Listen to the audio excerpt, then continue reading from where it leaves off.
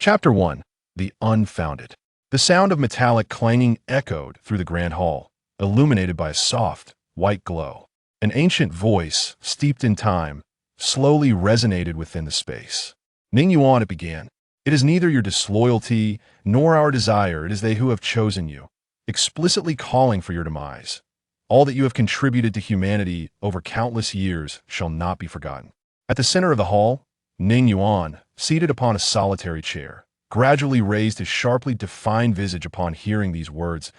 In that fleeting moment, the iron chains binding him began to tremble ever so slightly, a golden light shimmering across their surfaces. Ning Yuan's gaze remained fixed on a distant point within the hall, a hoarse and dry laughter escaping his lips. Zhuqingwei, do you truly believe that my death will usher in the peace these people so fervently desire? When did you become so naive? After a brief silence following Ning Yuan's inquiry, a chilling female voice emerged from the shadows. Ning Yuan, the other races have demanded your life in exchange for 100 years of peace with us. Though we are perplexed by their rationale, we cannot refuse. This war has persisted for far too long, with countless lives lost. Given the current state of affairs, you should understand the significance of 100 years for all of humanity. This time frame represents not merely an opportunity for us to breathe, but also a glimmer of hope for a resurgence. That I comprehend your sentiments. Ning Yuan suddenly erupted, his expression contorted with rage. Simultaneously, the golden light emanating from the chains, binding him, intensified dramatically. Zhuqingwei, what have I sacrificed throughout my life to protect humanity? Do not attempt to deceive me with your pretenses of sacrificing the small for the greater good. In my youth, I was foolish enough to believe in your so-called noble ideals. In my quest to save others, I lost the most precious person in my life. For centuries, I have saved countless lives, if not millions, certainly hundreds of thousands. And now, based solely on a few verbal assurances from the enemy, you are prepared to end my life? How will you justify this to the world? As Ning Yuan's voice echoed in the vast hall, the atmosphere grew increasingly oppressive. After a moment, the aged voice that had spoken first resumed, slowly articulating its response. Justify? Ning Yuan, do not overestimate your importance. You are merely a transcendent being who has lingered at the fourth tier for centuries and has little time left. In the current circumstances, there is no need for us to justify your execution to the world.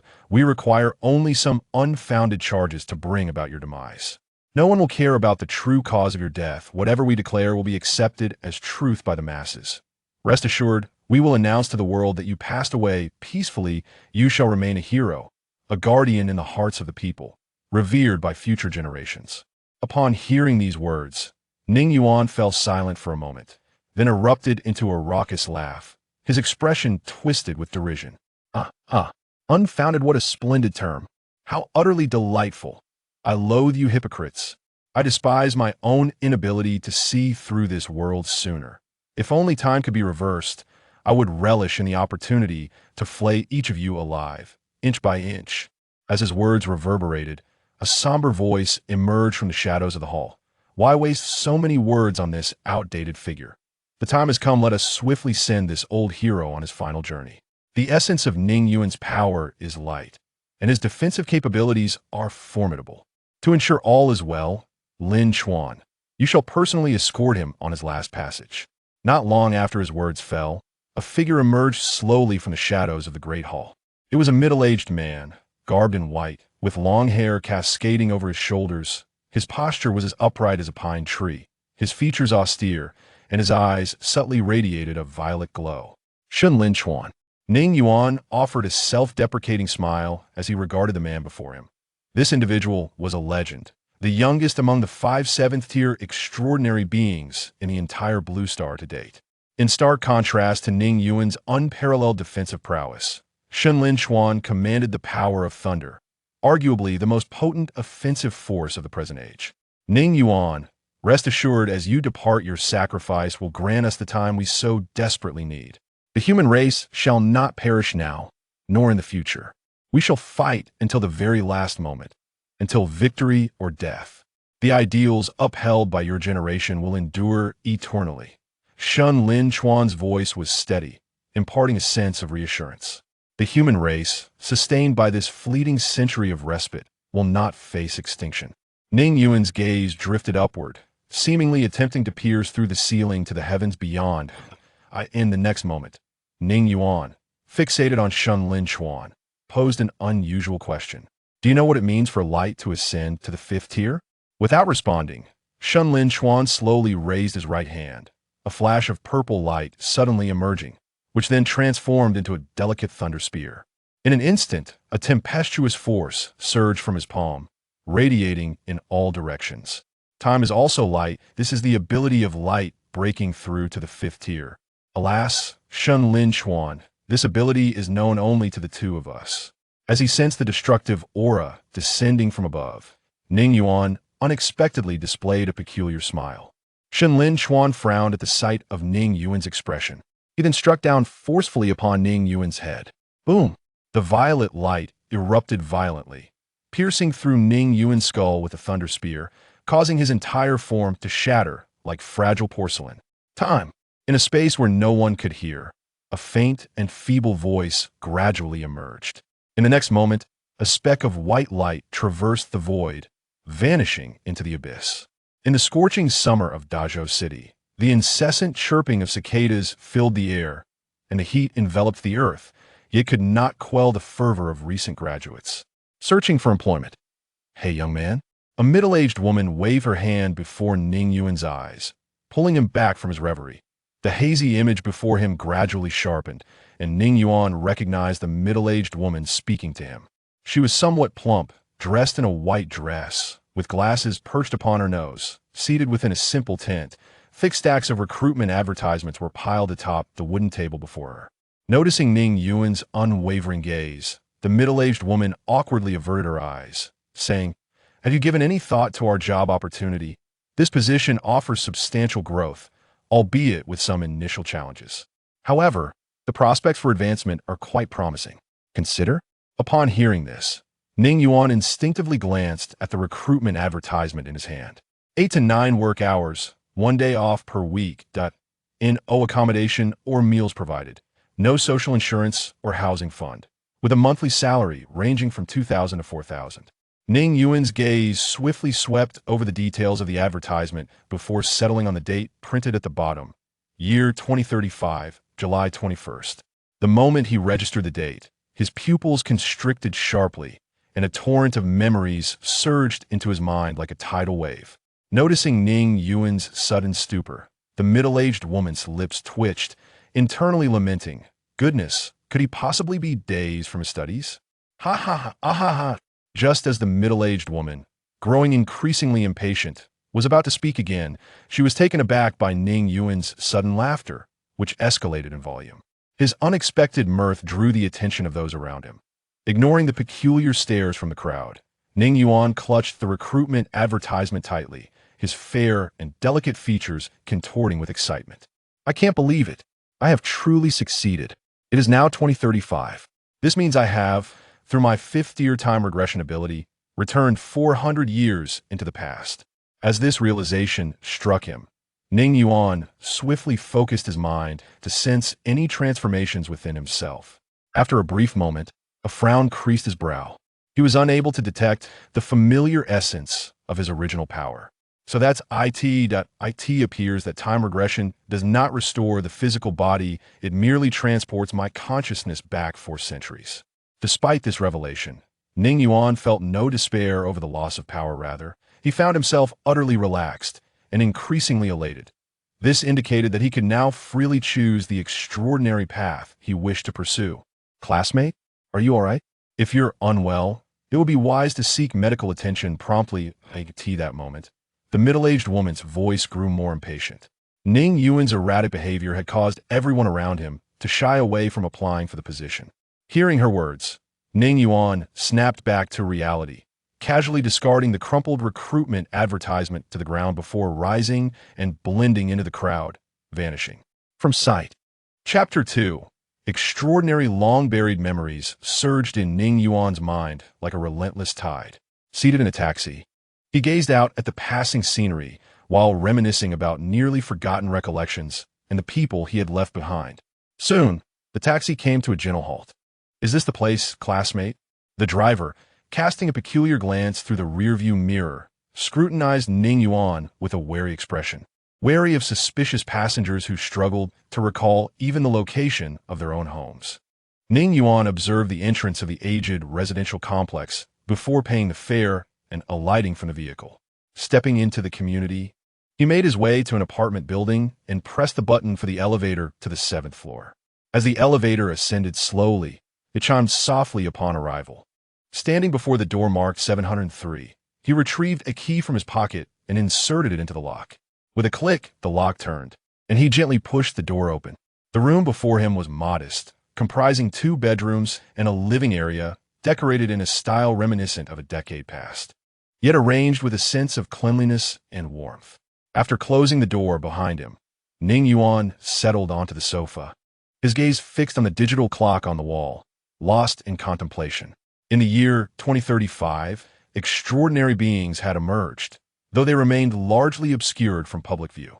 By this time, the spiritual seeds had likely also begun to manifest. Those potent and terrifying talents, which would flourish in the future, were currently unattainable. However, due to his rebirth, he could now choose the path he wished to pursue. This notion led Ning Yuan to recall the formidable power capable of altering everything. We're spiritual seeds. Some say that all things possess a spirit, and spiritual seeds are the essence and source of the power within all beings, their very seeds. During the harrowing years of alien invasions and human suffering, humanity's attempts to combat these otherworldly entities, endowed with divine powers, were akin to primitive humans facing modern armies, an endeavor fraught with futility. The emergence of spiritual seeds became the beacon of hope for humanity. Some refer to spiritual seeds as gifts from the divine. Should an ordinary person acquire a spiritual seed and merge with it, their very essence would transform, transcending the mundane. The forms of spiritual seeds are as varied as they are extraordinary, their strengths and weaknesses diverse. Once a person merges with a spiritual seed, their fates become intertwined, inseparable like the soul of an individual. In his previous life, Ning Yuan's merged spiritual seed endowed him with powers associated with light. Had he not fortuitously attained the ability of time reversal just days before his execution, he would never have been granted a second chance at life. In contrast, Ning Yuan, the one who condemned Ning Yuan to death, had merged with a spiritual seed that bestowed upon him the power of thunder. Those who merge with spiritual seeds are known as extraordinary beings. In the future, it would be the existence of these extraordinary beings that would empower humanity to resist, preventing a one-sided massacre by the otherworldly entities.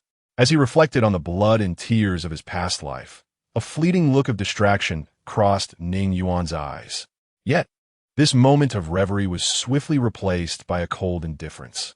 Before Ning Yuan lay a straightforward choice: to leverage the advantages of his rebirth and merge with the fleeting yet fervently sought spirit seed that had once captivated the attention of otherworldly beings. Thus, he would stride ahead of all, in the impending era of unending chaos. Only by cultivating immense strength and mastering absolute power could one become the orchestrator of fate, rather than, as in his previous life, being sacrificed as merely a pawn. The sound of the door lock turning snapped Ning Yuan from his reverie. He lifted his gaze as the door was gently pushed open. A girl, carrying a small bag and clutching a grocery bag from the supermarket, entered the room. "Xiao Yuan, when did you return?" The girl appeared to be of similar age to Ning Yuan, her features innocent and her complexion fair. She wore a white t-shirt paired with denim jeans and sported a pair of petite white shoes. "I just got back," Ning Yuan replied softly, his eyes momentarily reflecting a complex array of emotions as he gazed into her bright, clear eyes. This girl was his cousin, Ning Luo, 3 years his senior. Following the tragic loss of his parents in an accident when he was merely 4, he had lived with his uncle, becoming like a sibling to the only daughter, Ning Luo. The place where they currently resided was a 2-bedroom apartment rented by Ning Luo after she began working, ensuring that Ning Yuan had a place to stay whenever he had time off, given that they lived in the same city. "How was work today?" Ning Luo asked as she hung her bag on the wall and change her shoes. Carrying the grocery bag into the kitchen, she continued, "There's no rush in job hunting. Don't settle for anything less than suitable. By the way, I bought fish today. I will make soup for you to enjoy later." In the kitchen, her voice mingled with the sound of running water from the faucet. As the sole relative from his previous life who had left a profound impact on him, seeing her again due to his rebirth filled Ning Yuan with a whirlwind of emotions. "Xiao Yuan, why are you so quiet? Is it because of your job search?" Noticing Ning Yuan's silence, Ning Xiaoluo, now donning an apron, curiously peeked her head out from the kitchen. Seeing him fixated on her, she inquired, "What is wrong? Do I have something on my face?" "Nothing." Ning Yuan averted his gaze, settling into the sofa and turning on the television. "It's indeed challenging to find a job. Don't worry, I have a day off tomorrow, and I can accompany you to look around," she reassured. "All right," Ning Yuan softly responded as he continued to flip through the television channels. The following morning, as Ning Xiaoluo opened her bedroom door after waking, she found Ning Yuan seated on the living room sofa, stretching and yawning. She donned her loose pajamas and approached him curiously. "Xiao Yuan, why are you up so early today?" Upon seeing him engrossed in a video on his phone, she remarked softly, "Oh, isn't that Mount Everest? I couldn't sleep, so I got up." Ning Yuan replied with a gentle smile as he put away his phone. "All right then, I'll go make breakfast. After we eat, we can go out for a stroll." After speaking, Ning Xiaoluo turned and walked toward the kitchen. Observing her retreating figure, Ning Yuan reopened his phone. Gazing at the majestic and awe-inspiring image of Mount Everest in the video, a glimmer of light flickered in the depths of his eyes. Chapter 3. Seed money at the dining table. Ning Yuan remarked, "You need not accompany me to seek employment after dinner. It is rare for you to have a day off. You should rest at home." Upon hearing his words, Ning Xiaoluo paused in the act of peeling an egg, then looked at him and replied, "What is wrong? I'm perfectly fine with it." After a moment of contemplation, Ning Yuan replied nonchalantly, "I've made plans with a few classmates." "Is that so?" Ning Xiaoluo placed the peeled egg before him and nodded. "That makes sense. It would indeed be more enjoyable for you to be with your peers." After their meal, Ning Xiaoluo tidied up in the kitchen, while Ning Yuan returned to his room to grab his packed backpack in preparation for departure. Just as he pushed open the door, Ning Xiaoluo's voice called out from behind him, "Xiao Yuan." Ning Yuan turned back at the sound. Clad in loungewear, Ning Xiaoluo emerged from the kitchen, raising her delicate, fair right hand to give him a thumbs up. "You can do it." Seeing this, a faint smile crept onto Ning Yuan's lips before he closed the door and left. Wandering aimlessly down the street, he occasionally glanced at the surrounding walls and utility poles. As time passed, he continued his solitary journey with no particular destination in mind. When he turned into a secluded alley once more, his attention was drawn to a notice board plastered with rental advertisements. Approaching the board, he spotted a card and promptly tore it down. "Need cash urgently? Instant approval, low interest, funds transferred in seconds, borrow and repay as needed. Phone 1. Address 302 Lianhua Road, Dazhou City, Speedy Financial Services." A smile spread across Ning Yuan's face as he read the information. He then pulled out his phone and dialed the number listed. The phone rang 3 times before it was answered. "Hello, who is this?" A clear female voice came through the line. "I need money," Ning Yuan stated bluntly. There was a brief silence on the other end, followed by the girl's voice resuming. "The address you have is fake. I will give you a new one. Just bring your ID and come directly." After receiving the new address, Ning Yuan hung up the phone, flagged down a taxi on the street, and instructed the driver to take him to the destination. In merely 20 minutes, the car arrived at the location he specified, Huiman Financial Services. Looking up at the name on the company's sign, Ning Yuan pushed open the glass door. The room was modest, occupied by only 3 individuals. Upon noticing someone enter, a heavily made-up woman rose from a reception-like area. With her cascading waves of hair and a revealing low-cut outfit, her striking figure drew attention. "Welcome, handsome," she greeted, her voice markedly more flirtatious than the crisp tone from the phone call. Ning Yuan's gaze briefly swept over her before settling on the 2 individuals seated on the sofa. One of the men was robustly built, clad in a tank top, his gleaming bald head marred by a conspicuous scar. His face, laden with excess flesh, was intently engaged in a mobile game. The other, a more refined middle-aged gentleman, donned a suit and sported a pair of gold-rimmed spectacles, currently occupied with trimming his nails using a nail clipper. Upon hearing the woman's call, the bespectacled man lifted his gaze to Ning Yuan. Without hesitation, Ning Yuan approached him and took a seat, placing his identification card on the table. "Alone," he stated. The glasses wearer paused, momentarily taken aback, the words he had intended to utter suddenly catching in his throat. "How much do you need?" After a brief silence, he inquired. Ning Yuan smiled in response. "The more, the better." At this, the bald man, who had been engrossed in his game, instinctively glanced at Ning Yuan. The alluring woman pouring water also cast him a few extra glances. The man in glasses regarded Ning Yuan, pondering for a moment. Then, while inspecting the identification card, he opened the laptop on the table and began, "I need to understand your situation clearly before I can evaluate the amount you may borrow." Ning Yuan readily agreed. Soon, the process unfolded swiftly. He was thoroughly satisfied to secure the maximum amount he could borrow. 200,000 was transferred into his bank account. Ignoring the so-called interest repayment terms and various conditions, Ning Yuan continuously affixed his fingerprints, signed documents, and posed for photographs under the warm hospitality of the three. When all was concluded, they escorted him outside, sharing laughter as if they were longtime friends. "Ning, do come by often and bring some good friend along," the bald man said with a smile that barely concealed his amusement as he patted Ning Yuan's shoulder. "Absolutely, goodbye," Ning Yuan replied, his demeanor amiable as he nodded and hailed a taxi by the roadside. As the vehicle disappeared from view, the alluring woman in a low-cut outfit turned to the bespectacled man and inquired, "Woo, why do you seem rather unpleased despite catching such a big fish today?" "There's something amiss. This young man has never borrowed money before, and I cannot fathom why he suddenly chose to borrow such a substantial amount while disregarding our interest." Woo, the man in glasses, frowned as he spoke. "Moreover, unlike others who come to borrow money, I do not sense the burden of significant debt weighing upon him. Rather, he gives me the impression that we are merely bestowing money upon him." "I think you are overthinking it," chuckled the bald man beside him. "We have encountered many with lofty aspirations who wish to reap rewards without effort.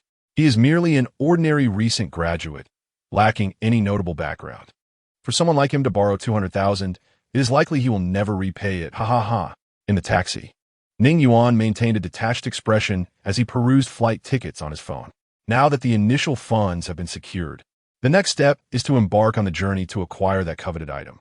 However, one cannot help but wonder if, in the future, the world-shocking version of oneself will recall this moment in time.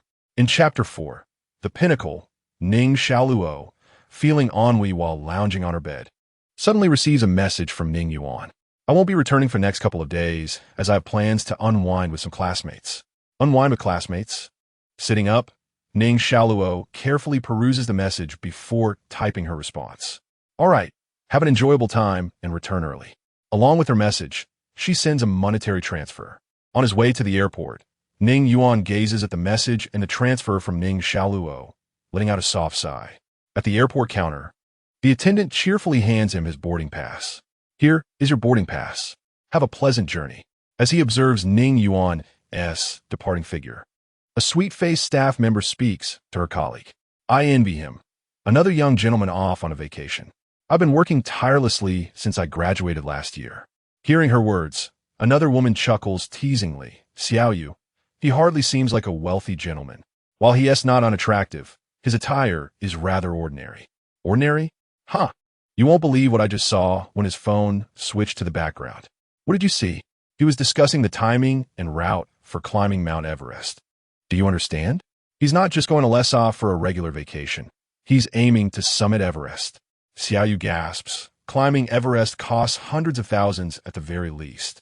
"Do you really think an ordinary recent graduate would spend that kind of money?" The other woman fell silent. On the airplane, the captain announces, "Ladies and gentlemen, welcome aboard Long Airlines Flight 136 from Dazhou City to Lhasa. I am Captain Lu Xing, and our estimated flight time is 4 hours and 46 minutes. The weather at our destination is clear for the next few days, and we anticipate arriving at." The aircraft is filled with a youthful crowd. most engaged in animated discussions about which landmarks to visit first in Lhasa. In stark contrast to these well-prepared young travelers, Ning Yuan, with only a deflated backpack, feels out of place. Finding his seat, he listens to the announcements regarding the weather in Lhasa before donning an eye mask to rest. Observing his aloof demeanor, the girl seated next to him abandons her intention of striking up a conversation. Hours pass swiftly, and as the plane descends smoothly, Ning Yuan arrives at the destination of his new beginning before nightfall. In the airport hall of Lhasa, numerous accommodation providers and sightseeing tour groups wave banners to attract customers. Amidst the colorful displays, a modest sign emblazoned with his name stands out. Ning Yuan immediately spots the sign and approaches it. "Are you Ning Yuan?" asks a burly man with a scruffy beard, removing his sunglasses to scrutinize him with an unusual gaze. He was genuinely surprised to find that the person reaching out to him about climbing Mount Everest was so remarkably young. "It was I." Ning Yuan naturally handed his identification card to the burly man with a thick beard. After confirming that this was indeed the individual he had been communicating with on his phone, the man gestured for Ning Yuan to follow him. Inside a luxury van, as the burly man drove, while keeping his eyes on the road, he spoke. "You may call me Ahu. There are some matters I must clarify with you beforehand. Since you aspire to ascend Everest, you must have done some preliminary research. Everest is unlike other tourist destinations. Mere courage can lead to fatal consequences." Having said that, Ahu glanced at Ning Yuan's expression in the rearview mirror. Contrary to his expectations of seeing tension, the young man's face remained impassive, as if he had not registered Ahu's words at all. "When is the earliest I can arrange the ascent?" Ning Yuan inquired, gazing out at the scenery through the car window. Ahu hesitated momentarily before responding. "I have the equipment ready, so you won't need to spend time purchasing it. However, climbing Everest requires a local guide, and they are currently occupied for the next couple of days. Thus, the soonest we can go is in 4 days. But fret not, I have arranged accommodation for you. You can familiarize yourself with the area or explore a bit in the meantime." Upon hearing this, Ning Yuan furrowed his brow and astonishingly declared, "I intend to summit the mountain the day after tomorrow, and as for a guide, I do not require one. I am contacting you precisely because you can bypass those cumbersome procedures and permits. Just provide me with the equipment and use your connections to take me to the base of the mountain." The agreed sum of 100,000 yuan remains unchanged. "What?" Ahu's eyes widened in disbelief. "You mean to say you wish to climb Everest without a guide?" At that moment, Ahu felt he had heard the most absurd joke in the world. After all, even the foremost mountaineering experts could not undertake such a feat alone. It was akin to courting death. Could it be that this young man is contemplating such a perilous endeavor? A terrifying thought suddenly struck Ahu's mind. After a brief silence, Ahu's tone softened considerably. "Young man, this world has more than just suffering. It is also filled with boundless beauty. What obstacle is insurmountable?" Understanding Ahu's implication, Ning Yuan smiled lightly, aware of the misunderstanding. "You are overthinking it. To be frank, I came to Everest without my family's knowledge merely to take photographs and impress friends. I have only 2 days, so I cannot afford to waste time here. Do you understand?" "Ah, I see," Ahu sighed in relief. He certainly did not wish to profit from a venture that could lead to tragedy. "If that is the case, there will be no problem for the day after tomorrow. Moreover, I know a splendid spot for photography, just a few kilometers from the base of Everest, well within signal range and quite safe." Thus, Ahu drove while conversing with Ning Yuan, and before long, they arrived at a lodge. "Rest well, we shall set off early tomorrow morning." After ushering Ning Yuan into the lodge and completing the check-in process, Ahu spoke once more. Ning Yuan nodded and then ascended the stairs. As Ning Yuan's silhouette vanished around the corner, Ahu, leaning against the hotel reception, couldn't help but shake his head in contemplation. How extravagant it is to spend such a fortune merely to capture photographs and impress others. The middle-aged woman at the front desk, in her early 30s, with slightly sallow skin and ordinary features, possessed a curvaceous figure. Noticing Ahu's momentary distraction, she playfully remarked, "Congratulations, brother Ahu, you've landed another big job." "Haha." At her words, Ahu turned to her, his gaze sweeping over her form, before smiling suggestively and replying, "Zhuoma, will you accept this big job tonight?" Upstairs, in the room above, Ning Yuan was not lying in bed but stood before the vast window, quietly gazing at the starry night sky. Through his eyes, the imposing outline of Mount Everest was already visible. Chapter 5. Past and present the following morning. Ahu drove Ning Yuan towards the base camp of the summit. Perhaps aware of Ning Yuan's urgency, he made minimal stops along the way. After navigating through various checkpoints, they arrived at a location remarkably close to Everest by evening, where a spacious tent awaited them. "You'll stay here tonight. I prepared your gear and clothing. I'll handle a few matters and then take you up the mountain tomorrow morning," Ahu instructed, pointing to a corner of the tent. After speaking, he pulled out his phone, dialing a number as he stepped outside. Ning Yuan surveyed the contents of the tent. Down jackets, oxygen tubes, goggles, everything essential for mountaineering was present. He donned the down jacket, which fit him perfectly due to the prior disclosure of his height and weight. As the biting cold receded slightly, he exited the tent. The air outside was filled with laughter and chatter. The base camp was bustling with numerous individuals, most of whom appeared to be young tourists.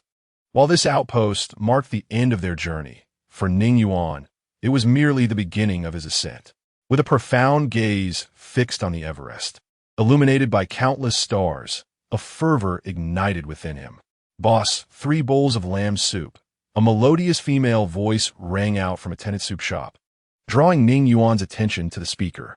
The woman, with her casually tousled long hair and loose, thick clothing, still managed to conceal her perfect figure. However, it was her face that captivated the observers. Her skin was as fair as jade, with exquisitely delicate features, a quintessential beauty. Her presence hushed the previously lively establishment, as numerous gazes fixated on her. Ning Yuan's glance swept across her face before shifting to the 2 burly middle-aged men behind her. With a single look, he discerned that the identities of this trio were anything but ordinary. A woman guarded by 2 elite Special Forces soldiers surely had a significant purpose for her presence here. Seemingly sensing the peculiar gaze of Ning Yuan, one of the men behind the woman turned to look at him. However, after a mere glance, he quickly averted his eyes. Ning Yuan understood that the man's gaze was one of disregard. In his eyes, he posed no threat whatsoever. Yet, Ning Yuan remained unfazed, lowering his head to savor the mutton soup, his brow subtly furrowing. Encountering individuals of unusual backgrounds at such a time and place seemed an ill omen for him. "My lady, let us refrain from drinking. If the captain finds out, we shall face reprimand." The woman who had just taken her seat chuckled lightly in response. "What is there to fear in drinking? I have prepared thoroughly online. The mutton soup here is exquisite. As for Lu Feng, I will handle that for you, rest assured." The 2 men standing behind the woman exchanged glances, seemingly aware of her temperament, and thus seated themselves on either side of her. Cradling his bowl, Ning Yuan finished the last of his mutton soup, settled the bill, and turned to leave. "Shizhou, what troubles you? Is there an issue?" the woman casually inquired, sipping her soup from a spoon, seemingly indifferent to the man beside her. The middle-aged man named Shizhou fell silent for a moment before lowering his voice to respond. "Since we entered the establishment, all eyes have been on the lady, yet he alone focused on me and Lao Gao. He seems to have sensed our identities." "What?" Lao Gao, the other middle-aged man, displayed an expression of surprise. "You must be imagining things. That young man looks like a recent graduate here for leisure." "Perhaps you're right. Maybe I'm overthinking it," Shizhou conceded. The woman set down her spoon, dabbed her mouth with a napkin, and spoke nonchalantly. "Let it be. Some individuals possess an innate intuition beyond common understanding. Perhaps he belongs to that category. Boss, let's settle the bill." The following day, within the tent, Ahu busied himself loading items into the vehicle while conversing with Ning Yuan. "Do you comprehend the precautions I outlined?" "Yes," Ning Yuan replied. "I have prepared everything you require in this backpack: food, hot water, GPS, and a backup power source. Oh, and this." Ahu retrieved a telescopic selfie stick from within the tent and placed it into Ning Yuan's backpack. "This is essential for photography," Ning Yuan remarked with a faint smile. "Your service is indeed considerate. I find this expenditure worthwhile," he added. Ahu rubbed his hands together and grinned. "It is a must, if you enjoy yourself this time." Do not forget to introduce me to a few friends. My prices are reasonable, and the service is certainly top-notch. Absolutely, Ning Yuan assured him. Let us go. Get in the car. The vehicle wound along the serpentine road toward the base of Mount Everest, with Ahu and Ning Yuan engaging in casual conversation. Have you noticed that climbing Everest has become increasingly difficult in recent years? Ning Yuan queried, gazing out at the scenery. Indeed, Ahu replied, tapping the steering wheel. In the past 2 years, no one has reached the summit. Even those with extensive experience, including professionals with previous summit attempts, have been unable to do so. Oh, what is the reason? It is said that the occurrences of snowstorms have become increasingly frequent and utterly unpredictable. At times, fierce winds laced with snow can blow for extended periods, making it exceedingly difficult for climbers to discern their bearings. Upon hearing this, Ning Yuan's heart skipped a beat. The erratic natural phenomena are likely the result of the spirit seed devouring the primordial forces of the world. This thought immediately brought to mind the 3 individuals he encountered yesterday at the lamb soup shop. So, they're indeed a faction attempting to locate the spirit seed? A faint smile graced Ning Yuan's lips as he felt no sense of urgency within. The reason being, they could never succeed. Even in his previous life, the spirit seed rooted in Mount Everest was discovered only by chance, a matter that unfolded more than a century later. This implies that the extraordinary being, destined to astonish the world, has yet to be born. In his past life, many extraordinary individuals had ascended the world's highest peak, seeking the elusive spirit seed. Yet all returned empty-handed. Even though scaling Everest is relatively effortless for the extraordinary, they too failed to find the spirit seed. Humans instinctively gaze toward distant horizons, oblivious to the fact that true treasures lie beneath their feet. Ning Yuan mused inwardly. Alas, such wisdom remains ungrasped by others. Had he not been reborn with consciousness intact, he would likely have searched in vain until death. Chapter 6. Xiaxinran in his previous life, Ning Yuan had indeed attempted to climb Everest several times. After all, the renown of the world's highest peak is undeniable, and should a spirit seed manifest, it would surely be remarkable. More importantly, due to Everest's unique geographical position, many extraordinary individuals from various nations flocked here in search of it. As a prominent figure among the official extraordinary, Ning Yuan naturally joined this treasure-hunting endeavor. However, like the others, he ultimately found nothing. Eventually, nations gradually abandoned their explorations of Everest, which then reverted to a mere tourist attraction. It was during this period that a climbing team composed of ordinary individuals set out to scale the peak. Among these climbing enthusiasts, one fortuitously encountered the spirit seed and merged with it, becoming an extraordinary being, a unique entity that nearly upended everything.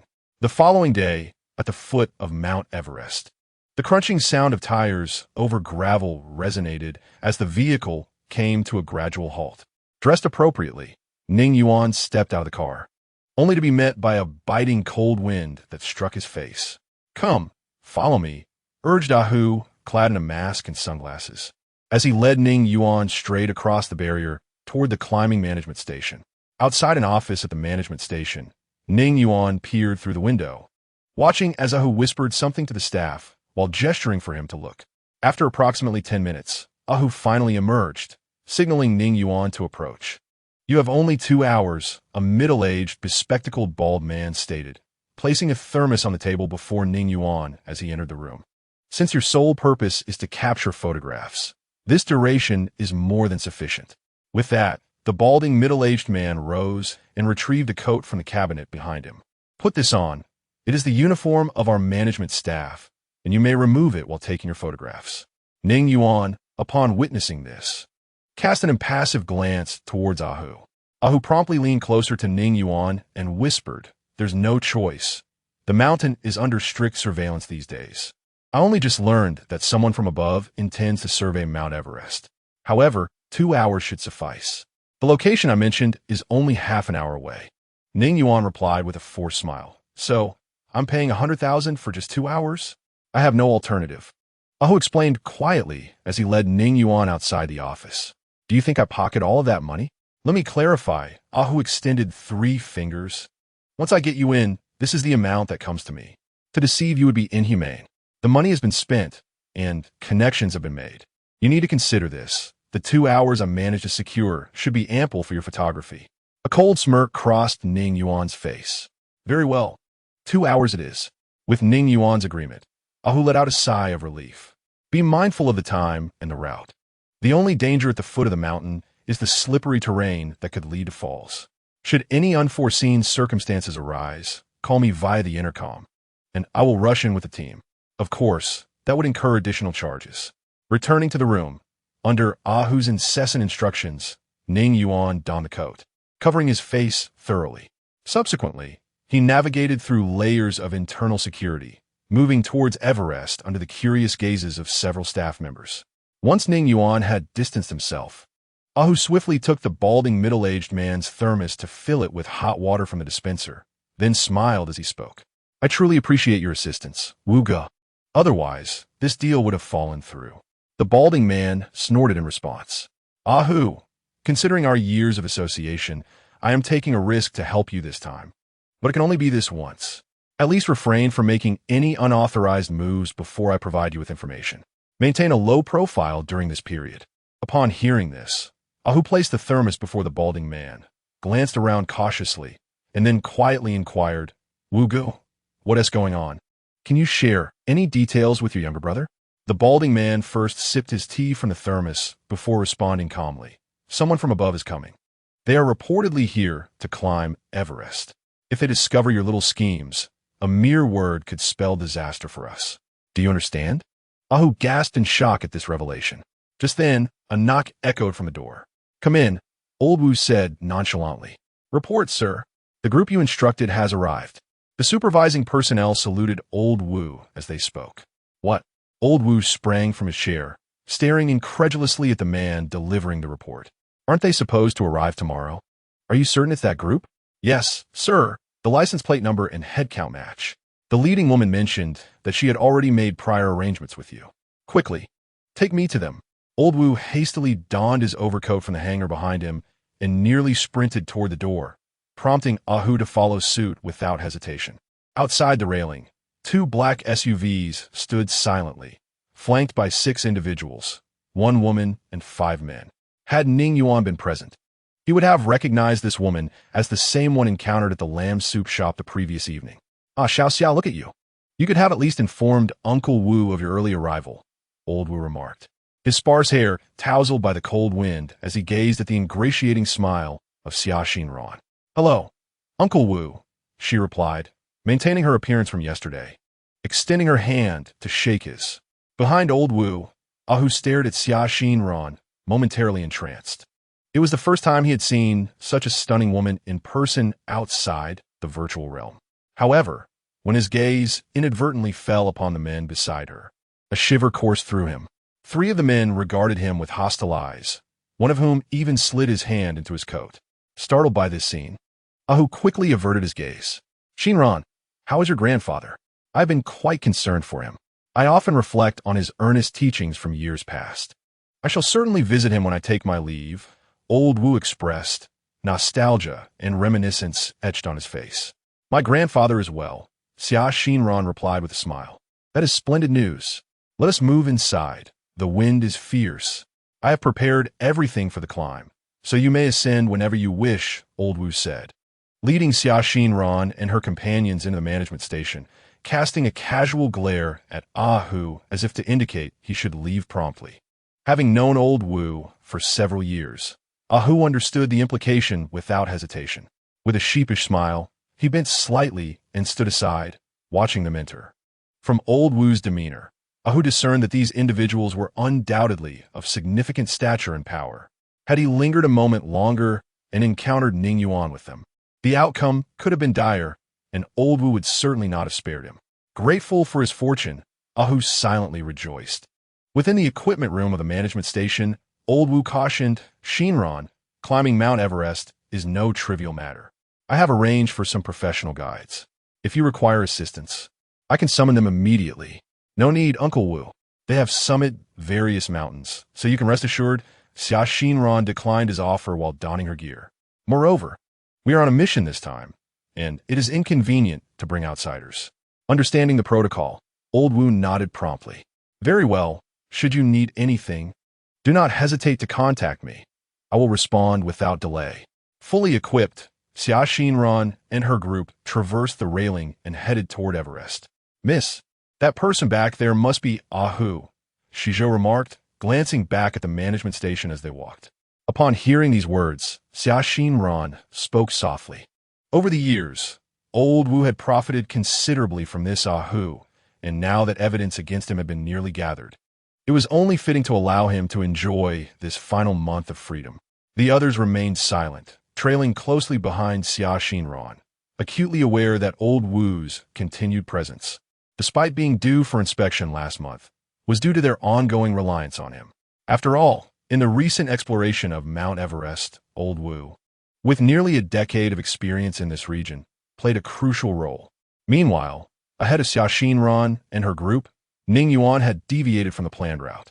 Peering through his goggles at the majestic snow-capped mountains, he recalled a particular location etched in his mind. He then removed his locator device and discarded it on the ground, striding purposefully in a specific direction. The path he chose was winding and treacherous, untraveled by any other, as it was not a conventional climbing route. In the year 2146 of the Yuan calendar, a little over a century from now, a climbing team composed of ordinary individuals commenced their audacious ascent of Mount Everest. By that time, extraordinary beings had become integrated into society, revered and aspired to by the masses who regarded them as saviors. On this pivotal day, the fate of Chu Feng, an ordinary member of this team, would take a dramatic turn. As Ning Yuan walked, he reminisced about Chu Feng's detailed account of obtaining that spiritual seed, which contrasted sharply with the speculations of outsiders. Chu Feng had not acquired the seed at the summit of Everest. His fear had driven him to leave the team after only a brief ascent.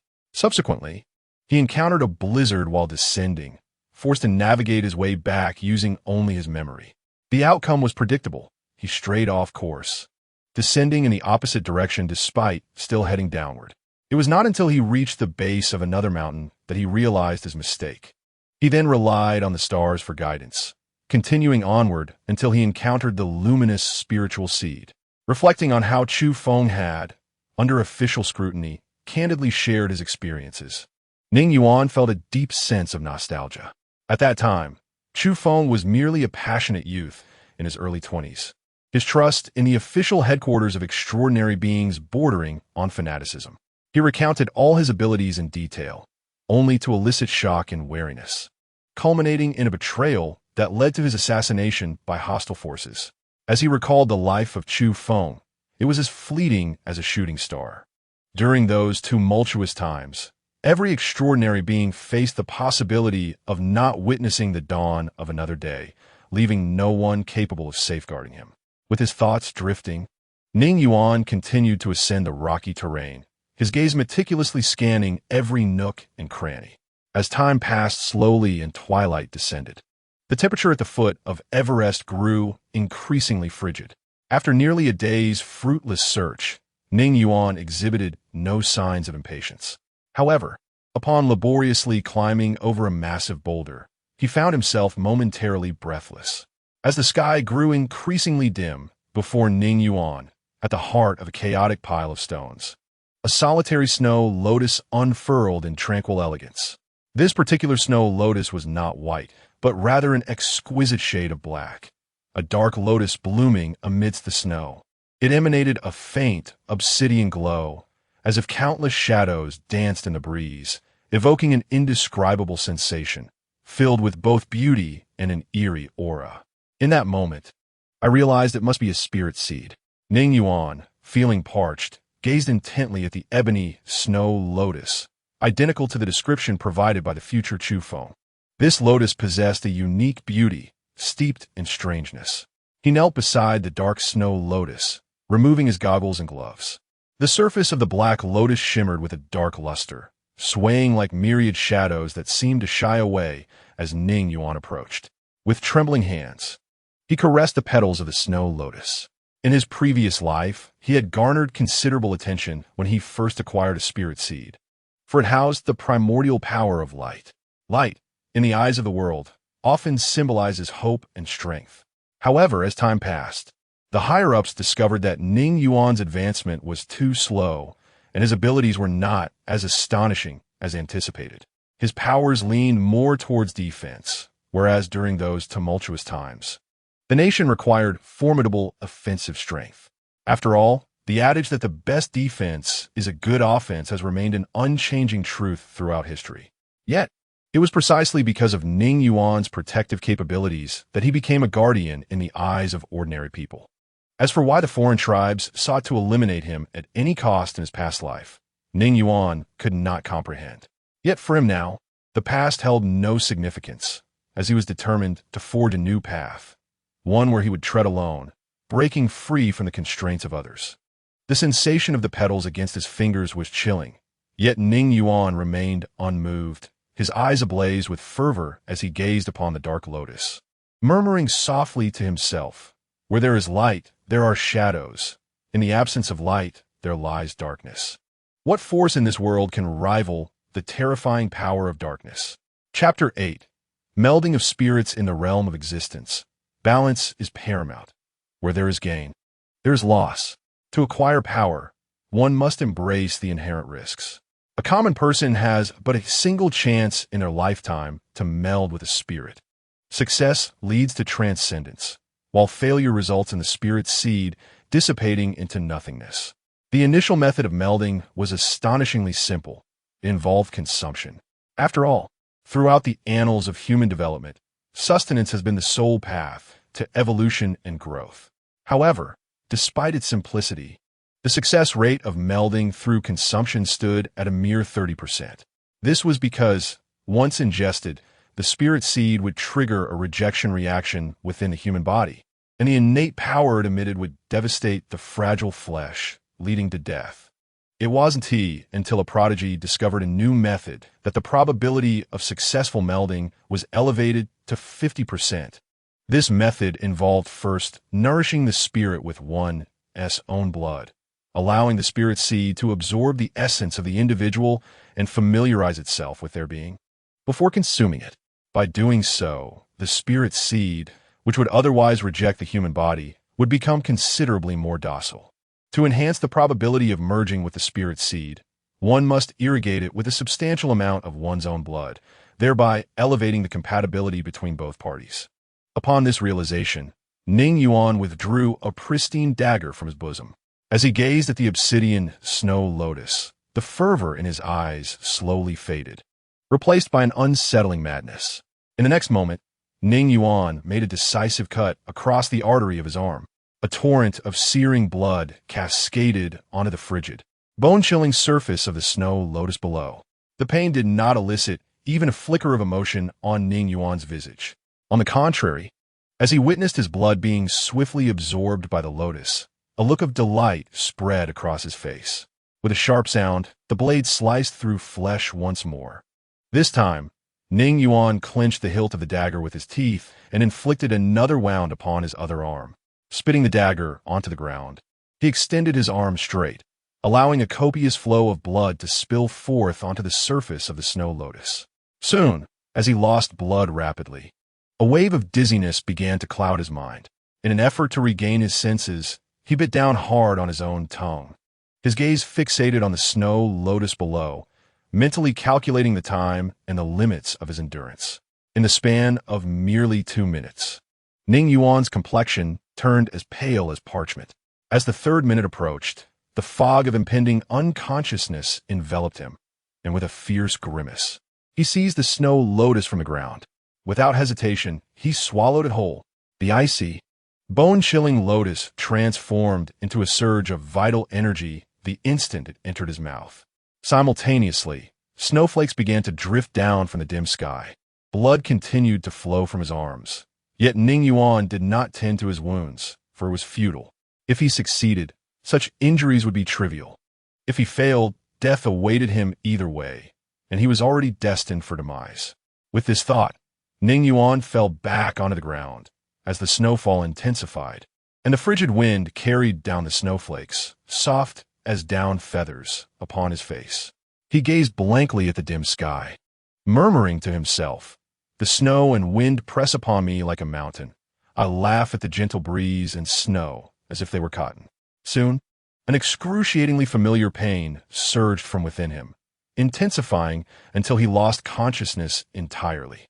Countless days passed, and a brief heavy snowfall blanketed the base of Mount Everest in pristine white. A few mountain goats roamed in search of sustenance. At that moment, a hand suddenly emerged from the snow. This unexpected movement startled the few mountain goats, causing them to flee. In the next instant, Ning Yuan jolted upright from the snowdrift, his eyes as dark as ink, radiating an enigmatic aura. Yet, his presence quickly dissipated, and his gaze returned to its former state, appearing no different from before, save for the depth of his inky black eyes, which surpassed that of an ordinary person. After a brief silence, Ning Yuan erupted into laughter. "I've succeeded. I have become." Rising from the snow, he first examined his arms, now devoid of scars, and then skillfully employed his spiritual sense to probe his own body. His physique was now entirely transformed from that of an ordinary person. Within a dimly lit expanse inside his being, a small, dark tree resembling withered wood took root. This miniature tree bore several branches, one of which cradled a petite obsidian sphere of light, reminiscent of a nascent fruit upon first glance. Ning Yuan gazed fervently at this dark orb, the very essence of the extraordinary power that coursed through him.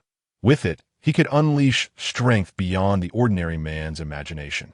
In his previous life, as a fifth-tier extraordinary being, he had contained 5 spirit fruit within him, yet none of it brought him the elation he felt now. Was this the joy of hopeful anticipation for a smooth future? Retracting his spiritual awareness, Ning Yuan retrieved his phone from his pocket and activated the screen. A frown creased his brow upon witnessing the time displayed alongside a cascade of missed calls and messages.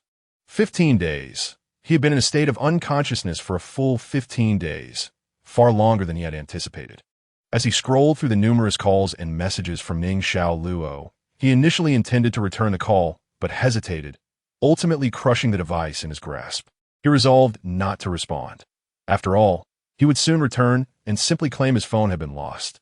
After discarding the shattered phone, he casually picked up a stone the size of a fist from the ground and held it tightly.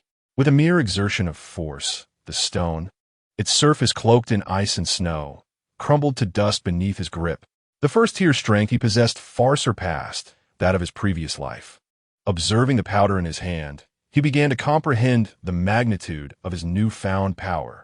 He recalled that the first-tier ability of the Dark Spirit was shadow manipulation. His understanding of dark abilities had been limited to the first 4 tiers, as the previous incarnation of Chu Feng had met his demise before reaching the 5th tier. With these thoughts swirling in his mind, Ning Yuan turned his gaze to a shadow cast upon the pristine snow. In an instant, a bizarre phenomenon unfolded. His shadow, once a mere silhouette, began to stretch and morph in accordance with his will. With a thunderous resonance, a pitch-black spear erupted from his shadow, piercing through a massive boulder before him. With the slightest disturbance, the towering stone crumbled as easily as tofu. Chapter 9. Ambush with a resounding crash. Multiple dark spears shot forth from Ning Yuan's shadow, instantly shattering the boulders surrounding him. In the distance, several rock sheep, startled by the spectacle, leapt in fright and fled in a frenzy. After a brief period of acclimatization, Ning Yuan deftly harnessed his first-tier abilities, becoming increasingly adept at manipulating the shadow beneath him.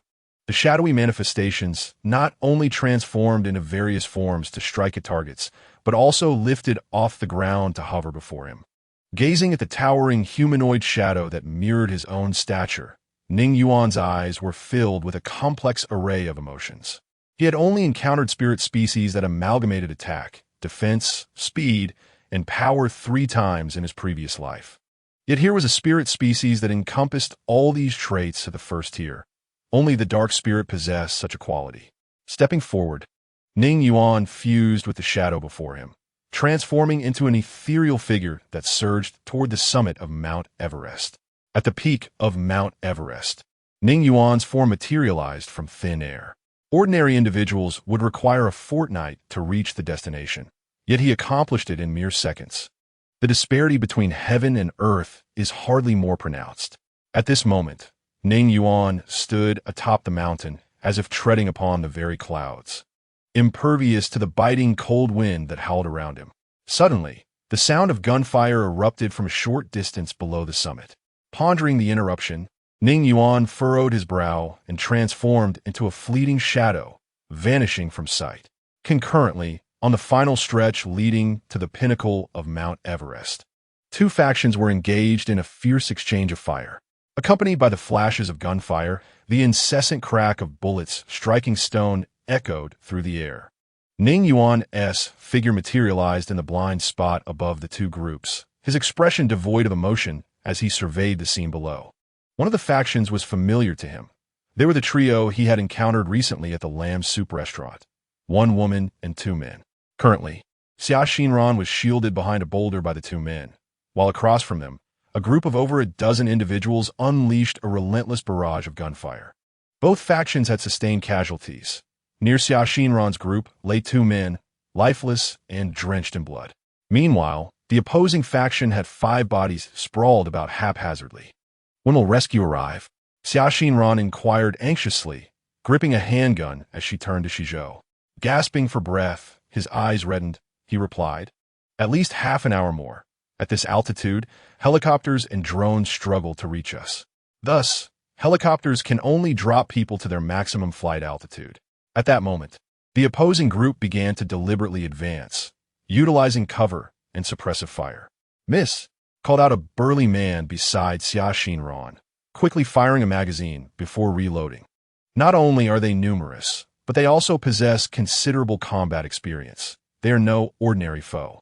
As they listened, the enemy's fire abruptly ceased, followed by the sound of a loudspeaker. "Lay down your weapons and surrender immediately. We assure your safety if you comply." Upon hearing the broken Huaxia dialect, Shizhou was momentarily taken aback, then seethed with anger. So it's foreign devils. They dare to cross the line and bear arms on our soil. The burly man's expression darkened ominously. Their group had been ambushed. Had it not been for their good fortune in finding a large boulder behind them, they might have been annihilated in an instant. Having been caught off guard by the inexplicable assault, they had questioned whether their movements had been compromised, never anticipating they would encounter a well-equipped foreign force. How dare they? Did they not fear that their actions could incite a war between nations? Despite her disbelief, Xia Xinran took a deep breath and boldly replied, "Regardless of your origin or identity, you are currently on our territory. If you depart now, we shall pretend we have not seen you. Otherwise, you understand the consequences of your actions. Such brazen armed incursions into another country will provoke war. Furthermore, our comrades are en route and will arrive shortly." As soon as Xia Xinran's words were spoken, the other party immediately fell into a silence filled with hesitation. She was absolutely correct. Departing without revealing their identities would undoubtedly be the wisest choice. Otherwise, once Xia Xinran and her team arrived for rescue, escape would become impossible for them. Just when Xia Xinran assumed that the other party would retreat for the sake of the greater good, a voice resonated once more.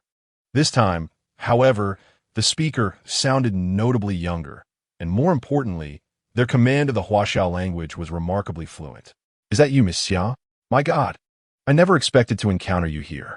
Xia Xinran was momentarily taken aback by the familiar voice and opening remark, which seemed to echo from her memory. However, she quickly recalled a certain individual and, in disbelief, exclaimed, "Lipi, it's truly you. Ha! I can't believe the beautiful Miss Xia still remembers me." The young man's voice was laced with a playful mirth. "You have overstepped, Lipi, and violated the rules. Do you understand the consequences?" Xia Xinran's expression darkened further. "Consequences? Ha! Without substantial evidence, there won't be any serious repercussions," Lipi's laughter echoed. "Miss Xia, since you have come here, it seems our objectives align. Unfortunately, I found nothing on my side, so I had to come here to test my luck. I swear, I was merely wandering near the mountain peak, and I absolutely will not descend. Since we both comprehend each other's identities, there is little left to discuss. If you are willing to accompany me back, I can vow to the Lord that I will not harm you." Xia Xinran scoffed coldly in response. "You certainly won't kill me, but you will use me to coerce the Xia family for your own gain." "Of course," Lipi readily admitted. But you can survive, can't you? Hey, dream on. Xia Xinran retorted icily. Rest assured, if I perish here, you won't last much longer either. Is that so? What a pity, Lipi sighed, then leaned into converse quietly with a burly blond man beside him. Try charging once more. If that fails, we will retreat. From my understanding of Xia Xinran, if they have come here, there must be another team stationed below for emergencies. We do not have much time. The blond man nodded in agreement and then raised his hand to signal. Instantly, gunfire erupted once more. Chapter 10. A dire situation above the fray. Ning Yuan stood with his hands tucked in his pockets, expressionless as he observed the scene unfold, initially intending to turn away. A flicker of intrigue crossed his eyes upon learning of Xia Xinran's identity. The Xia family is among the most prestigious families in the nation, wielding significant influence within the military and high echelons of government. Such formidable power could greatly aid his earlier plans. Thus, he deemed it necessary to seize this opportunity. On the battlefield below, both Xia Xinran and the two special forces protecting her were formidable. Unless something unforeseen occurred, they could hold their ground behind cover until reinforcements arrived, ensuring they would not perish here. Yet, sometimes unforeseen circumstances can be artificially orchestrated. Contemplating this, a glimmer of cold resolve flashed in Ning Yuan's eyes as he gazed at Xia Xinran and her companions below. He casually dislodged a stone from the nearby cliff and flicked it downward with a deft motion. Thud! The projectile struck the knee of Shizhou, who was momentarily suppressing enemy fire. The impact caused him to lose his balance and topple forward uncontrollably. Shizhou! Xia Xinran exclaimed in alarm. Bang! Bang! Bang! The adversaries seized the opportunity, unleashing a barrage of bullets that found their mark on Shizhou's body, one of which pierced through his skull. Shizhou's eyes remained wide open in death. Even as consciousness faded, he struggled to pull the trigger, desperate to take down as many opponents as possible. The burly captain, witnessing this scene, was momentarily stunned, then erupted into a furious shout, raising his weapon to retaliate. You bastards! The two enemies preparing to finish him off were immediately struck in the arms and subsequently pulled to safety by their comrades. Xia Xinran stared blankly at Shizhou's lifeless body, her mind enveloped in a haze. Atop the mountain, Ning Yuan expressionlessly flicked another stone. Thud! The captain's right hand was instantaneously pierced, causing his submachine gun to slip from his grasp and fall to the ground. What is happening? Could there be a sniper hidden on the other side? The captain gazed in disbelief at the bloodied hole in his hand. Who did this? What excellent marksmanship! Lippy, peeking from behind cover, felt a surge of excitement at this turn of events. Before he could issue further commands, his seasoned teammates opened fire, advancing with determination. Old Xia. Xia Xinran's eyes brimmed with tears. Miss, listen closely. The captain gritted his teeth against the searing pain as he retrieved his fallen weapon, fixing his gaze on Xia Xinran. If it comes to it, you must not let them capture you alive. Do you understand? Xia Xinran bit her lip and nodded. I understand. After a brief silence, the captain's voice trembled. I'm sorry. It is our failure to protect you. With that, he raised his submachine gun and charged forth. Instantly, cries of shock and the sound of gunfire erupted. No one expected that a severely injured man would dare to rush into the fray.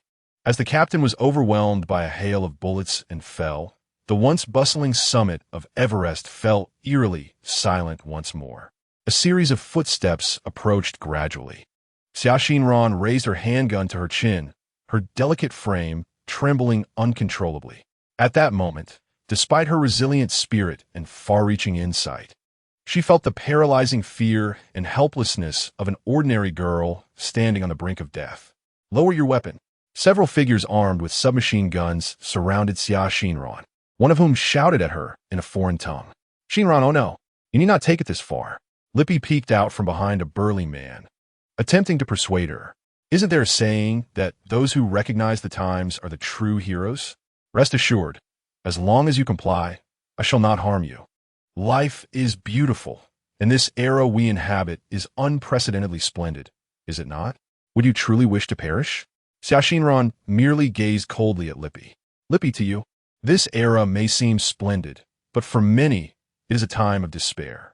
I shall take my leave first, and I trust you will not be long in joining me."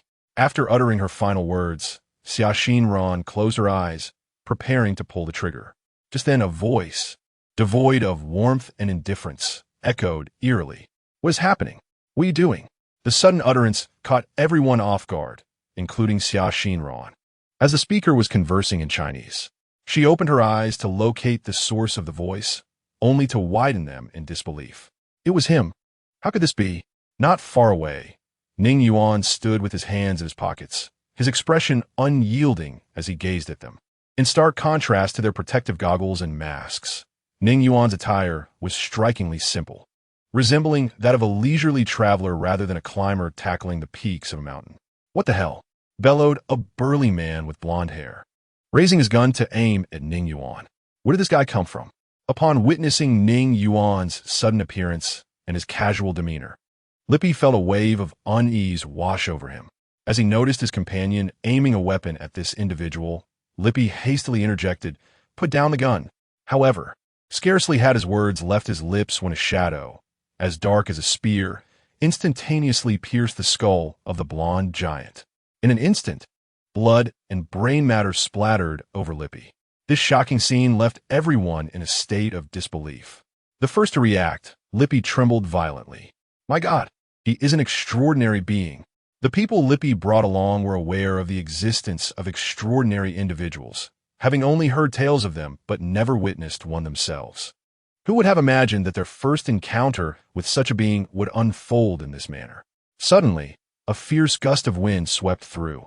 In a state of sheer terror, they instinctively pulled the trigger at Ning Yuan. The sound of gunfire erupted as bullets cascaded towards the indifferent young man. Yet, what unfolded next was a scene of utter despair. The countless bullets seemed to collide with an invisible barrier, halted before the young man, and then fell to the ground. A monster! This is a monster!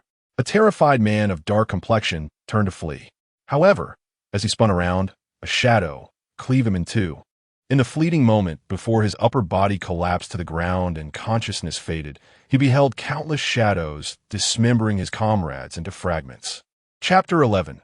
A grateful rescue. The pungent scent of blood was carried away by the biting wind, and dismembered bodies and blood nearly blanketed the snow. Even Xia Xinran, despite her extensive training, felt her stomach churn at the gruesome sight before her. Are you all right? Ning Yuan stepped forward and asked Xia Xinran. Automatically, she recoiled, fear unmistakably reflected in her eyes, sighing at the sight of the woman before him in such a state. Ning Yuan displayed a pained expression as he regarded the bodies of Shizhou and the captain. If only I had arrived a bit earlier, perhaps they would not have met their demise. The words those people spoke were incomprehensible to me.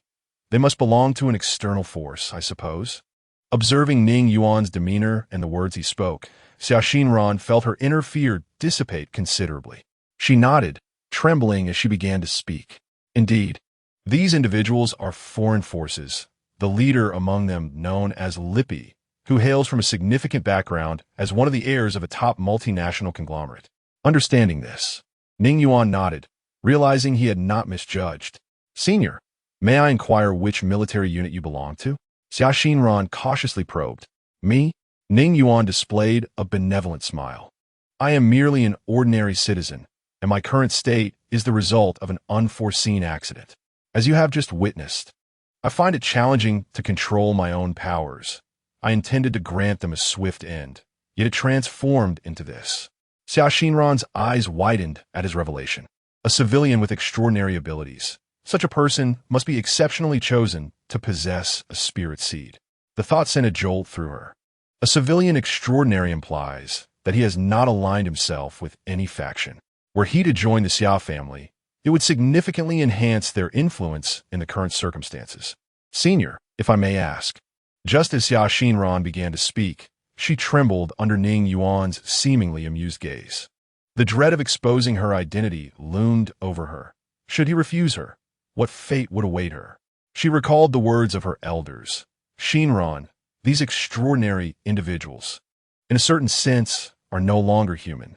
Having acquired terrifying powers, they often act on whims when faced with certain matters.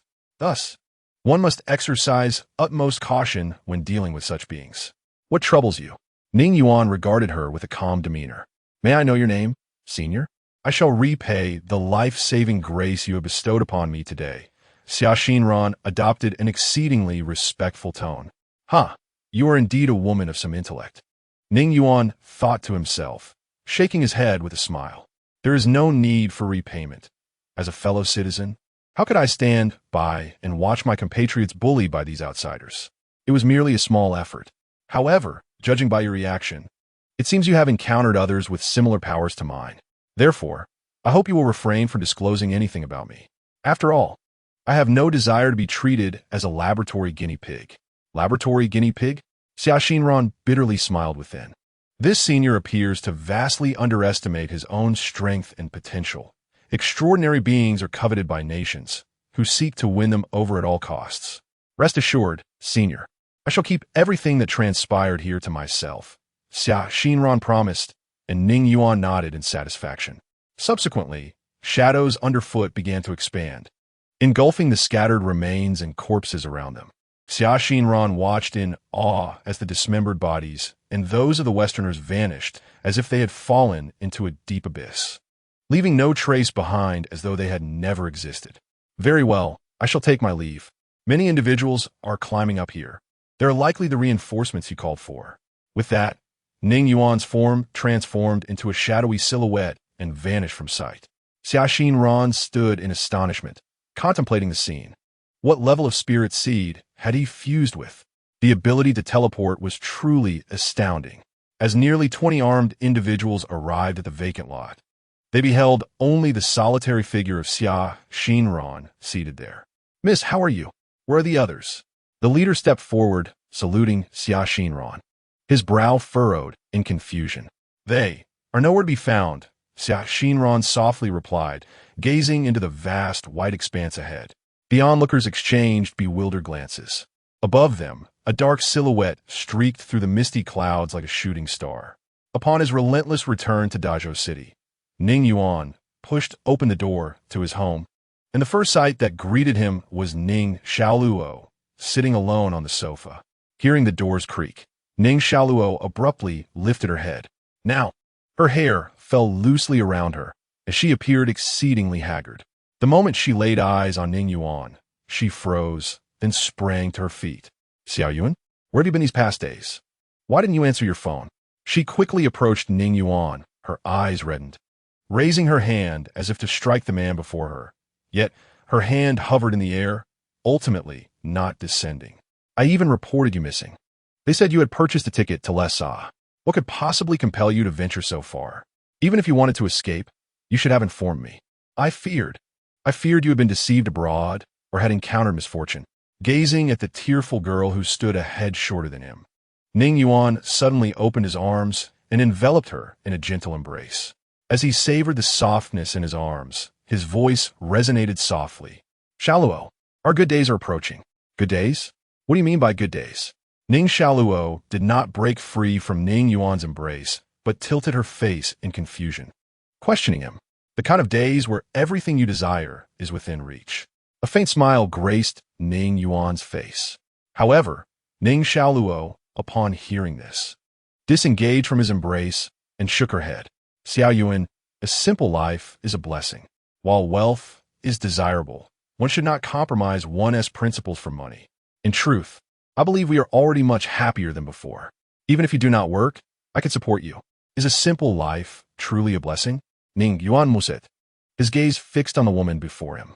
Yet, the tranquility of a mundane existence often leads to a lack of choice when confronted with certain circumstances. Chapter 12.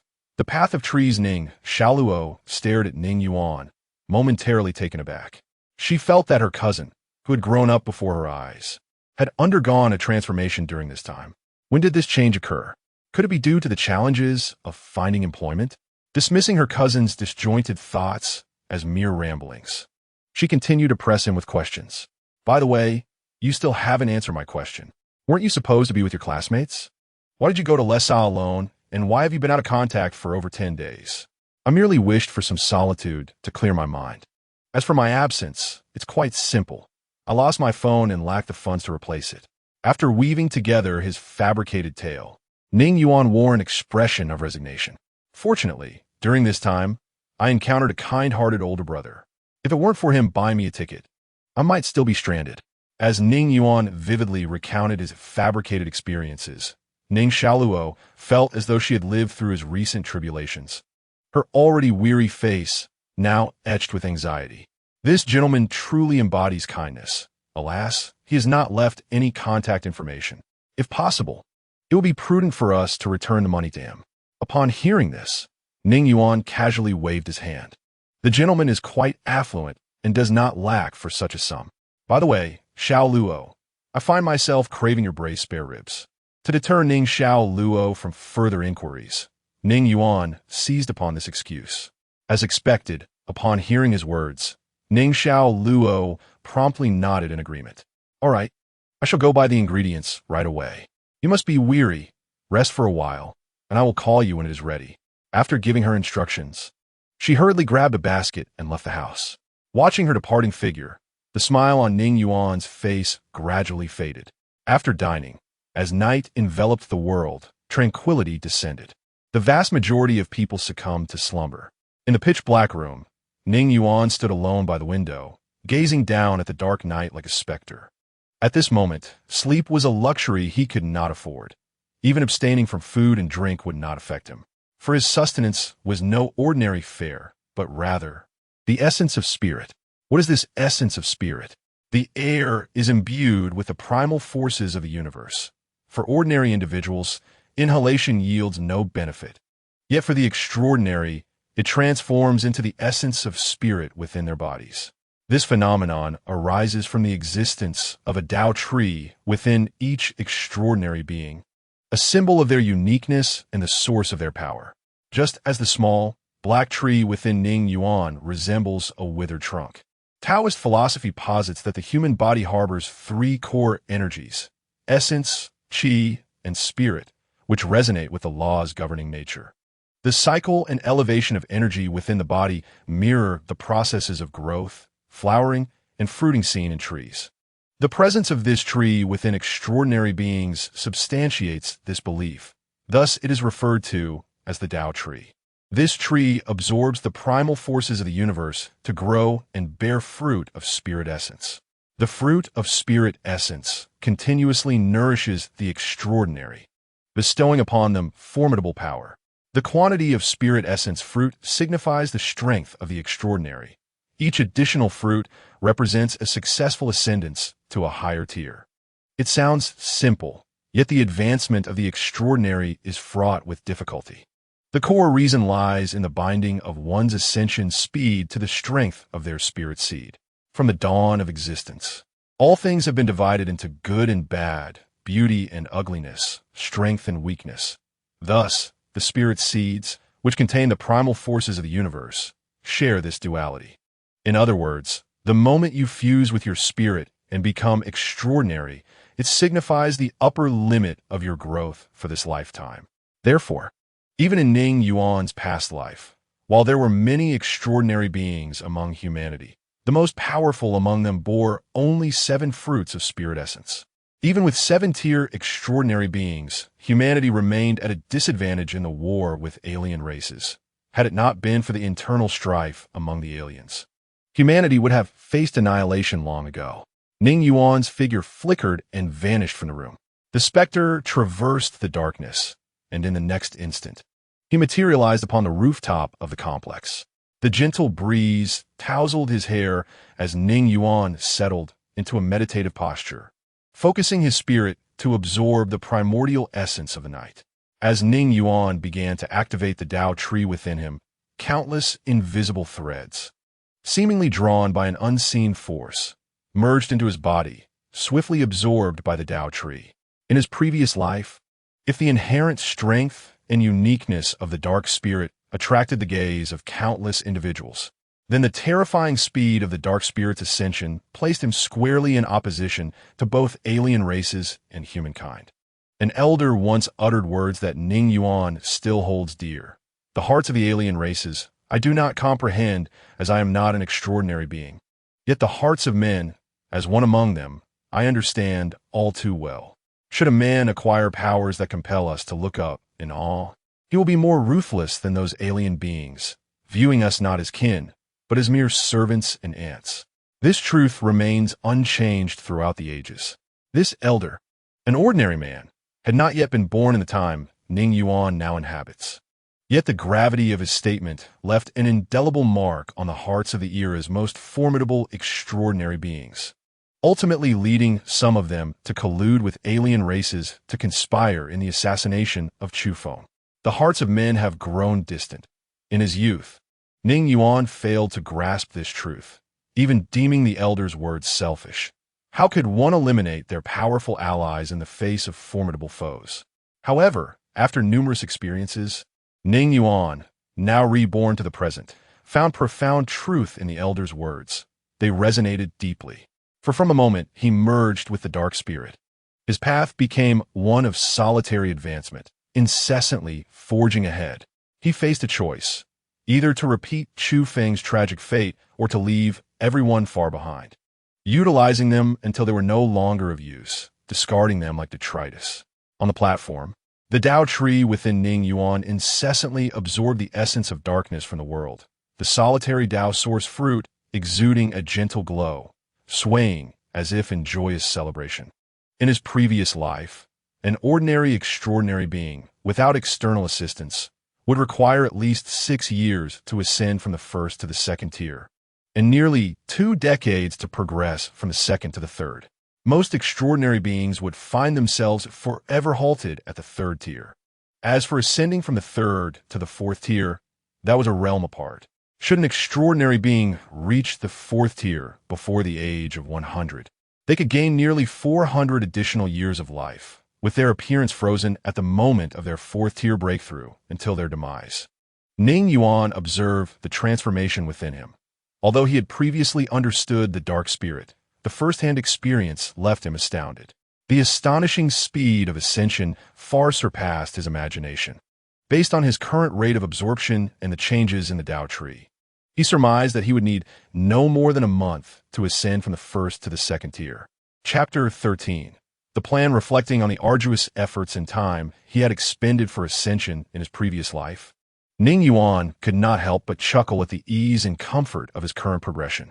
At 29, he had unexpectedly obtained the light spirit. Benefiting from its uniqueness and the substantial allocation of human and material resources by the nation, Ning Yuan ascended to the second tier at the age of 32, reached the third tier at 38, and ultimately broke through to the fourth tier at 48, all within a mere span of 3 years. However, upon investing substantial resources to aid his advancement to the fourth tier, the nation was disheartened to discover his abilities remained predominantly defensive. Consequently, they ceased to allocate further resources to him, as the daunting requirements for a fourth-tier extraordinary being to progress to the fifth tier could cultivate countless exceptionally gifted fourth-tier individuals. Thus, bereft of hope, Ning Yuan was gradually overshadowed by waves of talented newcomers, stagnating at the fourth tier until mere days before his clandestine execution, when he finally achieved a breakthrough to the fifth tier through years of diligent self-cultivation. Centuries of effort bore fruit at last. The fifth-tier ability of the light spirit afforded Ning Yuan a chance at rebirth.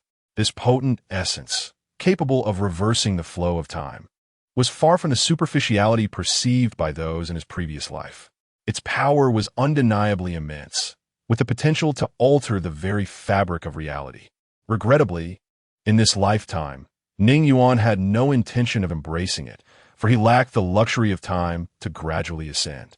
Foreseeing the dire circumstances of the future, he opted for the path of the dark spirit, as only its terrifying rate of advancement could effectuate change. As for the former light spirit, he had other plans in mind. As the spiritual fruit upon the tree of path within him ceased to shimmer, Ning Yuan slowly rose, extending his arms in a casual stretch. With this motion, the bones in his body creaked, as if each fragment were being reassembled. It was already 2 a.m, with only the glow of street lamps and scattered shop lights illuminating the surroundings. It was time to commence the second phase of his plan. Peering down at the distant cityscape, Ning Yuan murmured to himself. In the next instant, his figure vanished without a trace. The night in the city was rife with indulgence and crime. In the shadowy corners devoid of surveillance, intoxicated individuals sought thrills, while illicit dealings occurred discreetly among criminals. And hunters prowled in search of prey. Ning Yuan drifted through the nocturnal veil, oblivious to the myriad happenings below. He sought an opportunity, an event that would meet his criteria. After a search lasting several minutes, he discovered a scene that perfectly aligned with his requirements. What were his requirements, you ask? Simply put, a crime scene, and one bustling with activity and surveillance. Only then could he attract the attention of those at headquarters under a plausible identity. At that moment, within a park, the air was thick with hostility. "How dare you show your face?" came the chorus of insults, accompanied by the anguished pleas of a woman. Two men were mercilessly assaulting a young man on the ground, hurling insults as they struck. Opposite them, another man clung tightly to a sorrowful, weeping girl, his laughter echoing mockingly. Bystanders surrounded the scene, whispering among themselves rather than intervening. "This is outrageous. Isn't this just harassment?" Indeed, judging by the appearance of these individuals, it is apparent that they are intoxicated. The plight of this young couple is truly lamentable. The young man should have simply taken his girlfriend and left when those three were drunkenly harassing her, yet he insists on proving his mettle in front of her. "By the way, have you contacted the authorities?" "Keep your voice down. I discreetly notified the police moments ago, and they should arrive shortly." At this moment, the youth lying on the ground, clutching his head, is in a pitiful state. His clothing is tattered, and his face is smeared with dust and blood. With a hoarse voice, he cries out, "Damn it! You will pay for this. I will sue you and ensure you are imprisoned." "What? Imprisoned?" One of the assailants, a hefty man, paused at the remark and then burst into laughter. "Huh, you're in for it now. You were just trying to frighten others with your words. As for us, ha ha ha, do you even know who he is?"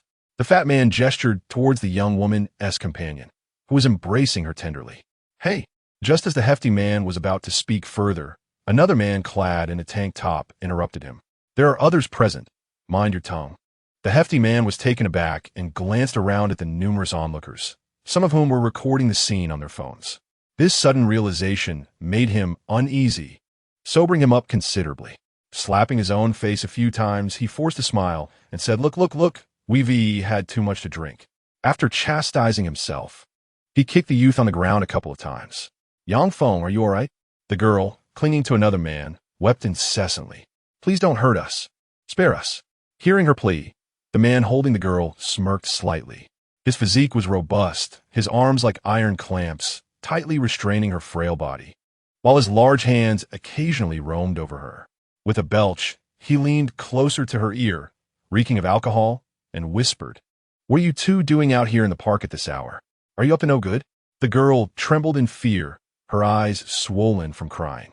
"No, we just needed some fresh air. We're not doing anything wrong." "Lying is unbecoming of a good student," he retorted, inhaling the scent of her delicate neck and revealing a blissful grin. "Today's youth truly requires stricter guidance." With that, he abruptly lifted the girl, disregarding her cries and resistance, and turned to walk toward the nearby woods. "Xiaoru, damn it, let her go." The youth on the ground, his eyes ablaze with fury, attempted to rise, but the hefty man's grip rendered him immobile. "Shut him up. Knock him out," commanded the man holding the girl nonchalantly, as if it were a trivial matter. Seeing this, the hefty man displayed a wicked grin, clearly delighted by the unfolding events. "Li Xiao, what a fine interest you have." Another man in a vest seemed eager to speak, but upon receiving a glance from the man holding the girl, he promptly fell silent. Indeed, this was not the first instance of such an encounter. The outcome remained ever the same. The man in the vest shook his head as he observed the youth on the ground, whose bloodshot eyes and contorted face betrayed his agony. In a swift motion, he delivered a kick that rendered the youth unconscious. Witnessing this scene, the onlookers were all too aware of what would transpire next. One man attempted to intervene, only to be restrained by his female companion. Others anxiously checked their phones, puzzled as to why the police had yet to arrive. Amidst the crowd, Ning Yuan casually extracted a handful of peanuts from a bystander's bag, tossing the shells into his mouth as he chewed, a satisfied smile gracing his face at the unfolding drama. Chapter 14. a man, and a kick. Help! Help! I'm sorry. I will never come to the park at night again. Please, let me go. The girl, seemingly aware of the impending horror, was on the brink of collapse. Tears and snot streaming down her face. She wept and pleaded, her tear-streaked visage scanning the crowd for any sign of assistance. Her male companion lay on the ground, already unconscious. The surrounding spectators, perhaps cognizant of the looming threat, displayed expressions of either sympathy or indignation, yet none dared to intervene. People are inherently astute, and the instinct to seek safety is deeply ingrained in ordinary individuals, particularly after witnessing the ruthlessness and lack of restraint exhibited by the three men. Their fear intensified. While there may exist some impassioned youths driven by a sense of justice, they're not omnipresent. Upon realizing that no one was willing to step forward, despair enveloped the girl. Her eyes gradually dulled, and her sobs dwindled, just as she was about to be carried into the impenetrable darkness of the woods. A stone flew through the air, striking Li Xiao squarely on the head. Pain surged through him, causing Li Xiao to stagger, his mind momentarily clouded, and his grip on the girl instinctively loosened. The other two men were momentarily taken aback, then turned in astonishment towards the onlookers. Which fool threw that stone? The stout man bellowed, pointing accusatorily. Do you want to die? Do you believe I want to kill you and face no consequences tomorrow? The crowd instinctively recoiled at his outburst. Just then, another stone soared through the air, striking the stout man on the head with unerring accuracy. The impact left him dazed, stars dancing before his eyes as a warm trickle of blood coursed down his face. He touched the blood, its vividness shocking him. Whether out of rage or pain, he trembled as he glared in the direction from whence the stone had come.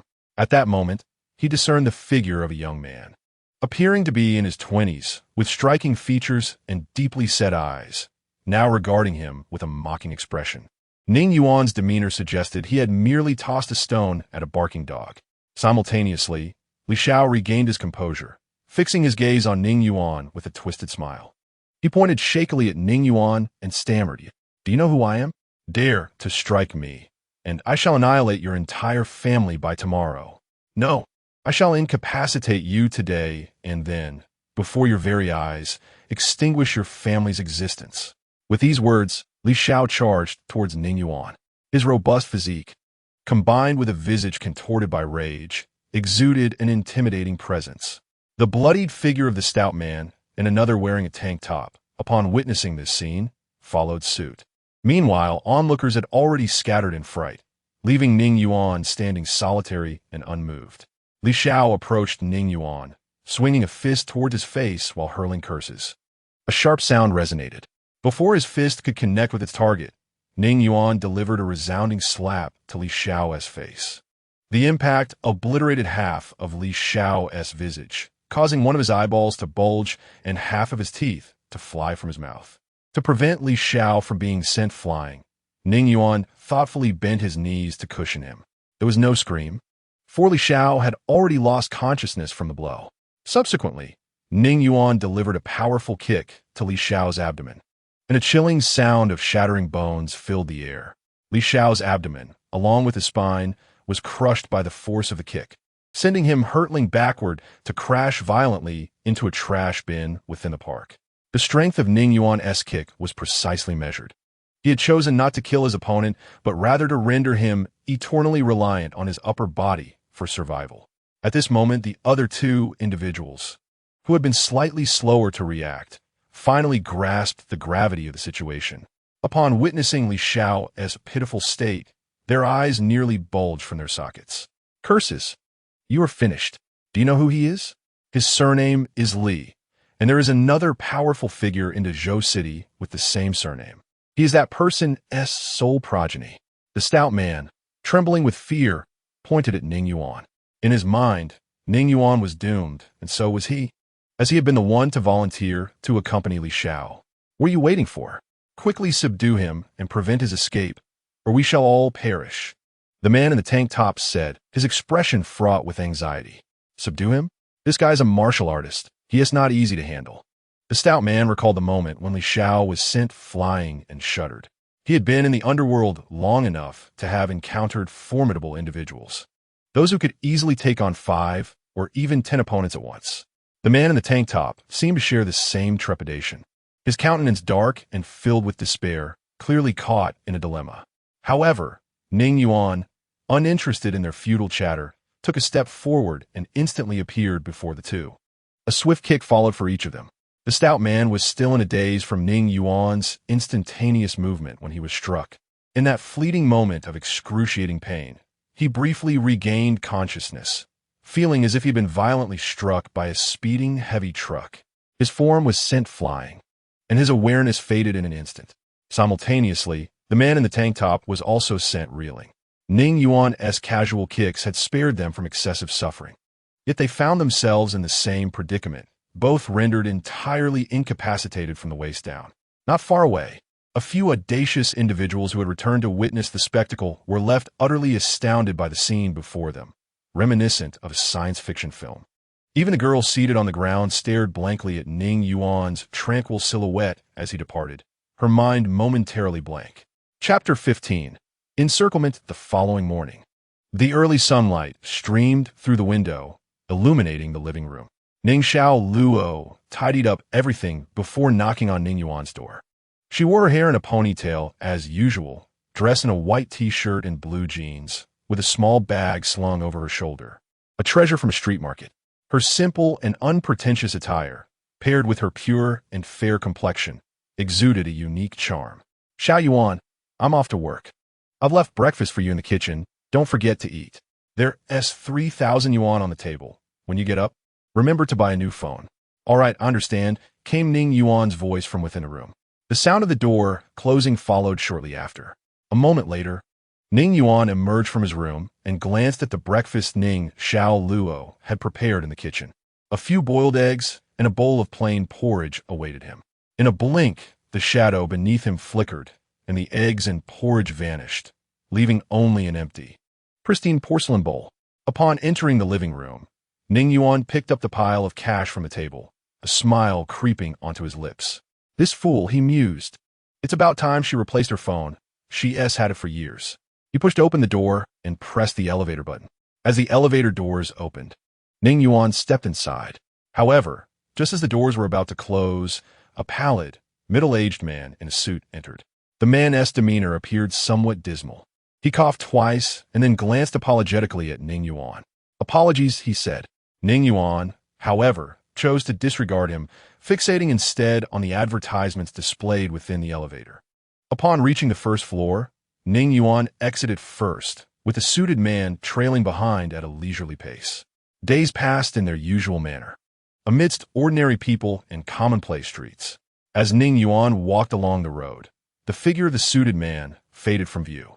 To an unknowing observer, he would have seemed merely a passerby from the same complex, but Ning Yuan was acutely aware of the truth. The man was diligently following him, albeit from a distance that ordinary individuals could not perceive. Tracking someone requires significant skill. One must not only monitor the target's every action, but also remain undetected. Clearly, this suited man was a master of the art of surveillance.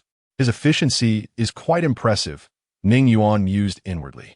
The journey unfolded without deviation from the norm, with no one casting a second glance in his direction. Ning Yuan made his way directly to a mobile phone store. Hello, sir. Are you looking for a phone? A young female sales assistant greeted him with a smile as he entered. Bring me your 2 best phones and set up a new SIM card. Ning Yuan replied as he took a seat at the counter. The sales assistant was momentarily taken aback. Then her face lit up with uncontainable joy. Of course. Right away, she exclaimed, pouring him a glass of water before hastily retrieving 2 phones from the counter. At this moment, the other 2 sales clerks in the store gazed at the scene with expressions of envy and resentment. Had they not noticed Ning Yuan's rather shabby appearance, they would not have allowed this newcomer to attend to him. It was truly a stroke of extraordinary fortune. One woman felt a surge of indignation within her. Ning Yuan used the remaining funds from his loan to purchase 2 mobile phones and subsequently exited the store. As soon as he stepped outside, he sensed no fewer than 20 pairs of eyes fixated upon him. These gazes lingered on him only briefly before shifting away. Unperturbed, Ning Yuan made his way towards his residential complex, clutching the phone bags as if oblivious to the attention. Upon entering the community, the world seemed to quiet down. Typically, one would expect to see people strolling at this hour, yet after walking for a while, Ning Yuan found himself utterly alone. As he continued on his path, his steps gradually slowed to a halt. Ning Yuan, a woman's voice called from behind him, prompting Ning Yuan to turn around. Not far behind stood a man clad in a jacket and sunglasses, casually observing him from the center of the road. With one hand tucked into his pocket and a cigarette dangling from his lips, he exuded an air of nonchalance.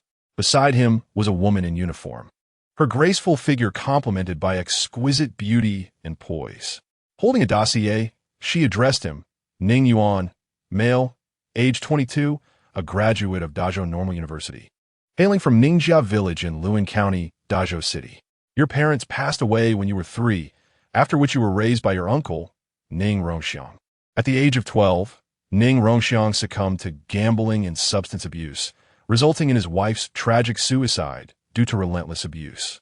In April of the following year, he arranged for human traffickers to sell you, Ning Xiaoluo, as a bride upon your 16th birthday.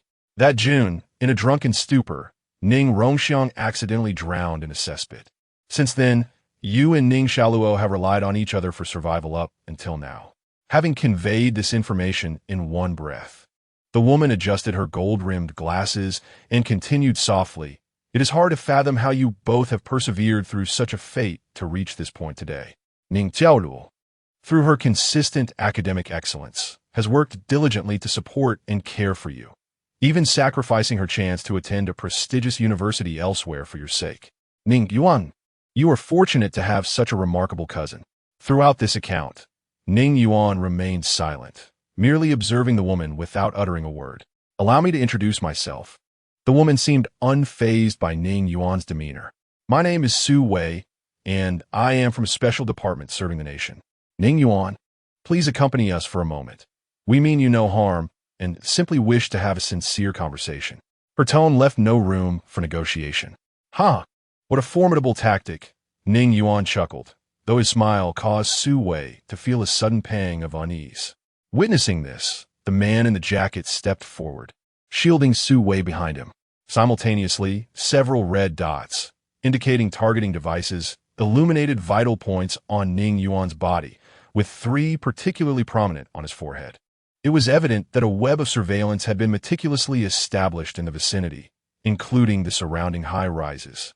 "Ning Yuan, we harbor no ill intentions. I am aware that you're unlike ordinary individuals. If you accompany us, many truths will be revealed to you." The man in the jacket, Su Wei, spoke again. "Are you here because of those 3 useless individuals from yesterday?" Ning Yuan suddenly interjected. Su Wei paused for a moment, then offered a faint smile. "No, they are not worthy. Not at all. The 3 you incapacitated yesterday will not trouble you, and that Li Tong's father was monitored a month ago. He should be taken down in the coming days. We are not here regarding that matter, but rather for you." Ning Yuan fell silent for a moment, then nodded, revealing a look of reluctance. "All right, but may I leave my phone at home?" Su Wei let out a sigh of relief and quickly replied, "Of course. We will wait for you here." Meanwhile, the red dots on Ning Yuan's body vanished entirely as he continued towards his apartment building. Observing his retreating figure, Su Wei's expression relaxed. Fortunately, this extraordinary individual seems quite agreeable. The man in the jacket, hearing this, discarded his cigarette onto the ground and stamped it out. "Perhaps. But people like us are often considered mad. Some even believe themselves to be saviors or protagonists. This time, however, we seem to have encountered a normal person." Yet, within the unseen confines of the apartment, a peculiar smile appeared on Ning Yuan's face. "At last, I have awaited your arrival, my dear companions. I'm back." Chapter 16. Means are you truly allowing him to return alone, unafraid that he might flee? After all, we do not know if he possesses any special abilities. The man in the jacket inquired of Su Wei. Su Wei slowly placed the documents into a folder and responded, if he were wise, he would not leave, for he is not alone and has ties that bind him. The man in the jacket paused, then shrugged. "In terms of strategy, You are indeed the most formidable. Sue smiled noncommittally. Extraordinary individuals possess powers far surpassing those of ordinary people. If they have no ties or attachments, they will inevitably become a source of chaos. If Ning Yuan truly has the potential to become such a person, our purpose today would not be to invite him, but rather to extinguish the threat before it even arises. Ning Yuan did not keep Su Wei and the others waiting long before he returned. We may not return until tomorrow evening. You need not worry about your sister. We will have someone explain the situation to her then, Su Wei said as she bent to enter a business vehicle, addressing Ning Yuan. So, this is your warning to me? Ning Yuan asked, his expression impassive as he regarded Su Wei. At that moment, Su Wei sat in the car, her graceful and striking figure unmistakable. She did not respond to Ning Yuan's inquiry, but merely smiled at him and shifted slightly. Seeing this, Ning Yuan also entered the vehicle, sitting beside her, and a faint fragrance wafted into his nostrils. The man in the jacket then entered the car, taking a seat on Ning Yuan's other side. The vehicle began to move slowly, and the atmosphere inside felt somewhat oppressive. Su Wei brushed a strand of hair behind her ear and broke the silence first. Ning Yuan, may I ask when you acquired your abilities? I do not know, Ning Yuan replied, still expressionless. Su Wei fell silent. Where are you planning to take me? Ning Yuan inquired, his voice steady. I don't know, Su Wei replied, slightly flustered. A silence enveloped the space until Ning Yuan turned to Su Wei and spoke slowly. You possess considerable audacity. I truly wonder who instilled such confidence in you. Those armed men ahead, or perhaps this so-called protector beside you. As Ning Yuan's words hung in the air, the atmosphere within the vehicle grew increasingly oppressive. The four fully armed soldiers in the front instinctively tightened their grips on their submachine guns. If you believe that seizing Ning Xiaoluo gives you the upper hand over me, you are gravely mistaken. I could eliminate you all within 10 seconds and then appear before Ning Xiaoluo, he declared. Kid, it would be wise to tone down the bravado. The man in the jacket retorted with a cold smirk. Is that so? Ning Yuan remarked, a smile forming at the corners of his mouth as he glanced at Su Wei. Su Wei intended to respond, but suddenly felt a hard object pressed against her waist. Looking down, her pupils constricted in shock.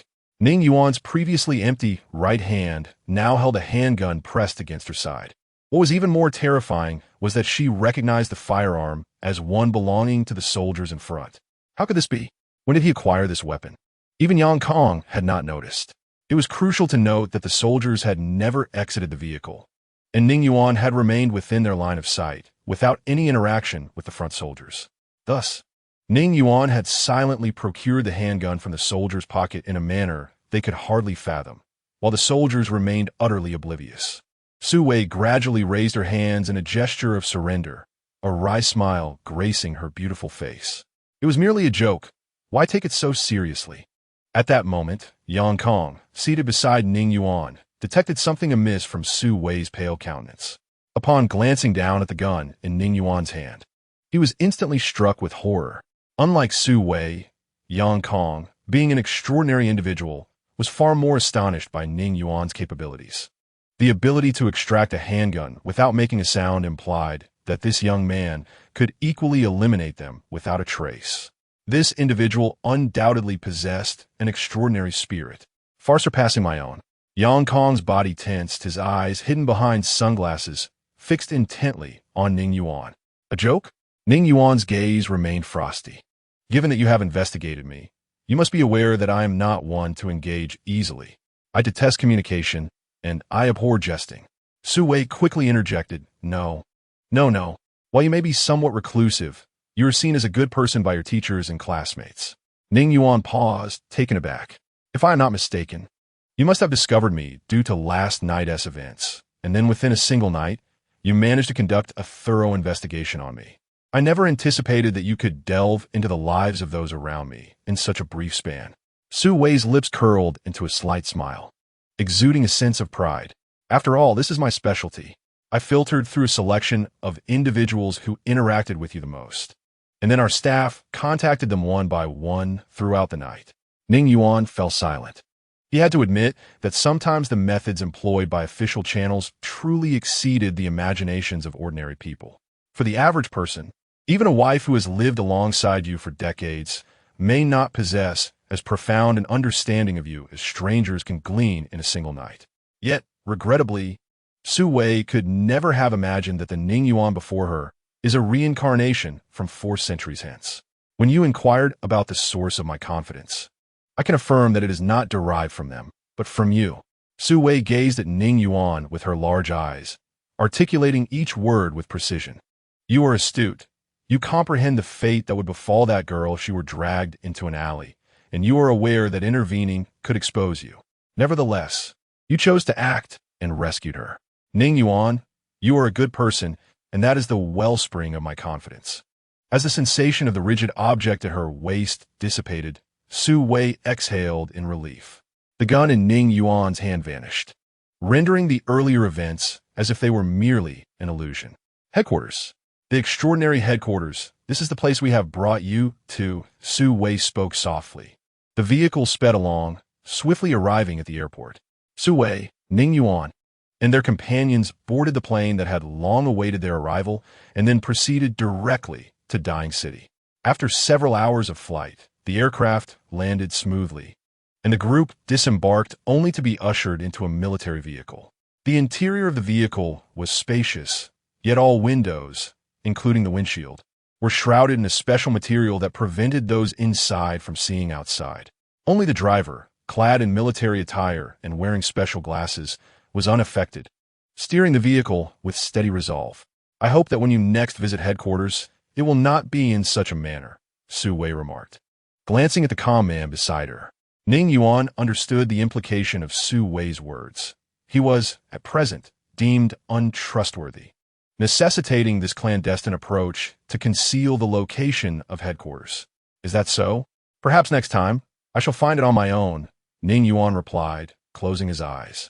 Chapter 17. The conference room. The vehicle continued its journey for a full hour before coming to a gradual halt. The doors swung open, and Ning Yuan and his companions disembarked. Have we finally returned here? Ning Yuan murmured to himself as he surveyed the imposing landscape before him. He had arrived at a complex reminiscent of a military base. The area was vast, with armored vehicles and armed soldiers visible in abundance. The surrounding structures, no taller than 5 stories, were simple in design, yet exuded an air of solemnity and grandeur.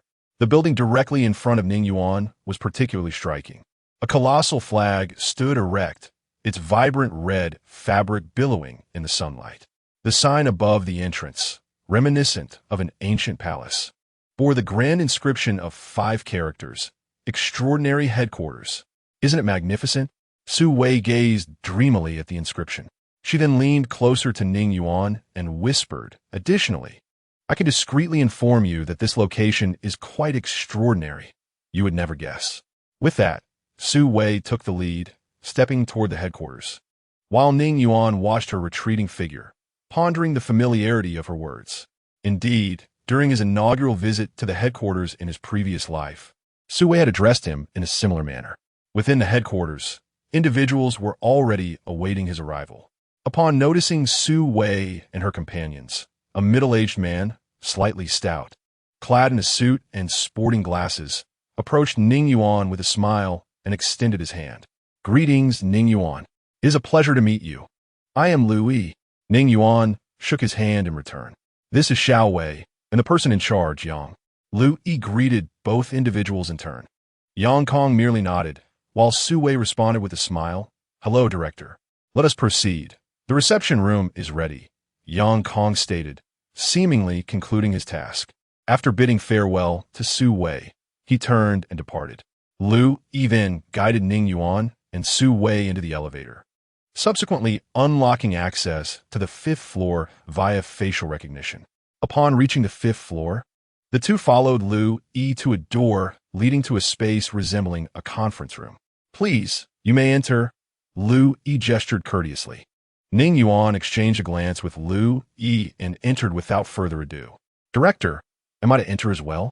Su Wei asked, her voice tinged with apprehension. Do go in. Though you have only just met, you hail from the same city, and your presence may ease his mind, Lu Yi reassured her. Su Wei nodded in acceptance and followed Lu Yi into the conference room, the door closing behind them. Inside the room, a long table dominated the center, at one end of which loomed a massive LCD display. Aside from the trio that had just arrived, 5 individuals were already seated on the sofas flanking the table. Except for an elderly man in a gray Zhongshan suit with a head of white hair and beard, the remaining 4 were middle-aged. "Make yourselves comfortable," Lu Yi said with a smile, gesturing invitingly. Ning Yuan pulled out a chair and sat down, with Su Wei taking a seat beside him. At that moment, the 5 individuals who had been waiting scrutinized Ning Yuan, who, in turn, assessed them, lingering briefly on the elderly gentleman before shifting his gaze. The 5 made no effort to greet Ning Yuan. They observed the proceedings as mere spectators. In stark contrast to Ning Yuan's impassive demeanor, Su Wei was visibly tense, her palms clammy with sweat. "Goodness, I believe I've seen 2 of them on television. They appear to be prominent figures in the military and political spheres. And that old gentleman, could he be the top-tier, extraordinary individual that Yang Kong mentioned?" With this thought, Su Wei discreetly glanced at the elder, only to quickly avert her gaze, as he was regarding her with a benevolent smile. At this juncture, Lu Yi nodded to the 5 individuals. Making his way to the LCD monitor at the end of the conference table, where he powered it on. "Ning Yuan, you may be curious as to why we have brought you here. I shall elucidate everything shortly," Lu Yi stated before opening a folder on the display. Inside was a compilation of audiovisual materials documenting the manifestation of extraordinary powers worldwide. Lu Yi's voice resonated softly. In recent years, the emergence of extraordinary individuals has become increasingly frequent across the globe. You are neither the sole one nor the last. The formidable power bestows hope upon humanity, yet simultaneously engenders profound despair, whether for the common individual or for an entire nation. The emergence of extraordinary beings undeniably poses a novel threat. After all, a common criminal and an extraordinary criminal exist in a realm of inequality, while law enforcement and military forces can eradicate ordinary offenders. They find it exceedingly challenging to impose significant threats upon extraordinary beings, particularly those endowed with unique abilities. Utilizing extraordinary beings to confront one another, wielding their powers for greater personal gain, has become a paramount strategy among nations today, to an extent that it surpasses the arms race. Indeed, the devastation wrought by a powerful extraordinary being can, at times, exceed the harm caused by conventional weaponry. You may not grasp this fully at present, but trust in my words. A formidable extraordinary being possesses the capacity to alter numerous circumstances. 5 years ago, the president of the Ba country was quietly assassinated over certain political stances with various supporters, including high-ranking officials and an army commander, systematically eliminated. This army commander, too, met an untimely demise within the confines of the military camp. As Lu Yi recounted this, he glanced at Ning Yuan and continued. "The global landscape has been shifting for several years now, heralding the dawn of a new era. However, this new era also portends entirely new challenges." After speaking, Lu Yi reopened a folder. This time, it contained not videos of extraordinary beings from around the world, but rather a dimly lit and somewhat eerie recording. The footage appeared to originate from a civilian surveillance camera positioned by the roadside. As Lu Yi advanced the progress bar, the unfolding scene made Su Wei's eyes widen in astonishment. A humanoid entity seemed to materialize from thin air, gradually approaching the camera. It was challenging to articulate what manner of creature this was, as it transcended Su Wei's comprehension, leaving her mind devoid of any fitting nomenclature. Eerie, profoundly eerie. Although the being bore a human form, it lacked facial features, its entire body a pitch-black hue reminiscent of flawless porcelain, with 3 tendrils undulating languidly behind it. With each step it took, it appeared to teleport forward by hundreds of steps.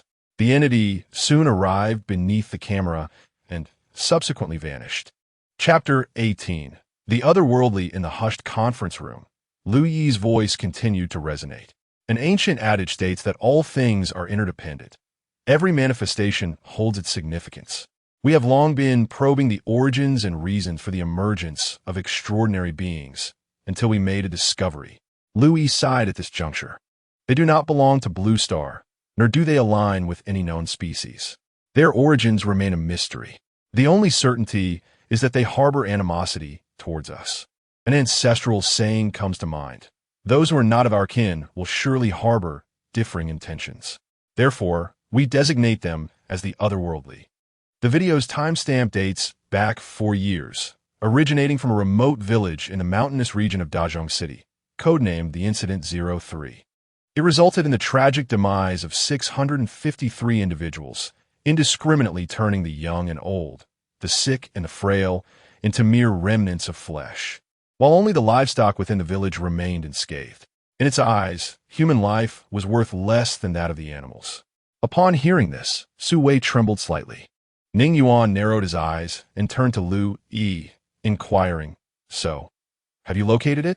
Lu Yi paused for a moment in silence before shaking his head. "We have been pursuing it relentlessly. Over the years, we have encountered it and even engaged in combat. We paid a heavy price and nearly succeeded in slaying it. Yet it ultimately escaped. It has not shown itself since, but it is certain that it is lurking somewhere, perhaps within the city or hidden in the wilderness." "Wait, Minister!" Su Wei interjected, her complexion paling slightly. "Are you suggesting that there is more than one of these monsters?" Louis grimaced and nodded slightly.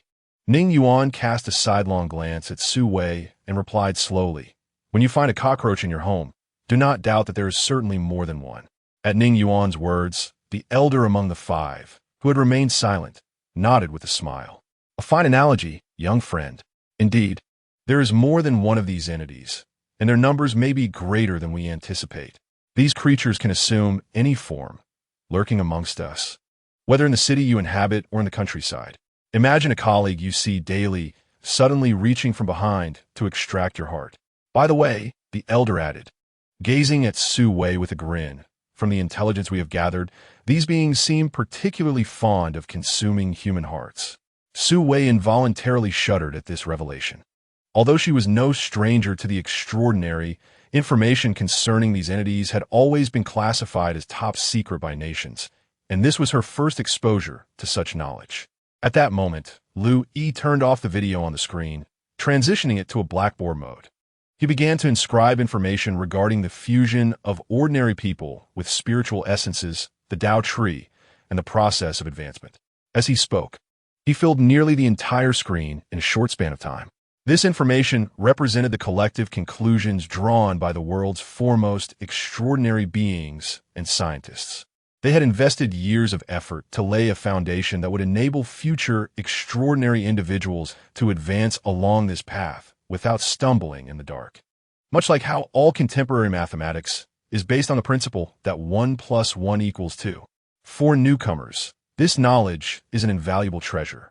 However, for Ning Yuan, who had been reborn, this information was already well known, as he had served as a mentor to many extraordinary beings in his previous life during his leisure time. After taking a sip of mineral water to soothe his throat, Lu Yi looked at Ning Yuan and continued, "Ning Yuan, I have shared with you the existence of extraordinary beings, the current predicaments the world faces, and the origins of these enigmatic entities. To summarize succinctly, the emergence of extraordinary beings and these otherworldly creatures heralds an unprecedented calamity for our nation and indeed the entire world. No one can foresee what awaits us in the future, be it destruction or the dawn of a new era. The reason we have summoned you here is quite simple. We hope you will join us in serving the nation." At this point, Lu Yi gazed at Ning Yuan, anticipating his response. Ning Yuan remained silent, while Su Wei instinctively turned to him. The other 5 individuals calmly observed Ning Yuan, awaiting his answer. Generally speaking, if extraordinary individuals are willing to serve the country, it is undoubtedly beneficial for the nation. However, there are those extraordinary beings who refuse to offer their allegiance. For no one can compel a person of great power to serve, lest they risk being betrayed by those they serve. In essence, it is a matter of dedicating oneself to the nation's cause. After a moment of silence, Ning Yuan let out a soft chuckle. Should he join you?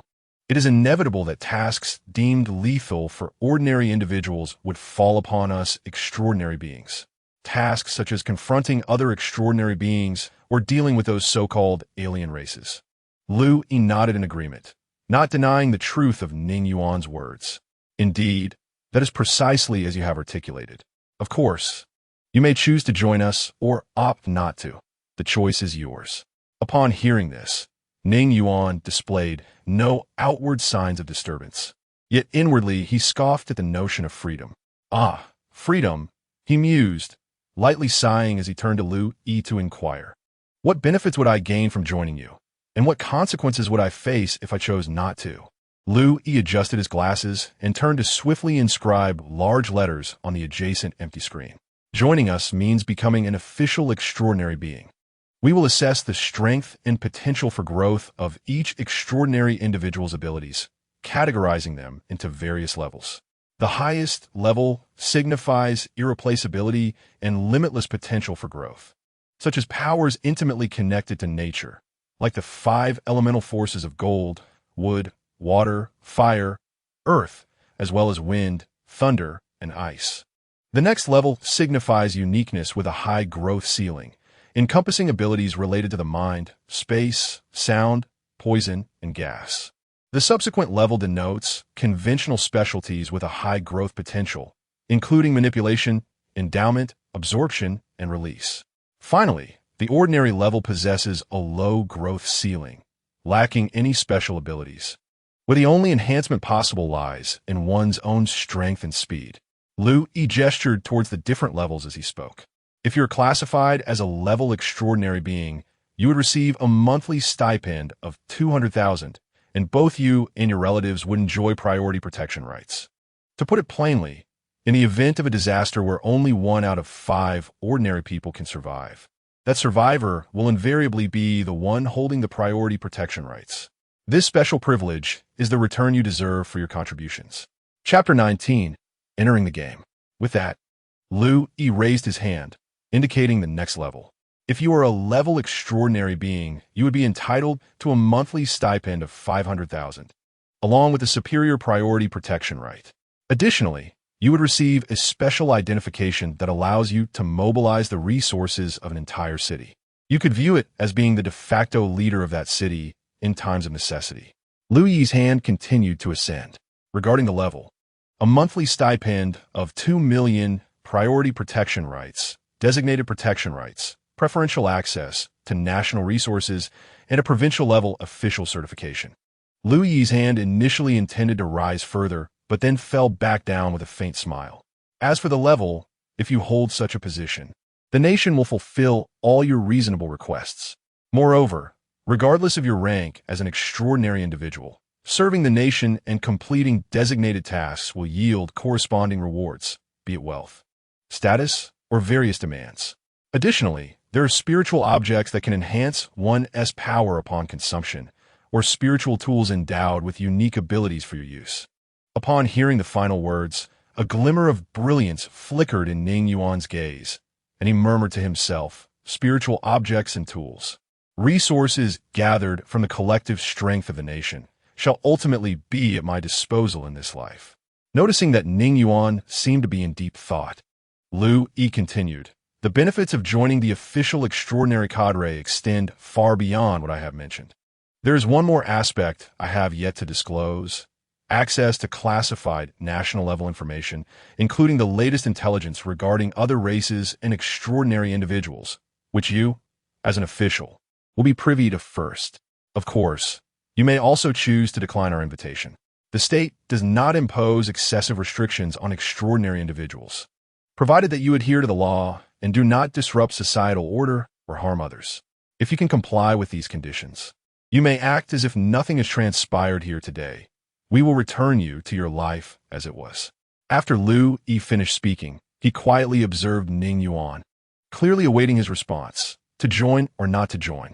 Ning Yuan rubbed his brow, and then a profound smile graced his lips.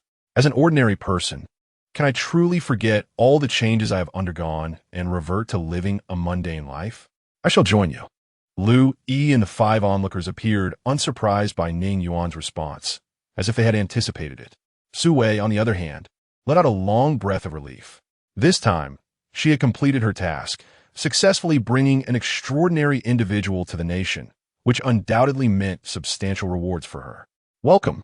Ning Yuan, Lu, he said as he approached Ning Yuan and extended his right hand for a handshake. From this moment forward, we are colleagues. I hope we can join forces to safeguard our country and our fellow citizens in the future. Ning Yuan nodded with a smile. Of course. By the way, Lu continued, what is your ability? We need to create a corresponding identification for you. At this, Ning Yuan glanced at his feet. In the next moment, his shadow slowly rose from the ground. As this eerie and unsettling scene unfolded, all eyes in the conference room turned towards the pitch-black shadow. Su Wei, standing closest, was rendered speechless by this incomprehensible spectacle. The shadow approached Lu Yi and grasped his somewhat stiff right hand, shaking it gently. A powerful force, imbued with a chilling coldness, surged through Lu Yi's palm, making him feel as though his hand had been encased in ice.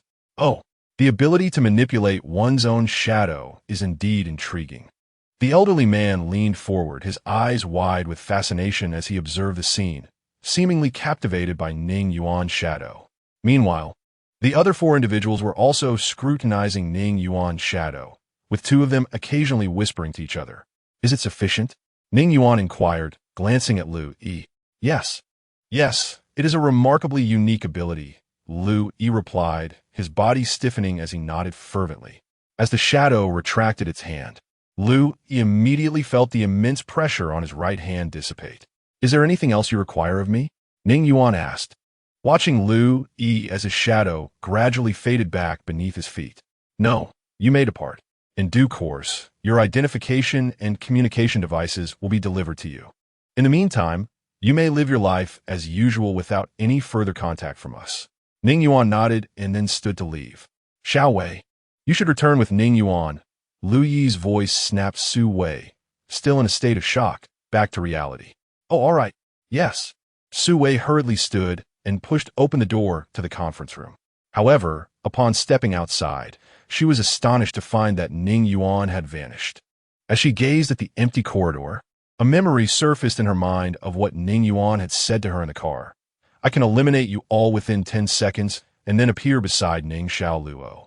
Could it be? Su Wei instinctively parted her lips in disbelief.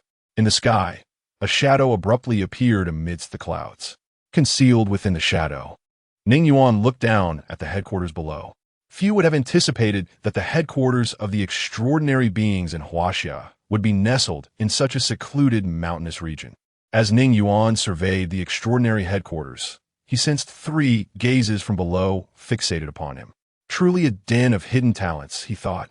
A hint of sardonic amusement curling at the corners of his mouth before he transformed into a dark silhouette and vanished. Inside the conference room, an officer clad in military garb looked at the elderly man, astonished. Elder Qin, are you saying this young man can actually fly? Lu Yi and the others exchanged surprised glances with Elder Qin. Ha ha ha, you have all encountered flying extraordinary beings before. There's no need for such astonishment. Elder Qin replied, tapping his cane. His ability is quite unique. He must be merging his body with his shadow to fly.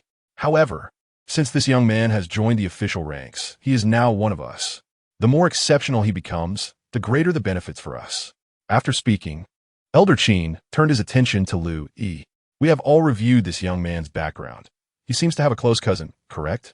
Before Lu Yi could respond, another middle-aged man in a suit, seated beside the military officer, spoke up. Indeed, these two have relied on each other since childhood. If I am not mistaken, Ning Xiaoluo's father did not die by accident, but was killed by Ning Yuan. This young man is quite mature for his age, possessing both courage and determination. He is a promising prospect. Ha, a fine prospect indeed.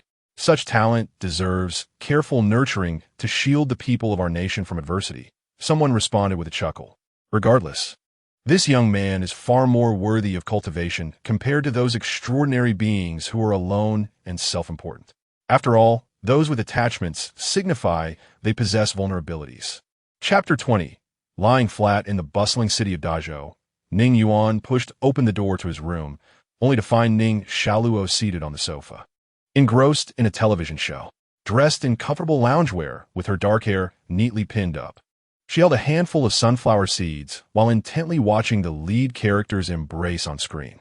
Upon hearing the door creak open, she turned her head. Xiao Yuan, The surprise on Ning Xiaoluo's face was evident upon seeing Ning Yuan return. "You're back." Ning Yuan nodded, casually hanging his coat on the rack. "Is this phone yours?" she inquired, pointing at the pristine packaging resting on the table. Taking a seat on the opposite side of the sofa, Ning Yuan confirmed, "Yes, it is." "Where did you get the money?" "I earned it." "Earned it?" Ning Xiaoluo's eyes widened in disbelief as she gazed at Ning Yuan. "This is the latest model, isn't it? The top configuration? It costs over 10,000. How did you manage that?" "It's a secret." Ning Yuan grabbed some sunflower seeds from the table and began to crack them open. Meanwhile, the television displayed a heart-wrenching scene of separation between the lead characters, which bored Ning Yuan slightly. Ning Xiaoluo scrutinized him with suspicion. Suddenly, she sprang up from the sofa and swiftly approached Ning Yuan, lifting his shirt in a moment of surprise. Upon seeing that his abdomen bore no scars, she exhaled in relief. "What are you thinking?"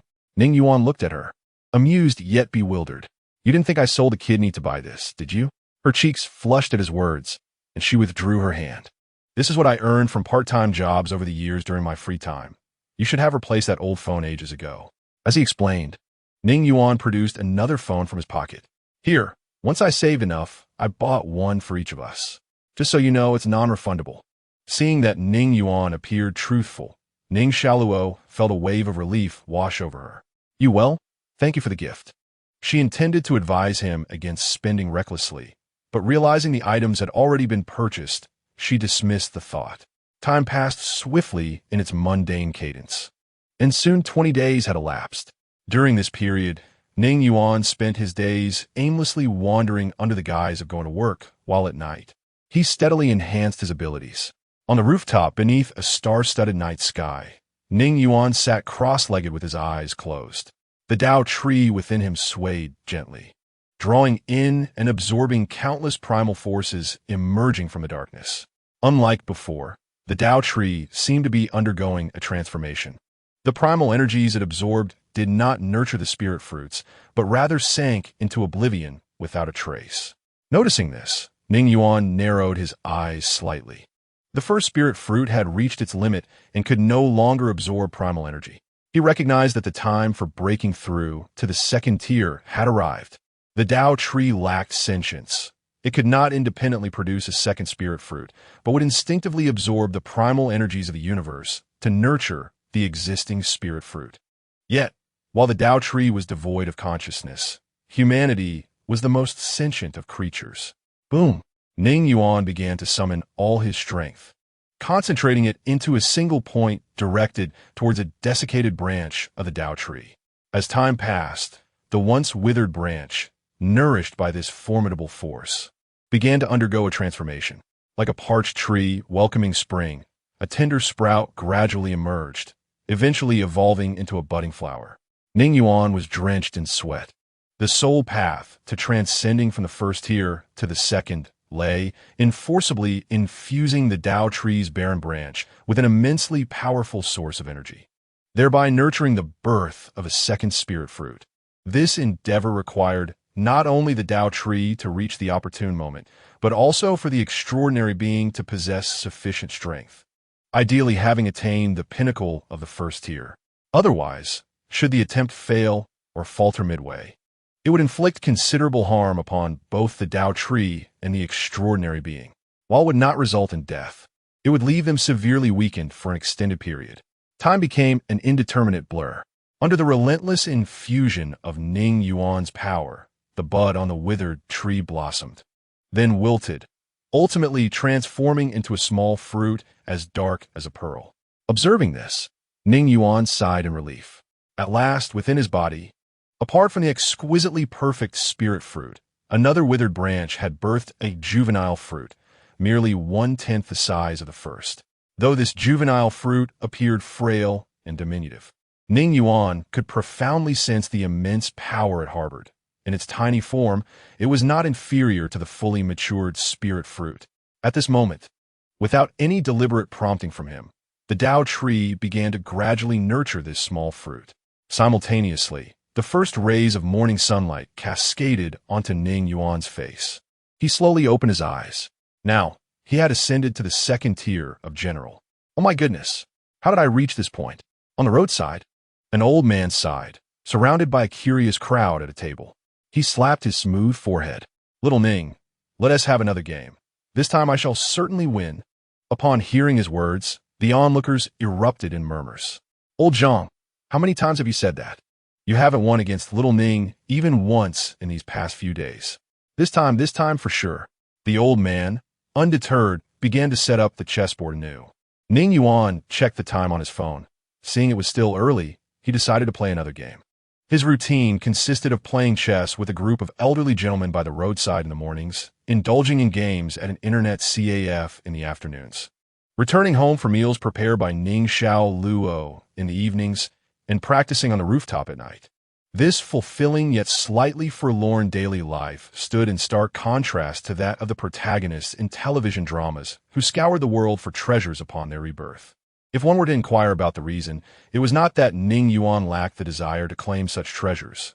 Rather, he simply did not know how. Indeed, he was unaware. For Ning Yuan, his reincarnation was a mere accident, a final struggle before his demise.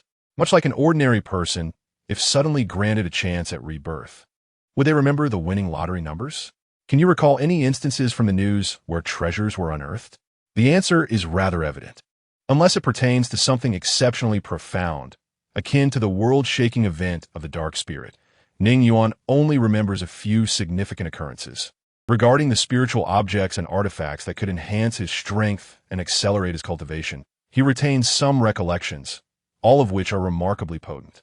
However, the origins of these items were classified as top-secret state information in his previous life, accessible only to a handful of individuals. In fact, it can be said that the spiritual resources Ning Yuan acquired in his past existence were entirely dependent on his own contribution points, exchanged from the national treasury. This is also one of the reasons why Ning Yuan sought to officially join the extraordinary organization after his rebirth. The age-old adage of seeking shelter under a large tree remains unchanged. One should never underestimate the power of a nation, especially when it is at the pinnacle of its capabilities. Thus, as Ning Yuan yearns for revenge against those individuals, aiming to uncover why other races targeted him in his previous life, and to acquire everything he needs as swiftly as possible, the most prudent course of action is to leverage this metaphorical large tree. Chapter 21. Notification. Occasional exclamations of praise emanated from the roadside chess stand. Brilliant move. How exquisite. Some spectators lauded Ning Yuan's strategic traps, while others offered guidance to the elderly gentleman engaged in the match. Oh, old Zhang, you can't move your piece there. Heed my advice and jump the knight. You cannot jump the knight. You must defend and keep an eye on young Ning's cannon. What nonsense. Just counter with cannon against cannon. This lad is definitely laying a trap for you. Surrounding old Zhang, 3 or 4 elderly men were brainstorming strategies for him. Among them, one man, with a flushed face and a stout neck, exhibited a clear frustration at the situation. Just as the atmosphere around the chess stand reached a fervent pitch, a sleek red sports car came to a gentle halt at the roadside. As the window descended, Su Wei, donning sunglasses, peered curiously at the throng encircling the chess table. Removing her shades, she exited the vehicle. Today, Su Wei was not clad in her professional attire. Instead, her casual ensemble of a short-sleeved shirt paired with high-waisted denim shorts exuded an extraordinary aura. Her tall, striking figure, complemented by her long, fair legs, instantly captured the attention of numerous passers-by. To be fair, Su Wei's beauty was quite remarkable. Given her profession, an attractive visage often brings about numerous advantages. However, it was her physique that eclipsed her beauty in terms of allure. Ning Yuan, Su Wei called out from the periphery of the encircled crowd. Her voice was melodious and clear, yet the elderly gentleman obstructing her path remained oblivious. Ning Yuan, Su Wei raised her voice. The few elderly men in front of her turned to glance at her, and one of them furrowed his brow, glaring at her. What is this girl doing here? Go on, off with you, don't disturb young Ning. At this, Su Wei's lips twitched slightly. After the elderly man dismissed her, he promptly turned back, straining to see over the heads of the crowd, as if Su Wei were far less captivating than the chessboard itself. Su Wei clenched her fists, gritting her teeth while forcing a smile. No anger, no anger. I shall not let these old fellows provoke me. Upon noticing that Ning Yuan had chosen to ignore her, Sue found herself waiting outside the crowd. Passers-by, seeing a solitary beauty standing at the periphery of a group of elderly men, displayed expressions of perplexity. A few bold souls attempted to approach Sue Wei for contact information, yet upon witnessing the grimness etched on her face, they faltered and retreated. Approximately half an hour later, a profound silence enveloped the crowd, soon followed by a chorus of gasps and exclamations. I knew it! I knew it! Little Ning's seemingly inconsequential pawn move was actually a strategic weight. Marvelous. Absolutely marvelous. Such foresight in preparation before the army advances. Sue Wei, jolted from her reverie, cast a curious glance towards the gathering. At that moment, the crowd erupted in lamentations, voices filled with reproach. "Oh, Lao Zhang, you didn't heed my words. Regret comes too late." There was a sense of powerlessness, a sentiment of being thwarted. I had forewarned that the position of that pawn was dubious. You all dismissed it as trivial. And now look, that pawn stumbled, and one misstep led to utter defeat. Lao Zhang, covering his face in despair, was met with a chorus of mutual accusations from the 4 or 5 strategists surrounding him. They were so close, merely a step away from victory. Yet they fell short due to that small pawn. Let us have another round. The final game. Little Ning, I shall triumph over you today. Lao Zhang wiped the sweat from his brow with his short sleeve and reached to set up the chessboard anew. Ning Yuan, I, Sue Wei, require your attention.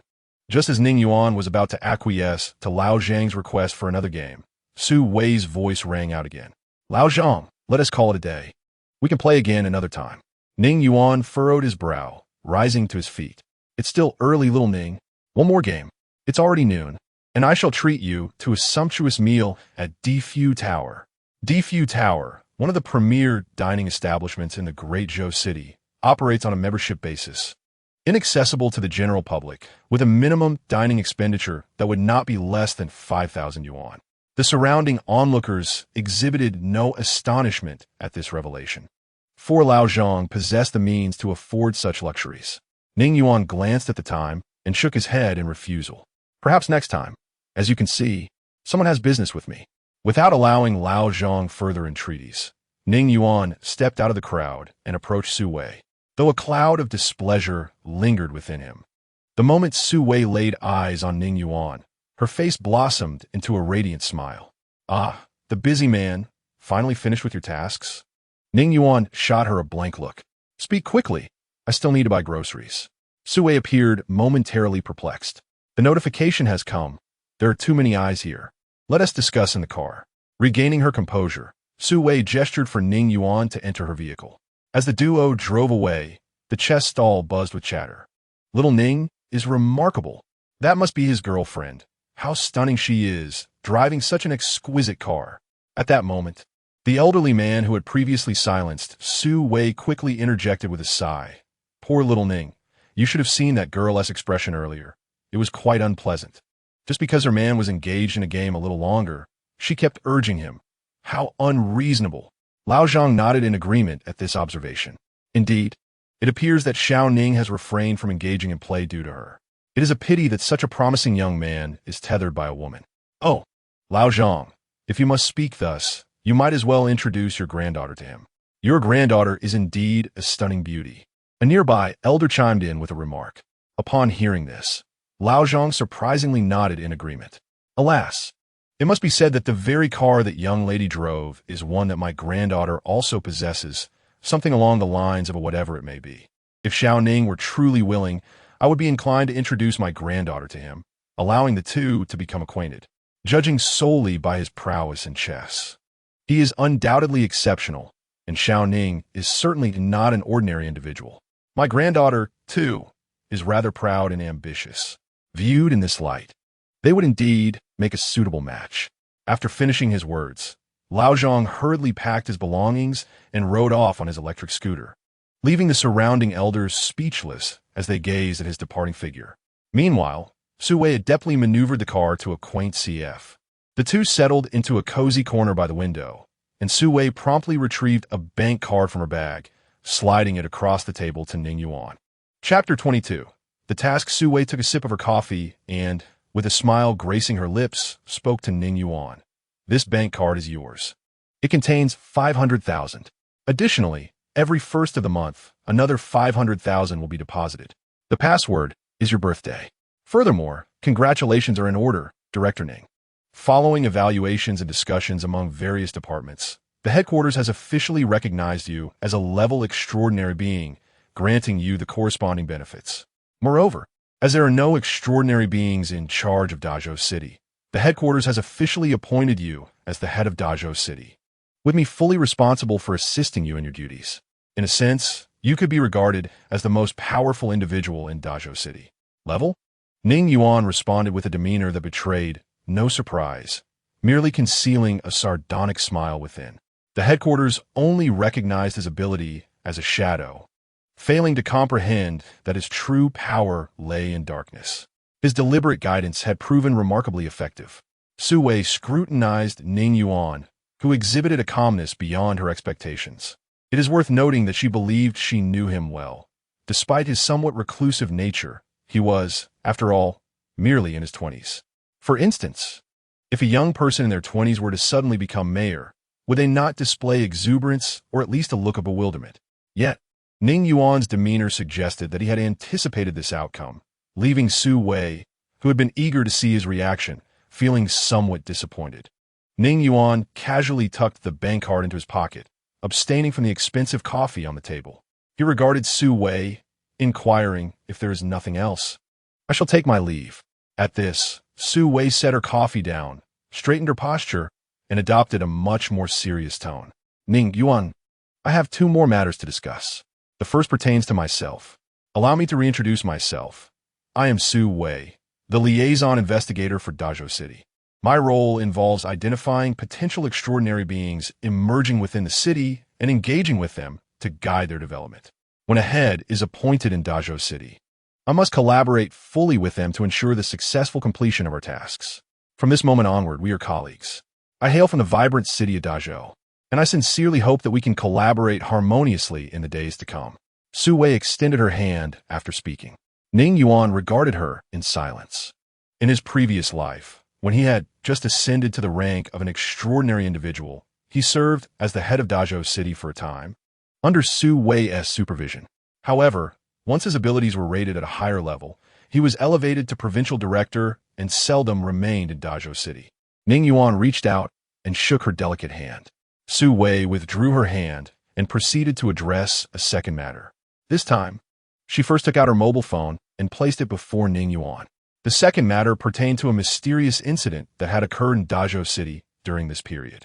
As she spoke, she opened a video clip on her phone. The footage was dimly lit, with the glow of streetlights faintly illuminating the surrounding scene. A road was visible in the distance, and the video timestamp indicated it was 9 o'clock in the evening. Su Wei slid the progress bar. The image flickered before pausing. In the video, a middle-aged woman was seen riding an electric bike, glancing nervously around her as she pedaled. Soon, an unexpected scene unfolded. A shadow appeared to descend from the sky, manifesting in front of the woman's electric bike. It was a man, specifically one wearing a bull's head mask. The man seemed to drop from the heavens, blocking the path of the advancing electric bike with a gloved hand. The bike abruptly halted as if it had collided with an invisible wall. What transpired next piqued Ning Yuan's interest. The masked man forcefully pulled the woman off her bike. She trembled uncontrollably, murmuring incessantly, her hands desperately clutching at the man's clothing, her face a portrait of fear and pleading. Yet, the masked man remained silent, merely raising his hand to strike her face. In just a few blows, her face began to swell, tears streaming down her cheeks as she continued to mutter. Due to the distance, her voice was not audible in the footage. However, it was evident from her demeanor that she was begging for mercy. The masked man continued to slap her repeatedly until she collapsed to the ground, unconscious, at which point he ceased his assault.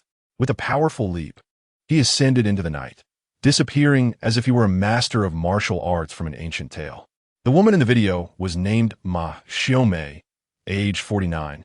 currently serving as a group leader at the Dafeng Machinery Factory. Su Wei turned to Ning Yuan to explain. Approximately 3 days prior, she had been intercepted and assaulted by this masked man on her way home from work each day. It made no difference whether she took a different route or had family members come to escort her. The outcome remained the same. Ma Xiaomei claimed she did not know this individual and had no grievances with anyone. The man attacked her without uttering a word, seemingly motivated solely by the desire to inflict harm. Moreover, each of his strikes was executed with precision, never impairing her ability to return to work the following day. Later, she reported the incident to the police, who could only retrieve this single piece of footage from the surveillance cameras. The others along the route where Ma Xiaomei was attacked had been destroyed. Su Wei put away her phone and gazed at Ning Yuan, continuing to speak softly. It is currently established that the man wearing the cow-faced mask is likely a civilian extraordinary individual. He is quite cautious, leaving no trace of information about himself, indicating a strong awareness of counter-surveillance. Given that he has already harmed an ordinary person, he poses a significant potential threat. Therefore, the headquarters hopes that you, responsible for the Great Zhou City, can take action to capture him. If necessary, you may also eliminate him. Ning Yuan silently observed the video, while Su Wei quietly watched him, awaiting his response. Extraordinary individuals can naturally refuse missions assigned by the headquarters. It can be said that there are no restrictions on joining the official extraordinary ranks, as long as one does not disrupt or endanger society. One can collect a monthly salary and live idly without any contribution. Of course, while the headquarters cannot compel extraordinary individuals to fulfill assigned tasks, they can entice them. Thus, contribution points have emerged, with countless extraordinary individuals in the past trading their efforts for spiritual objects and artifacts from the headquarters to enhance their contribution points without complaint. Chapter 23. Spiritual objects and artifacts. Spiritual objects and artifacts cannot be created by human hands. They, like spirits, are products of the world's changes and the resurgence of spiritual energy, gifts from the heavens and earth. This individual appears quite formidable. What benefits can I gain from taking the risk to confront him? Ning Yuan inquired with an expressionless face. 30 contribution points. Su Wei gestured with 3 fingers. Contribution points serve multiple purposes. They will be linked to your status at the headquarters and assist in your future promotions and gains.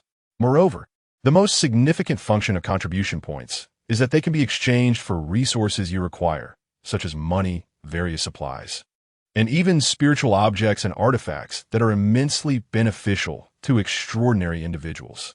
Spiritual objects are rare treasures of heaven and earth. Just as ordinary ginseng and various herbs can prolong life and enhance physical strength for common people, spiritual objects can bolster strength and improve vitality for extraordinary individuals. These include precious medicines that have grown for many years, infused with special effects and spiritual energy. As for artifacts, as the name suggests, they are objects with extraordinary capabilities. These items were once mundane, buried deep underground, or discarded. But due to the passage of time and various circumstances, some have undergone changes and developed unimaginable powers. Artifacts come in myriad forms, from ancient bronze vessels, swords, and axes to contemporary items such as guns, daggers, scissors, mirrors, and cleavers. To summarize simply, in gaming terms, spiritual objects are akin to healing potions, while artifacts are akin to tools. Both spiritual objects and artifacts are rare treasures that are hard to come by, each one being a national treasure. At this point, Su Wei's face displayed a look of yearning. The effects of spiritual objects and artifacts filled her with admiration. She had even heard rumors of certain artifact abroad that could bestow eternal youth upon its bearer. However, the prerequisite for utilizing artifacts and spiritual objects is that one must be an extraordinary individual. For the average person who does not aspire to become extraordinary. However, the path to achieving such transcendence is fraught with formidable challenges. Beyond the necessity of fortuitously obtaining a spiritual seed, one must also risk life and limb to assimilate it. It is crucial to understand that unlike tangible spiritual artifacts, the spiritual seed is elusive and cannot be traced. Presently, there are only 2 means to acquire a spiritual seed. The first is for a fated individual to obtain it through destiny, while the second involves a fortunate bearer who, instead of integrating the seed, chooses to sell it. Are there truly fools who would forfeit their chance at the extraordinary? Certainly. There have been instances reported overseas in recent years regarding the sale of spiritual seeds. Though these revelations were swiftly suppressed, who can truly discern the underlying truths of such matters? After elucidating the significance of contribution value, Sue awaited Ning Yuan's response in silence. On the surface, Ning Yuan appeared to contemplate, yet internally he shook his head. Unbeknownst to Sue Wei, the paramount utility of contribution value is not merely for exchange, but serves as a clandestine metric for evaluating the character of extraordinary individuals by the upper echelons. In other words, those extraordinary individuals with greater contribution values in the early stages are more likely to be valued and nurtured by the elite. After all, who does not appreciate a responsible, extraordinary being? After a brief silence, Ning Yuan rose and addressed Sue Wei, requesting her to send him the address, assuring her that he would handle the matter. Having spoken, he departed the CAF without a backward glance, leaving Sue Wei to watch his retreating figure in solitude. Every afternoon, Ning Xiaoluo enjoys a 2-hour respite, during which she never orders takeout, but instead returns home to prepare her own meals. In their shared living space, Ning Yuan set 2 bowls of noodles on the dining table. Although he had no need for sustenance, during his time living with Ning Xiaoluo, he maintained a routine of 3 meals a day, akin to an ordinary person. As was her custom, Ning Xiaoluo transferred her fried egg from her bowl to Ning Yuan's. They conversed casually while dining, with Ning Yuan listening to her recount trivialities and gossip from her workplace, occasionally chiming in. Ding dong. At that moment, the sound of a message notification emanated from Ning Yuan's phone, which he had placed on the table. Ning Xiaoluo instinctively glanced over to see Sue Wei's name flashing on the screen. Another notification chimed, indicating that Sue Wei had sent a location. Noting this, Ning Xiaoluo glanced at Ning Yuan, who merely glanced at the screen before disregarding it, prompting her to inquire, "Is that your classmate?" "No," he replied. "Oh, does she need something from you?" "Sort of," he acknowledged. Upon hearing this, Ning Xiaoluo idly stirred her noodles, then, finding little interest, set her chopsticks down and moved to the sofa to turn on the television. "Xiaoluo," he called. "Yes," she responded, turning her head toward him. "How about we find a new place? I have a classmate whose family is in real estate. This place is too small and a bit run down. We should purchase a larger home." Ning Xiaoluo paused, momentarily taken aback, before breaking into a chuckle. Sure, how big do you want it? We can save up to buy it." Ning Yuan pondered for a moment, recalling the home he and Ning Xiaoluo had occupied after he became extraordinary in his previous life. Considering the passage of time, that residence should have been completed by now, Xinghu Huapan, in the renowned scenic villa district of Dazhou City. He once strolled through this area with Ning Xiaoluo during a past life when he was an ordinary individual. At that time, Ning Xiaoluo had smiled and remarked that living here would undoubtedly bring joy. Later, as Ning Yuan transcended into an extraordinary being, a villa that ordinary people could only dream of acquiring was presented to him as a gift. Their lives improved significantly. Ning Xiaoluo no longer needed to work and had an abundance of wealth at her disposal. Yet, during that period, was she truly happy? Ning Yuan recalled that her smiles became increasingly rare, replaced by a visage of sorrow and worry. He understood that her concerns stemmed from a fear of becoming like those extraordinary beings, facing an abrupt demise and returning to Xinghu Huapan. Ning Yuan gazed silently at the opulently decorated sales office ahead. It was evident that Xinghu Huapan had recently opened for business, as he could faintly see workers planting greenery within. He retrieved his phone and opened a message Sue Wei had sent him earlier that afternoon. "Ning Yuan, tonight at 9 o'clock, Ma Xiaomei will be heading home alone. I've sent you the address. Should you need any assistance, do not hesitate to ask." Ning Yuan promptly dialed Sue Wei's number. The phone rang once before it was answered, and Sue Wei's voice came through. "Ning Yuan, is there something you need me to do?" "Ning Yuan, assistance isn't necessary. I can manage this evening on my own," he replied. "The reason I called is regarding another matter." The line fell silent, and he could faintly hear Sue Wei's slightly anxious breathing on the other end. "Could you lend me some money?" Chapter 24. borrowing money as Ning Yuan's words settled. There was a silence of half a minute from the other end of the line. Borrow? Money? Su Wei thought she had misheard and sought confirmation. Yes, I need to borrow some money, Ning Yuan reiterated. Oh, all right. How much do you need? Su Wei responded without hesitation, her tone noticeably lighter. Although she was puzzled as to why an extraordinary being would seek a loan from her, any rational person would agree, especially someone as astute as Su Wei. After all, the goodwill of an extraordinary being is not easily exchanged for mere currency. How much? Ning Yuan pondered for a moment. In his previous life, the villa in Xinghu Huapan had been gifted to him, and thus he had no knowledge of its price.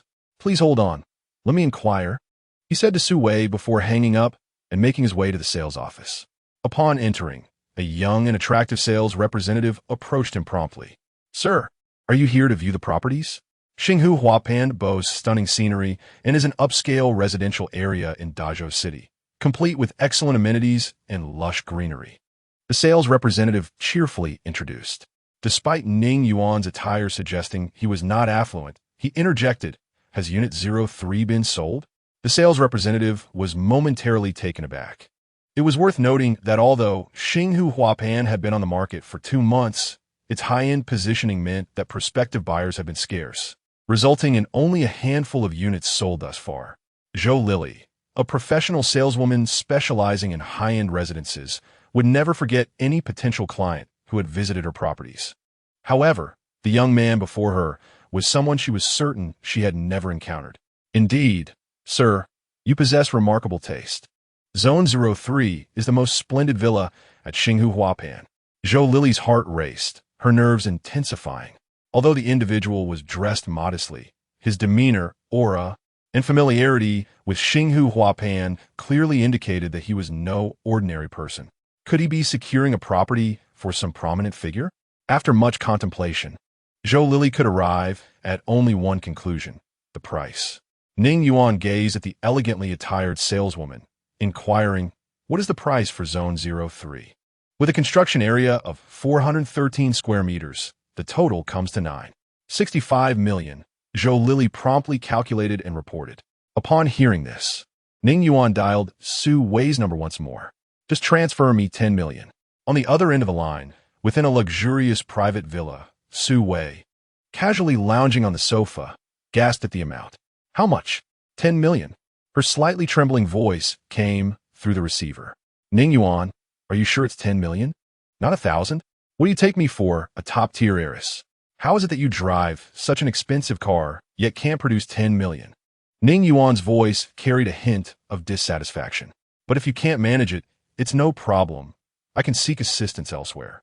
What would a penniless boy like you need with such an immense sum? Su Wei clenched her phone, engulfed in a tumult of conflicting thoughts. She realized that she could not muster 10 million on her own, but her family could easily provide it. The crux of the matter was whether it was worthwhile to flatter a future extraordinary individual whose achievements remained uncertain. While she understood Ning Yuan, it was the Ning Yuan before he became extraordinary that she knew. This 10 million, ostensibly alone, raised the question of whether Ning Yuan, as an extraordinary being, would ever repay it. In other words, if he defaulted, what could she do? Yet, what if she chose not to lend? Clearly, that would further strain their already tenuous relationship. Moreover, if she refused, there would undoubtedly be affluent individuals willing to lend, especially in an anticipated tumultuous future where the significance of extraordinary beings was undeniable. Ning Yuan, give me a few minutes. I need to think of a way to gather the funds. Su Wei replied ambiguously before ending the call. She needed to inform her family of the situation, as she could only rely on them for such a substantial amount. If they were unwilling to provide the funds, Su Wei could easily concoct an excuse for not meeting Ning Yuan's request. Inside the sales office, Ning Yuan smirked disdainfully at his phone screen, fully aware of Su Wei's calculations in her mind. Zhou Lily watched this exchange in astonishment, clearly impacted by Ning Yuan's audacious request for a 10 million transfer. Did I mishear that? She wondered. Inside Su Wei's private villa. Father. The situation is as follows. Su Wei is pacing back and forth in the living room while engaged in a phone call. I will transfer the money to you right away. A composed voice belonging to a middle-aged man can be heard from the other end. But this is 10 million. Are we truly just giving it away? Su Wei is not surprised by her father's decision, but is somewhat astonished that he made such a resolute choice without any deliberation. This amount of money is insignificant. Wei, I have received some whispers indicating that news from above cannot be concealed any longer.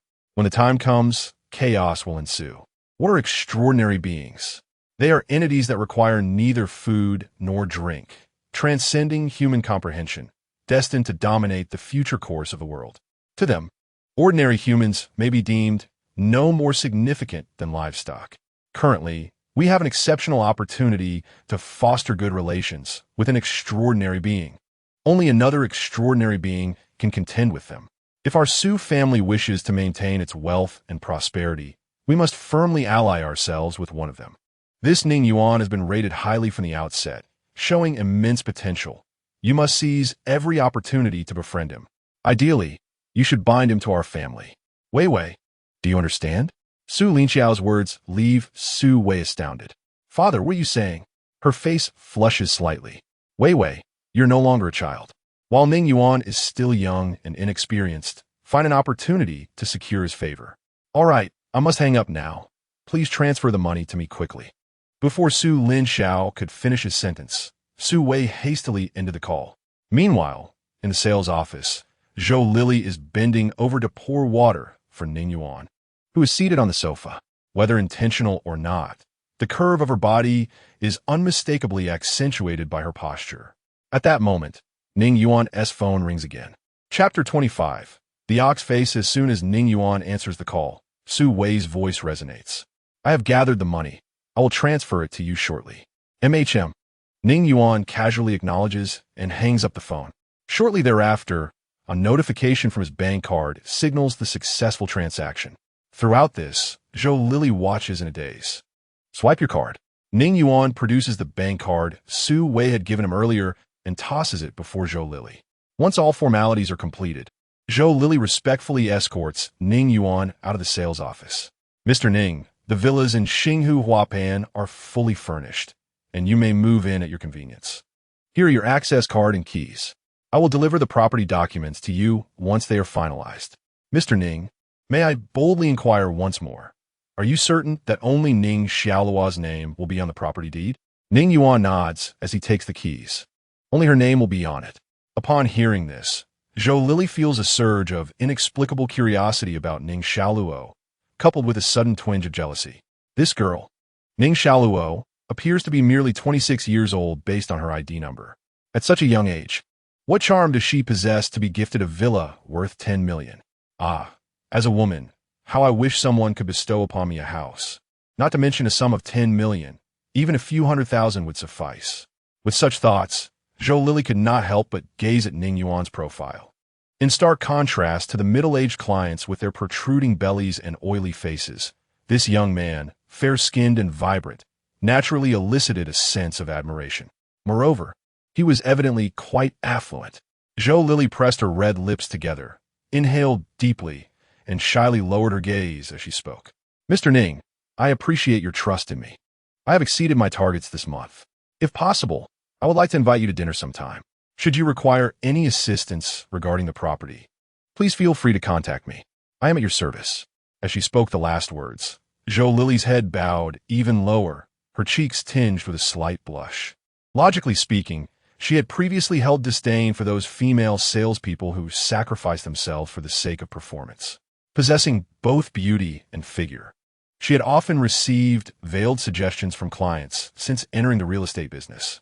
Yet, upon witnessing the stark disparities between individuals, particularly when she first encountered a man who would gift his partner a villa worth 10 million, she found herself empathizing with those women. After all, a momentary sacrifice pales in comparison to a lifetime of happiness.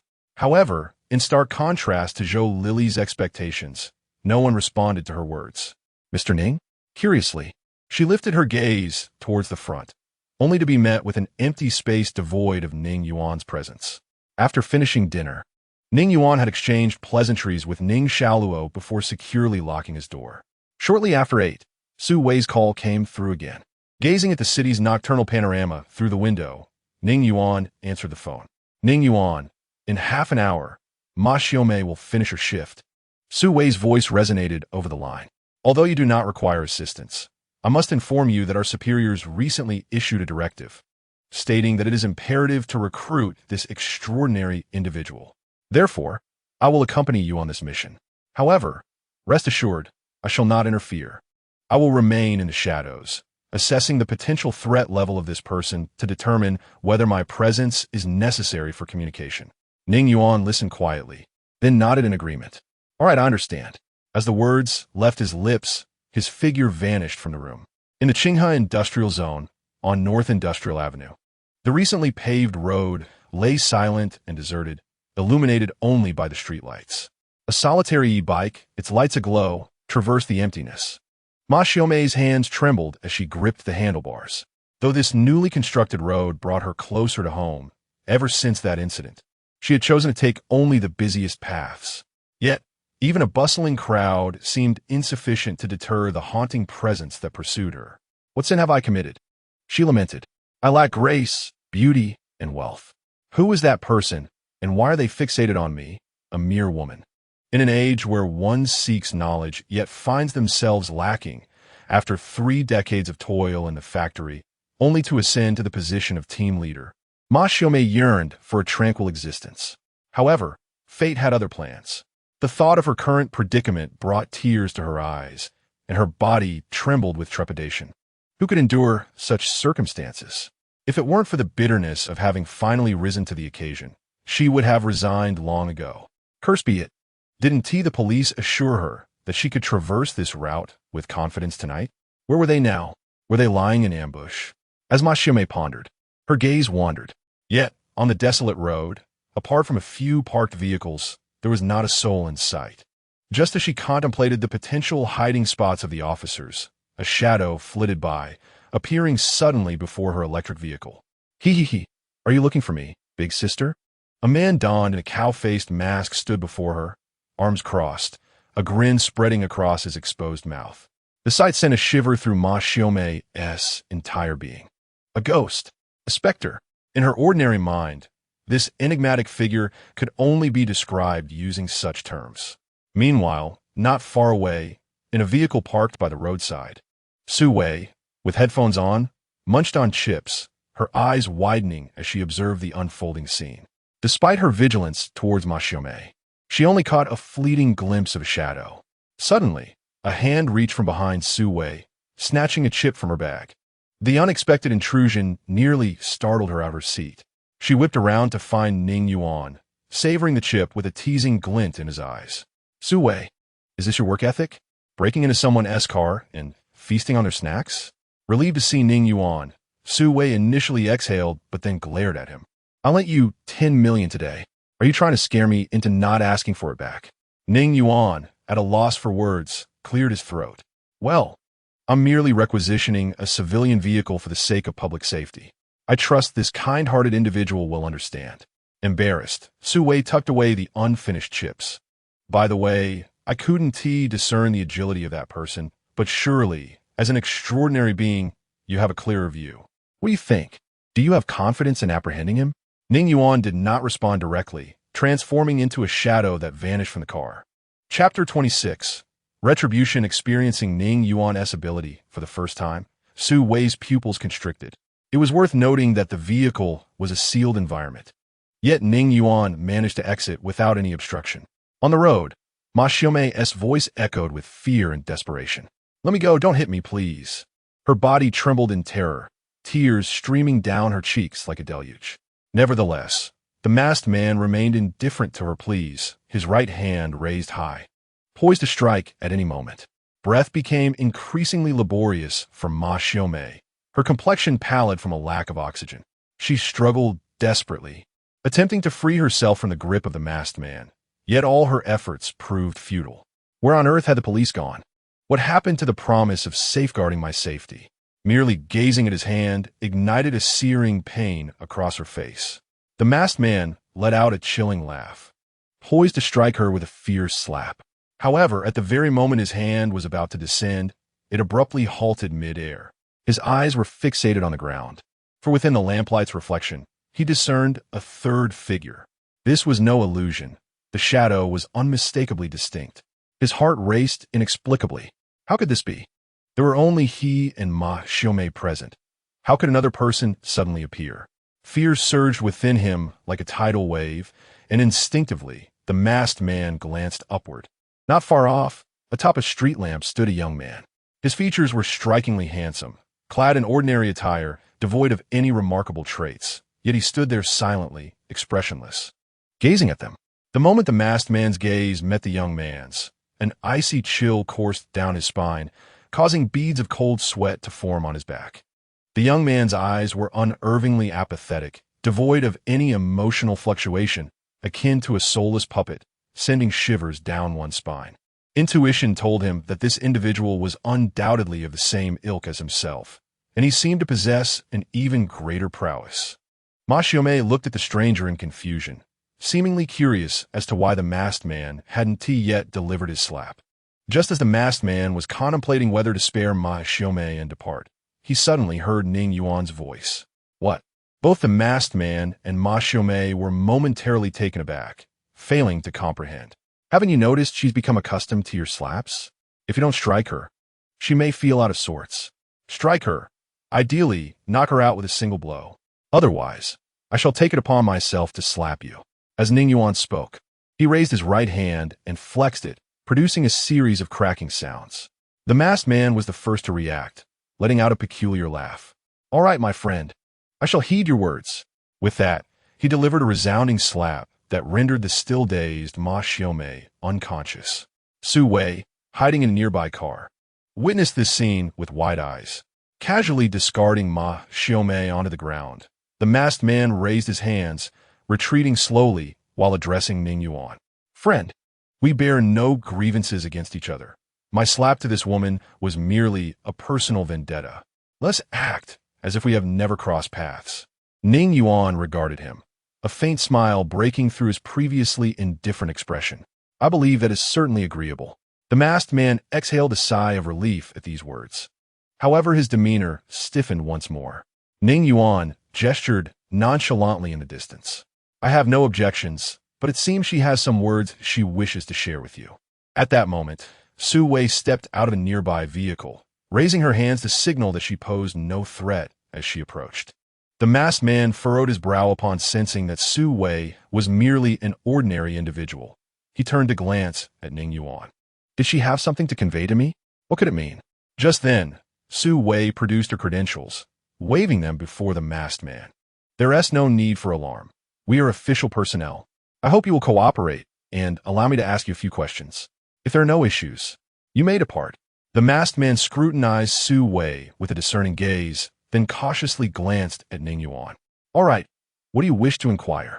After weighing his options, the masked man consented to Su Wei's request. Ning Yuan, standing beneath the streetlight, narrowed his eyes slightly, observing the masked man with keen interest.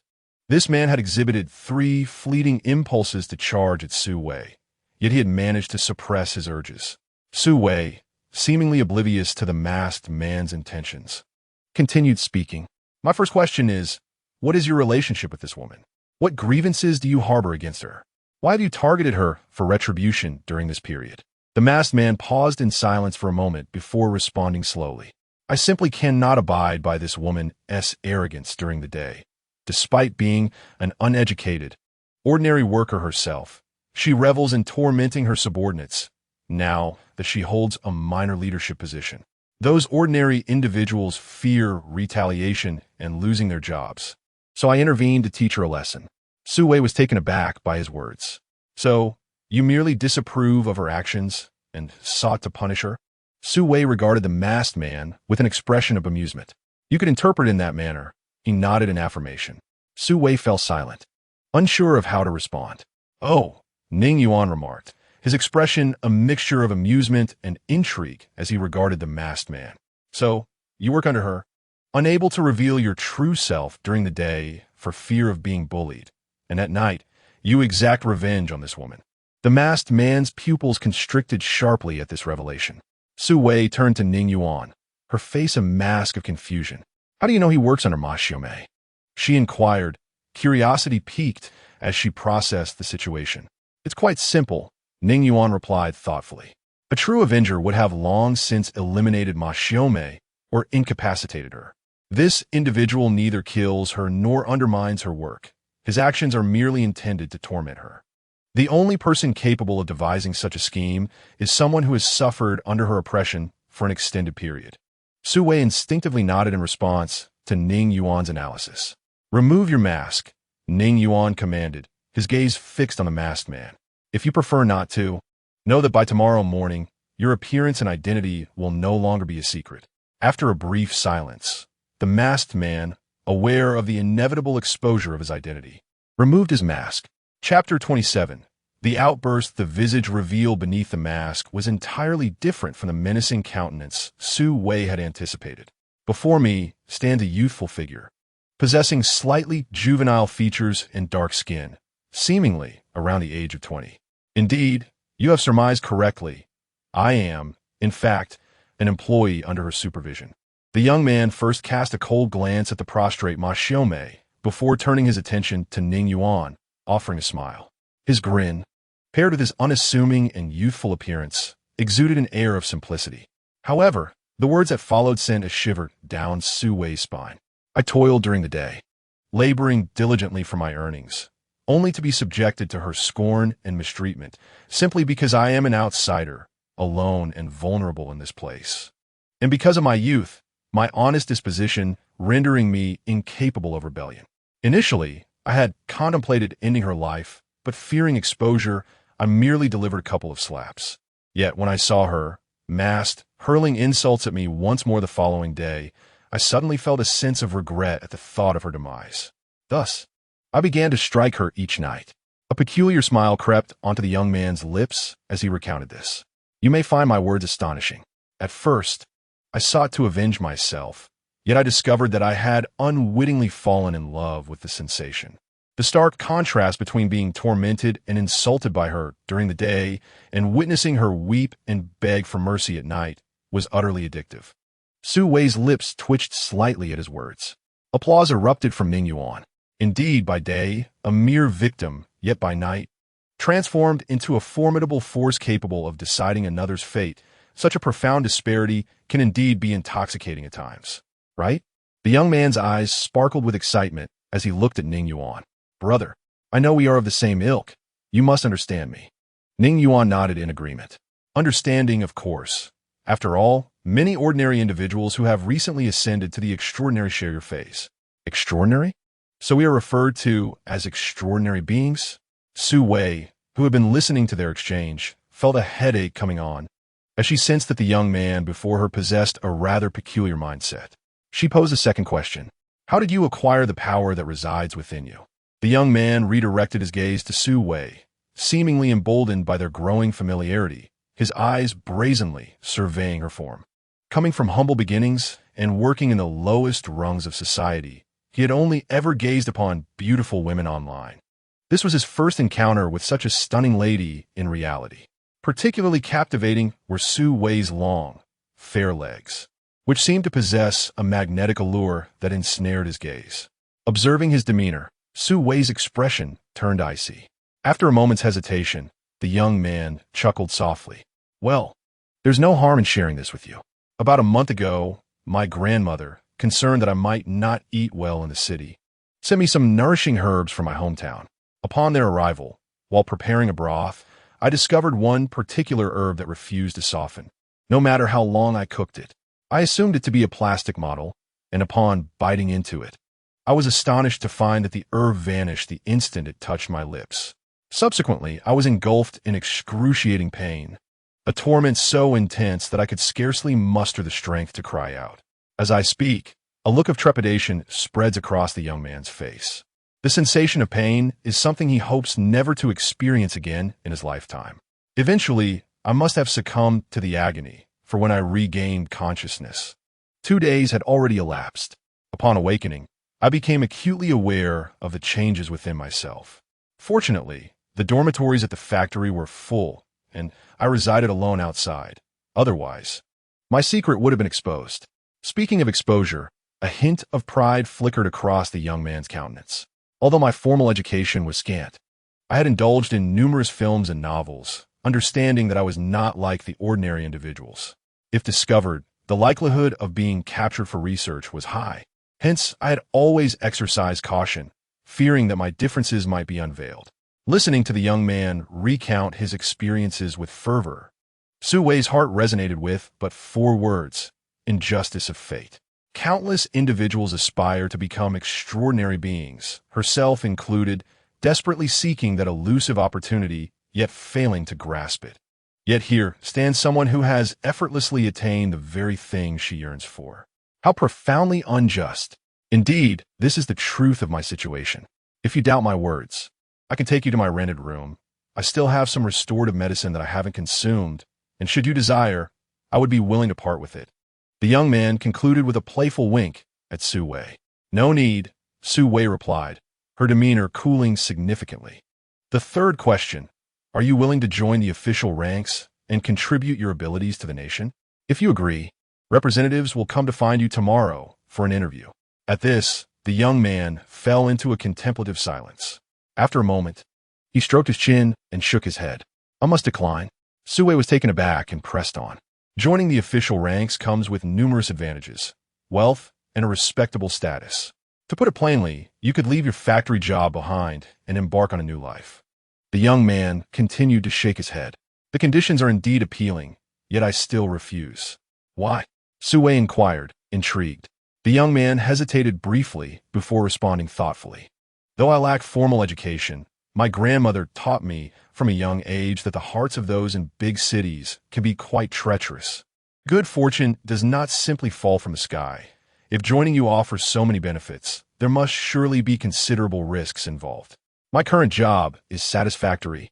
I can save around 4,000 yuan a month, which suffices for my needs. At this, Su Wei fell silent, pondering whether this young man was wise or foolish. How delightfully content, she mused, observing that beneath his seemingly simple exterior lay a keen intellect. From a streetlight, Ning Yuan's voice pierced the air. Su Wei glanced at him, then at the woman lying on the ground, before turning back to the young man with a furrowed brow. Your refusal to join the official ranks is noted. However, due to your actions that have endangered ordinary people, tomorrow, someone will escort you to the headquarters for a period of training. The young man frowned. So what you're implying is that whether I join you or not, I must still visit this so-called headquarters? Su Wei nodded. Precisely. After all, before she could finish her sentence, the young man suddenly surged forward, his body propelling like a bullet towards Su Wei in an instant. A hand was merely a few centimeters away from Su Wei's face. She could even discern the dirt lodged beneath the young man's fingernails and the faint, acrid scent of rust emanating from his hand wafted toward her. Chapter 28. Black and white, the creaking sound of bones grinding together echoed in the air. The youth was tantalizingly close to seizing the woman before him, yet that slender distance transformed into an insurmountable chasm. Dark shadows seemed to coil around him, rendering him immobile despite his utmost efforts to break free. At that moment, Su Wei also regained her composure. Her legs felt somewhat weak as she took a few steps back to create distance between them. Her once fair and delicate visage had taken on a pallid hue due to the sudden shift in circumstances. Su Wei was perplexed. She could not fathom why he had suddenly resorted to violence. She had not uttered any offensive words nor issued any threats. She had merely requested that he attend a training session at headquarters. Every extraordinary individual located by the authorities was required to visit headquarters, regardless of their decision to join. The purpose was to register their information, gain a clear understanding of their abilities and their potential applications, all for the sake of societal stability and the safety of ordinary citizens, just as Ning Yuan had recently done upon joining headquarters. Even though Ning Yuan had harmed ordinary people, the headquarters, after reviewing his past actions and conducting various assessments, ultimately deemed him a good and upright person, appointing him as the leader of Dazhou City. This was sufficient evidence of the fairness and impartiality of the headquarters. Why? Su Wei demanded, drawing a handgun from her waist and aiming it at the young man. She sought to understand why he would resort to violence rather than comply with the request to go to headquarters. Why, you ask? The young man, having struggled in vain, fixed Su Wei with a sinister grin. You're still pretending. Do you think I'm a 3-year-old child?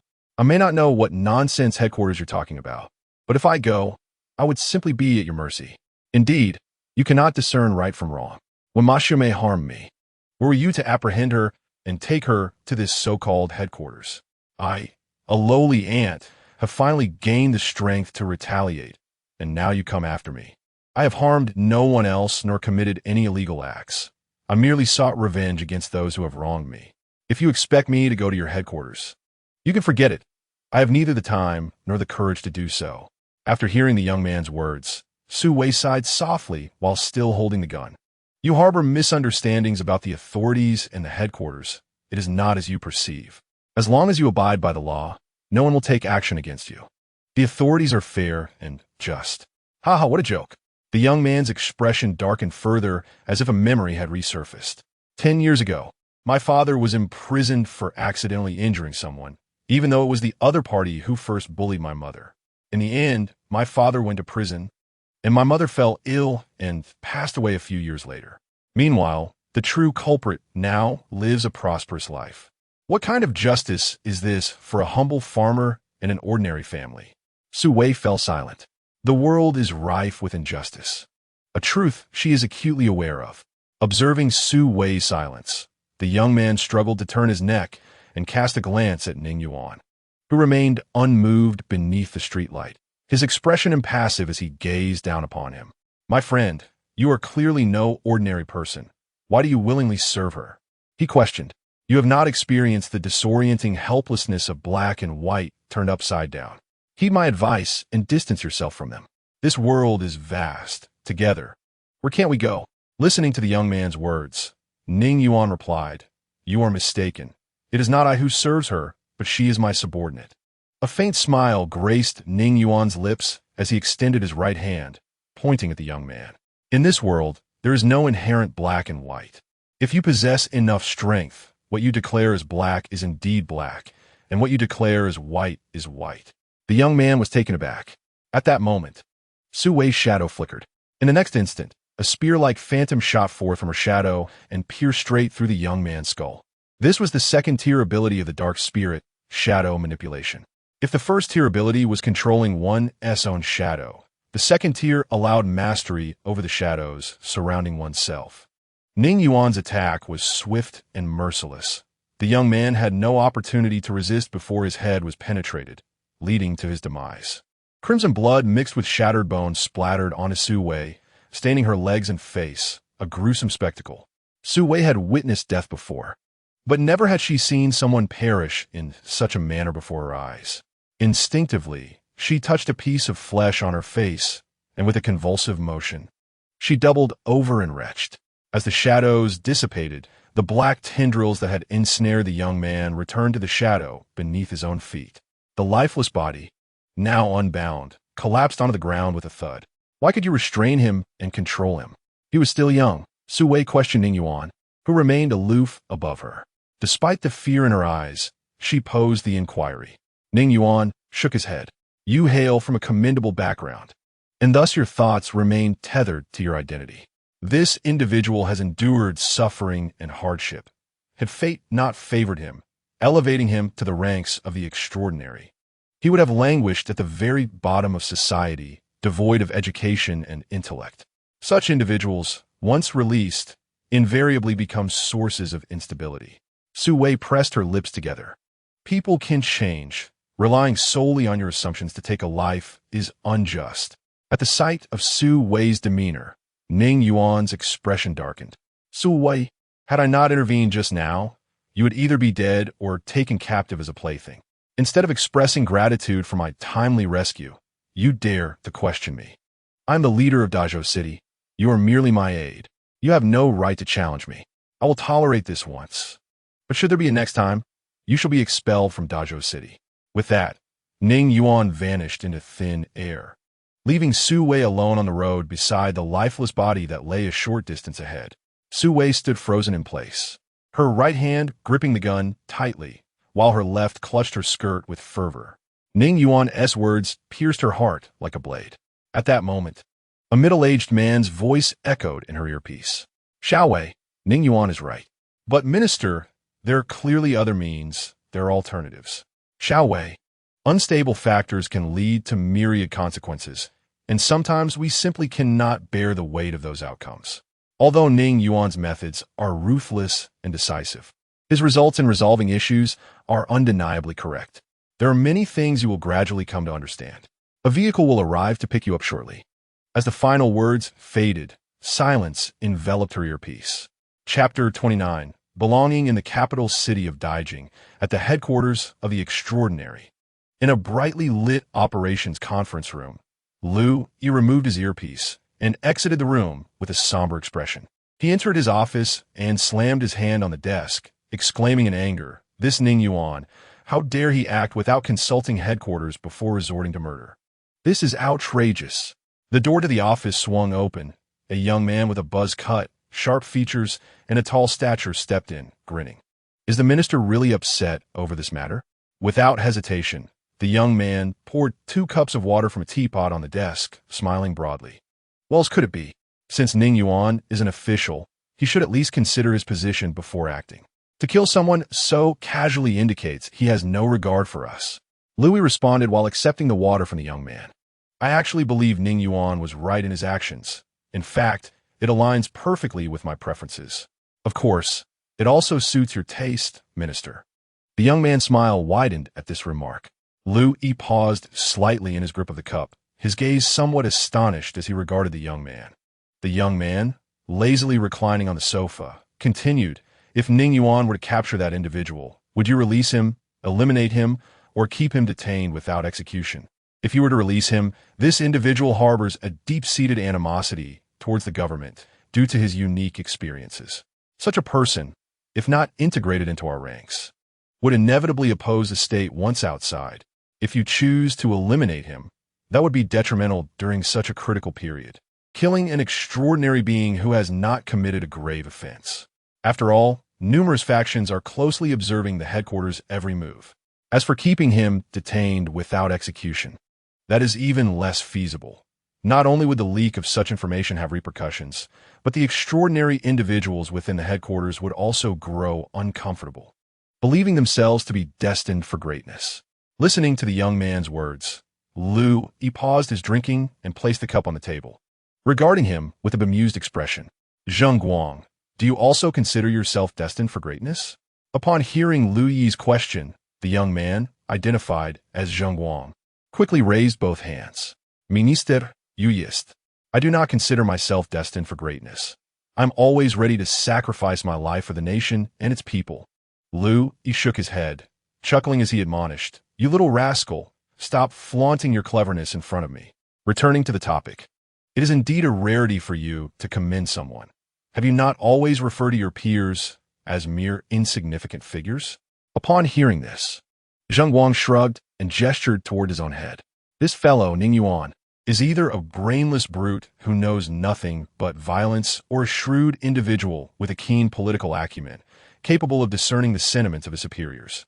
It is evident that Ning Yuan is not devoid of intellect." Lu Yi, seated on the sofa, pinched the bridge of his nose, which ached slightly. Indeed, he is a remarkably astute individual, a true talent. It is unfortunate, however, that his origins are rather humble. "Origins?" Zheng Guang furrowed his brow at Lu Yi's words. "What do you mean? I recall Ning Yuan's background. He hails from poverty, having lost both parents at a young age. What is wrong with that?" Sighing, Lu Yi turned to Zheng Guang. "Precisely because of his impoverished beginnings and lack of parental guidance. That is what renders it unfavorable." Noticing Zheng Guang's continued confusion, Lu Yi pressed on. "Let me ask you this. Throughout history, when a dynasty faced external threats and was obliterated, do you know why those within the royal family fought desperately to resist, while many who enjoyed the emperor's favor chose to surrender or rebel?" Upon hearing Lu Yi's blunt remarks, Zheng Guang suddenly grasped the implication.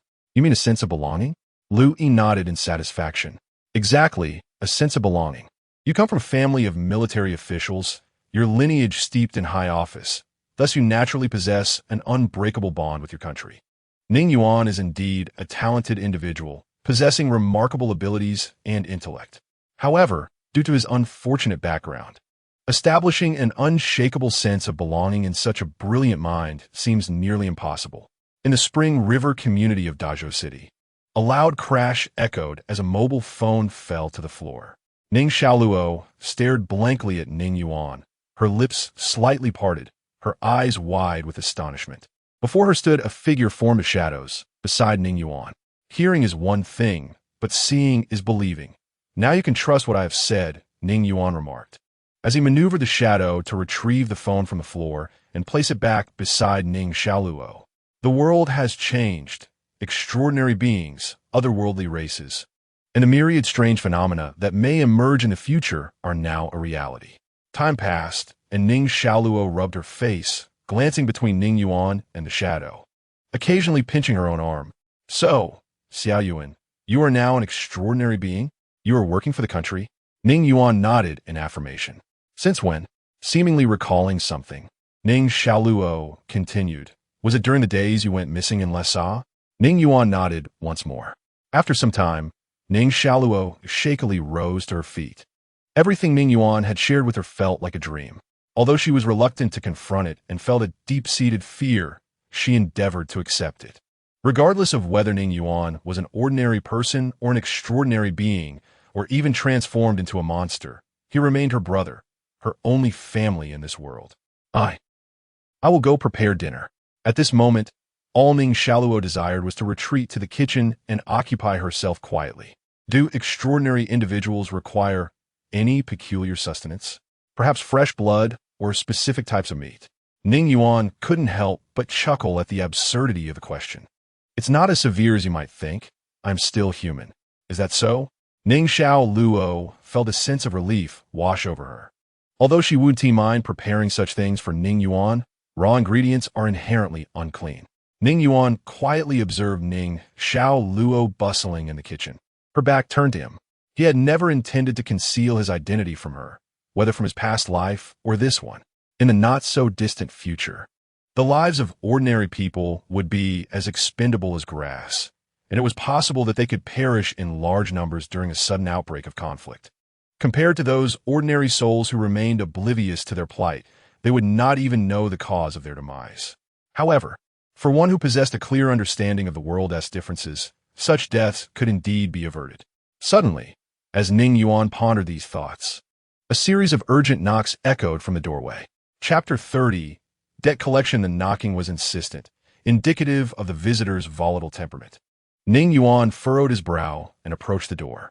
Upon opening it, he was met by the sight of a burly, bald man clad in a tank top. The man, wearing sunglasses, sneered upon seeing Ning Yuan. Hey, do you remember me? Have you forgotten something? Ning Yuan scrutinized the man before his gaze settled on the gleaming bald head. Oh, it's you. He nodded. What brings you here?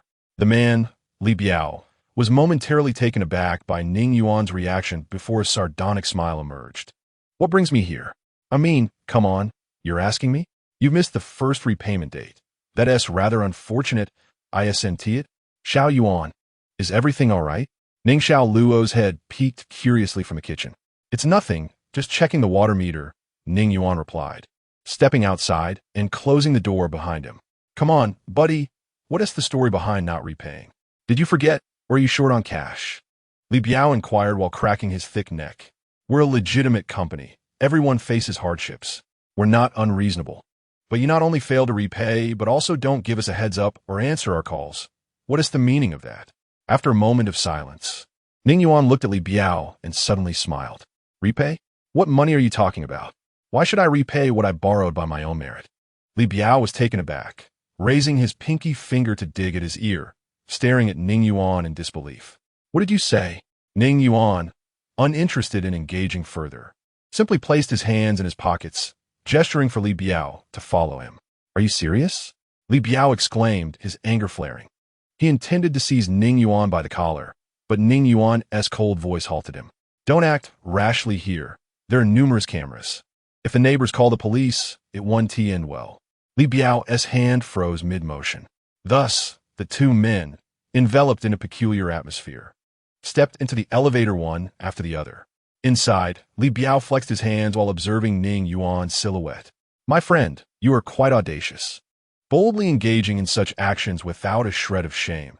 You are the first I have encountered. Do not think that after enduring a beating, You are absolved of your debts. I assure you, today as punishment is but a prelude. Tomorrow will not be so simple. Yet, in the face of his threats, Ning Yuan did not once glance back, treating him as if he were mere air. This infuriated Li Biao to no end. Pretend all you want. Soon I shall see how you maintain that facade. Thus, under Ning Yuan's lead, the two swiftly arrived at a secluded corner of the community park. Mere moments later, anguished cries erupted. Do you still want the money? Ning Yuan inquired, his foot pressing down upon Li Biao's face, nearly burying it in the earth, his expression devoid of emotion. At that moment, Li Biao lay on the ground, his right arm contorted and in agony, his body racked with spasms. And no, I don't want it, he stammered, his voice hoarse and indistinct. Each time he opened his mouth, he would taste the dirt, recalling the swift sequence of events. His heart was consumed by sheer terror. Just moments ago, he had been eager to swing his right arm at the young man before him, intending to show him what a heavy fist felt like. However, his opponent had merely turned, quickly and accurately grasping his hand. And then a searing pain surged through him as he watched his entire arm twisted like a pretzel. In that instant, Li Biao felt a horror more profound than any he had encountered in films. The excruciating pain drained him of all strength, leaving him sprawled on the ground like a defeated dog, nearly unconscious.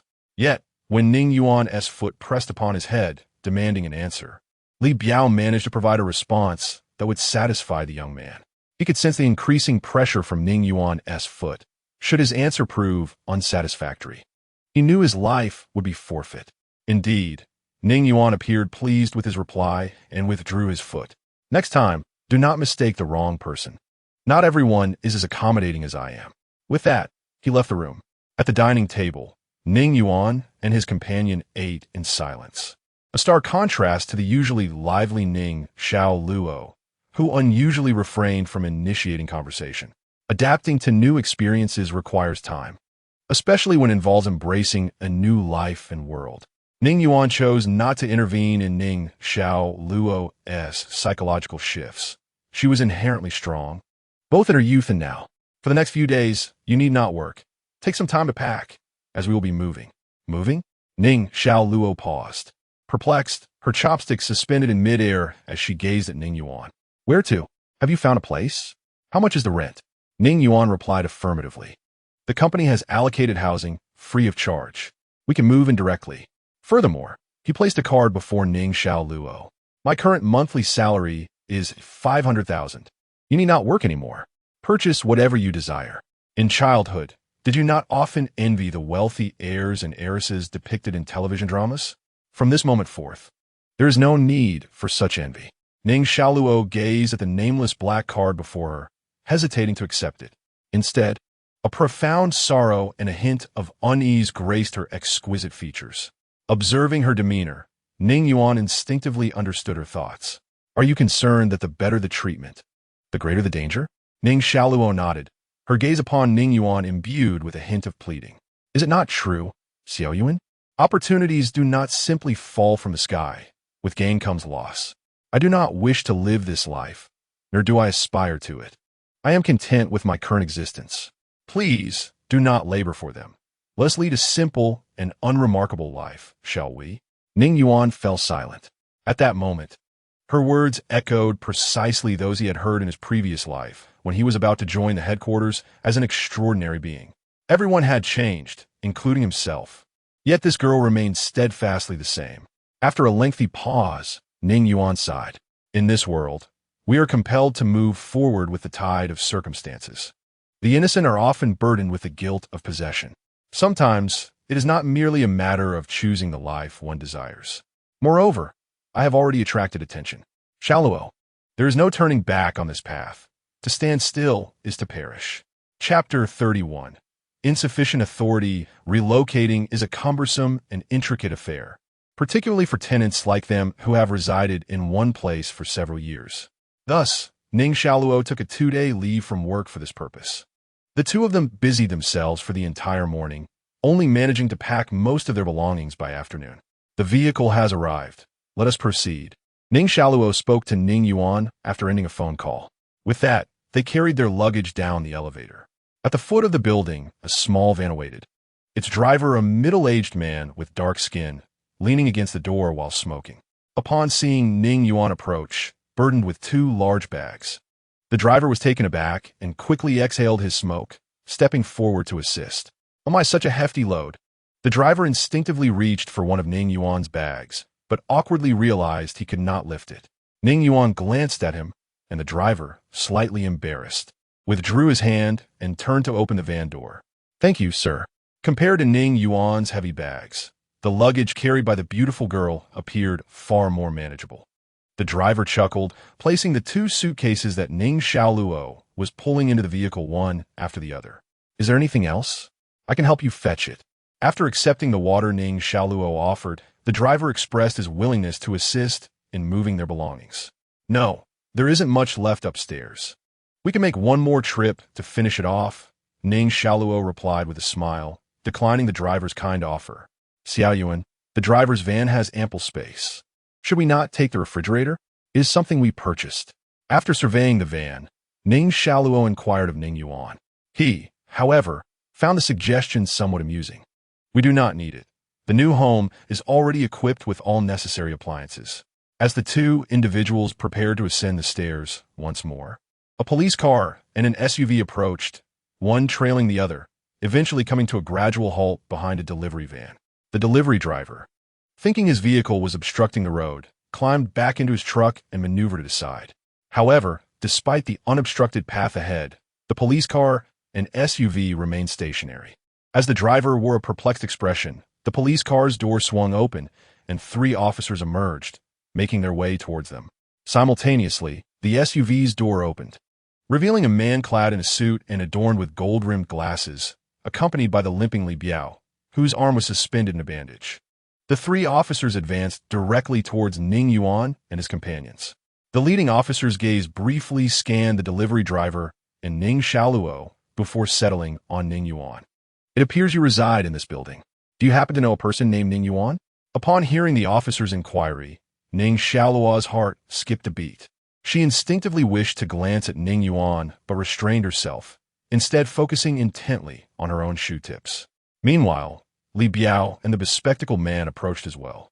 "I am Ning Yuan," Ning Yuan replied calmly, his gaze drifting past the officer to meet Li Biao's eyes. In that moment, Li Biao also recognized Ning Yuan, and their eyes locked. That single glance nearly caused Li Biao's spirit to flee.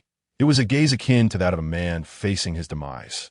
The 3 officers momentarily froze, clearly taken aback by how effortlessly they had located Ning Yuan.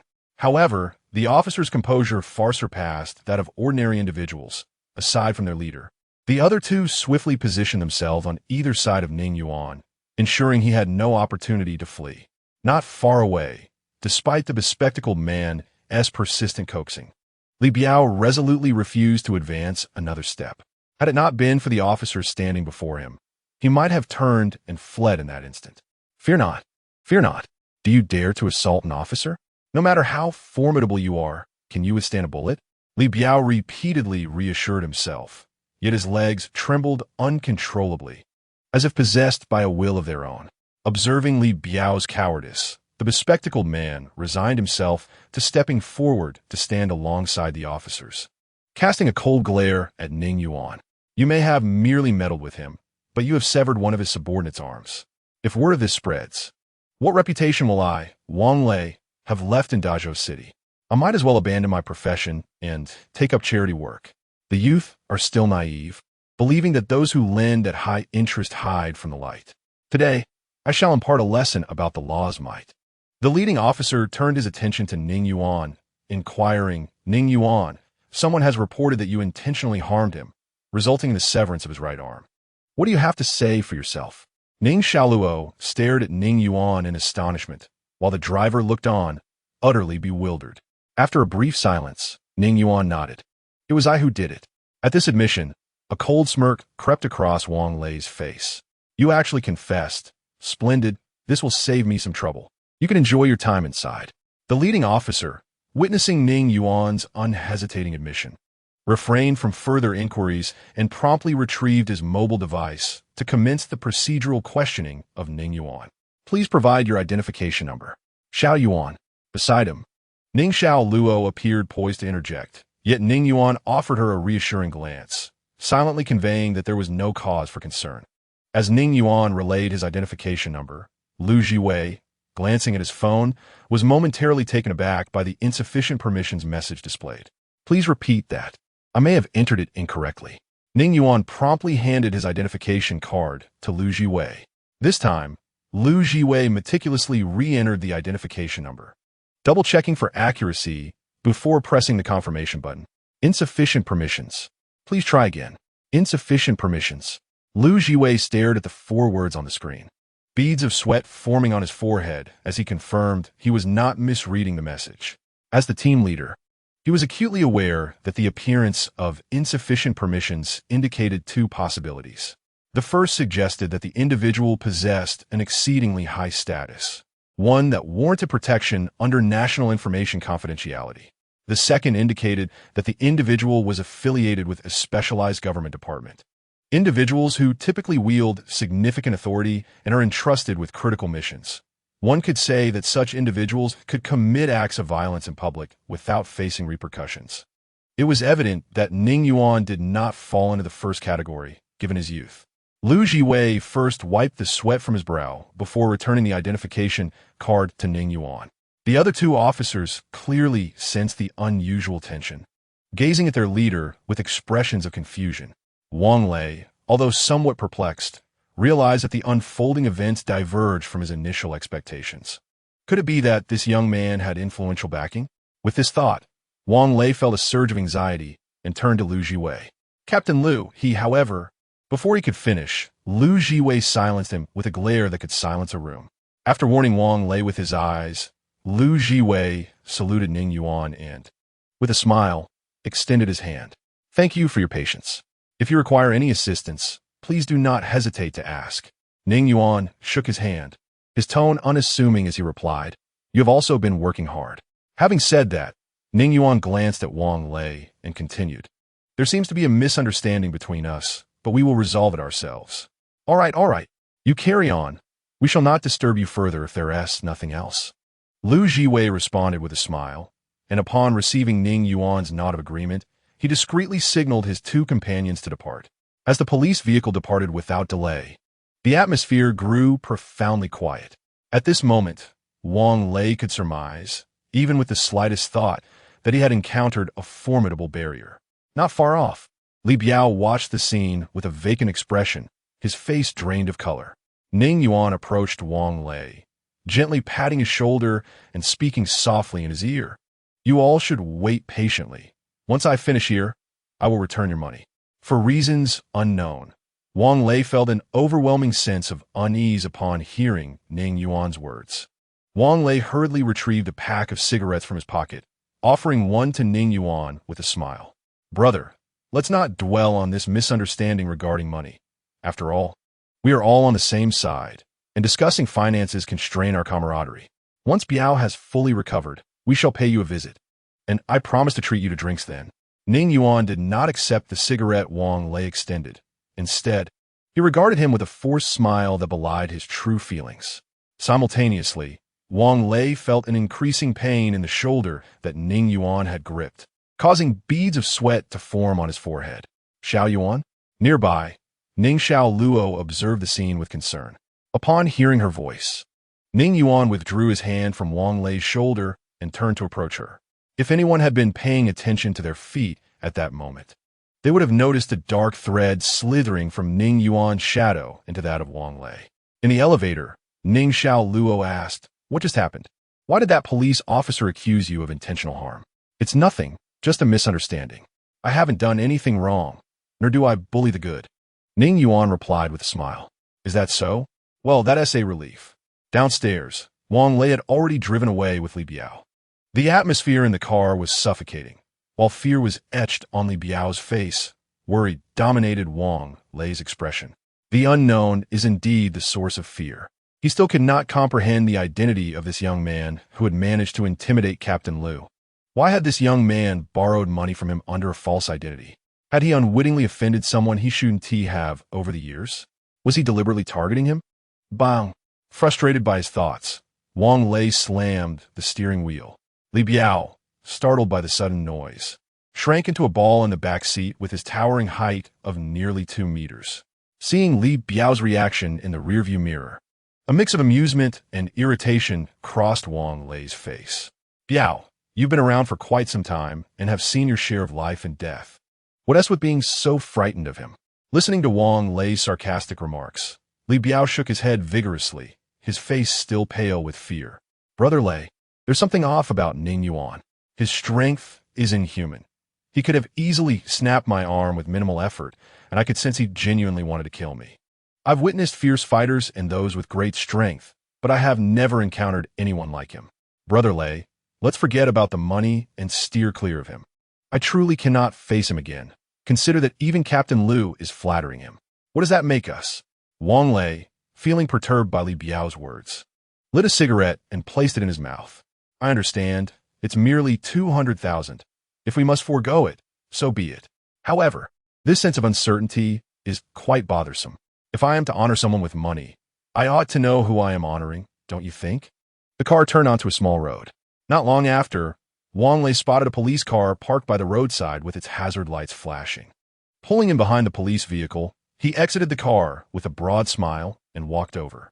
Lu Jiwei, seated in the driver's seat, noticed Wang Lei approaching and also got out of the vehicle. Lu Gu, Wang Lei greeted, maintaining his smile despite his inner dissatisfaction. However, to his astonishment, Lu Jiwei seized him by the collar, his face contorted with rage as he spoke. You truly have a knack for creating trouble for me. In a city of several million, how could you possibly offend such a person? Wang Lei was taken aback. It was his first time witnessing Lu Jiwei in such a state. Brother Lu, you misunderstand. I genuinely had no idea of his identity. Otherwise, even if you lent me 100 lives, I would not dare to cross him. Besides, he approached me for a loan. What was I supposed to do? In his final words, Wang Lei's tone was laden with despair. Borrow money from you? Lu Jiwei chuckled in disbelief. What are you? That he would seek a loan from you? 20,000? This individual's identity is so confidential that even my superior cannot access it. Moreover, after 3 attempts, he was warned by higher authorities. Do you really believe such a person would lack 20,000 or would come to you for it? Wing Lai listened, inadaze. You must have offended him in some way. Reflect carefully. Think it over, for he wouldn't have set a trap to trouble you without reason. Offend him? How could I have offended him? Wang Lei felt his strength waning. He mentally recounted all his unsavory deeds over the years, coercing vulnerable female college students, clandestine bribery, and driving several indebted individuals to their demise. The once impeccably dressed Wang Lei, adorned with gold-rimmed glasses, was now drenched in sweat and as pale as a ghost. I. His voice faltered. Brother Liu, I truly cannot recall where I might have offended him.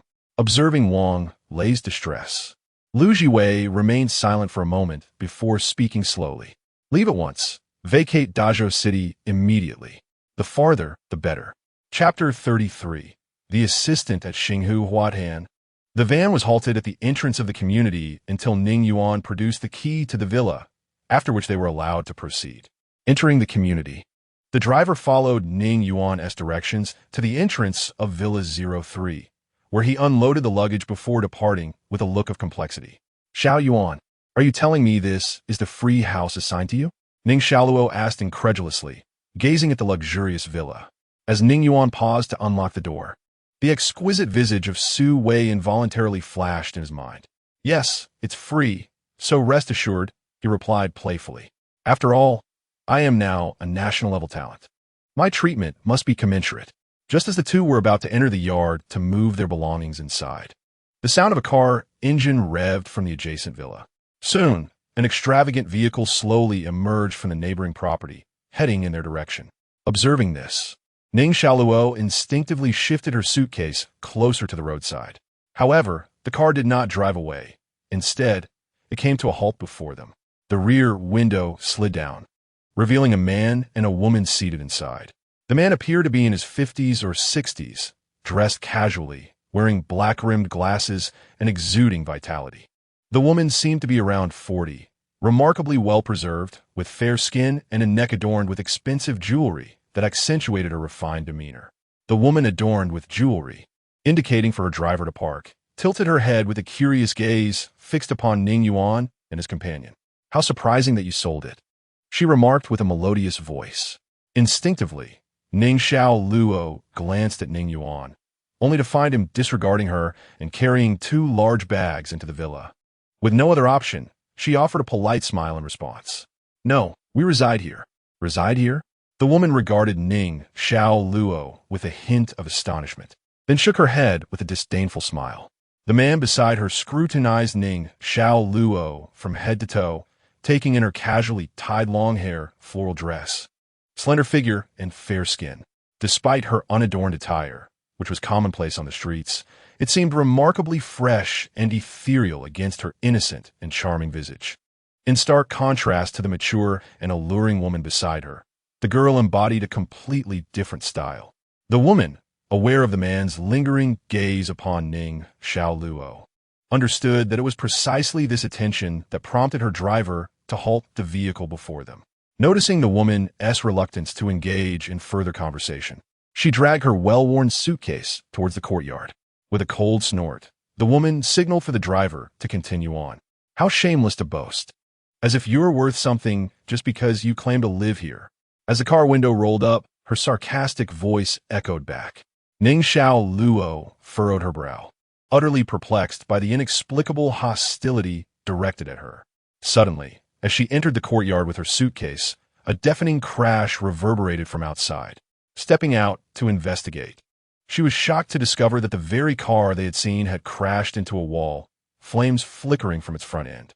Hesitating momentarily, she contemplated calling for help, but was swiftly grasped by Ning Yuan, who had appeared seemingly out of nowhere. "Do not meddle," he instructed, pulling her back into the courtyard and shutting the door behind them. Upon entering the living room, Ning Luo was instantly captivated by the arrangement of furnishings, momentarily casting aside the earlier incident to explore her new home. After familiarizing themselves with the villa's layout, they each tidied up a room on the first and second floors. Subsequently, Ning Yuan escorted Ning Luo outside to acclimate to their surroundings. Pushing open the courtyard gate, Ning Luo noticed that the car had vanished without a trace, leaving only a gaping hole in the wall. The two returned to the villa laden with bags by evening. After preparing a simple dinner, Ning Luo announced her intention to start work the following day. "You need not go to that job. I require your assistance here," Ning Yuan stated, placing his utensils down to regard her earnestly. Taken aback while clearing the table, Ning Luo asked, "Assistance with what?" Ning Yuan produced a card and placed it before her, continuing, "The resources and wealth that extraordinary individuals encounter are beyond the comprehension of ordinary people, and their time is predominantly devoted to cultivation and fulfilling tasks assigned by the headquarters. Thus, behind every extraordinary individual lies a dedicated personal assistant, tasked with managing their myriad assets and procuring a variety of items. Luo, as we are family, I trust no one but you. Hence, you're the only one capable of undertaking this responsibility." After a brief moment of contemplation, Ning Luo accepted the card with a nod. Time swiftly passed, and soon night descended.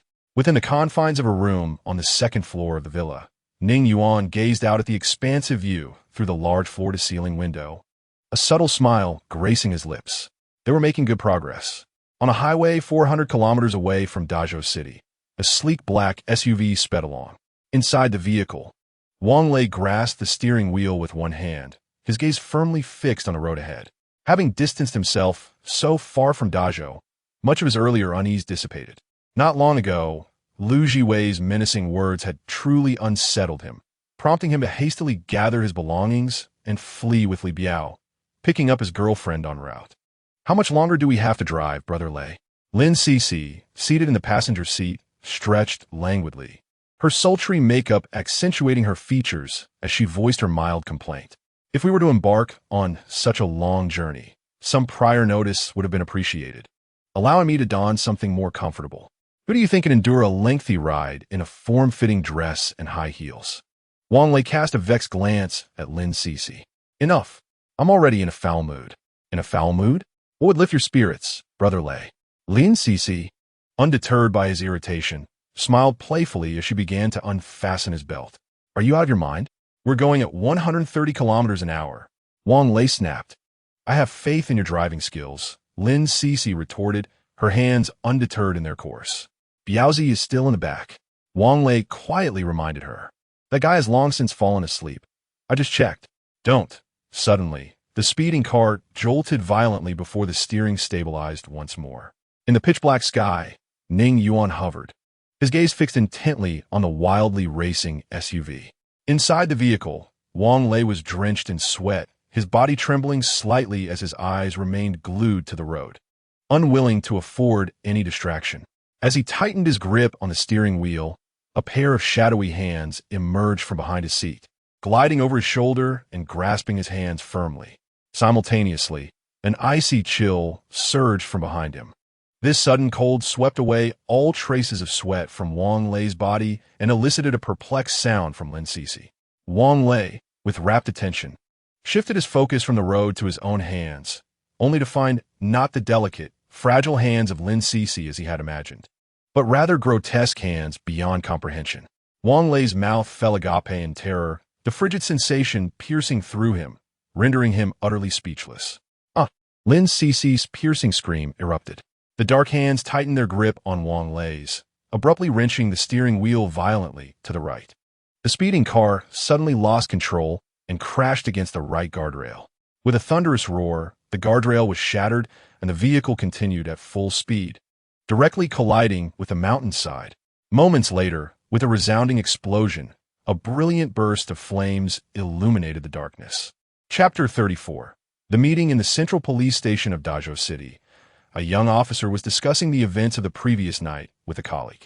Did you hear about the accident on Jiguang Expressway the night before last? It's not surprising to have accidents on the highway, casually replied a female officer who was having breakfast. Of course it's not ordinary. That's why I'm telling you, exclaimed the young officer, raising 3 fingers. My childhood friend, who is a firefighter, participated in the rescue operation that night. The car collided at a speed of 140 km/h, smashing through the guardrail and crashing into the mountainside. 3 people died on the spot, their bodies nearly charred by the flames. It was truly horrific. 3 fatalities? That is indeed tragic, someone sighed, expressing sorrow. Now, can you guess the cause of this accident? The young officer continued. Fatigue driving? The female officer replied. Shaking his head, the young officer cleared his throat and continued. The male driver was pinned against the steering wheel, his upper body twisted and broken. The female passenger was slumped over his legs, and the last body was in the back seat. My friend, being quite experienced in firefighting, immediately recognized the cause of the accident from the female body. A brief silence fell over the office. Ugh. The female officer spat and stood up to leave. TSK, TSK, TSK. The youth of today truly chase danger with reckless abandon, someone lamented, shaking their head. At that moment, Lu Jiwei entered the office with an unpleasant expression, holding some documents. What are you all discussing? Get back to work. Seeing him return, everyone promptly lowered their heads and resumed their tasks. Holding the investigation report regarding the deaths of Wang Lei and his companions from the night before, Lu Jiwei's mind conjured the image of Ning Yuan, and an inexplicable dread began to rise within him. Was it mere coincidence? As time flowed slowly, a month passed in the blink of an eye. During this period, Su Wei seemed to have vanished, not contacting Ning Yuan, and the authorities had not assigned him any tasks. The only reminder of his identity was the regular deposit of 50,000 yuan at the beginning of the month. In a picturesque park, Ning Xiaoluo was intently tending to the food on a small barbecue grill, while Ning Yuan lay on the carpet, eyes closed in restful slumber. A fleeting glance at Ning Yuan's profile brought a smile to Ning Xiaoluo's lips. It had been years since she had lived so carefree.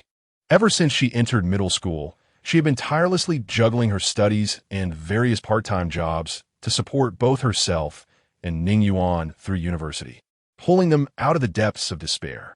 If it weren't for Ning Yuan suddenly becoming some extraordinary being, altering everything that existed, her subsequent life would have revolved around diligently working to earn money until she could afford a home and marry a wife for Ning Yuan. As Ning Xiaoluo's thoughts drifted, she felt her phone vibrate beside her. Glancing down, she picked up Ning Yuan's phone. The caller ID displayed only two characters, Sui. Sui. Ning Xiaoluo examined the name on the screen before looking at Ning Yuan. Seeing that he appeared to be still asleep, she hesitated for a moment before answering the call. Hello. A soft female voice startled Su Wei, who was driving. She scrutinized the screen to confirm it wasn't a misdial before speaking. Ning Xiaoluo. This time, it was Ning Xiaoluo who was taken aback. Yes, it's me. After a brief pause, she responded. Hello, Xiaoluo. Is Ning Yuan beside you? Please let him take the call. I need to discuss something urgent. He is asleep. Asleep?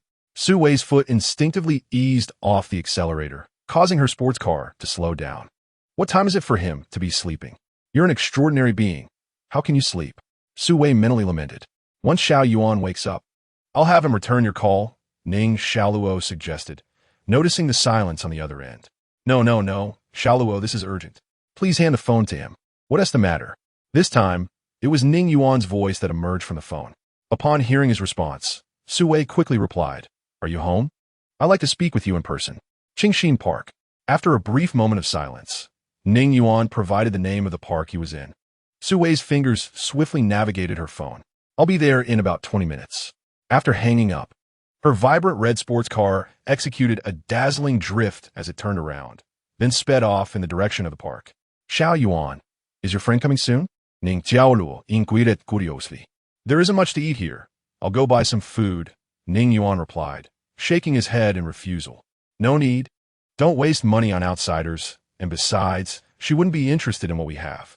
Seeing his resolve, Ning Xiaoluo relented. Little did she know how furious Su Wei would be upon hearing Ning Yuan's words, especially since she had recently lent him a staggering 10 million. Soon, a roaring sound echoed from afar, growing closer as a striking red sports car came to a halt outside the park. Su Wei, equally captivating, emerged from a vehicle and quickly spotted Ning Yuan and Ning Xiaoluo beneath a large tree. Waving her hand, she jogged over to them. Xiaoluo, it's a pleasure to meet you. I am Su Wei. Gazing at the enchanting Ning Xiaoluo, dressed in a flowing white gown with clear, bright eyes. Su Wei smiled as she extended her hand. Hello. Feeling slightly shy, Ning Xiaoluo shook hands with Su Wei, who exuded warmth and confidence, a stark contrast to Ning Xiaoluo, who resembled a delicate flower long hidden away. After greeting Ning Xiaoluo, Su Wei turned to Ning Yuan with a smile. She seemingly did not hold on to the unpleasantness that had transpired between her and Ning Yuan in the past.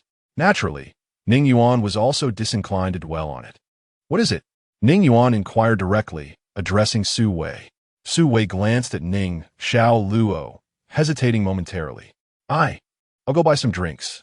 Ning Xiaoluo fabricated an excuse to withdraw. No need. Ning Yuan intercepted her, then turned to Su Wei, saying, There is no need to avoid her. I have disclosed everything to her. Is that so? Su Wei responded with a hint of surprise, though it was not entirely unexpected. After all, such matters could hardly be concealed from family. Since that is the case, Xiaoluo, allow me to reintroduce myself. I am Ning Yuan's liaison, responsible for coordinating tasks assigned by headquarters and assisting Ning Yuan with various duties. You are Ning Yuan's only family. Should you require any assistance, you may also contact me. With that, Su Wei produced her phone to exchange contact information with Ning Xiaoluo. Oh, okay. Ning Xiaoluo quickly retrieved her phone and they exchanged details. Noticing that no one was paying attention to them, Su Wei began to articulate the purpose of her visit to Ning Yuan. Ning Yuan, headquarters has recently issued a message, urgently summoning you to attend a highly important meeting tomorrow at 9 o'clock. The plane is already prepared. We can depart at any time, should there be no issues. Upon hearing Su Wei's words, Ning Yuan's eyes narrowed slightly. An urgent meeting? What could possibly warrant such urgency at this hour? Su Wei shook her head. A trace of concern etched on her face as she spoke. I do not know, but from what I understand, headquarters seems to have summoned not only you, but numerous extraordinary individuals, indicating that something significant is about to occur. The mention of an urgent summons for extraordinary beings caused a moment of realization to strike Ning Yuan. A particular incident loomed in his mind, the outbreak event into her city. In his previous life, this event had unveiled the existence of extraordinary beings and otherworldly entities to the public eye. It was then that the ordinary Ning Yuan had first encountered a brand new and unfamiliar realm through this incident online. Thus it remained vividly etched in his memory. At that moment, a thought struck Ning Yuan, prompting him to hurriedly check the date on his phone. A jolt coursed through him upon seeing the date displayed. If this was indeed that event, it implied that a situation expected to unfold a year later was now transpiring a year prematurely. How could this be? Ning Yuan's mind raced frantically. Could it be that my resurrection through the luminary's temporal regression has disrupted the timeline? Noticing Ning Yuan's contemplative silence, Su Wei refrained from interrupting. Instead, her gaze shifted to the food sizzling on the barbecue grill beneath the tree. Let us sit under the tree. The sun is quite intense at the moment. Seeing Su Wei, whose fair forehead was beginning to glisten with beads of sweat from standing in the sunlight, fix her attention on the grill, Ning Luo quickly responded. Thank you. Su Wei smiled appreciatively and then promptly settled herself on the blanket. Xiao Luo, did you prepare all this? She inquired curiously, eyeing the grilled chicken wings and sausages in the platter. Ning Luo nodded, feeling a bit bashful, feeling a bit bored, and knowing that Xia Yuan has a fondness for barbecue delicacies, I took the liberty of preparing some. Su Wei gazed at the beautifully presented barbecue on the plate, her envy evident as she spoke. How wonderful it would be if you were my sister. Ning Luo, slightly embarrassed by the remark, smiled shyly. It's a bit cold now. If you don't mind, I could heat up a bit for you to try. I don't mind at all. I've been busy all afternoon and haven't had the chance to eat. Su Wei replied naturally, picking up a skewer of sausages from the plate. Seeing this, Ning Luo paused momentarily, then quickly reignited the barbecue grill. Let me warm it up before you eat. Consuming cold food might upset your stomach. As she spoke, her gaze fell upon Ning Yuan with a hint of reproach. If I had believed his words, I could have prepared more food. Now, he has left with only leftovers. I want to need the plane. I will arrive at headquarters on time tomorrow. At that moment, Ning Yuan's voice rang out. Su Wei, who had been gnawing on a chicken wing, paused and nodded in response. All right. Leaning against a tree, Ning Yuan quietly observed the two women, one preparing food, the other indulging in it. Su Wei appeared to have been starving since morning, making it seem as though Ning Luo's eating pace was barely keeping up with her appetite. Luo, it's a pity you're not running a barbecue restaurant. How about I help you open one? You won't need to spend a dime. Just prepare it for me for free. Su Wei opened a can of drink beside her, looking blissfully at Ning Luo. Ning Luo merely shook her head in response. Forget about opening a restaurant. If you ever want to eat, just come find me. Su Wei's eyes brightened at her words, and she nodded eagerly. All right, soon. The modest amount of food on the plate was nearly devoured by Su Wei. Noticing that Ning Yuan and Ning Luo were merely watching her eat without partaking, Su Wei felt a pang of embarrassment. I feel quite bad for eating so much of your food. I'll treat you both to a meal another day. With that, Su Wei stood up, holding her half-finished drink, and addressed Ning Yuan. I'm leaving now. If you need anything, just contact me. Ning Yuan nodded in acknowledgement. Luo, goodbye. I'll come find you to hang out. Su Wei waved at Ning Luo, who responded with a smile, as Su Wei departed with an air of nonchalance. Ning Luo felt a fleeting twinge of envy. To her, Su Wei exuded a unique confidence, a trait often found in those who have never faced hardship. Such individuals seem to belong to an entirely different realm, disconnected from their own. However, due to Ning Yuan's presence, people from these two disparate worlds could now share a carpet to converse and dine together. Contrary to Ning Luo's thoughts, Ning Yuan regarded Su Wei's retreating figure with an inward smirk. After some time apart, Su Wei's demeanor and actions had evidently become much more astute. She had come to grasp the current circumstances and her own standing. This transformation was likely due to the influence of her family elders. After all, the sole reason a proud heiress, who had always looked down on the impoverished, would lower herself to accept reality was the promise of greater benefits. The following morning, a dark shadow streaked across the sky, soaring towards the city of Dying like a shooting star. Meanwhile, at the headquarters of the extraordinary beings in Dying, the deafening roar of helicopters filled the air as military vehicles streamed into the compound. Now and then, individuals leapt from the helicopters, while others disembarked from the military trucks. Their appearances diverse, men and women of varying ages, all silently appraising one another. Just then, Lu Yi, dressed in formal attire, appeared with a genial smile, greeting the gathering. "Thank you all for coming from afar. Your efforts are appreciated." Many turned their gaze towards him. "Old Lu, is there a particular reason for gathering such a crowd?" A voice inquired. Lu Yi regarded the speaker, a young man in his 20s, rugged in appearance, with unkempt hair that bore traces of the wilderness. "Xiaowan, where have you been wandering off to this time?" Lu Yi chuckled, noting the youth's disheveled state. "Don't mention it. I was tricked by an old codger into scouring a desolate area for treasures," Chun Xiaowan replied, irritation evident on his face. "By the way, Minister Lu, Yu Haven T answered me. What is the purpose of this urgent summons? I hastily crossed over numerous mountains to be here. There's no rush. We'll discuss it once everyone has arrived," Lu Yi responded, glancing at his watch, noting the time was 8:50. He surveyed the crowd, patiently awaiting the arrival of two more individuals. Chapter 36. The buzzing of helicopters grew louder, drawing the attention of those present as they instinctively looked up. A figure descended gracefully from the sky, a girl clad in casual sportswear, her hair styled in twin ponytails. She floated down like a fallen leaf, landing softly on the ground. "Phew, I nearly arrived late," she said, patting her flat chest. Simultaneously, a dark shadow plummeted from the heavens, maneuvering past the swirling helicopters and landing vertically. As the shadow dissipated, Ning Yuan's form gradually materialized, instantly capturing the attention of everyone present. "What kind of ability is this? He can actually fly," someone exclaimed, envy evident in their voice. "Perhaps it's merely for show," another muttered dismissively. With the arrival of all attendees, Lu Yi gestured for everyone to follow him. They traversed the corridor of the first floor until they reached a massive blast door. Lu Yi placed his hand on the touchpad beside the door. After successful fingerprint and facial scans, the door began to open slowly. Once everyone had entered, they discovered it was an elevator spacious enough to accommodate 100 people. With a hum, the door closed, and instead of ascending as anticipated, the elevator descended.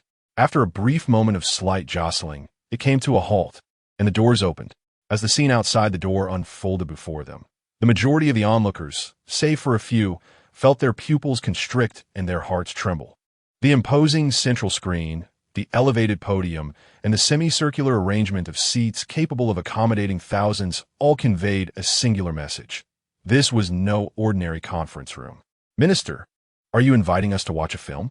Someone in the crowd jestingly inquired of Lu Yi.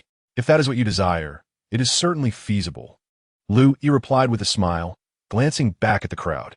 However, his smile soon faded, giving way to a solemn demeanor as he continued. "But before we proceed, please find a seat. The meeting is about to commence." With that, Lu Yi, accompanied by several staff members, made his way to the front. At his words, the crowd dispersed to find their seats. Ning Yuan, expressionless, surveyed the scene before him. At that moment, he was already convinced of the reason for this gathering. He stepped away from the throng, descending the steps alone. With each deliberate step, his gaze remained fixed ahead until he reached the front of the seating area. To his dismay, he discovered that the front seats were already occupied by a number of individuals. Some were staff members from headquarters in formal attire, while others remained unidentified. These few were clearly not part of their group. Despite the curiosity regarding their identities, the others paid little heed, casually settling into available seats. Only Ning Yuan lingered, standing alone on the steps, his eyes quietly focused on the back of a figure on the podium. It was a girl with flowing white hair, adorned with a delicate, ice crystal-styled hairpin. She was engrossed in a weathered, yellowed book with a cover that suggested antiquity. From Ning Yuan's vantage point, he could not discern her visage, yet her appearance was etched in his memory. Zhuo Qingwei, the first-grade extraordinary being of Huaxia, a woman whose ethereal grace had spanned her entire life. Encountering a long-cherished acquaintance from his past life, Ning Yuan felt little emotional upheaval. Now, with a heart as steadfast as iron, he retraced the path he had once trodden, realizing how naive his younger self had been. Drawing his gaze away from Zhuo Qingwei, he took a seat in an adjacent empty spot. It seemed that she sensed the weight of someone's gaze lingering upon her. She turned her head slightly, peering back in curiosity. Her eyes briefly lingered on Ning Yuan before shifting away. Meanwhile, Lu Yi ascended the podium, a tablet in hand, flanked by two staff members. Good day, everyone.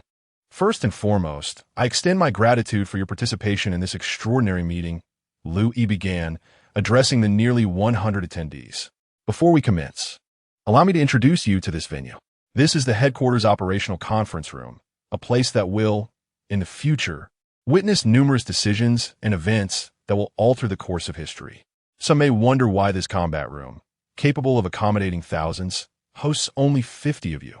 As Lu Yi's gaze swept over the scattered extraordinary individuals, he elucidated two reasons.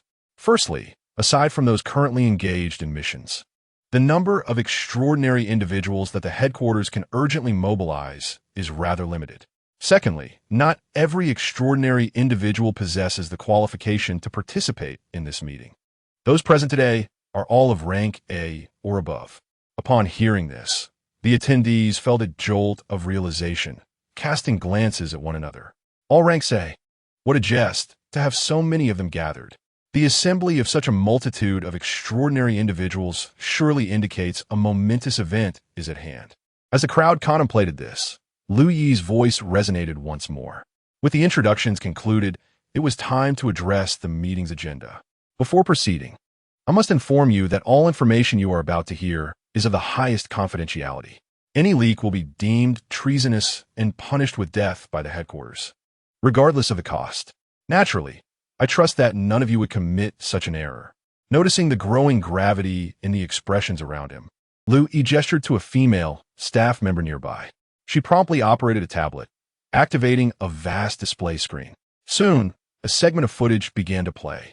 The image of a disheveled, middle-aged man, resembling a vagabond, appeared on the screen. His eyes darted nervously around, his voice trembling violently. Report to headquarters, I have found it. I have found it, but I believe I have been detected. I cannot return. When you see this footage, please mobilize personnel to Dahu City. The last location where I discovered them was at the Huanhue Hotel in Songbei District. I cannot ascertain if this is their current location. However, if the headquarters deploys a sufficient number of extraordinary individuals to search the surrounding area centered on this location, they will surely find them. Additionally, the man's tone grew increasingly shaky, tinged with a hint of tears. If I perish, please do not inform my mother. Do not tell her. Simply say that I am abroad on a mission. Lastly, please ensure my family is cared for. Upon concluding, the screen fell into an impenetrable darkness. A rustling sound ensued, indicating that the middle-aged man had utilized some special ability to conceal his phone. Suddenly, a thunderous thud reverberated from the screen, as if a foot had struck the ground. The man's panicked voice followed. Who are you? What do you want? In response to his inquiry, the dark screen remained silent for several seconds before a cold voice emerged. Why are you alone? Where are your companions? Companions? What companions? I do not comprehend what you are saying. Just then, another heavy footfall echoed. A female voice then interjected. I have not detected any suspicious individuals nearby. He should not be the one dispatched by headquarters. Upon hearing the woman's words, the indifferent voice fell silent for a moment before responding with a hint of sarcasm. So, you imply that this extraordinary individual is merely an ordinary vagrant who happened to cross our path? What is so impossible about that? After all, are we not simply here to enjoy a meal? Furthermore, let us not forget that the spiritual energy of this planet is rapidly rejuvenating. Thus, the so-called extraordinary beings will undoubtedly increase in number.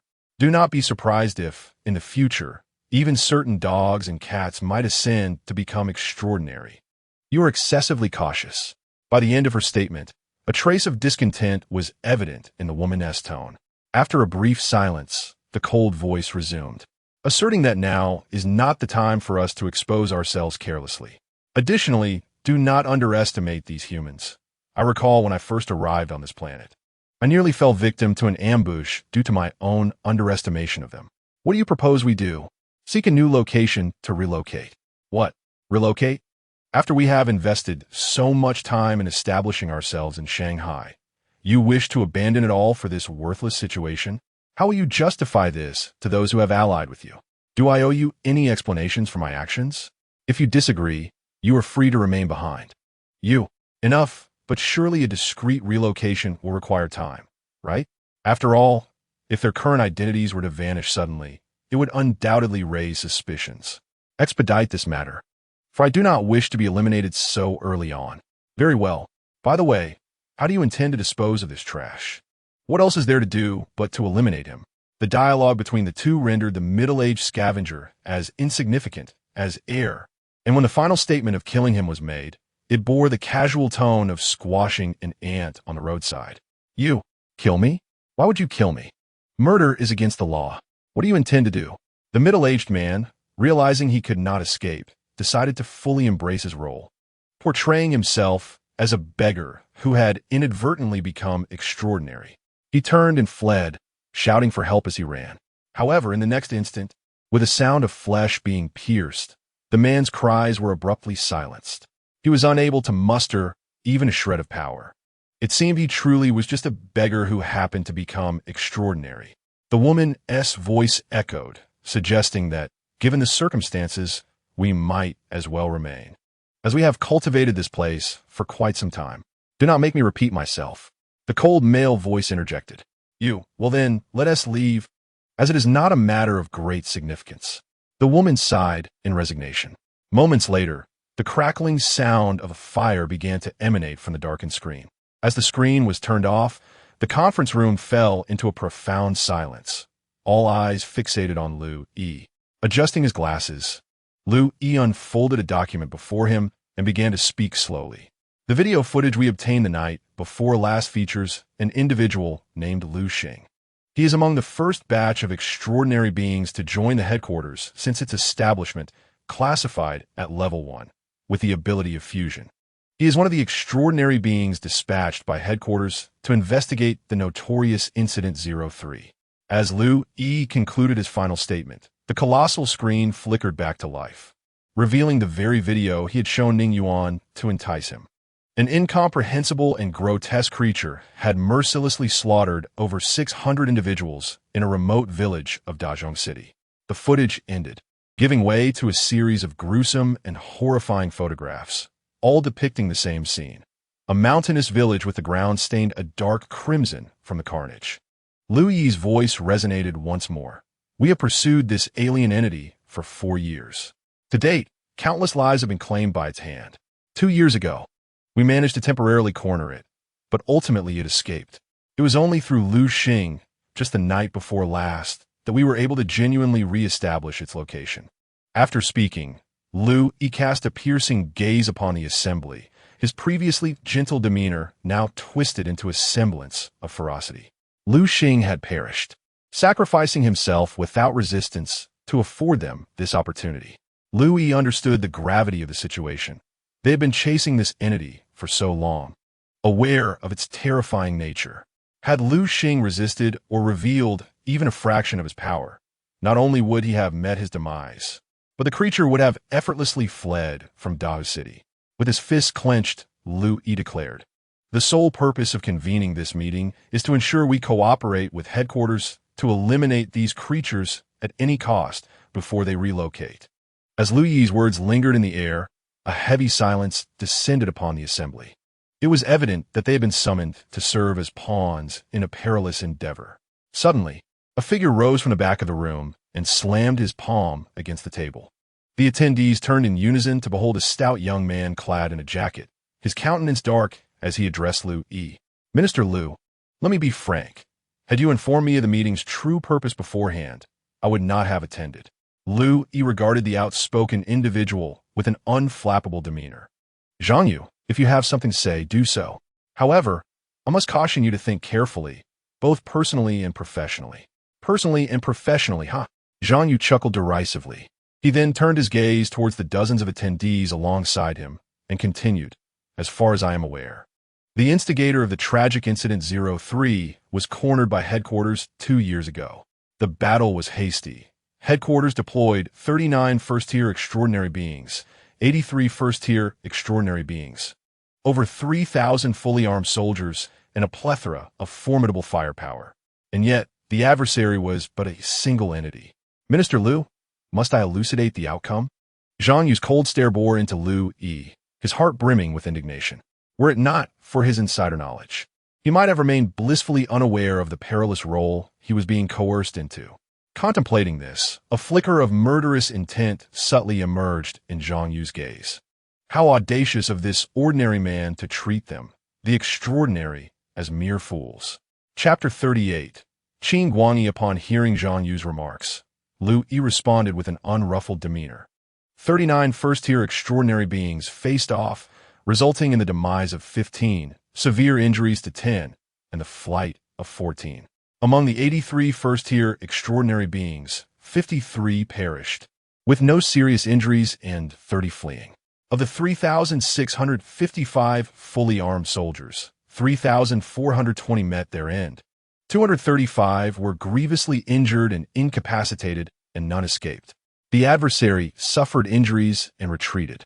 As Lu Yi recounted the chilling statistics of death and casualties, a collective gasp resonated among the gathered. At that moment, Zhang Yu's voice echoed with conviction. In that battle, you gravely underestimated the enemy's might. Had the headquarters dispatched those 2 second-tier extraordinary beings from the outset, perhaps that alien entity would have perished then. Now, 2 years have elapsed, and the enemy's strength has undoubtedly augmented, while you continue to send us first-tier extraordinary beings into combat. Minister Lu, how does this differ from sending us to our deaths? Upon hearing this, many extraordinary beings wore somber expressions, their brows furrowed deeply. It was then that Lu Yi interjected. First, the headquarters did indeed underestimate its power initially. Second, when the conflict commenced, Elder Qin had already rushed to the battlefield, yet ultimately he arrived too late. In terms of results, this is indeed a dereliction of duty on the part of the headquarters, leading to the dismissal of the former minister and numerous staff members. Third, you are correct. The enemy's strength will certainly increase, and according to current intelligence, it is not alone now. At this revelation, many extraordinary beings felt a heavier weight in their hearts. However, Lu Yi's gaze swept across the assembly, and he shifted his tone. In these 2 years, our ranks have grown stronger, and our overall capabilities have enhanced. Thus, we shall achieve victory in this battle. Furthermore, as the future hope of the headquarters, it would be inconceivable for us to send you to your demise. Therefore, you will not be the primary combatants in this operation, but rather provide peripheral support. The timing and circumstances have arrived too abruptly. This is the best plan the headquarters can devise in such a short span. After Lu Yi's words, many pondered deeply. Just then, Zhang Yu scoffed, shaking his head. Minister, I lack the capability and shall refrain from participating in this mission. Upon hearing Zhang Yu's declaration, several others in the assembly resolved to withdraw as well. Lu Yi remained silent, observing Zhang Yu. Unbeknownst to all, the veins in Lu Yi's hands, resting on the podium, had begun to bulge.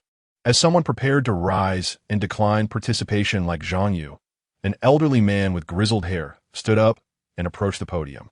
He was clad in simple attire, his feet in worn cloth shoes, his stature slender and diminutive, with one hand behind his back and the other leaning on a wooden cane.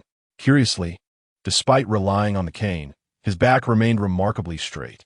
Upon seeing this individual, Zhang Yu felt an involuntary shiver, and those who had previously been restless in their thoughts suddenly calmed. Elder Qin, Lu Yi greeted the old man with a smile as he approached the podium. Qin Guangyi, Ning Yuan observed the elder, a fleeting glimmer of gravity flashing in his eyes. The elderly gentleman can be regarded as the cornerstone of the headquarters in the present day. With a gentle smile adorning his face, Elder Qin emanates an aura of utmost kindness as he first nods to Lu Yi before positioning himself beside him. Curiously, despite his frail appearance and his silence throughout, an inexplicable sense of dread rises within everyone in his presence, prompting them to instinctively straighten their postures.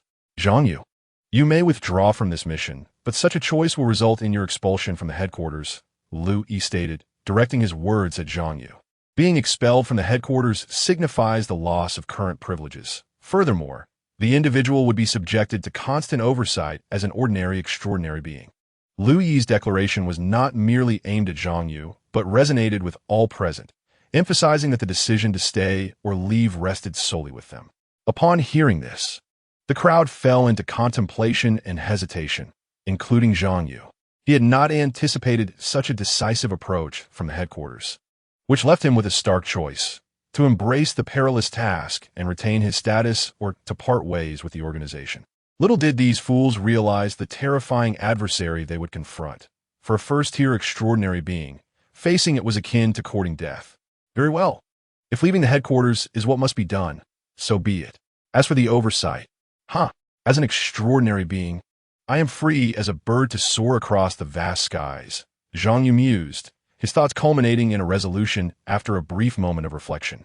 With Elder Qin's gaze upon him, he set aside his arrogance, donning a contrite smile as he addressed the minister.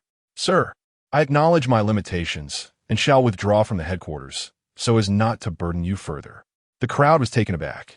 Most had not anticipated that Zhang Yu would prefer to resign rather than partake in the mission. In stark contrast, Ning Yuan, upon hearing Zhang Yu's words, displayed a mocking expression. Zhang Yu, I shall inquire once more.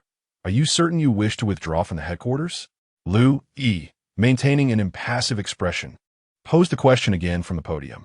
Zhang Yu furrowed his brow, glancing at the silent Elder Qin, resembling a statue beside Lu Yi, before nodding affirmatively. Yes, I am certain. Upon hearing this, Lu Yi ceased his inquiries and swiftly operated the tablet before him. Soon, a series of photographs emerged on the massive screen, captured from angles that suggested they were surreptitiously taken. The contents of these images left the assembly in utter shock, and upon recognizing the details, Zhang Yu felt as though he had plunged into an abyss of despair. At that moment, Lu Yi's voice resounded. Zhang Yu, since you are no longer a member of the headquarters, you will now be regarded as a civilian extraordinary being under investigation by the headquarters. Over the past 3 months, you have exploited your abilities to deceive and violate 7 women, inflicted disabilities upon 2, and engaged in drug use, along with interactions with minors. Lu Yi enunciated each of Zhang Yu's transgressions with precision. As he concluded, he forcefully slammed the tablet onto the table before him. His composure shattered. Lu Yi's face contorted with rage as he berated Zhang Yu. You scoundrel, do you understand why we have not acted against you for your misdeeds? If you were an ordinary person, you would have been apprehended long ago. It is precisely because you are an extraordinary being possessing the ability to save many that the headquarters turns a blind eye to your actions as long as you do not overstep your bounds. Now, when you're needed to rescue others, your reluctance to assist raises the question of your utility. Perhaps it would be better to eradicate this malignant presence sooner rather than later. Zhang Yu trembled all over, pointing an accusatory finger at Lu Yi, who remained silent, merely observing him with a cold gaze. Realizing his untenable position, Zhang Yu turned and began to walk away.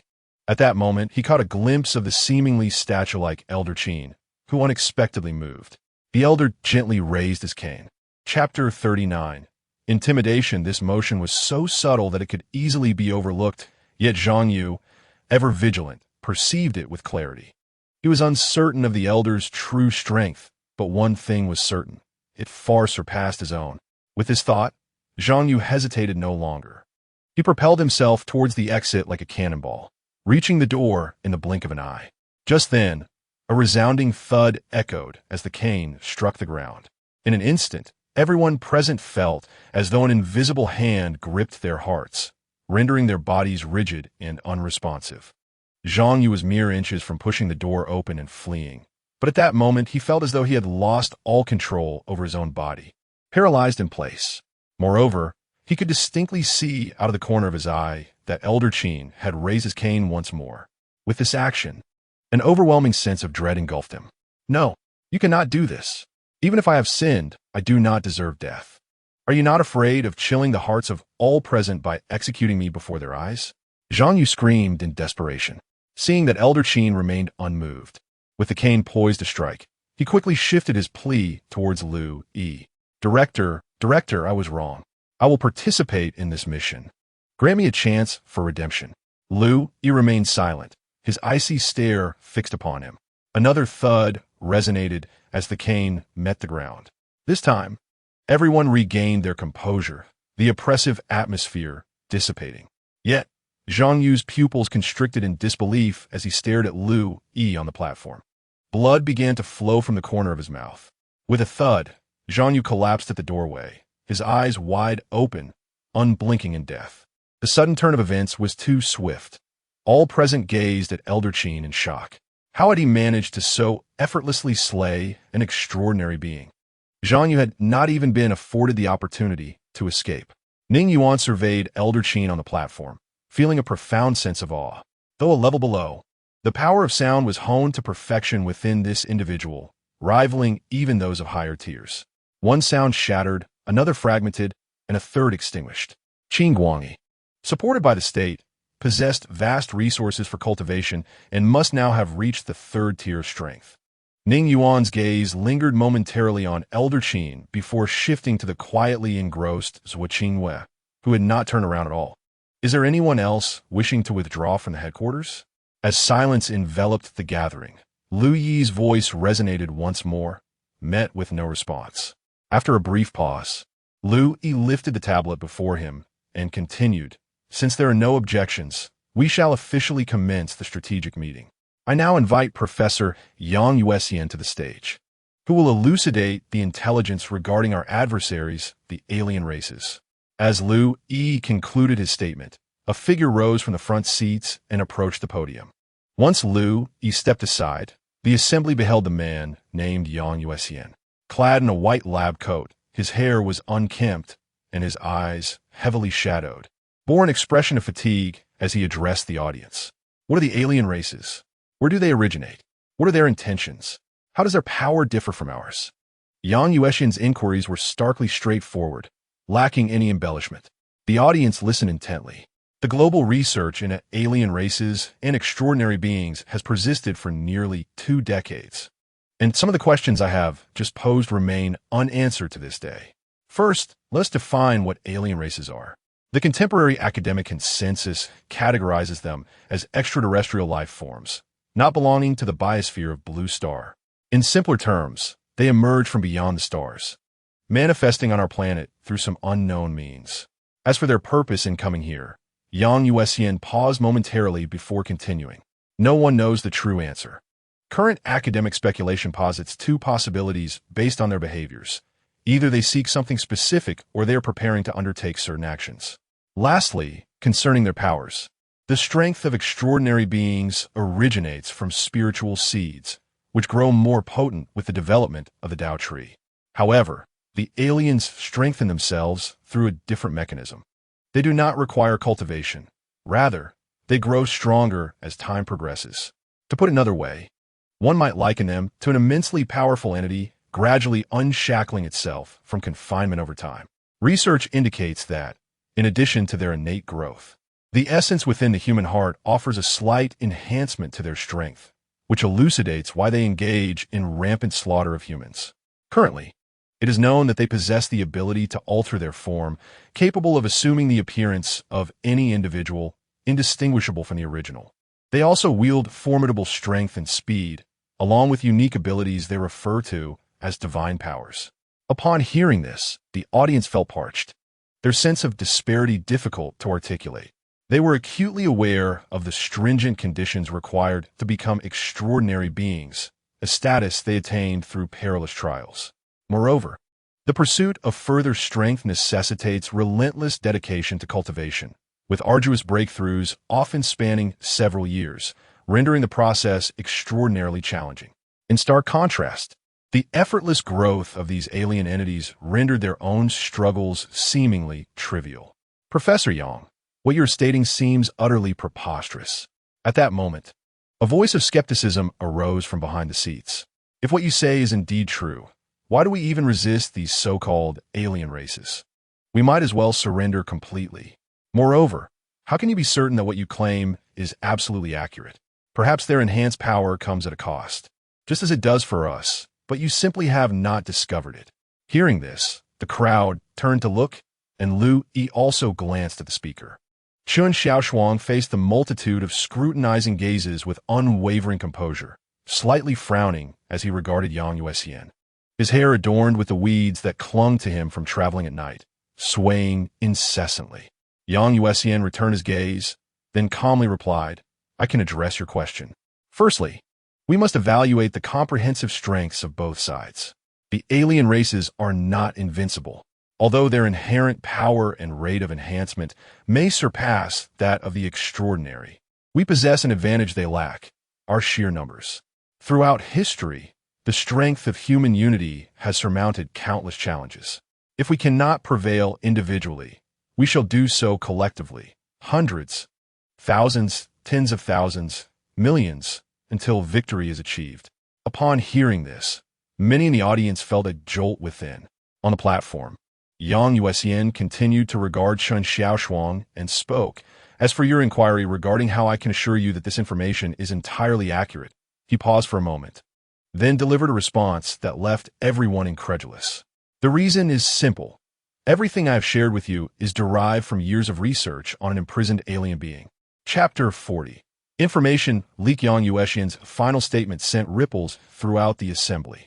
Many instinctively rose from their seats, including some seasoned extraordinary individuals in the front row who gazed at Yang Yuan in shock.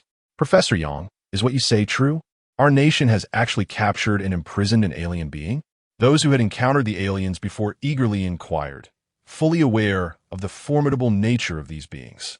Professor Yang, wasn't this information sealed under the highest confidentiality agreements among nations? How could you? Lu Yi also looked at Yang Yuan in astonishment. Yang Yuan shook his head in response. The information leaked the day before yesterday, and the imprisoned alien being has been urgently relocated. What? Lu Yi's eyes widened in disbelief. Such critical news had eluded him as an informed party. Yang Yuan cast a glance at him. A friend of mine informed me this morning. He was involved in the relocation efforts. Additionally, after this meeting concludes, someone will notify you of this news. Upon hearing this, Lu Yi's face was filled with distress. Who? Who leaked the information? Such a traitor deserves the harshest punishment. A voice from the front of the assembly exclaimed angrily. Yang Yuan glanced at him and replied in a calm tone. The term traitor is not appropriate, as the location of the alien's confinement is not within our country. However, you may refer to the elusive whistleblower, whose identity remains undiscovered, as the betrayer thief. The middle-aged man, who had just voiced his indignation, suddenly froze at these words. That is all I wish to convey. Yang Yu let out a yawn, surveying the assembled crowd. It suffices for you to possess a general understanding of the otherworldly beings. There's one more crucial matter I nearly overlooked. As extraordinary individuals, you possess a unique intuition regarding these alien entities, which will alert you to their inherent danger. Thus, when an otherworldly being is in proximity, you may rely on this intuition to ascertain their identity. Furthermore, if you conceal your extraordinary presence, these beings will be unable to distinguish you from an ordinary person. This element of secrecy, albeit a minor advantage, is indeed a boon for extraordinary individuals. Moreover, Yang Yu continued with remarkable speed. For those below the second tier, should you encounter an alien entity alone, remember to remain concealed and promptly contact a second tier or higher extraordinary individual for assistance. If you expose yourself and cannot reach a second tier extraordinary individual, then flee if possible. If escape is not an option, endeavor to choose a location with fewer ordinary people to minimize the potential damage. Having spoken, Yang Yu directly exited the stage, making his way towards another exit of the conference room, evidently intending to leave early. The crowd stood in silence, gazing at his retreating figure, uncertain of what to say. Lu Yi similarly observed Yang Yu with a perplexed expression, despite having briefed him prior to the meeting, urging him to find ways to bolster morale.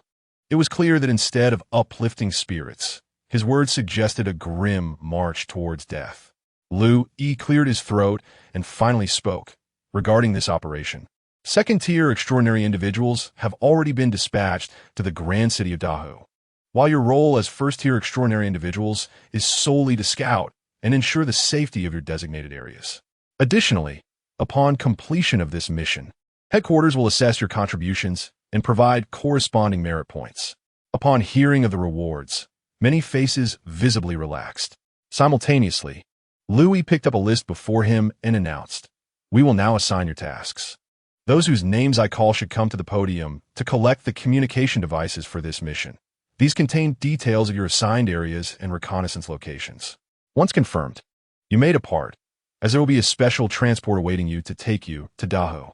As several staff members took the stage to prepare, Louis began to call out names.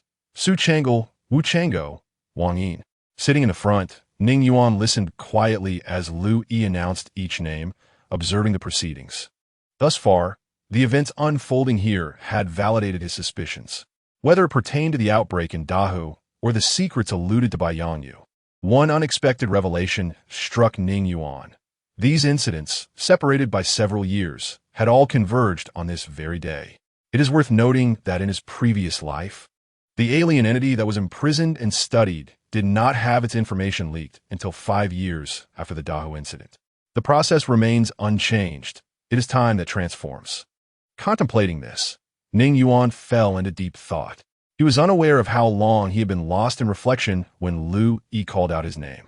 By then, the once crowded conference room of first-tier extraordinary beings had mostly emptied. Ning Yuan rose and made his way to the podium. Lu Yi observed him, a faint smile emerging on his otherwise placid face as he extended a small touch device towards Ning Yuan. This is an internal communication device. Should you detect any signs of the alien race, you can use this to contact the nearest extraordinary being. Additionally, through the device's positioning function, you can pinpoint the location requiring assistance. Ning Yuan took the device and examined it. It resembled a miniature phone with only 3 functionalities: position, contact, and mission. He tapped on the mission feature. Mission location: Dahou City, Songnan District, Mingli High School. Mission objective: centered around Mingli High School.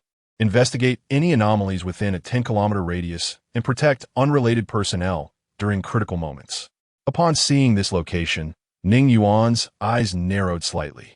Perhaps you have heard of this school. It ranks second among the nation's elite high schools. Lu Yi broke the silence, stating, "Your task is to ensure the safety of these children." Originally, this responsibility was entrusted to a second-tier extraordinary being, but I advocated for you. Do you understand why? After hearing Lu Yi's words, Ning Yuan regarded him briefly before imparting a calm response. "Because my ability allows me to fly." Lu Yi was momentarily taken aback, then nodded with a smile. "Indeed, your capability to fly provides an additional means of mobility, which translates into a greater chance of retreat in critical situations." Ning Yuan gazed at Lu Yi and, after a brief pause, posed a question. "Minister Lu, has headquarters discreetly dispatched a third-tier extraordinary being for this battle?" He then glanced at the elderly Qin standing a short distance away, who returned a warm smile. Lu Yi's eyes flickered with surprise, but he merely patted Ning Yuan's shoulder gently. "It's about time to depart. Given your abilities, you likely do not require a private aircraft. The communication device contains the location of Mingli High School. Maintain contact." Ning Yuan tucked the communication device into his pocket and turned towards the exit. As he did, he cast a fleeting glance at the girl in the front row with flowing white hair.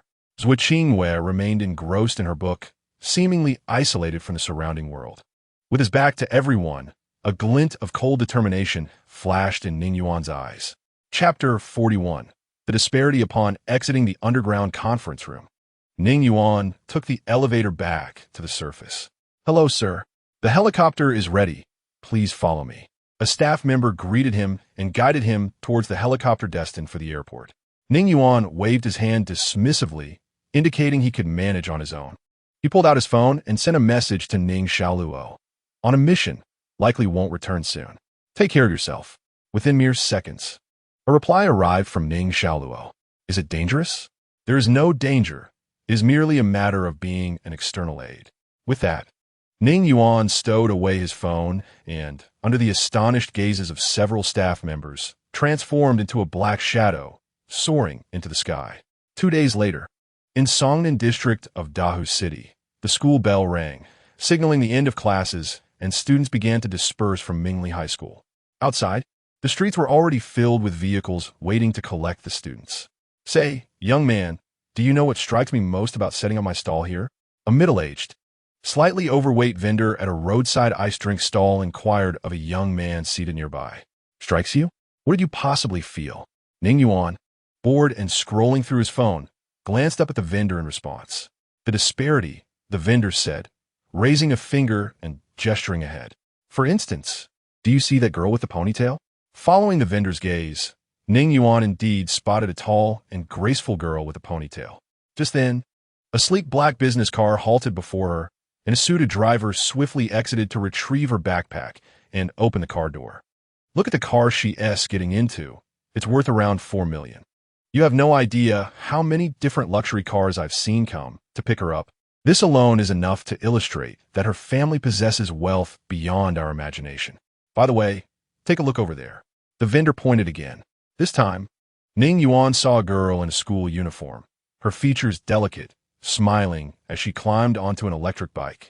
The rider, a middle-aged woman, handed the girl her backpack and then passed a packaged snack to her from the front. Did you see the girl? Same grade, attending the same prestigious high school. Yet she hails from a completely different background than the one who got into the luxury car. The vendor glanced at his stall, then at the bustling street nearby, expressing his sentiments. Just like me, we both sell goods. My drinks are made with the same ingredients as those branded beverages, yet they earn tenfold what I do. They relax in air-conditioned stores while I toil outside, paying a daily stall fee of $100, enduring the elements and scraping by. As he spoke, the vendor switched on a speaker, and the sound of his sales pitch filled the air. Freshly squeezed juice, chilled milk tea. While observing the students leaving school, Ning Yuan responded, "Do not envy the wealthy. They possess all of this, yet they are destined to lose something as well." "Oh, young man, you make an interesting point. What do they lose?" The middle-aged vendor asked, intrigued. "They lose their worries," Ning Yuan replied nonchalantly, taking a sip of the juice before him. The vendor looked at him, bemused. "Young man, are you freshly graduated, unable to find a job, and hesitant to return home, which is why you're here, ordering a cup of juice and passing the time?" Ning Yuan regarded him with some confusion. "Why do you think that? By the way, could I borrow your power bank?" The middle-aged vendor, while handing over his power bank to Ning Yuan, couldn't help but internally scoff, thinking, someone as chatty as you actually passing the interview would be a miracle. Meanwhile, students began to pass by in droves. The vendor's cold drink stand gradually attracted customers. "Xian Ran, are you thirsty? Shall I get you both a couple of cups of coffee?" "No need, Ming Lang, Xiao Ming, and I will just wander around for a bit. You can head back first. We'll take a taxi home later." "Oh, come on. What could possibly happen to me? We haven't tea gathered in ages.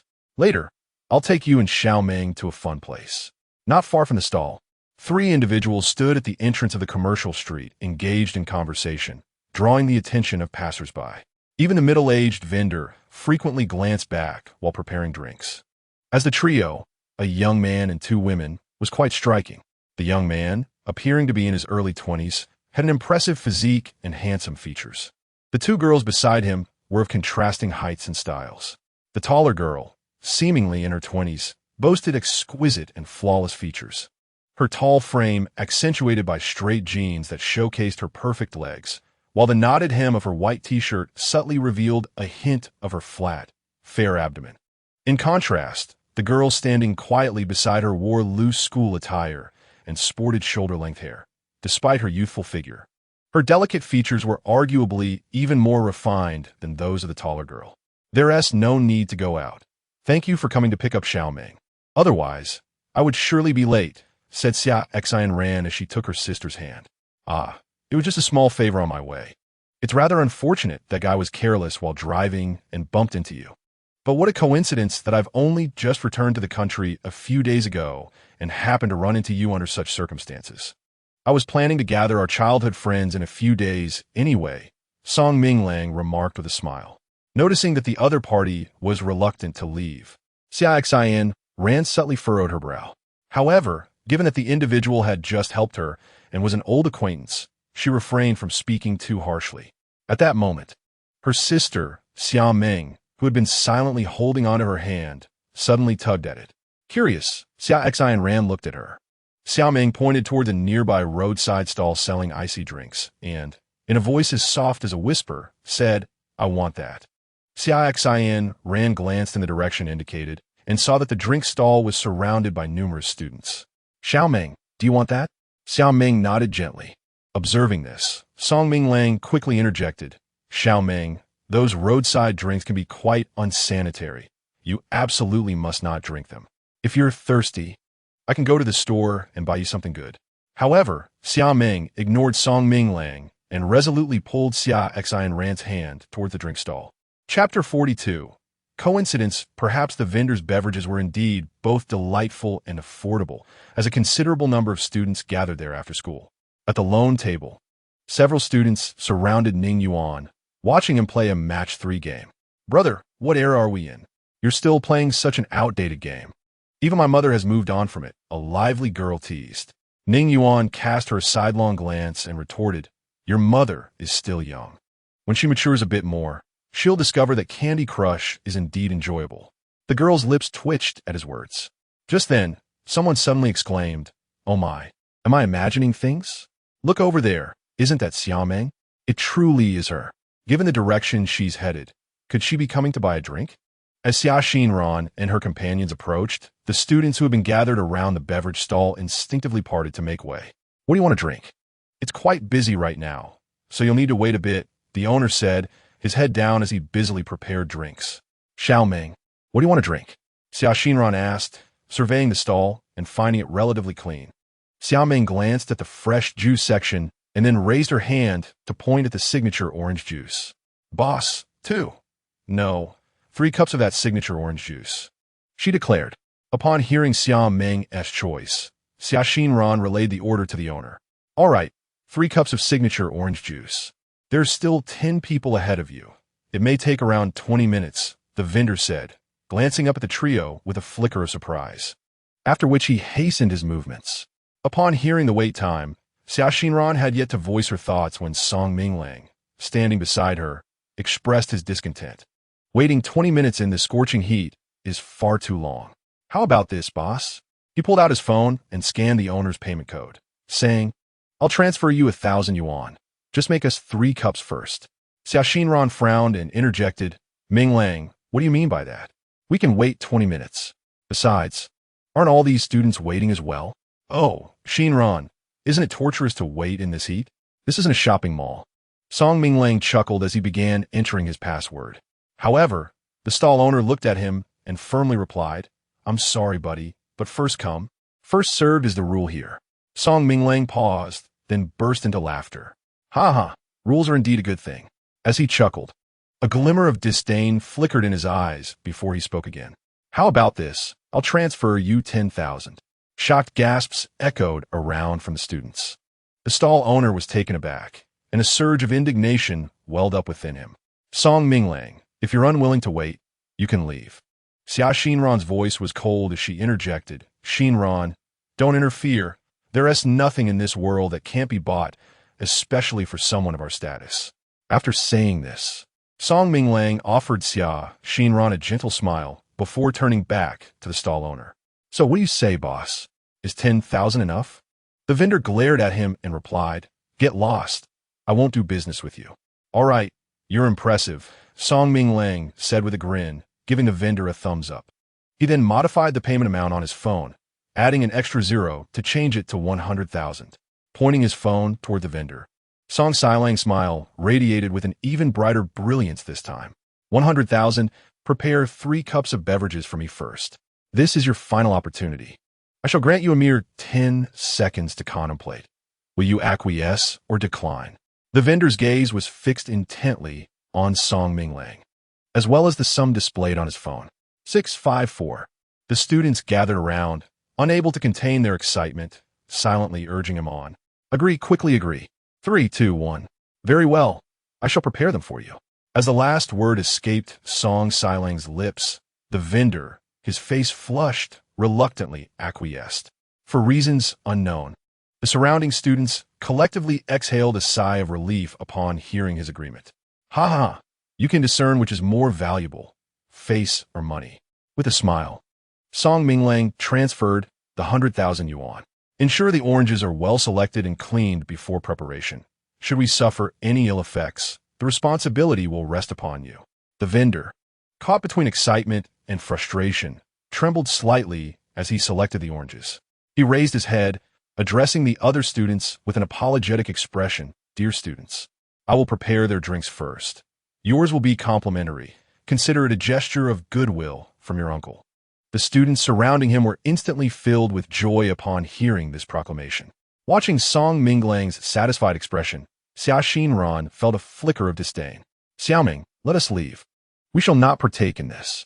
I will prepare something for you at home." As she attempted to grasp Xiaoming's hand, she found herself clutching at air. Looking down, she realized Xiaoming had mysteriously disappeared from her side. "Xiaoming?" Xia Xinran quickly scanned the area. "Sister, Xiaoming is over there." A nearby female student pointed to a table surrounded by students near the vendor stall. Upon hearing this, Xia Xinran turned to look, only to discover that a small crowd of 5 or 6 students had gathered around, including Xiaoming, who was being kindly accommodated by the girls around her. "Isn't your game character a bit overpowered?" one student remarked. "I agree, otherwise, how could it keep exploding like that?" As Xia Xinran drew closer, she overheard their conversation. She approached and grasped Xiaoming's hand. "Xiaoming, stop watching, we must go." It was only at that moment, as she stood tall, that she could finally see the young man at the center of the gathering, Ning Yuan. Xiaoming turned to her sister. Noticing the dazed expression on Xia Xinran's face as she stared at the young man engrossed in his game. A myriad of emotions, fear, confusion, astonishment, and joy flitted across her sister's face. It was the first time Xiaoming had witnessed such a rich display of feelings from her sister, igniting her curiosity. Simultaneously, Ning Yuan turned his head slightly toward the Xia sisters, his lips curving into a faint smile. "What a coincidence, we meet again." At the sound of his voice, countless memories of snow-capped mountains flooded Xia Xinran's mind, a vivid recollection of the bloodshed wrought by his every move. Merely recalling that scene caused her long legs to weaken. Indeed, what a coincidence. After a moment of hesitation, Xia Xinran refrained from uttering the term senior and respectfully offered a smile to Ning Yuan as she began to speak. Chapter 43. Merging shadows. Noticing that Ning Yuan had ceased his gaming, the students gathered around him gradually dispersed. Xiaoming glanced at her sister, then at Ning Yuan, her large eyes filled with confusion. With no one else around, Xia Xinran felt a pang of nervousness as she extended her delicate right hand towards Ning Yuan, her charming face adorned with a smile. "It seems fate has brought us together once more, senior. I am Xia Xinran, and this is my sister, Xiaoming." Xiaoming. So this was Xiaoming. At the mention of her name, Ning Yuan looked at her, a fleeting glimmer of something unusual flashing in his deep-set eyes. He then took her frail hand in his and responded with a smile. "There's no need to call me senior. We are of similar age. Just refer to me as Ning Yuan." Upon hearing Ning Yuan's kind reply, Xia Xinran's anxiety diminished considerably. "Xinran, the drinks are ready." At that moment, Song Minglang approached, carrying 3 cups of juice. "Xinran, we should..." Song Minglang's words trailed off abruptly as his gaze swept over Ning Yuan, then shifted to the 2 hands tightly clasped together. His eyes narrowed slightly, and with a forced smile, he inquired of Xia Xinran, "Xinran, who is this?" Xia Xinran withdrew her hand and responded calmly, "This is a friend of mine." "A friend?" "If Xinran's friend is my friend." Song Minglang quickly extended his hand toward Ning Yuan, smiling. "I am Song Minglang, a childhood acquaintance of Xinran. May I ask which prominent family you hail from and where you are currently studying?" Ning Yuan looked at him, then offered a peculiar smile in return. "I am not from a prominent family. I currently work as a security guard at a company." Song Minglang was taken aback, his eyes scrutinizing Ning Yuan from head to toe. He furrowed his brow slightly as he withdrew his hand. Ning Yuan's attire and demeanor certainly did not align with those of their circle. "And how did you come to know Xinran?" Song Minglang inquired with curiosity. "Song Minglang, what does it matter how we met?" At this moment, Xia Xinran felt an inexplicable surge of tension and hastily took out her phone to look at Ning Yuan. "Ning, big brother Ning, since we have crossed paths, why don't we exchange contact information? You helped me last time, and I would like to find a chance to express my gratitude." Upon hearing Xia Xinran's words, Ning Yuan pondered for a moment before nodding. After they exchanged contact details, Xia Xinran smiled at Ning Yuan and bid farewell. "We'll be leaving now, big brother Ning." With that, she disregarded Song Minglang, taking Xiaoming's hand and heading directly towards a taxi waiting at the roadside. "Xinran, let me give you a ride home." Seeing this, Song Minglang hurriedly followed. Attempting to persuade her, but Xiaoxinran simply climbed into the car and instructed the driver to depart. As he watched the taillights of the car fade away, the smile on Song Minglang's face gradually vanished, replaced by a somber expression. He casually tossed the 3 cups of beverages he had just purchased for 100,000 into the trash bin, then turned back to confront Ning Yuan, questioning him. How do you know each other? Why is Xiaoxinran being so courteous to you? Upon hearing the inquiry, Ning Yuan cast a fleeting glance at him and, with a knowing smirk, replied, You mean us? Well, it's a bit complicated to describe. Let us just say that day was rather exhilarating. Her body was incredibly soft, and she took quite a while to get back up. Exhilarating. Soft body? Took a long time to get up? Song Minglang's breath hitched at those words. His gaze towards Ning Yuan transformed, infused with a mix of anger and humiliation. If the reality truly aligned with his suspicions, he could not bear the thought of the goddess he had pursued diligently for years being claimed by a man he deemed inferior in every aspect. Ning Yuan, perceiving his turmoil, regarded him with a bemused smile, as if savoring an intriguing performance. Perhaps it was the mocking grin that wounded Song Minglang's pride deeply, prompting him to clench his fist and curse aloud. You laugh, you filthy loser. Just as Song Minglang prepared to stride forward and deliver a blow to Ning Yuan's smirk, an uncanny shadow beneath his feet melded into his very being. In an instant, Song Minglang found himself paralyzed, unable to control his body. Meanwhile, Ning Yuan continued to regard him with that playful smile. What is happening to me? Song Minglang realized he had utterly lost all sensation of his body. It felt as though he had been placed on an operating table under general anesthesia, the only distinction being that while the patient was unconscious, his own mind remained vividly alert. An overwhelming sense of dread enveloped him. At that moment, Song Minglang's body began to move without his volition. What is happening? No. His consciousness was acutely aware as his body turned and walked toward the roadside, yet he could exert no influence over it, unable even to utter a word. He felt like an outsider, helplessly observing as his body proceeded to the bus stop. It was the evening rush hour, and the bus stop was populated with numerous office workers and students awaiting their rides. Song Minglang stood amidst the crowd, silently waiting. Around him, several young women discreetly admired the exceptionally tall and handsome man. As time passed swiftly, the traffic flowed continuously on the road. Soon, accompanied by the screech of brakes, a bus pulled up to the stop. The doors opened slowly, and many passengers began to board in an orderly fashion. Song Minglang remained as still as a statue. The bus driver, noticing his reluctance to board, closed the doors. With a creaking sound, the handbrake was released, and the bus's wheels began to turn. At that moment, a bold young woman waiting for the next bus gently tapped Song Minglang, hoping to ask for his contact information.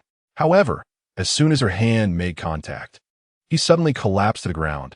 At this moment, Song Minglang appeared to be a person intent on self-destruction, as he placed his head beneath the recently activated bus.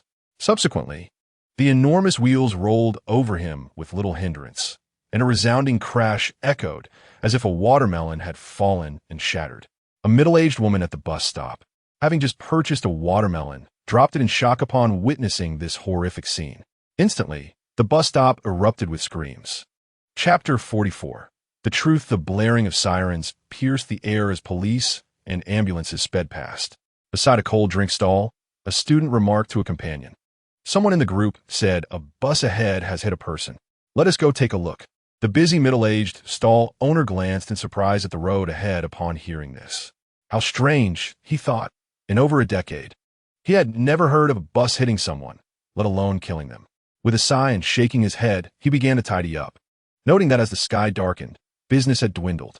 By the way, young man, the middle-aged vendor said while cleaning, engaging in casual conversation with Ning Yuan.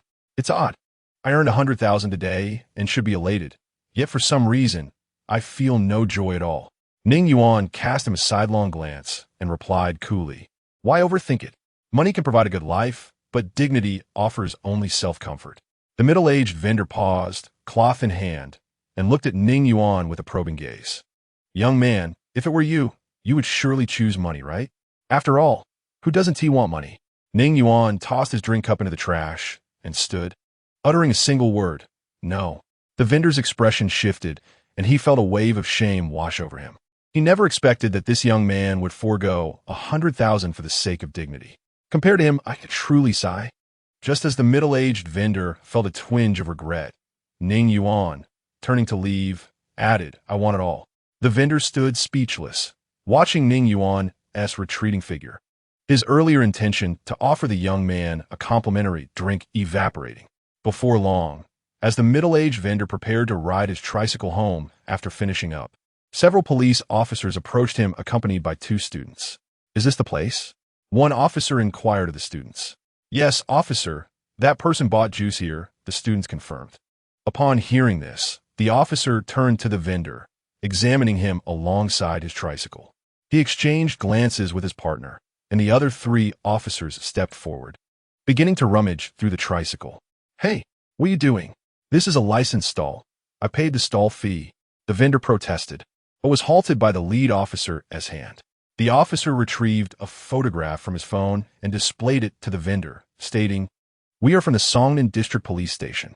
This person recently purchased a drink from you, correct?" The vendor, upon seeing Song Minglang's image, was momentarily taken aback before nodding. "Yes, he came by not long ago and bought 3 cups of juice." As the police officer scrutinized his expression, he spoke, "He is dead. Just 200 meters ahead at the bus stop. He was crushed under the wheels of the bus as it departed." The middle-aged vendor was momentarily taken aback. His face soon contorted with disbelief. Song Minglang, a man who could never resort to suicide, despite the appearance of his death suggesting otherwise. The officer continued thus, "We must investigate everyone connected to him today." Noticing other officers rummaging through his tricycle, the vendor, with a grimace, protested, "Officer, I bear no grudge against him. You don't suspect that I poisoned his drink, do you?" The lead officer cast a glance at him. "No one accuses you of foul play. This is merely a standard procedure."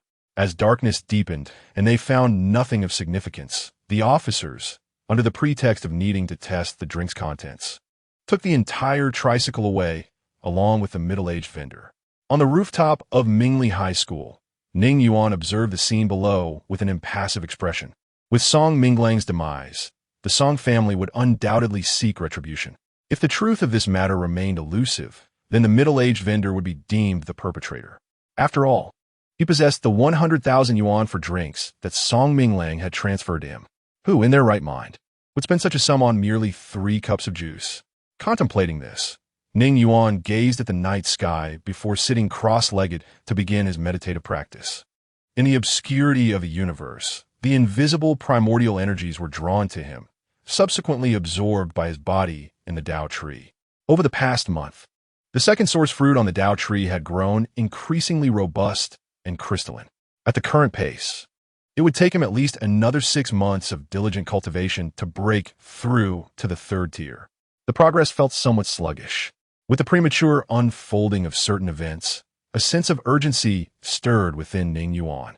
Apart from the cumulative efforts of his own cultivation, extraordinary beings could also enhance their realms by consuming spiritual materials to accelerate their growth. However, such materials were exceedingly rare, treasures that extraordinary beings coveted and pursued fervently, especially in the present time. Although the headquarters had not explicitly stated the quantity of spiritual materials in stock, Ning Yuan, relying on his own experience, could discern that the resources were woefully scant. Moreover, these materials were primarily reserved for extraordinarily powerful individuals with significant backgrounds, such as Elder Qin or Zhuqingwei. At the very least, they were allocated as rewards for those who contributed significantly. As for Ning Yuan, he had no chance of acquiring any spiritual materials unless he made a substantial contribution. Time flowed slowly, and the eerie silence enveloped Mingli High School in the dead of night. It was now past 1 o'clock in the morning. Ning Yuan rose to stretch his limbs, then vanished from the rooftop. For the past couple of days, he had spent his days idly and his nights probing for any potential anomalies. Although he was aware of what was to come, the reincarnated Ning Yuan was far more cautious than the version of himself from his previous life. It is utterly unacceptable for unforeseen occurrences to disrupt him. In the darkness, Ning Yuan soared through the night sky. As he passed a street, an unsettling sensation washed over him, as if something were watching. He paused mid-flight, casting his gaze downward. The street illuminated by the lamplight revealed no figures. Only a few stray dogs scavenging for scraps. Frowning at the sight, Ning Yuan was acutely aware that something had indeed been observing him, despite his lofty elevation and the late hour rendering him invisible to the naked eye. After a brief moment of waiting, the feeling of being watched dissipated. His attention shifted to the stray dogs, and seeing no peculiarity in their behavior, he continued on his path. About half an hour later, a yellow dog beside a trash bin regurgitated the food it had consumed, then sighed deeply, muttering to itself, "What a dreadful night! What on earth was that creature? Flying aimlessly in the sky at this hour. Had I lingered a moment longer, it might have caught sight of me." With this thought, the yellow dog instinctively glanced back toward the heavens. That glance nearly caused it to lose control of its bowels, for Ning Yuan had inexplicably returned. Now hovering above and locking eyes with the dog, a cold smirk gracing his lips. Woof! The yellow dog yelped, bolting away with all its might. As if propelled by a gust of wind into an alley, it twisted and turned, attempting to evade Ning Yuan's gaze through the convoluted terrain. However, as it ran, the dog sensed something was amiss. Its limbs were gradually slipping from its control. "Damn it!" the yellow dog exclaimed in horror, helplessly watching as it was drawn back along the very path it had fled. Under the streetlight, Ning Yuan stood quietly. Soon, the yellow dog, its face a portrait of terror, found itself before him. Observing the complex expressions of the canine, Ning Yuan felt a twinge of surprise. He had heard of domesticated animals inadvertently consuming spiritual seeds and transforming into extraordinary beings, yet he had never witnessed it firsthand. Fundamentally, such beings lacking wisdom often perished in bizarre manners after gaining power, whether by recklessly leaping off cliffs, drowning in rivers, or colliding with obstacles. Yet the yellow dog before him was distinctly different from the extraordinary beings he had envisioned, for it exhibited signs of awareness. It glanced back at him, displayed fear, attempted to flee, and its eyes conveyed its current state of mind. All these indications suggested that this dog possessed intelligence. With this realization, Ning Yuan addressed the yellow dog. "I shall lift the restrictions placed upon you and pose a few inquiries. If you comprehend me, do not flee. Should you choose to escape..." He cast a sidelong glance at a nearby stray dog that was eating. In the next instant, that dog was silently reduced to a heap of flesh. "If you flee, I shall assume you cannot comprehend my words, and your fate will mirror that of another." Upon hearing Ning Yuan's words and witnessing the recent occurrence, the large yellow dog shuddered. Ethereal wisps, invisible to the dog, streamed from its body and merged with the night. Soon, it felt as though it had regained control over its own body. With great effort, it restrained its four legs, which yearned to escape, and stood upright before Ning Yuan, bowing and weeping as it spoke. My lord, spare my life. I have never committed any wrongdoing. My heart is pure, as the heavens can attest." Ning Yuan gazed at the talking dog, somewhat astonished. "You can speak?" "Indeed, my lord," the dog replied. "Originally, I could only understand, but not articulate. However, having lived as a stray on these streets for a year, constantly listening to human conversations and occasionally rummaging through discarded books, I gradually learned to speak their language." The dog's words flowed clearly and fluently, indistinguishable from those of a human. Ning Yuan observed it in silence for a moment. Then, intrigued, inquired, "Do you recall what you consumed to become this way?" The dog hesitated briefly before responding with a hint of embarrassment. "To enlighten you, I was merely an ordinary stray. One day, while scavenging for food in a dumpster, I stumbled upon a small, glowing bead. It seems that after consuming that bead, I began to grow increasingly intelligent." Upon hearing this, Ning Yuan sighed with a semblance of melancholy. The bead, resembling a spiritual seed, was evidently discarded as a child's plaything. "Have you discovered any special abilities within yourself?" Ning Yuan scrutinized the dog as he posed the question. "Special abilities?" The dog appeared to ponder the meaning of Ning Yuan's words. After a moment, it tentatively replied, "I am quite swift, and I possess great strength. And my capacity for learning from reading, does that count?" Ning Yuan nodded in acknowledgement. "Continue." "I can also..." Just then, the dog's eyes suddenly glimmered with an eerie light. In an instant, Ning Yuan, who had been gazing into those eyes, felt his mind tremble, and he briefly lost consciousness. The dog, witnessing this, grinned.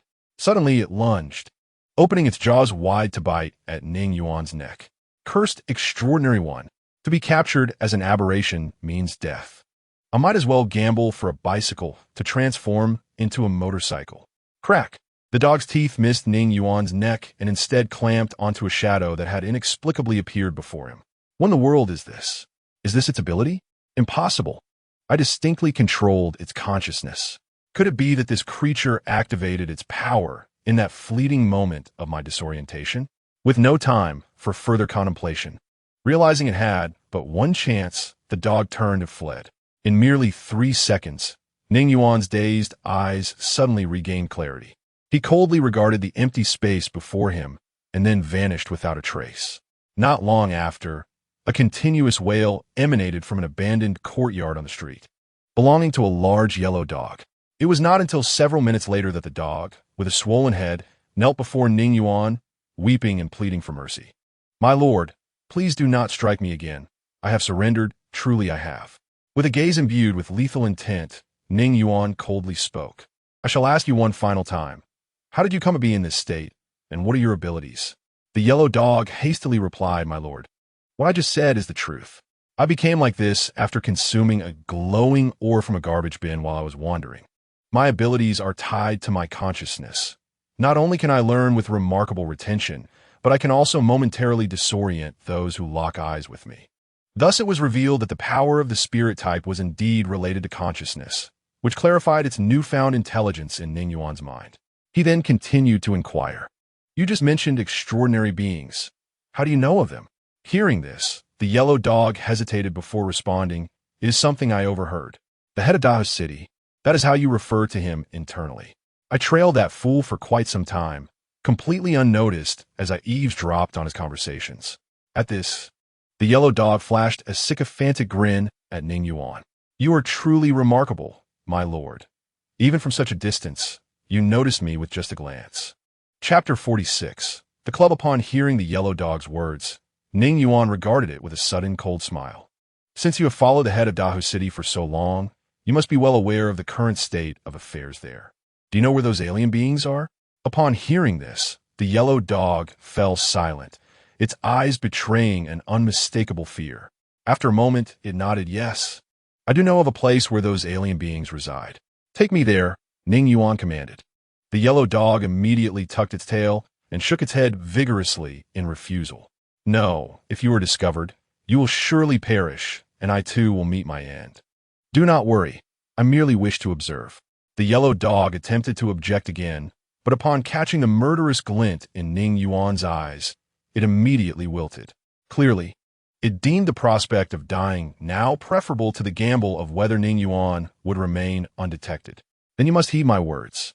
As far as I know, they can sense all anomalies within at least 1,000 meters, such as the aura emitted when extraordinary beings exert their powers, along with any hostility directed towards them or prolonged gazes." The yellow dog's revelation surprised Ning Yuan, prompting him to ask, "How do you know all of this?" A fleeting, unnatural expression crossed the swollen face of the dog. After a moment's hesitation, it stammered, "While my abilities grant me extraordinary wisdom, they also come with certain drawbacks. I possess an insatiable thirst for knowledge regarding the unknown, whether it pertains to information or otherwise. After a while, I found myself unable to restrain my profound curiosity about these extraterrestrial beings from the blue star, compelling me to take the risk of following them closely. The information I previously shared was gleaned from their own words, overheard by chance." Ning Yuan looked at the dog with a peculiar expression. It was undeniable that this dog, while cowardly, possessed an audacious spirit. Clearly, it had once disguised itself as an ordinary canine to approach those otherworldly entities, who, oblivious to the dog's extraordinary nature, paid it no heed. With this thought in mind, Ning Yuan vanished in a thin air alongside the large yellow dog. Guided by the dog, they swiftly arrived at a bustling commercial district adjacent to Songnan, where towering skyscrapers stood in abundance, radiating prosperity. "Stop, stop, that's enough. No further." The yellow dog's urgent exclamation resonated as the man and dog silently materialized on the rooftop of an office building amidst the night. The dog, its eyes darting nervously, scanned the surroundings, its swollen face betraying its tension. It then raised a paw, gesturing towards a specific direction. There lies a private club. The sights you seek are within. Ning Yuan attuned himself to the environment before directing his gaze, following the dog's indication, to a building nearly 2,000 meters away. This club, situated in a prime location, was encircled by expansive lawns, isolating it from the bustling city, a testament to the substantial wealth of its patrons. Noticing Ning Yuan's unwavering focus on that spot, the yellow dog quickly cautioned him in a hushed tone. Do not stare for too long, and certainly do not exhibit any hostility. Although we are over 1,000 meters away, who knows if their perceptive range has expanded. Yet, the dog's words did little to divert Ning Yuan's gaze. Instead, a strange smile graced his lips as he replied, "Fear not, they are far too occupied to notice us." What do you mean? The dog's intense curiosity was piqued by Ning Yuan's odd demeanor.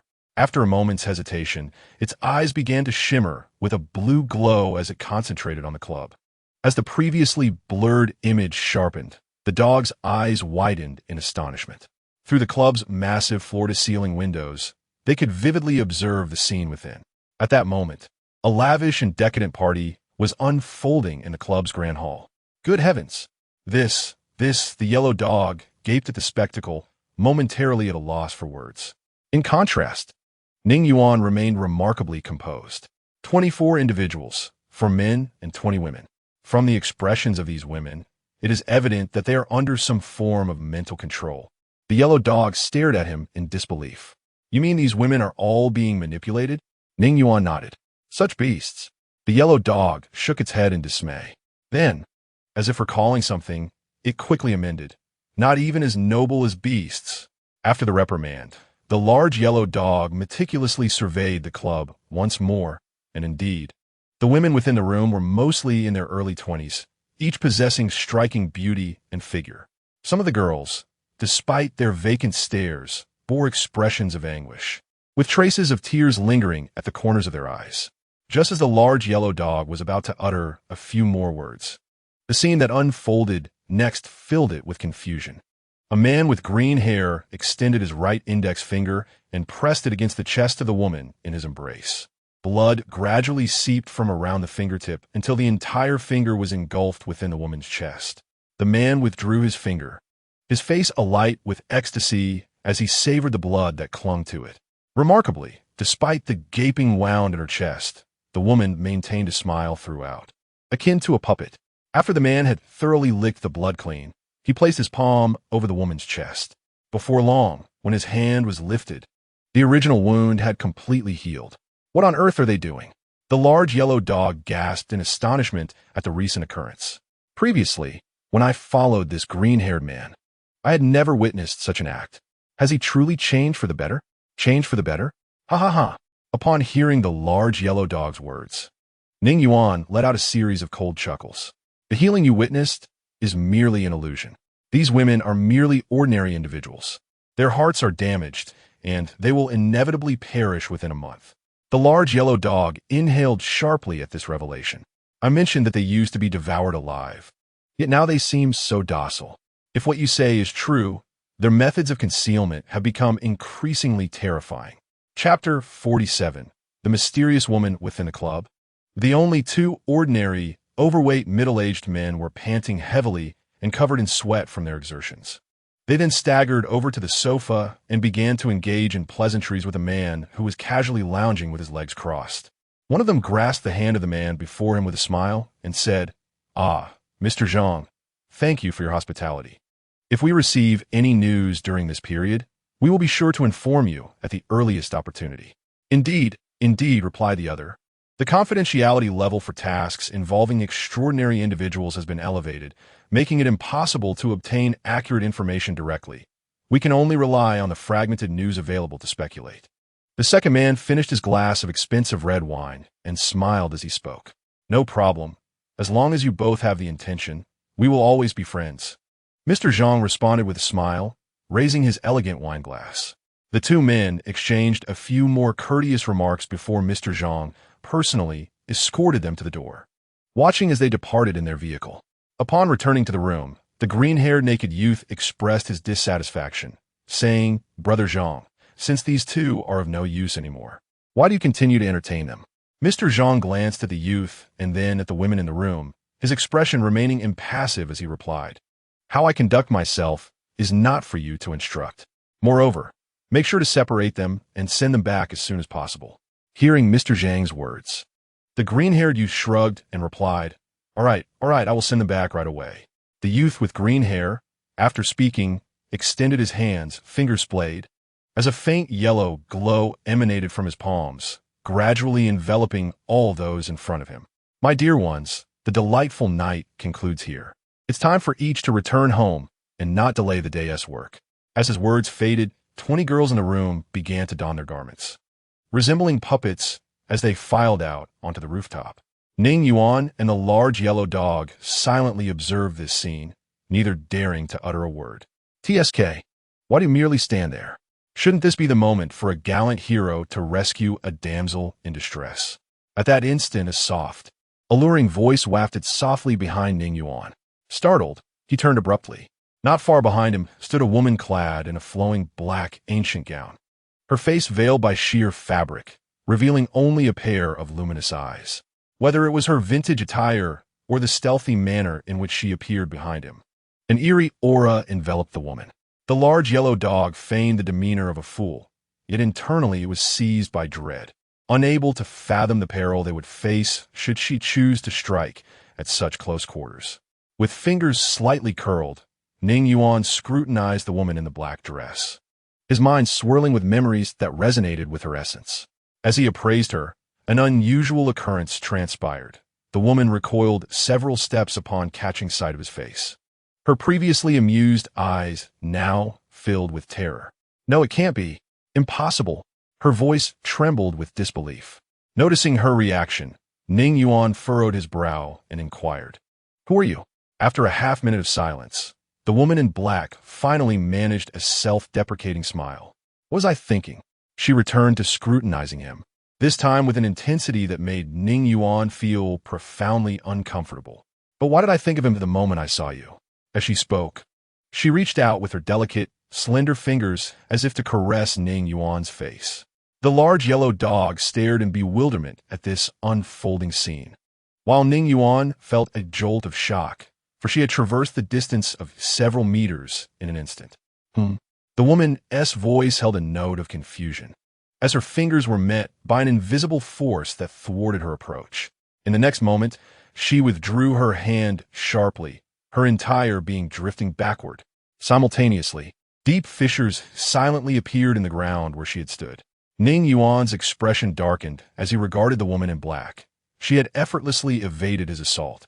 With a sigh that seemed to resonate from the depths of her being, the woman addressed him. "I harbor no malice towards you, nor do I wish to engage in conflict." Upon hearing these words, Ning Yuan did not lower his guard. He continued to fixate on the woman in the black dress, coldly inquiring, "Who are you?" The black-clad woman gazed at him quietly before softly responding, "You may call me Yunshi." Ning Yuan furrowed his brow, pondering this name, yet found it utterly unfamiliar. "You are not an extraordinary being, yet you exude no aura of the otherworldly. What exactly are you?" After a moment of silence, he suddenly uttered these words. This caused the seemingly oblivious large yellow dog nearby to tense up, its heart racing in fear as it muttered to itself, "What the heck? Neither human nor otherworldly? Could she be a ghost or a monster?" Upon hearing Ning Yuan's words, Yunshi let out a soft laugh and said, "It is getting late. If we were to meet again, we can have a more thorough conversation." With that, she continued to watch Ning Yuan as she gracefully retreated, her figure vanishing into the darkness like a specter. As she disappeared into the night, the large yellow dog stammered, "Is she a monster or ghost?" Ning Yuan quietly gazed into the night and shook his head. "I do not know." The yellow dog shuddered at his response. This world is truly becoming increasingly insane. Ning Yuan cast a pointed glance at it, remarking, "Indeed, it is growing more chaotic." With that, he and the large yellow dog vanished from the rooftop, reappearing in a street below. Ning Yuan returned the yellow dog to its original spot. "You will remain here for the time being. I will come to find you soon for a certain task. Do not even think about running away or else." He then glanced at the shadow of a yellow dog on the ground, offering it a smile. This devilish grin instantly caused the yellow dog to tuck its tail tightly between its legs. Rest assured, great king, I shall confine myself here and go nowhere, the yellow dog proclaimed, standing upright and assuring Ning Yuan loudly. Satisfied, Ning Yuan nodded and then vanished from sight. Chapter 48. The Pillar of Light. The next day, as anticipated, the owner of the iced drink stall did not arrive. Seeing this, Ning Yuan had no choice but to find another place to relax. Just as he was about to unfold the reclining chair he had purchased and bask in the sun on the school rooftop, his phone suddenly rang. Upon checking, he discovered it was a call from Xia Xinran. As soon as he answered, her voice came through. Ninggu, do you have a moment? I am at Mingli High School. Can we meet? A smile crept across Ning Yuan's face at her words. It was earlier than he had anticipated. It seemed Xia Xinran had already uncovered his identity. After contemplating for a moment, he agreed. All right, name the place. Shortly thereafter, in a private room of an upscale tea house not far from Mingli High School, Ning Yuan, guided by the waiter, encountered Xia Xinran sitting alone. Ning Ge. Upon seeing him, she promptly rose and greeted him with a smile. This place appears quite expensive, Ning Yuan jested as he looked at her. Today, Summer Xinran donned a captivating off-shoulder gown, which rendered her figure exceedingly elegant and enchanting. Brother Ning jested, remarking that if he were the proprietor of this establishment, he would undoubtedly feel honored by her presence. After gesturing for the waiter to depart, Summer Xinran personally pulled out a chair for Ning Yuan, smiling as she inquired, "Pray tell, what brings you here?" Once seated, Ning Yuan gazed at Summer Xinran and asked with straightforwardness. She settled beside him, pouring tea while cheerfully confessing, to be candid. Brother Ning, I am aware that you are an extraordinary individual from headquarters and the head of Dazhou City. Really? Ning Yuan, holding his teacup, looked at Summer Xinran with mild surprise. How did you come to know this? Summer Xinran, slightly embarrassed, caressed her teacup and responded, in truth, I'm the eldest daughter of the Xia family. You may not be familiar with this yet, but my grandfather is Xia Chongfeng, the commander of the Southern Military Region. In a sense, we are all compatriots serving our country. At this revelation, Ning Yuan's expression shifted to one of understanding, and he smiled in acknowledgement. I see. No wonder you seem less intimidated by me now. You've already done your research. Summer Xinran's cheeks flushed at his words. Ning Yuan was indeed correct. Her fear had dissipated upon learning of his identity and past. I apologize for investigating without your consent, Brother Ning, she said, looking at him with an apologetic expression. Not at all. Ning Yuan waved his hand dismissively. Given that we are all on the same side, it is of little consequence.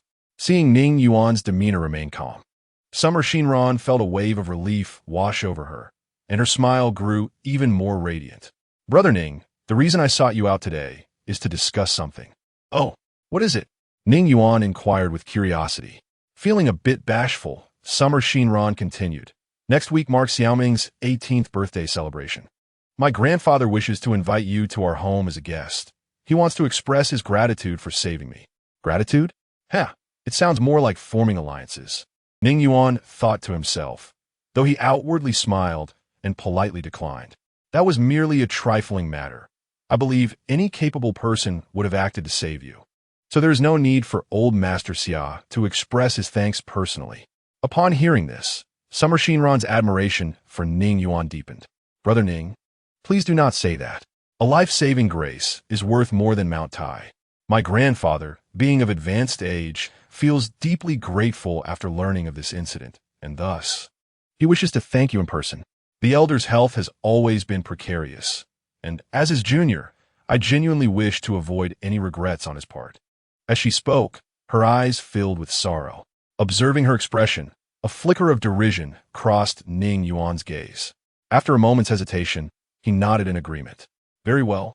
Since you have put it that way, I shall pay a visit next week.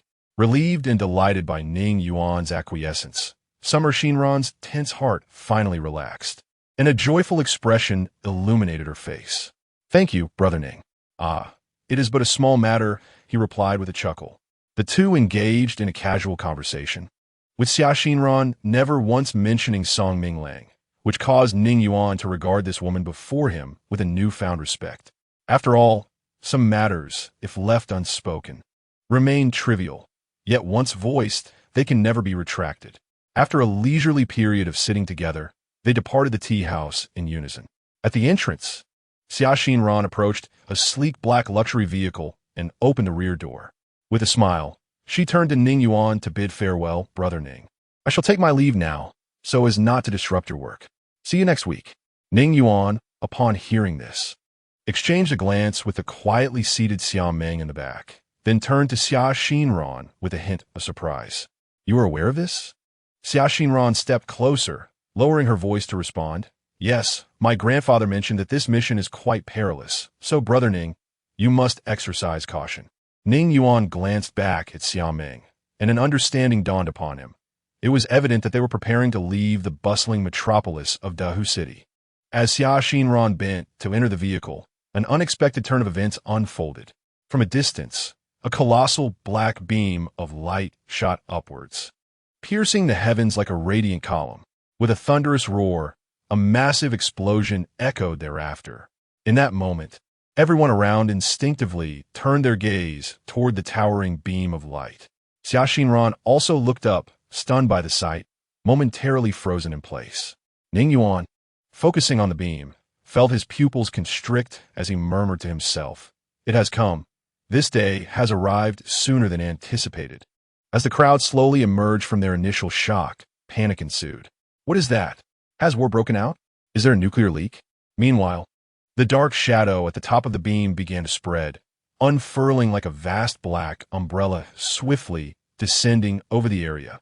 Ning, Brother Ning, what is that? Xia Xinran asked, her voice trembling as she looked at Ning Yuan. Having assisted her grandfather with business matters for years, she understood that the beam could not possibly be the result of any existing technology or weaponry. Ning Yuan, gazing at the beam, shook his head. I do not know, but it is undoubtedly not a good sign. You two must leave Dahu City at once. With that, Ning Yuan transformed into a streak of black light and vanished from sight, leaving many around him wide-eyed in astonishment. Chapter 49, Deception, Betrayal. Approximately 2 hours prior.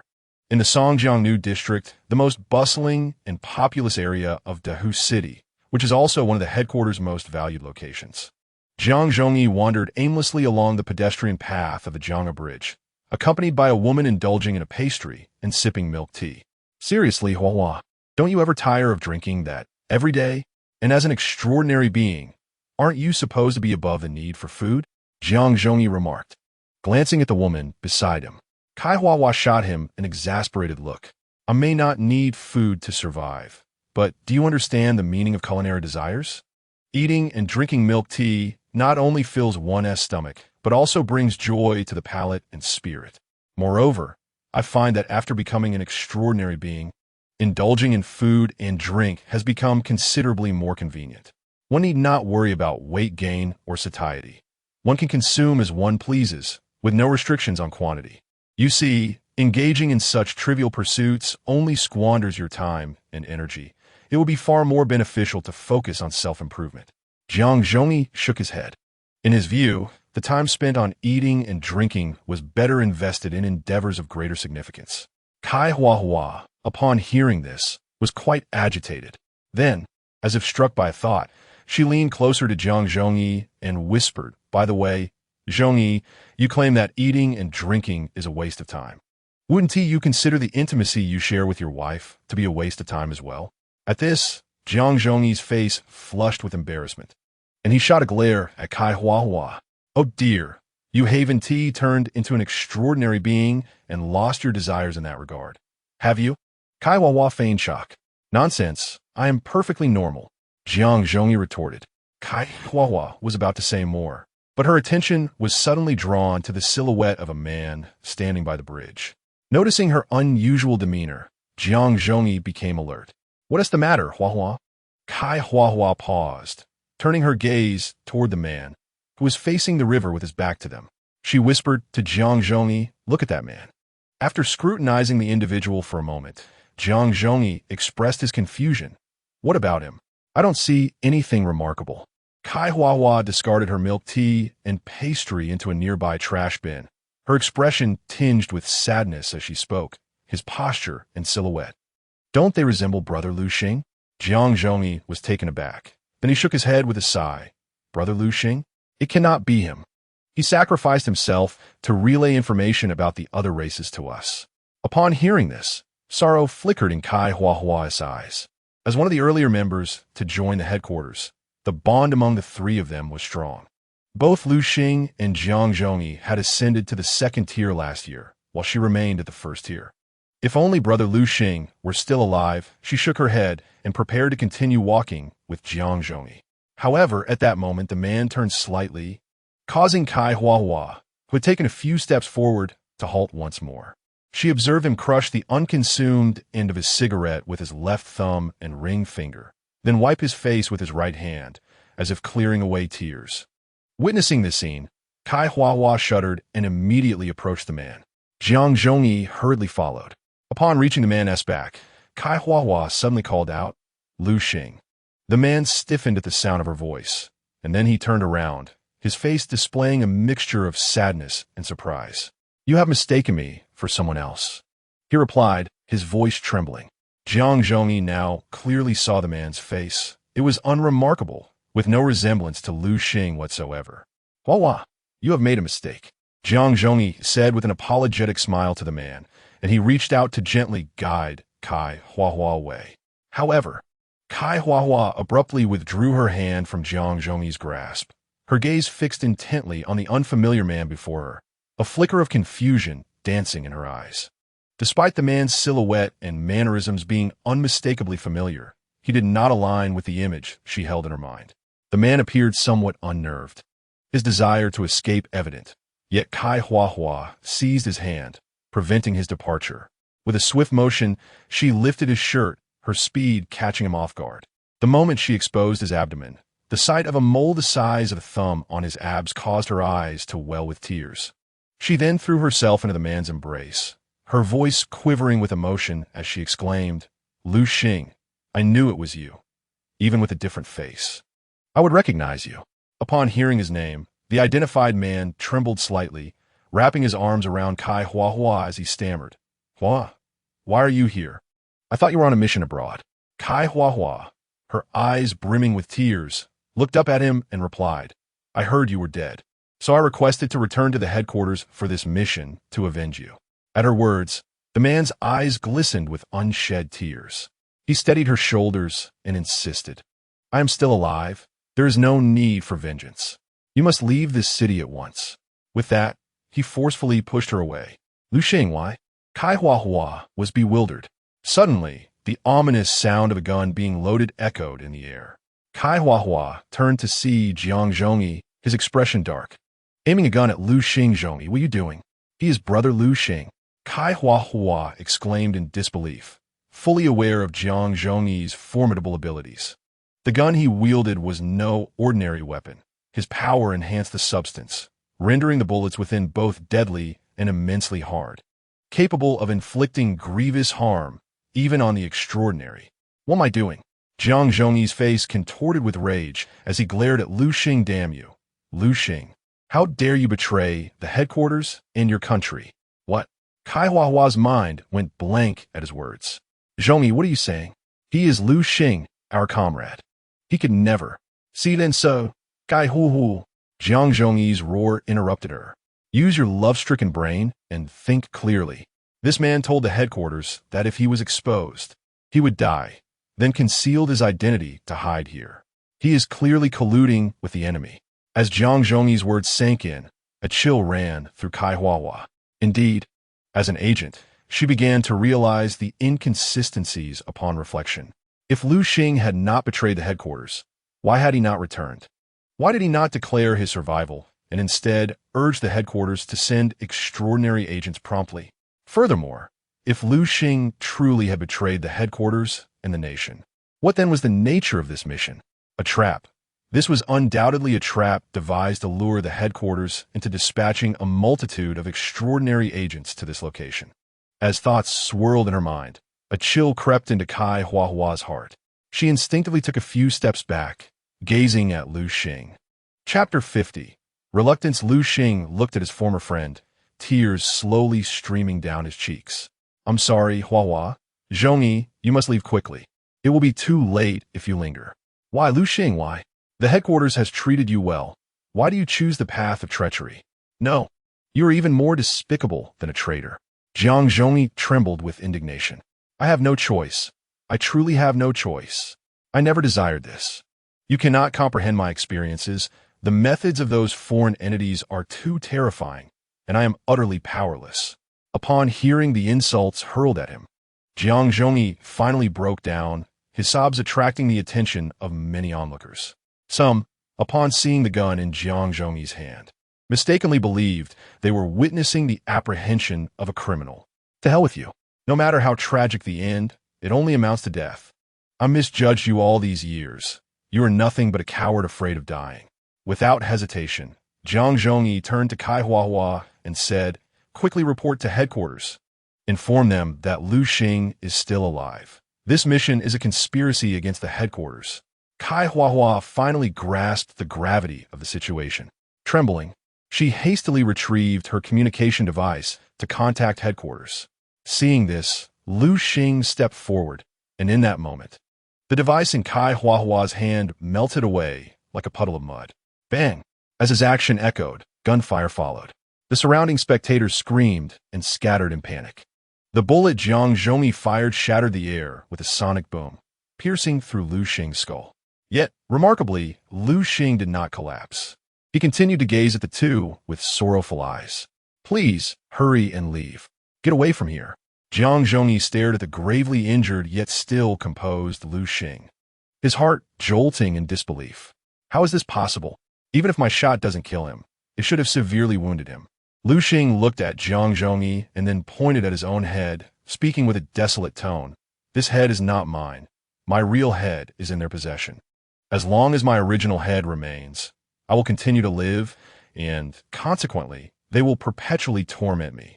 Incredibly horrifying, right? Their methods surpass your imagination.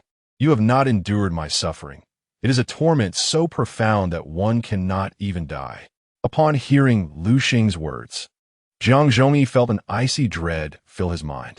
His throat constricted as he fixed his gaze on Lu Xing, his mouth opening to utter something. However, at that moment, a cold voice suddenly resonated behind him. Lu Xing, the plan is about to commence. You may proceed with your tasks. At the sound of this voice, Zhongyi's pupils constricted, and he slowly turned his stiff neck to look back. Not far behind him stood a man in a shirt, coldly observing them. The mere exchange of glances with this man caused Zhongyi's heart to race uncontrollably. It was akin to the instinctive terror experienced by an ordinary person in the jungle, suddenly turning to find a ferocious beast lurking behind. This innate fear coursed through Zhongyi's tensed muscles. His mind fixated on a singular thought. This individual was undoubtedly a being of an alien race. Kai Hua, her complexion pale, gazed anxiously at the man in the shirt, beads of cold sweat dotting her forehead. Had the plan commenced prematurely? Why, wasn't it scheduled to begin the day after tomorrow? Upon hearing the words of the man in the shirt, Lu Xing trembled and inquired with a quivering voice. You speak too much. The decision of when to initiate the plan rests with the young master. Our only duty is to obey orders, the man replied, his tone laced with indifference. Lu Xing swallowed hard and, with a pleading tone, pointed towards Zhongyi and the other, saying, Zhongxian, these two are my closest friends. Given my contributions, could you possibly spare them? Just those two. At Lu Xing's words, Zhongxian's gaze shifted once more to Zhongyi and the other. In that moment, Zhongyi instinctively aimed his gun at the man in the shirt. After a moment of silent exchange, a hint of disdainful amusement flickered across Zhongxian's face. Very well. Let them go. Lu Xing's heart soared with joy at this response. He hurriedly urged Zhongyi and the other, Zhongyi, Hua, you are no match for him. Go, quickly. Zhongyi opened his mouth to speak, yet found himself at a loss for words. After a brief pause, he despondently lowered his hand and approached Kai Hua, taking her by the arm. We must leave. Zhongyi cast a deep glance back at Lu Xing before departing with Kai Hua. After covering some distance, Kai Huahua suddenly began to weep softly. In that moment, Jiang Zhongyi's eyes were bloodshot, his jaw clenched tightly. He slightly turned his head, stealing a glance behind him, and saw that the alien being had not turned to face him, but was engaged in conversation with Lu Xing. Hesitating for a moment, he reached into his pocket, grasping the communication device, and began typing a message to headquarters from memory. Lu Xing is not dead. He had only managed to type a few characters when he glanced back again, only to find Lu Xing staring at him in terror, seemingly attempting to convey something with his mouth. What sent a shiver down his spine was the shocking realization that the alien being who had stood in front of Lu Xing had vanished without a trace. "Zhongyi, be careful." Kai Huahua's voice, filled with panic, broke through the moment. Reacting instinctively, Jiang Zhongyi raised his hand and fired, while simultaneously pressing the send button on his device. Bang! Thud! The sounds of gunfire and flesh meeting flesh reverberated simultaneously. Zhang Xian slightly tilted his head, the barely visible bullet grazing his cheek, splattering crimson blood. In that instant, he delivered a punch that effortlessly shattered the hastily conjured energy barrier of Kai Huahua, smashing her skull to pieces. With a swift motion, he struck Jiang Zhongyi's neck, severing his head from his body. Zhang Xian's speed was unparalleled. His force and timing executed with such precision that Jiang Zhongyi never had the chance to fire a second shot. As his head soared into the air, Jiang Zhongyi's wide eyes were filled with horror and unyielding defiance. At this moment, he felt a profound regret.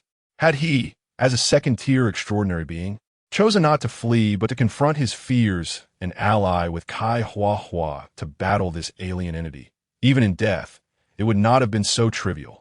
If only he could have delayed for reinforcements, perhaps victory was not entirely out of reach. The sight of Kai Huahua's gruesome demise filled Jiang Zhongyi with an overwhelming sense of bitterness. Huahua Zhongyi, no! Lu Xing, consumed by madness, rushed to the headless corpse of Kai Huahua, cradling her in his arms, and glared fiercely at Zhang Xian. "You promised not to kill them, why?" Zhang Xian, with a flicker of blue light emanating from his hand, cleaned the crimson and white substance that stained it, without responding to Lu Xing's anguished plea. He merely glanced down at him and uttered, "Remember your mission." With that, Zhang Xian turned and vanished from sight. Lu Xing bellowed toward the heavens. Chapter 51. Choice Decision. In the bustling city of Shanghai, beneath the Ming Tower, a coin was thrown into the air, spinning gracefully before being caught by a hand. A young man, casually dressed, sat on a step, idly tossing the coin. "Lingwu, are you done playing? How much longer must we wait?" A sultry woman beside him gazed at him with a hint of impatience. Many tourists visiting this iconic structure turned their heads upon seeing the pair. Unlike the young man's casual demeanor, the woman was strikingly alluring, with a figure that was nothing short of breathtaking, adorned in audacious attire. Her short skirt barely reaching the tops of her thighs, seemingly unbothered by the prospect of exposure. "What's the rush? Haste makes waste," the young man replied, catching the coin once more, turning to the seductive woman as he spoke. "Call it heads or tails." The woman rolled her eyes, but resignedly answered tails. The young man opened his hand to reveal the coin, which showed heads. "You lost again," he said, shaking his head before tossing the coin once more. If any extraordinary beings attending the headquarters meeting were nearby, they would undoubtedly be astonished, for the voices of these two were strikingly identical to those of the aliens who had slain Lu Xing. Before long, after the woman guessed incorrectly once more, a pale-skinned, frail-looking elder approached them, his demeanor shadowed. "Are you ready?" Ling Wu asked, gazing at the elder. "Yes, young master. Everything is prepared," the elder replied with a bow, producing a pitch-black jade pendant that emanated a ghostly glow and handed it to Ling Wu. Ling Wu accepted it, gently stroking the pendant as a sinister smile crept across his lips. "Excellent." The alluring woman, witnessing this, was filled with delight and leaned down to plant a fervent kiss on the elder. "Old Shun, you never disappoint." Onlookers among the tourists gaped in astonishment. Unfortunately, the restrictions of this star's rules are too formidable. The formation can only reach this level, the elder lamented, pushing the seductive woman away. Ling Wu, hearing this, smiled lightly. This is more than sufficient to deal with these ants. They will willingly walk into their own demise. Having spoken, Ling Wu began to activate the jade pendant in his hand. The surface of the pendant shimmered with an ethereal glow, its radiance growing ever more resplendent. With a fierce expression, he gazed straight ahead and intoned, "You all seem eager to find me, so come forth. I await your arrival." Accompanied by a sharp crack, the jade pendant in his grasp shattered, and simultaneously, the Ming Tower behind him quivered violently, unleashing a towering column of pitch-black light into the sky. In the city of Dying, at the headquarters of the Extraordinary, the conference room door was flung open abruptly, interrupting Lu Yi mid-sentence. He frowned and turned to face the intruder. "Minister, there's been an incident." The communications officer hastened to Lu Yi, presenting a message sent by Jiang Zhongyi just before his demise. Lu Xing is not dead. Lu Yi observed the information on his phone, initially perplexed. But soon his pupils constricted sharply. He seized the staff member by the collar, his voice trembling. "Where is Jiang Zhongyi? Can we still reach him?" The staff member stammered. "We cannot contact him." Upon hearing this, Lu Yi felt a surge of dizziness in his head. "Minister, what has transpired?" Several individuals in the conference room rose, anxiously inquiring about the situation. Lu Yi pressed his forehead, grasping the staff member's shoulders, and instructed urgently, "Quickly, summon Professor Yang. He must come at once." The staff member dashed out at once. Once the communications officer departed, Lu Yi turned back to the group, his voice weary. "Lu Xing is alive. He may have betrayed the headquarters. The worst-case scenario is that this mission was a trap, a fatal snare for the Extraordinary." With that, Lu Yi sank slowly into his chair, his gaze dark and contemplative as he surveyed the room's occupants, each lost in their thoughts. Some turned pale upon receiving the news, collapsing onto their seats. "Damn traitor! Who is responsible for protecting Lu Xing's family? Bring them to headquarters and devise a plan to lure Lu Xing out. This traitor must be punished severely." Someone roared in anger. Yet, no one responded, and silence enveloped the conference room. Just then, another staff member burst into the room in a flurry. He held a tablet, trembling as he addressed Lu Yi. "Minister, you must see what has transpired in Da City." Lu Yi quickly took the tablet, and upon viewing the live report from Dahu City, he was taken aback. The image displayed a colossal, dark protective dome enveloping nearly the entire Songjiang New District.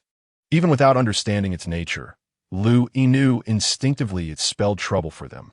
At this moment, Yang Yuan, sporting dark circles under his eyes, arrived and approached Lu Yi, glancing at the screen. As he observed, the furrows on his brow deepened.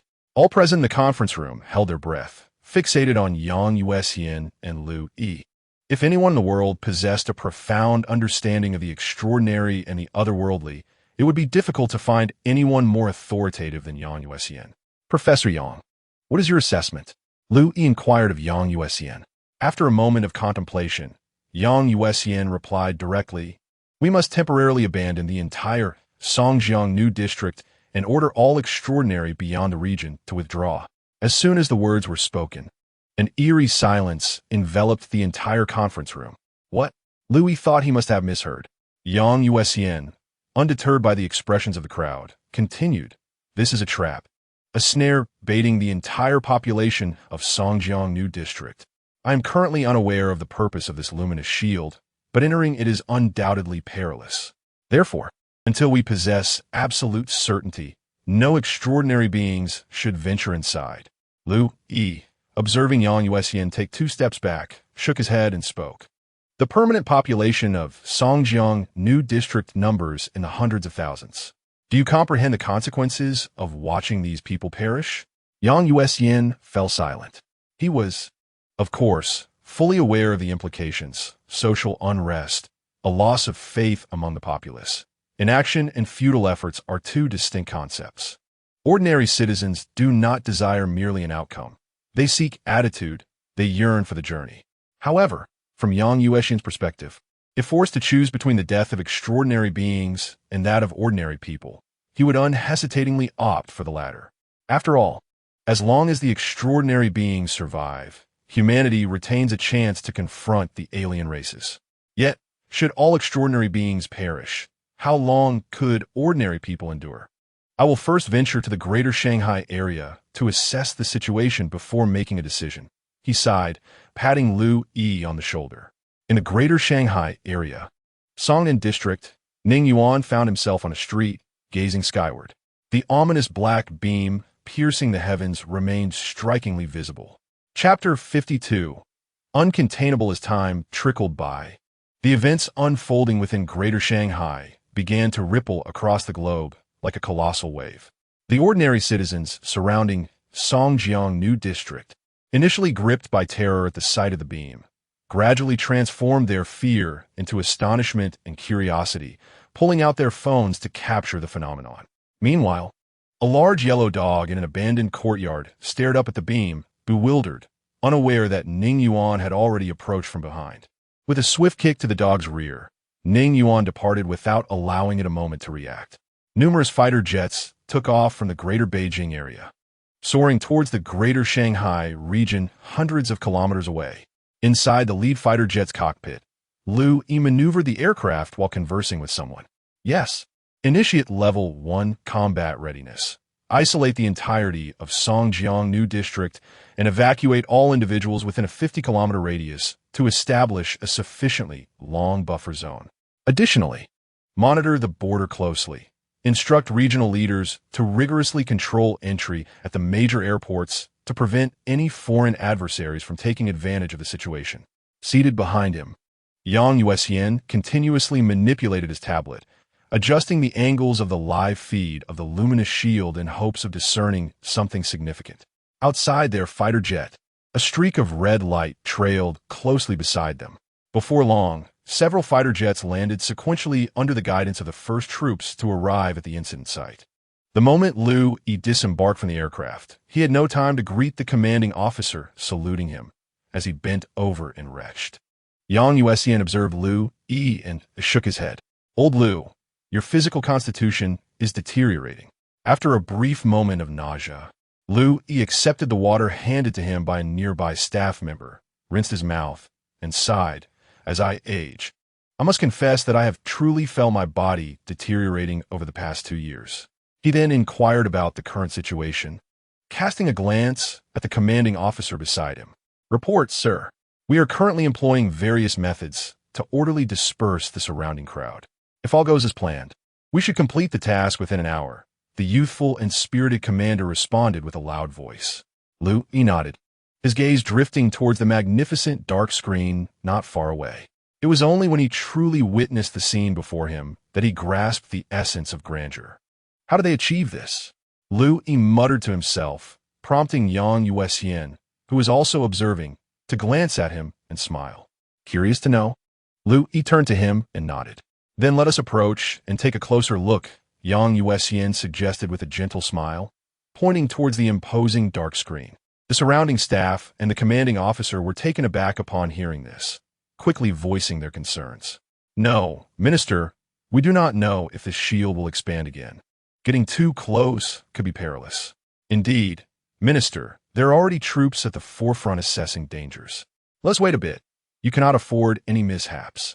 Ignoring their protests, Lu Yi directly addressed a young man standing nearby. Zhengguang, what do you think?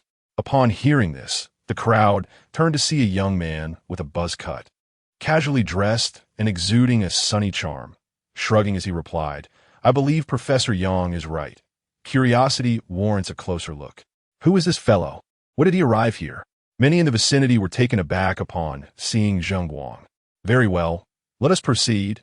Lu Yi commanded the officer beside him. You all stay here. I, along with Yang Yuan and Zhengguang, shall go. Despite Lu Yi's insistence that they remain, it was inconceivable for them to stay back while the highest authority ventured toward the front line. Thus, several military vehicles began to drive towards the area of the screen, 5 kilometers away. Upon disembarking in an open area, Lu Yi and his companions found themselves less than 500 meters from the ominous black screen. Above, numerous armed helicopters circled the vicinity of the screen, while on the ground, fully armed soldiers employed advanced exploration instruments to scrutinize the black barrier up close. I'll go take a look. You should remain here as you have much to attend to. Remember, do not allow any extraordinary individuals to enter before my return. Yang Yuan said as he swiftly donned a set of protective gear and, after giving his instruction to Lu Yi, proceeded toward the screen. With Zheng Guang trailing to protect him, Lu Yi nodded and turned to the individuals beside him, inquiring, "I recall there were over a dozen extraordinary individuals assigned to investigate the Songjiangnu area. Aside from the missing Jiang Zhongyi and Kai Huahua, can we still reach the others?" "Minister, we have not been able to contact a single one," the communications officer replied, shaking his head. Lu Yi sighed inwardly. There were only two possibilities for their silence. Either they had perished, either the light curtain has isolated all signals from the outside world, or the situation is dire for them in any case. Aside from the extraordinary individuals in the Songjiangnu district, others can be contacted, many of whom are inquiring about the circumstances here. "Minister, how should I respond?" Lu Yi removed his glasses and pressed his fingers to his temples. Then spoke, "Inform the second-tier extraordinary individuals in other districts to hasten their arrival here, while the first-tier extraordinary individuals remain in place." Understood. The communication staff swiftly became engrossed in their tasks. At that moment, someone, their expression fraught with urgency, approached Lu Yi with a phone in hand, exclaiming, "Minister, something is amiss, look." Lu Yi took the phone, and on the screen was a live broadcast from the greater Shanghai area, currently garnering significant attention, with an overwhelming barrage of comments that made it difficult to read. Most of the messages were from people across the nation inquiring about the happenings here. The light beam was so immense that it was visible to everyone within the greater Shanghai area. Numerous broadcasts were emerging, and the information could not be contained. Upon hearing this, one person beside Lu Yi suddenly erupted in anger. "What are you all doing? If it can't be contained, then sever the entire network system of Greater Shanghai." The individual beside him looked at him incredulously. "You speak so lightly of severing the entire network system of Greater Shanghai. Do you think it's as simple as snapping a cucumber? Even if it were possible, it would take considerable time, which would do nothing to impede the pace of this information spread. Regardless, we must suppress this news first. Otherwise, it will shock the public's perception and undermine societal stability. At worst, we can later release something more eye-catching to divert their attention from this incident. Do you even hear yourself? Is the current Greater Shanghai comparable to past events? Hundreds of thousands are trapped, and millions can gaze up to see this beam piercing the heavens. Not to mention, there may be billions worldwide watching through the live broadcast. What other news could possibly be sensational enough to make them forget what transpired today? The extinction of humanity? So what do you propose? We simply ignore it? The two exchanged heated words, escalating into an argument. Chapter 53. Fighting together, Lu Yi chose not to interrupt their quarrel, merely observing. At that moment, his phone suddenly rang. The sound silenced the two bickering individuals instinctively. Lu Yi glanced at the caller ID, a bitter smile creeping onto his face. Noticing his expression, those around him instinctively held their breath. The instant he answered the call, a barrage of questions erupted from the other end. "What are you doing, Lu Yi? What is happening in Greater Shanghai? Do you understand the ramifications this could have on the nation? This matter is garnering attention not just domestically, but internationally as well. I have received calls from the leaders of over 10 countries inquiring about the situation. The headquarters of extraordinary individuals was entrusted to you to mitigate crises, not to create them." In conclusion, the tone on the other end of the phone grew increasingly grave. Lu Yi paused for a moment before speaking. "This time, I have failed in my duties. I did not approach this task with the necessary caution, resulting in this passive predicament. I will strive to rectify everything. Regardless of success or failure, I shall take full responsibility for this incident." "Responsibility?" The voice on the line responded sharply. "If hundreds of thousands perish, can you truly bear that burden?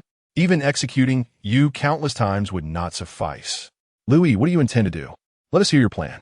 If you have none, then return by plane. I will arrange for someone else to take your place."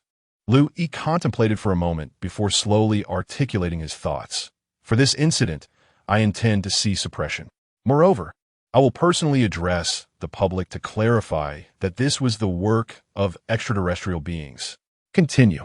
"The matters regarding extraordinary beings and aliens cannot remain suppressed indefinitely.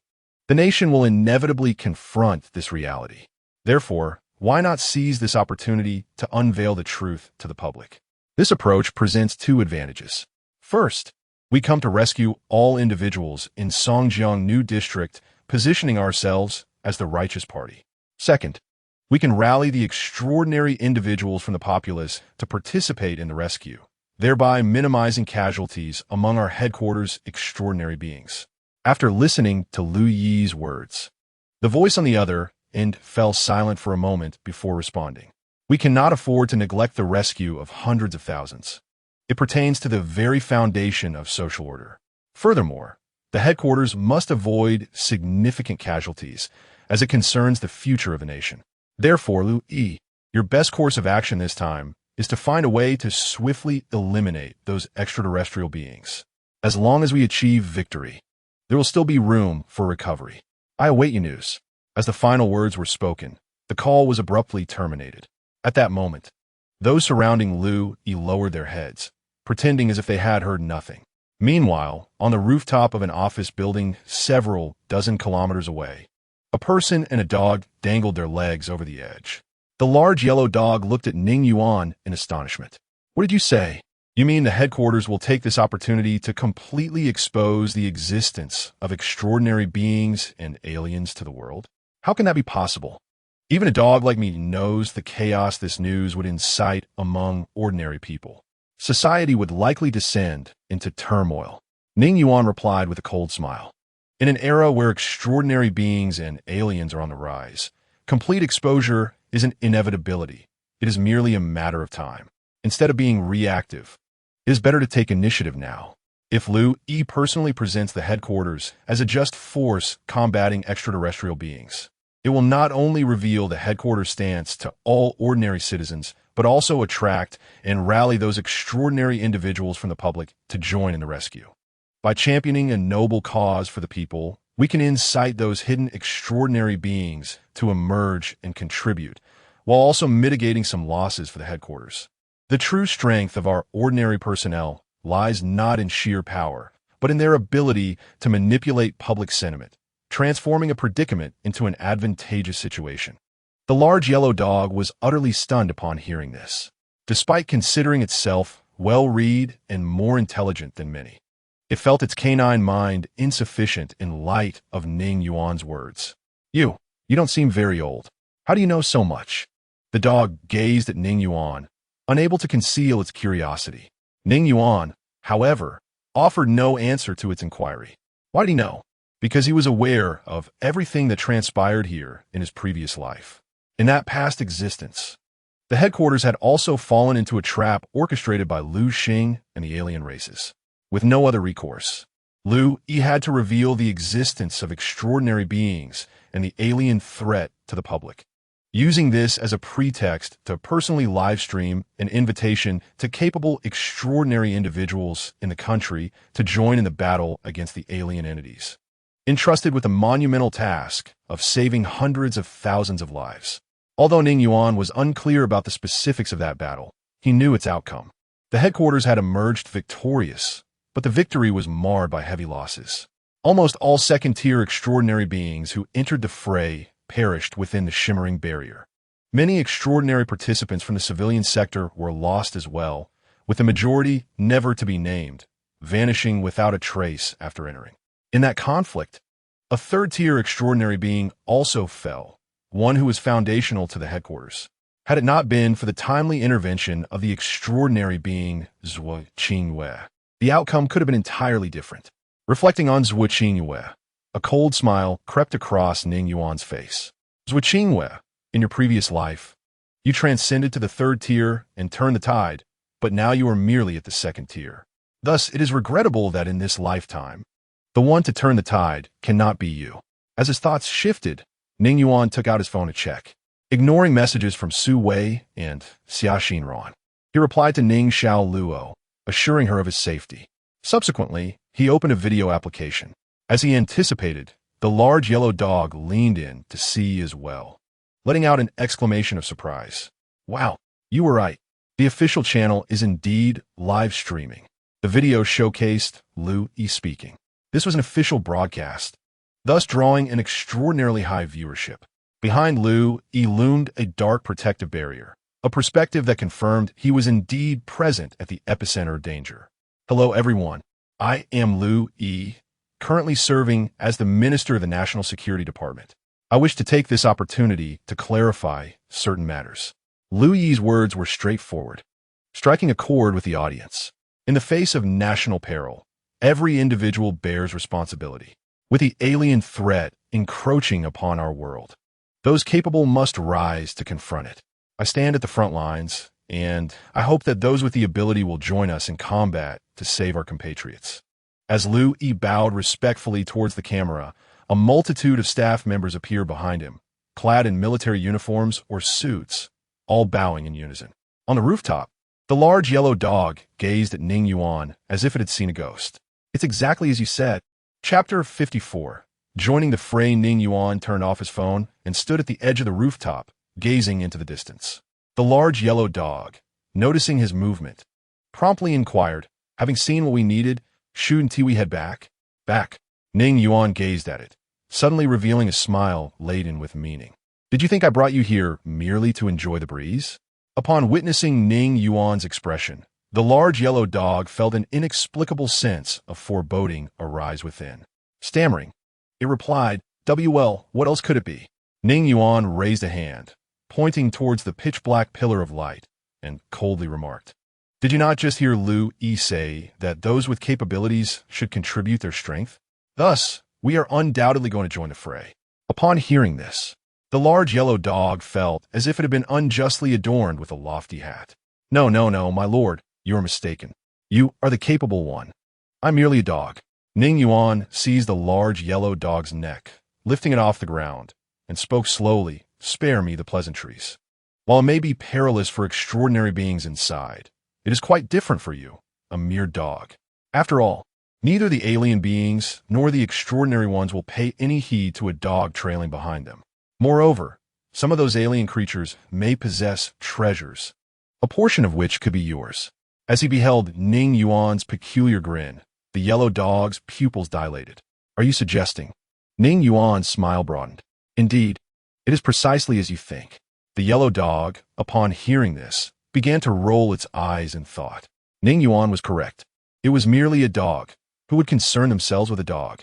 As it pondered, a strange smile crept across the yellow dog's face, eventually stretching its mouth nearly to its ears.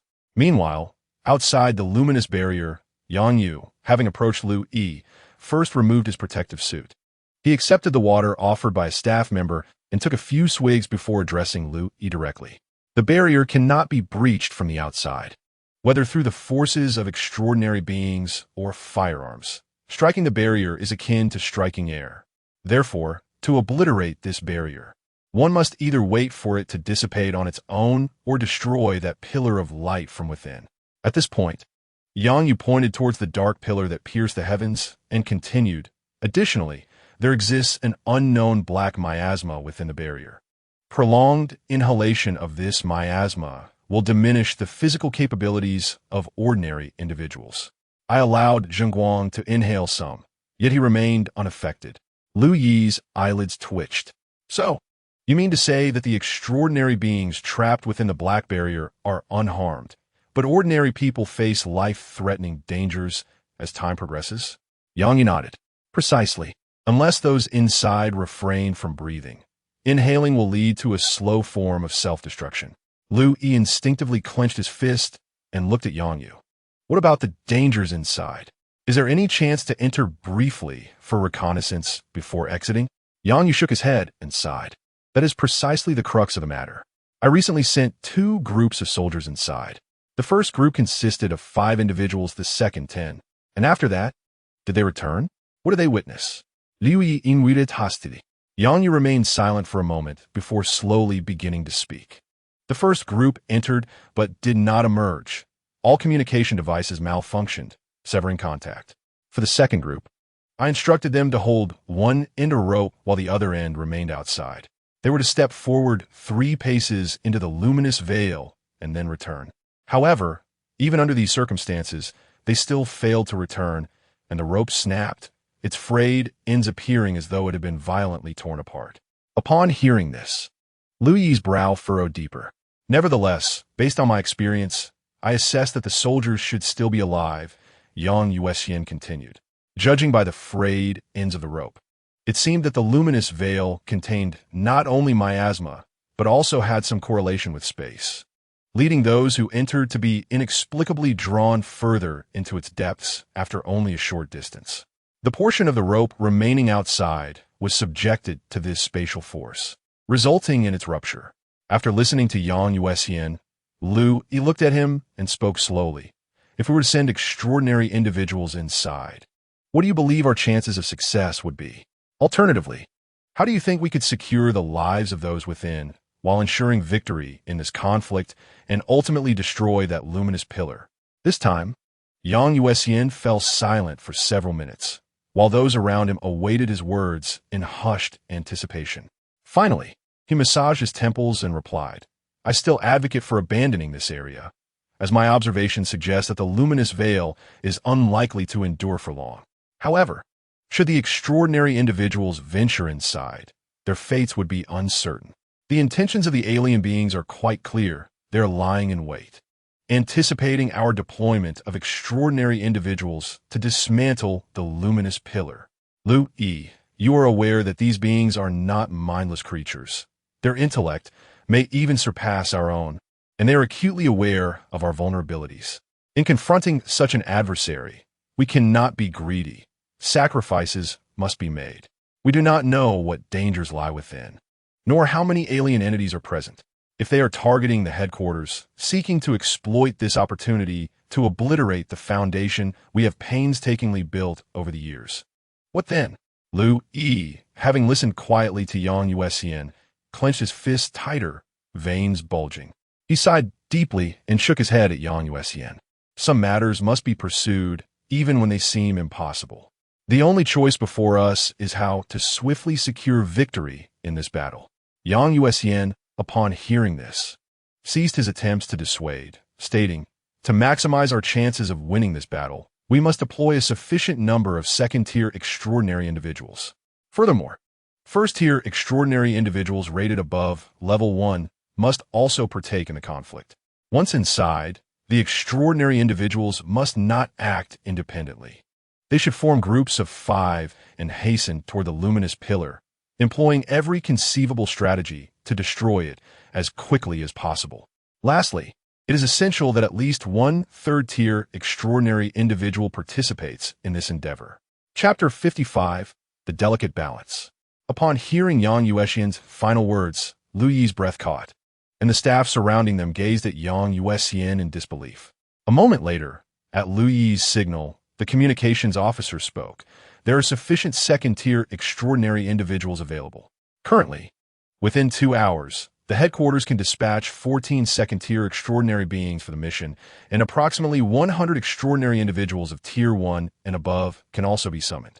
Yang Yuan glanced at him, then turned to Lu Yi and inquired, Is Elder Qin able to move?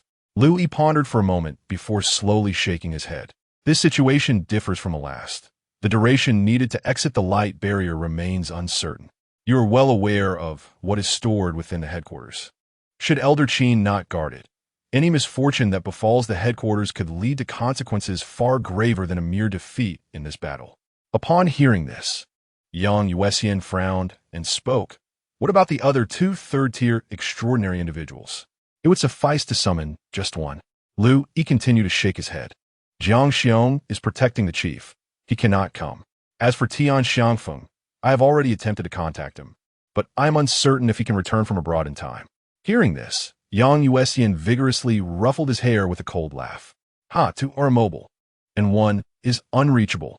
Seeing Yang Yuan in such a state, Lu Yi quickly interjected, You need not worry excessively.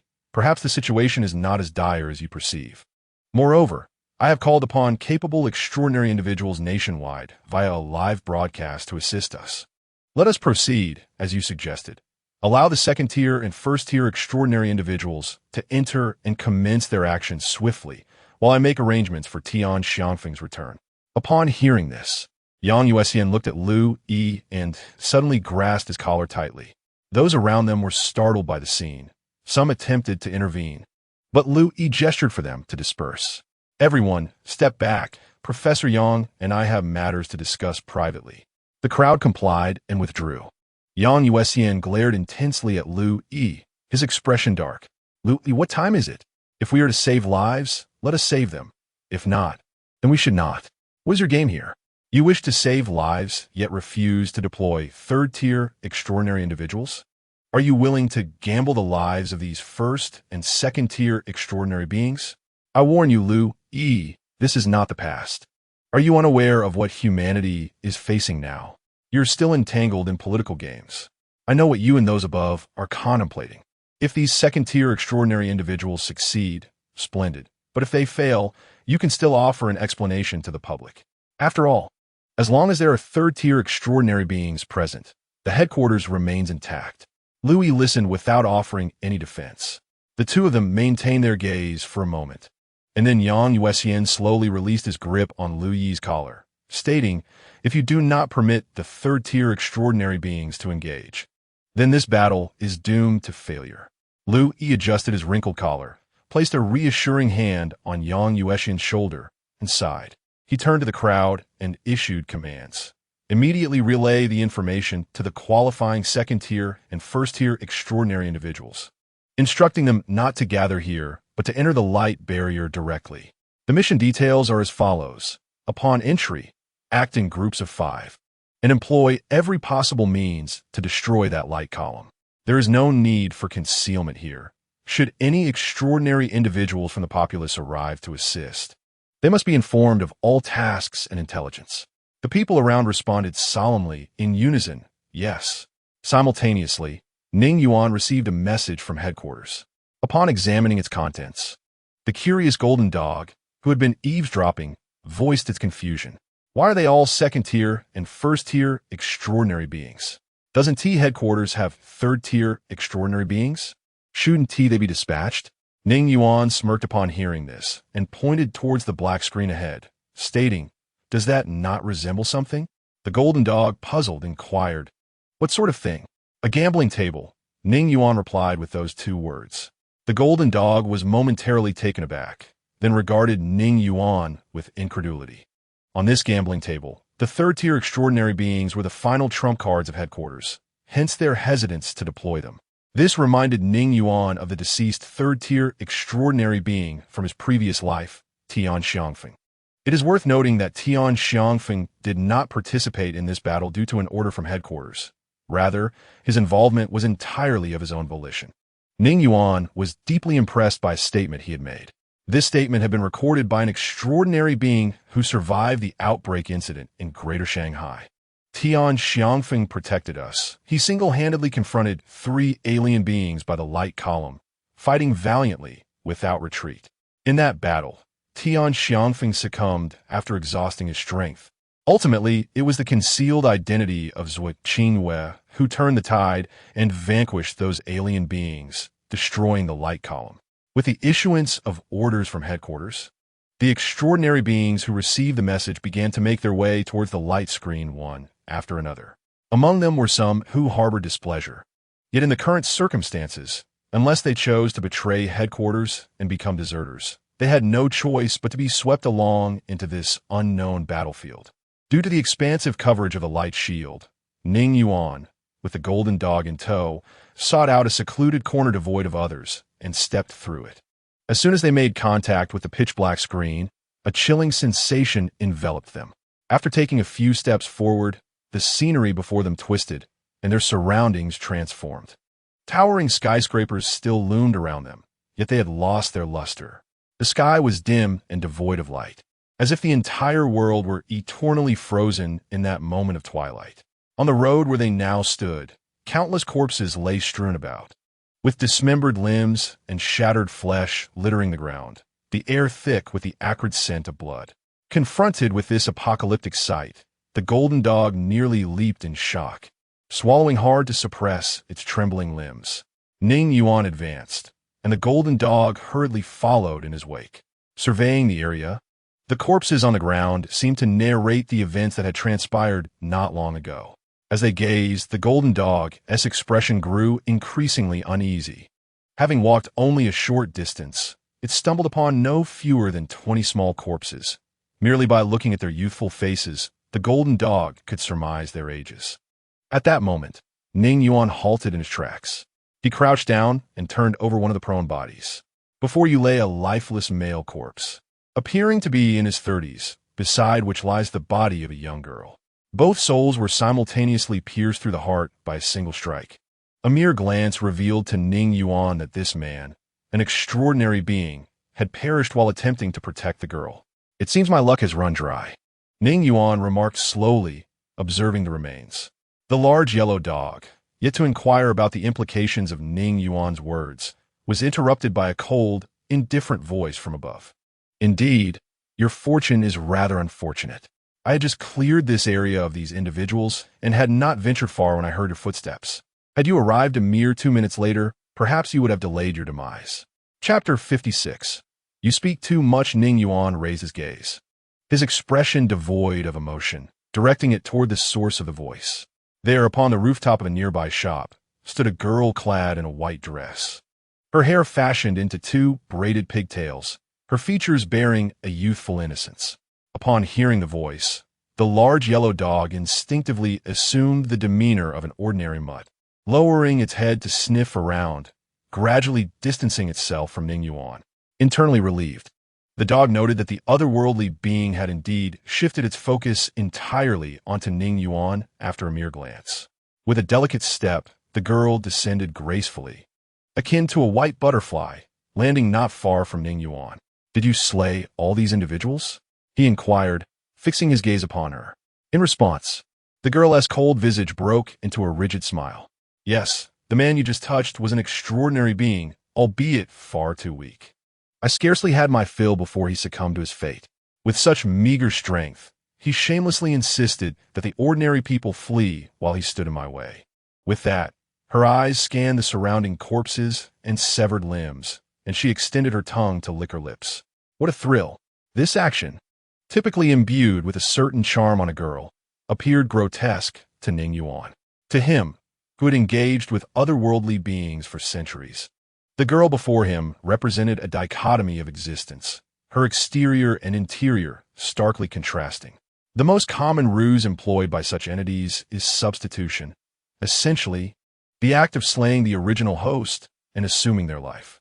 Noticing that the man before her exhibited none of the anticipated panic, the girl felt a twinge of disappointment. After all, in her view, such trivial prey should be fleeing in terror from her pursuit. Why did he simply gaze at her without fear? Was it ignorance that bred his bravery? Just as she contemplated her next move, Ning Yuan's voice preemptively resonated. How many of you are there? The girl replied, perplexed by his inquiry. Moments later, a smile blossomed upon her face, growing increasingly exaggerated until it warped into a distorted grin. Ha ha ha ha! She doubled over in laughter, the neckline of her dress revealing glimpses of her alabaster skin. Little one, do you have a problem with your mind? Upon seeing me, you did not flee at once, but instead posed a question. She continued to laugh, wiping away tears of mirth from her eyes. However, when she glanced at Ning Yuan's countenance, her smile vanished. At that moment, Ning Yuan's gaze was dark, and he regarded her with palpable impatience. You. The girl furrowed her brow, attempting to articulate something, but suddenly felt her eyes inexplicably drawn to the ground. What was happening? Confusion enveloped her mind, and then her pupils dilated in horror as she caught a glimpse of her own body. No, this is impossible. The girl abruptly realized that her head had been severed by the other party without her awareness. The scene that unfolded next plunged her into utter terror. She watched in disbelief as her body was silently dismembered into countless pieces. How could this be? Who are you? There cannot be someone so formidable among the headquarters' extraordinary beings. After rolling a few times, her severed head came to a halt, her eyes fixated on Ning Yuan as she shrieked, I know all the extraordinary beings at headquarters. Even a third-tier extraordinary being could not achieve this silently. Who exactly are you? Ning Yuan stepped before the girl's head, his expression devoid of emotion as he gazed down at her, slowly speaking, what a waste. You do not answer questions, and you possess nothing of value. With that, he raised his foot and pressed it upon her head. I will ask you once more, how many of you are there?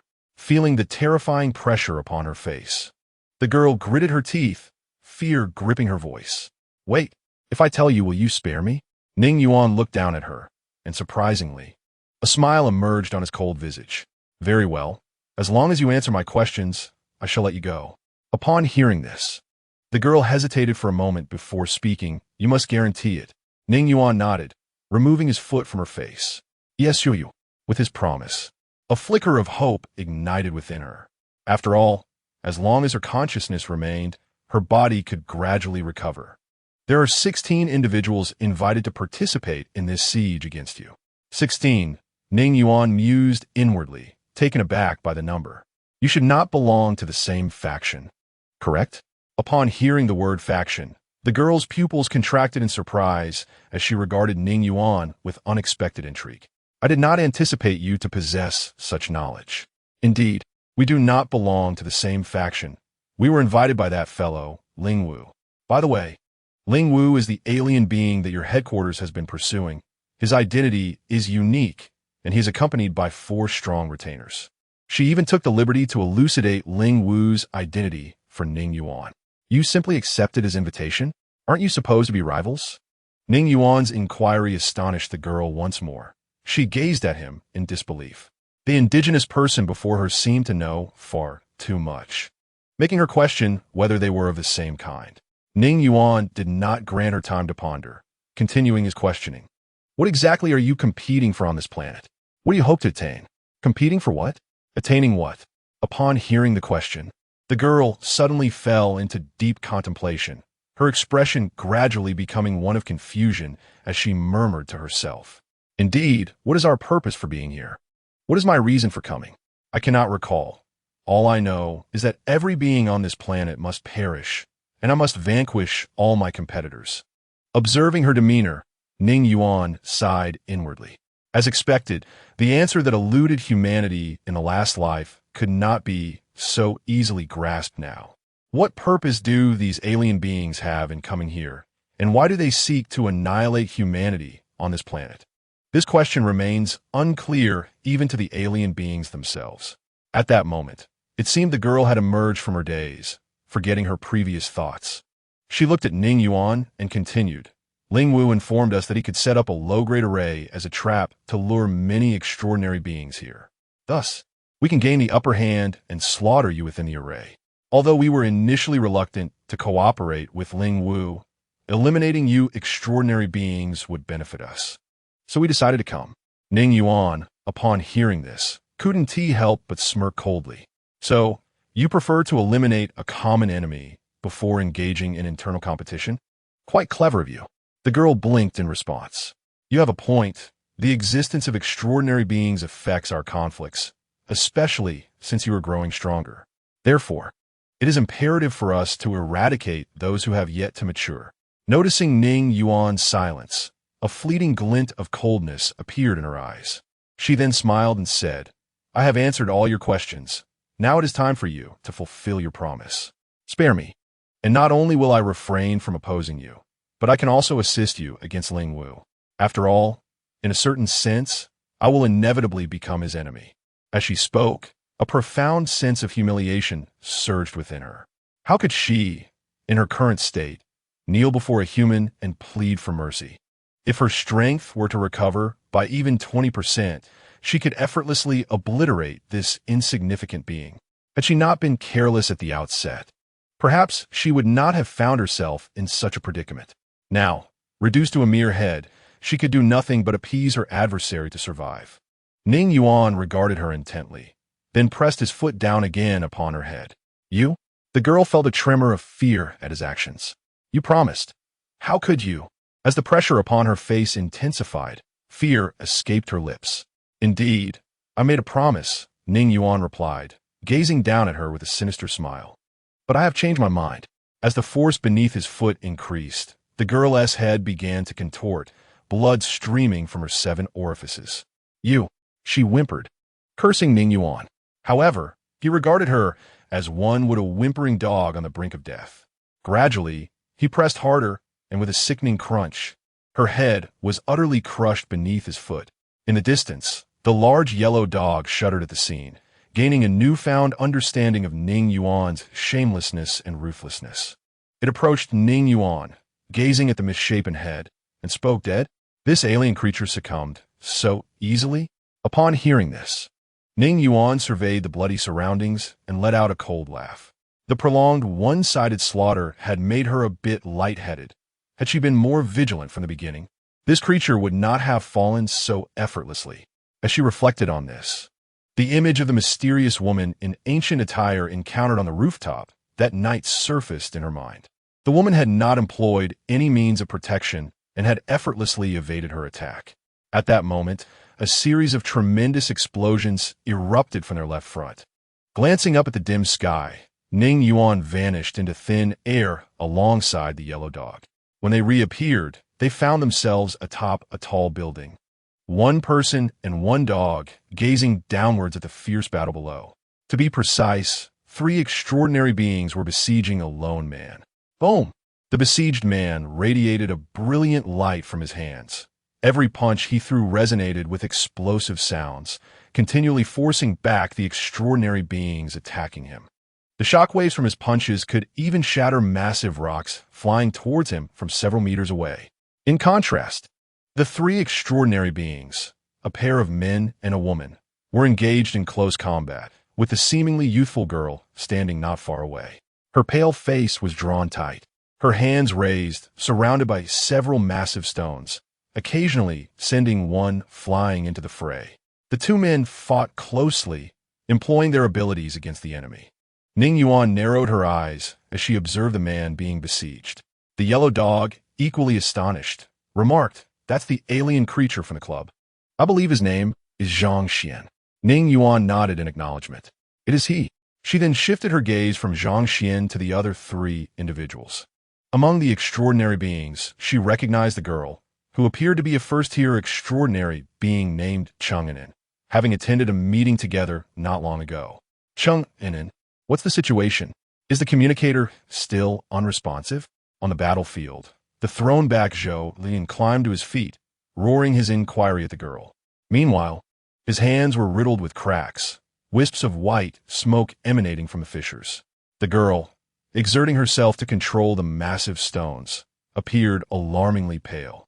Her once fair complexion now ghostly, with sweat-soaked hair clinging to her face. I just checked. It was no use. Despite her immense struggle, the girl gritted her teeth and responded to Zhou Liyuan's question. Hearing this, Zhou Liyuan's forehead bulged with veins as he barked angrily at Cheng and Damn. "You just looked. Why aren't you looking again now? Wouldn't he work before might be useful now? Do I have to teach you such trivial matters? We are fighting for our lives, and you can't even manage the most basic support. Use your brain." After a series of utterances, Zhou Luoyuan gazed at his companions entangled with the alien beings, then glanced at his trembling hands. Gritting his teeth, he charged forward once more. Cheng Inen pressed her lips tightly together, one hand controlling the swaying boulder while the other retrieved a communication device from her pocket.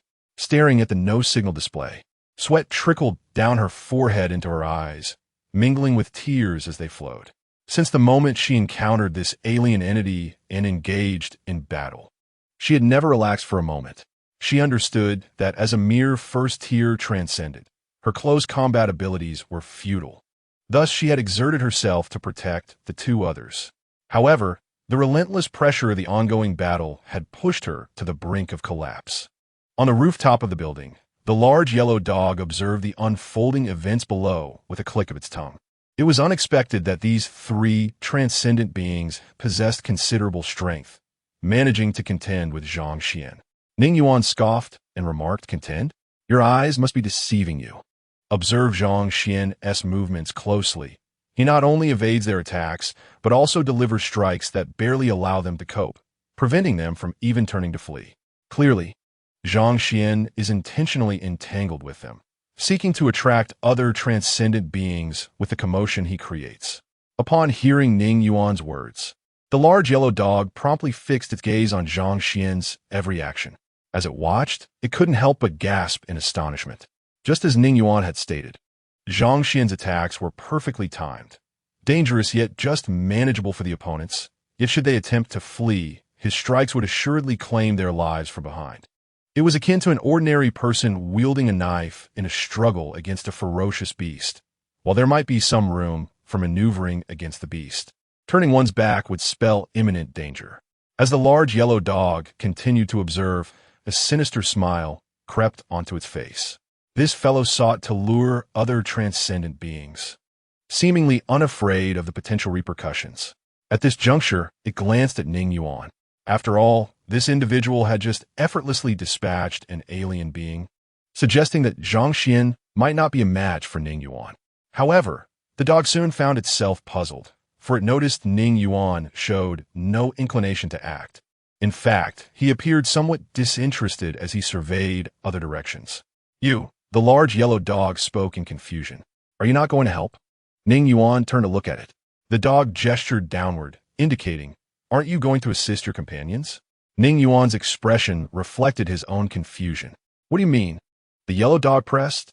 "Aren't you going to help your companions?" Ning Yuan's bewilderment deepened. "Help them? Why would I assist?" The yellow dog was taken aback. "What are you doing here?" Ning Yuan frowned at the yellow dog in response. "I intend to eliminate Zhang Xian. Since these aliens are bound to be enemies sooner or later, it is better to remove them early. This aligns with the viewpoint of the alien being that just perished." Upon hearing this, the expression on the yellow dog's face turned peculiar. "Wait a moment, let me gather my thoughts.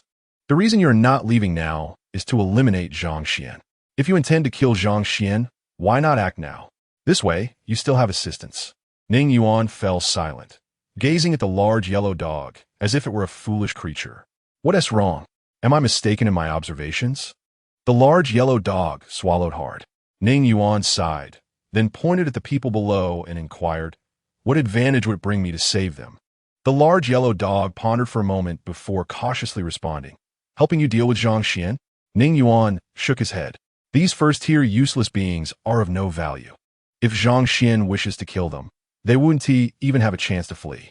Upon hearing this, the large yellow dog fell silent. If what Ning Yuan said was true, then saving these three would indeed yield no benefits for him, perhaps only a couple of grateful words in the end. At that moment, Ning Yuan continued, "Moreover, if they perish here, it would actually greatly benefit me." The large yellow dog stared blankly at Ning Yuan, unable to comprehend the implications of his words. "Benefits? How could their deaths possibly benefit you?" Ning Yuan nodded. "Certainly.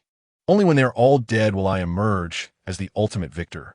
As he spoke the last words, an enigmatic smile crept across Ning Yuan's face. The large yellow dog shuddered at this sight, finally grasping Ning Yuan's intent. If there were to be a victor in the battle between the headquarters and the otherworldly beings, it was clear Ning Yuan aspired to be that victor. After all, only the victor can reap immense rewards. In the battlefield below, the anticipated extraordinary beings drawn by the commotion of the fight did not materialize, which only heightened Zhang Xian's cold impatience. The three individuals engaged in combat with him sensed something amiss. However, with no means of escape and no support, their despair deepened. Cheng Anin's face drained of color, and blood began to trickle from her 7 orifices due to overexertion of her abilities. Just then, brilliant lights began to shoot up from the direction ahead, resembling vibrant serpents darting towards the dim sky. This spectacle immediately captured the attention of the three, as well as Zhang Xian's. Is it reinforcements? Are they our companions? A flicker of hope surged within the despairing hearts of Cheng Anin and her companions. Zhang Xian, observing the radiant lights, furrowed his brow. "To compel me to use that item, it seems there is quite a commotion over there." Retracting his gaze from the distance, Zhang Xian focused back on the three, a glint of murderous intent flashing in his eyes. "I shall no longer entertain you." Chapter 59. Shameless and sinister. Seeing Zhang Xian's demeanor, Zhou Yuan felt a tremor within. "This is bad, that fellow." Another extraordinary being named Lin Hao exclaimed. Due to his unique intuition, he could distinctly sense the terrifying surge of pressure emanating from Zhang Xian. This pressure signified power, indicating that the opponent's strength had suddenly escalated several-fold. "What is wrong, Lin Hao?" Zhou Yuan demanded, fixing his gaze on Zhang Xian. He, Lin Hao's pupils trembled violently, and his voice faltered with fear. Cheng Enin, oblivious to their plight, found her vision blurred. However, the next scene compelled her to widen her eyes in astonishment. Zhang Xian moved. With a powerful step forward, a brilliant blue light surged in his eyes as he shouted, "Freeze!" A faint blue circle emanated from his feet, swiftly enveloping the three individuals. Zhang Xian unleashed a tremendous punch. In the blink of an eye, Zhou Liyuan and Lin Hao, standing several meters away, were obliterated into a mass of flesh by an invisible force. This horrifying spectacle shattered Cheng Enin's comprehension, causing her to weaken and collapse onto the ground, a large patch of moisture forming beneath her.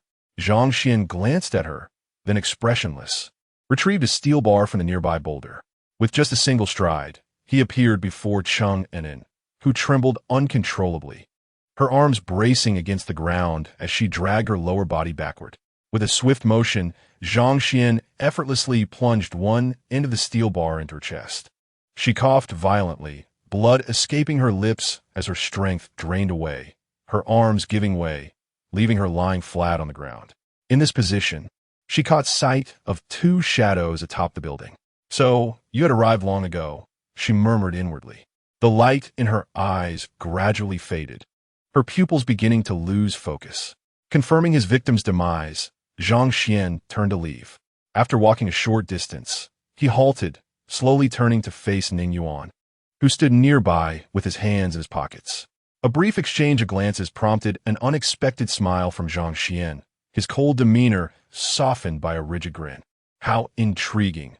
Among the extraordinary, there exists a formidable presence like yours. It seems my precious time has not been squandered. Ning Yuan reciprocated with a smile laced with sarcasm. You appear quite exhilarated. Indeed, the moment I laid eyes on you, every muscle in my body quivered with anticipation. Zhang Xian's grin morphed into a more sinister expression. He grasped his collar and tore it apart with a sudden motion. In that instant, his impeccably sculpted torso was laid bare. He clenched his fists, the sound of cracking bones echoing in the air. Ning Yuan assessed Zhang Xian's flawless physique and nodded approvingly. A commendable physique, but have you ever heard the saying? Zhang Xian raised an eyebrow, intrigued. What saying? Moderate exercise attracts the opposite sex. Excessive training attracts the same. A frown crossed Zhang Xian's face as he contemplated the implications of Ning Yuan's words. Just then, his upper body instinctively leaned back. Boom! A massive boulder behind him shattered in two. Zhang Xian stared at the split stone, his heart racing. He stood upright, his gaze darkening as he scrutinized Ning Yuan. Had he not reacted swiftly moments ago, he might have been cleaved in two. A renewed sense of crisis surged within him, and, as he focused intently, he finally discerned Ning Yuan's attack. In the air, several indistinct black shadows surged towards him, prompting Zhang Xian to swiftly maneuver and evade. Ning Yuan's attacks were insidious and vicious, adept at preemptively predicting Zhang Xian's subsequent moves. The shadows, akin to razor-sharp blades, appeared almost invisible amidst the dim surroundings. Damn it! A surge of unbridled fury ignited within Zhang Xian, reminiscent of a solitary dancer, particularly upon witnessing the seemingly amused expression on Ning Yuan's face. His anger swelled to its zenith. The opponent was undeniably formidable and could engage him in an intense clash of strength.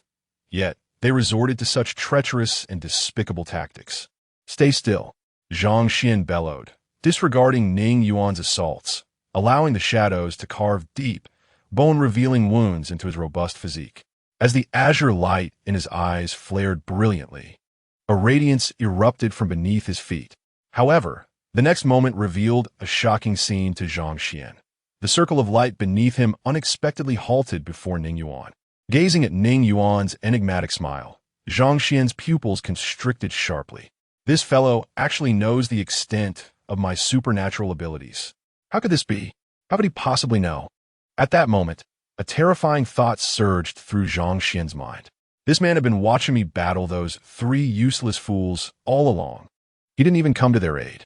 Without granting Zhang Xian further time to ponder, Ning Yuan's attacks continued relentlessly. Zhang Xian trembled with rage. yet found himself powerless against Ning Yuan. Advancing meant enduring his assaults, and Ning Yuan would shamelessly retreat, maintaining distance. Furthermore, the continuous exertion of his powers proved futile, depleting his spiritual energy and rendering him increasingly passive. Thus, he was compelled to retract his abilities and brace himself against Ning Yuan's strikes. What should I do? Engaging in a war of attrition with him would be decidedly unfavorable for me. As Ning Yuan's onslaught accelerated, the wounds on Zhang Xian multiplied, his body's recovery lagging behind. He needed to escape. There was no other option. With this thought, Zhang Xian's gaze began to scan his surroundings. He had to locate a place with cover to flee. At that moment, from the corner of his eye, he caught sight of a large yellow dog, tail tucked, pacing nearby. A mere glance at the mutt shifted Zhang Xian's focus elsewhere. As he continued to observe, he finally pinpointed his escape route. Ahead lay an alleyway. Once he entered, the walls on either side would diminish the lethal effectiveness of the dense shadows. With clarity in his thoughts, Zhang Xian resolved to mobilize his entire being. No longer evading Ning Yuan's strikes, preparing to instantaneously teleport to his chosen location. Just then, a sweeping kick. With a resounding shout, Zhang Xian's legs were suddenly struck, destabilizing his stance and causing him to tilt backward. Zhang Xian widened his eyes in disbelief, staring at the large yellow dog behind him that had executed the sweeping kick. Without giving him a chance to react, a pair of piercing eyes suddenly ignited with a fierce glow. Control the spirit. The large yellow dog barked. Zhang Xian's mind felt as if it had been struck by a heavy object, plunging his consciousness into a fleeting void. In that instant, Ning Yuan appeared beside him, delivering a powerful punch that shattered his skull. With a thud, the headless corpse collapsed to the ground. To ensure Zhang Xian had no remaining means of resistance, Ning Yuan severed his limbs. After a brief pause, confirming that Zhang Xian was irrevocably dead, the large yellow dog exhaled deeply, calming his wildly racing heart. What an exhilarating experience, he exclaimed as he approached the body and began to rummage through it with his paws. Observing this, Ning Yuan let out a derisive snort. There's no need to search. He has nothing of value. At these words, the yellow dog halted his attempts to pry off Zhang Xian's undergarments and turned to Ning Yuan with a hint of skepticism. Really? Didn't you say these alien beings possess treasures?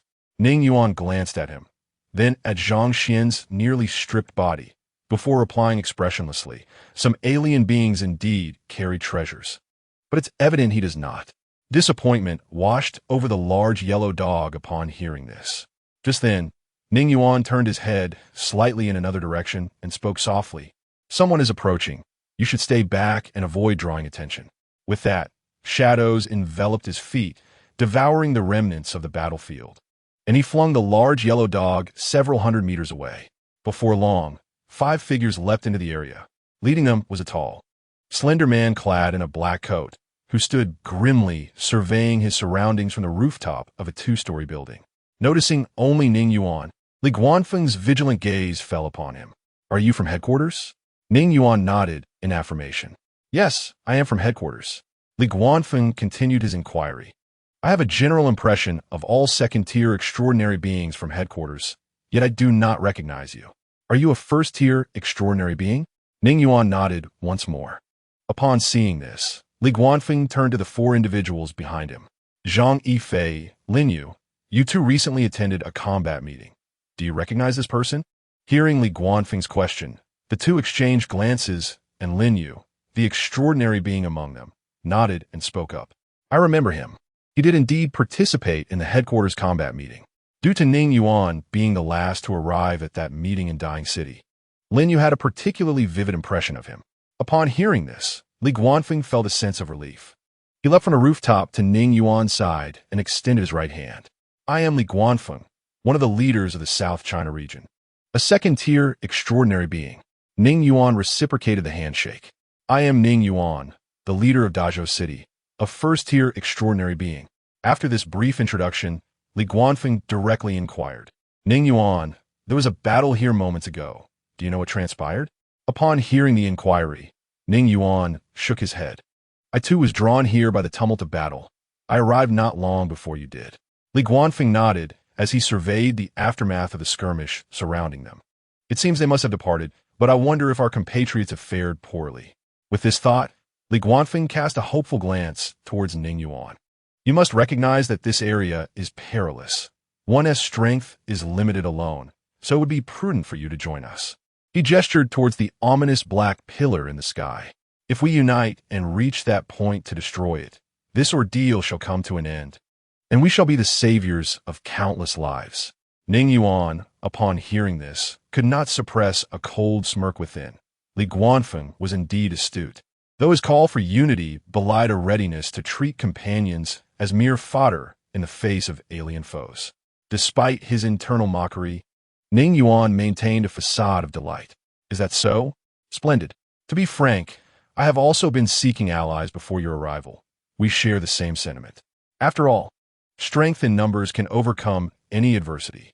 A flicker of derision passed through Li Guanfeng's eyes at his words, yet he nodded in agreement. Very well. You need only follow closely behind me and heed my commands, and there is little to fear here. At that moment, an unsettling change occurred before them. The previously vanished multicolored radiance reemerged, with luminous tendrils soaring skyward like great serpents. It has appeared again. What on earth is that? Li Guanfeng's expression shifted as he gazed at the spectacular and bizarre sight. They had witnessed this phenomenon on their journey and had presumed it would not resurface. Yet here was once more. This time, however, the light was accompanied by a series of resounding booms.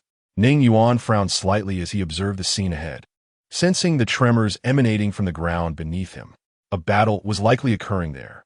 Since there is conflict, it is probable that our compatriots are engaged with the alien forces. Let's investigate. Li Guanfeng addressed the group, leading the charge forward. The other extraordinary individuals followed in his wake. Lin Yu deliberately slowed his pace, positioning himself alongside Ning Yuan at the rear of the group. He leaned closer and spoke in a hushed tone. I recall your ability allows you to fly, correct? Ning Yuan turned to him and nodded. Seeing this, Lin Yu glanced ahead to ensure a safe distance from the others before whispering, my ability can conceal everything within a 10-meter radius around me, and your power enables you to soar. In dire circumstances, we can collaborate. His implication was clear. Should they encounter a life-threatening situation, they could team up to escape. Ning Yuan regarded him with surprise. With so many of us, and considering Li Guanfeng is a second-tier extraordinary, why entertain thoughts of fleeing? Lin Yu offered a bitter smile in response to Ning Yuan's words. Your time at headquarters must not be long, as there are 3 leaders in the South China region, each a second-tier extraordinary being. Among them, Lin Guanfeng possesses the most profound understanding of the situation. In the absence of a life-and-death crisis, this individual might refrain from any outrageous acts. However, when faced with his own survival, he is highly likely to abandon us, even viewing us as mere expendables. Hearing this, Ning Yuan cast a peculiar glance at Lin Yu. Noticing his expression, Lin Yu sighed. You must be wondering why. Knowing this person is unreliable, I would still choose to partner with him. The reason is rather simple. If I venture out alone, I am certain to perish upon encountering otherworldly beings. Yet, accompanying Li Guanfeng, although not without risks, certainly increases my chances of survival compared to acting alone. I aspire to complete this mission, to save the ordinary people here, but more than anything, I wish to ensure my own survival. Chapter 61. Everyone together. The implication in Lin Yu's words was unmistakable. He sought ways to enhance his survival rate. Acting alone, compared to moving alongside Li Guanfeng, presented a higher probability of survival for him. Engaging with Ning Yuan in pursuit of collaboration stemmed from the understanding that their abilities, when combined, would further elevate this likelihood. After expressing his thoughts, Lin Yu awaited Ning Yuan's response. In contrast, Ning Yuan appeared contemplative. After a moment, he nodded in agreement. Observing this, Lin Yu felt a sense of relief wash over him, a smile gracing his face. Very well, it is settled then. With that, Lin Yu quickened his pace, distancing himself from Ning Yuan. Their group's speed was remarkable. Their physical momentum far surpassed that of any ground transportation. As time passed, they drew ever closer to the area of anomaly. However, lingering several hundred meters behind their party was a yellow shadow, firmly tailing them. During their journey, They encountered countless ordinary individuals. Yet, the vast majority had succumbed to unconsciousness, sprawled on the roads, or slumped in their vehicles. A few with stronger constitutions appeared pallid and weak, unable to walk normally, reduced to sitting on the roadside, vacantly watching as the group rushed by. The miasma within the formation relentlessly ravaged these ordinary people's bodily functions, unless the source of the radiant pillar was swiftly dismantled. The demise of the hundreds of thousands trapped within the formation was merely a matter of time. At the forefront, Li Guanfeng furrowed his brows, a sense of urgency rising within him. He understood that destroying the source of the pillar would resolve this crisis. Yet that location was bound to be the most perilous, fraught with unknown otherworldly beings. Thus, he persistently sought extraordinary individuals, attempting to gather sufficient strength to accomplish this task. I hope there are second-tier extraordinary beings there, he mused, gazing at the increasingly imminent area ahead. Boom! An explosion resounded once more. A terrifying tremor accompanied the shaking earth. As Li Guanfeng and his party arrived at the location, they were immediately taken aback by the scene before them, for the area in question was an elementary school. Within the school grounds, there are thousands of children scattered across the playground, the majority of whom have succumbed to unconsciousness, while only a few remain, clutching their heads and weeping. Teachers and parents kneel side by side on the ground, their arms intertwined to form a protective barrier around these children. Despite the fact that most of them have completely fainted, their knees pressed to the earth and their arms encircling one another prevent them from collapsing. Outside the school gate, a massive green wall, woven from vines, looms before them, shielding them from the explosive waves and any harm from the outside world. Before this great wall stands a young man clad in short sleeves and denim shorts, laughing heartily as he gestures, unleashing streaks of luminous energy. Ha ha! Let us see how long you can endure.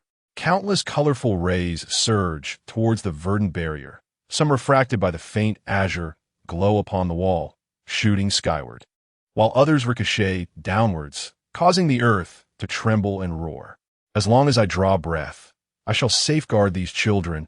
A feeble voice emerges from within the wall. At the utterance of this voice, enormous vines extend from the barrier, aiming to pierce the one who unleashed the radiant assault.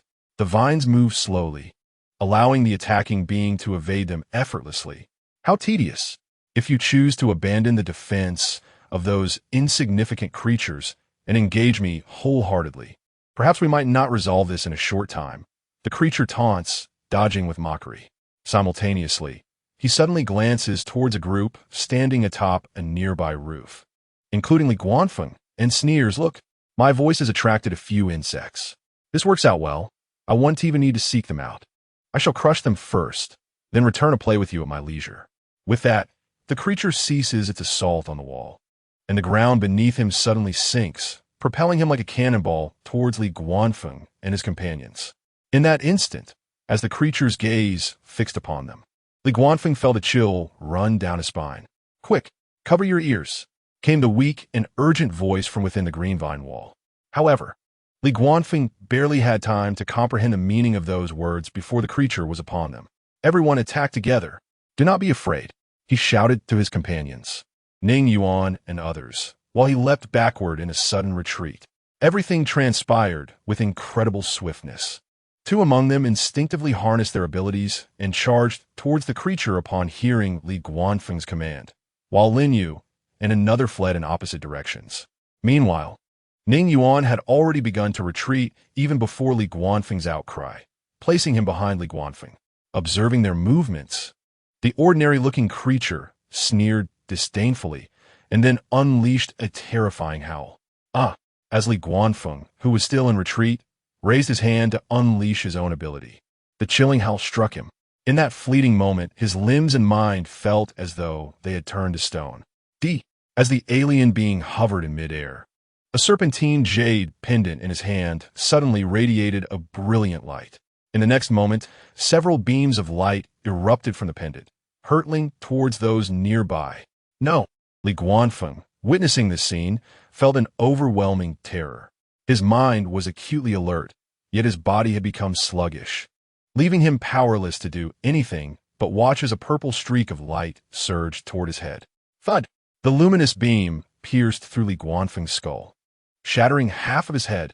The unfortunate Li Guanfeng could never have imagined that he would be so effortlessly slain without even a chance to unleash his abilities. The sounds of flesh being pierced echoed once more. The alien being glanced around, only to be astonished to discover that one person remained alive. Before Ning Yuan stood two individuals, uncontrollably shielding him like human shields. Among them was Lin Yu, who turned his head in disbelief toward Ning Yuan.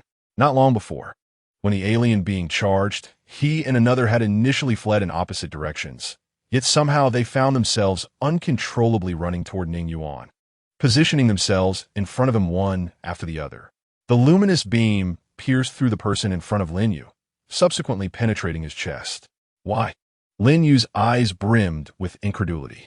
The alien being chuckled upon, seeing Ning Yuan use his companion as a shield. Ha ha ha! You are far more amusing than that fellow below. Is that so? Ning Yuan, expressionless, kicked aside the lifeless Lin Yu. In the next instant, the alien being felt a sudden chill envelop him, causing him to uncontrollably hurl the jade pendant in his hand toward Ning Yuan. You! The youth's pupils constricted sharply. Thud! A shadow, resembling a long spear, shot forth from beneath him, piercing through his neck. Cough! The youth's eyes widened in shock as he bent down, blood gushing from his mouth. Ning Yuan took the pendant, not sparing a glance at the alien being, and vanished, reappearing beneath a wall made of green vines. As he disappeared, more spear-like shadows impaled the alien being's body. Chapter 62. You are still young. You do not understand on the ground. Ning Yuan gazed at the vine wall before him, a complex expression flashing in his eyes. Chen Xiaoshuang, this extraordinary individual who would eventually attain the 6th tier, known for his kindness and unwavering principles, ultimately met his fate in a desperate bid to protect 200,000 lives in a city, perishing alongside 3 alien beings of equal strength. Although he currently stood at the 2nd tier, would he be willing to sacrifice his life to protect the children of school? As if sensing the presence of the individual before him, a frail voice emerged from Chen Xiaoshuang. It seems our side has won. How wonderful. Simultaneously, the wall began to slowly writhe, revealing the face of a person with tightly shut eyes. Your eyes, Ning Yuan remarked, furrowing his brow. I am blind. My 2nd tier ability is rather peculiar. Prolonged use causes me to lose part of myself. If it were not for today, I would not have realized this. Moreover, what is the significance of a pair of eyes when it comes to saving these children? Chen Xiaoduan spoke with an air of nonchalance, devoid of any sorrow over his blindness. Ning Yuan gazed at him silently for a while, before turning and departing quietly. He neither struck down Chen Xiaoduan nor opted to rescue him. The reason was simple. The existence of this individual held far greater potential for the future than his demise in the present. As if sensing Ning Yuan's departure, Chen Xiaoduan, without any confusion over the lack of rescue, slowly uttered 2 words, "Be careful." It was unclear how much time had passed when Chen Xiaoduan's abilities began to wane, prompting him to strive to free his body from the myriad of vines constraining him. At that moment, footsteps echoed, and another person approached him. Feeling an aura of chilling cold envelop him, Chen Xiaoduan was momentarily taken aback, then spoke in disbelief. It's you? How could you have come? Those old geezers would never allow you to come here. Suddenly, he broke into laughter. I understand now. You must have snuck in on your own. After a brief silence, a cool, youthful voice responded to him. Can your eyes be restored? Chen Xiaoduan nodded, then shook his head. I don't know. My abilities are rather unique. Perhaps they could be restored if I break through again in the future. Upon hearing his words, the other party fell silent. But Chen Xiaoduan sensed the temperature around him plummeting rapidly. Why, you be gentle. No sooner had Chen Xiaoduan spoken than a series of slicing sounds pierced the air, and he felt the vines that had been gradually dissipating around him begin to shatter at an alarming rate.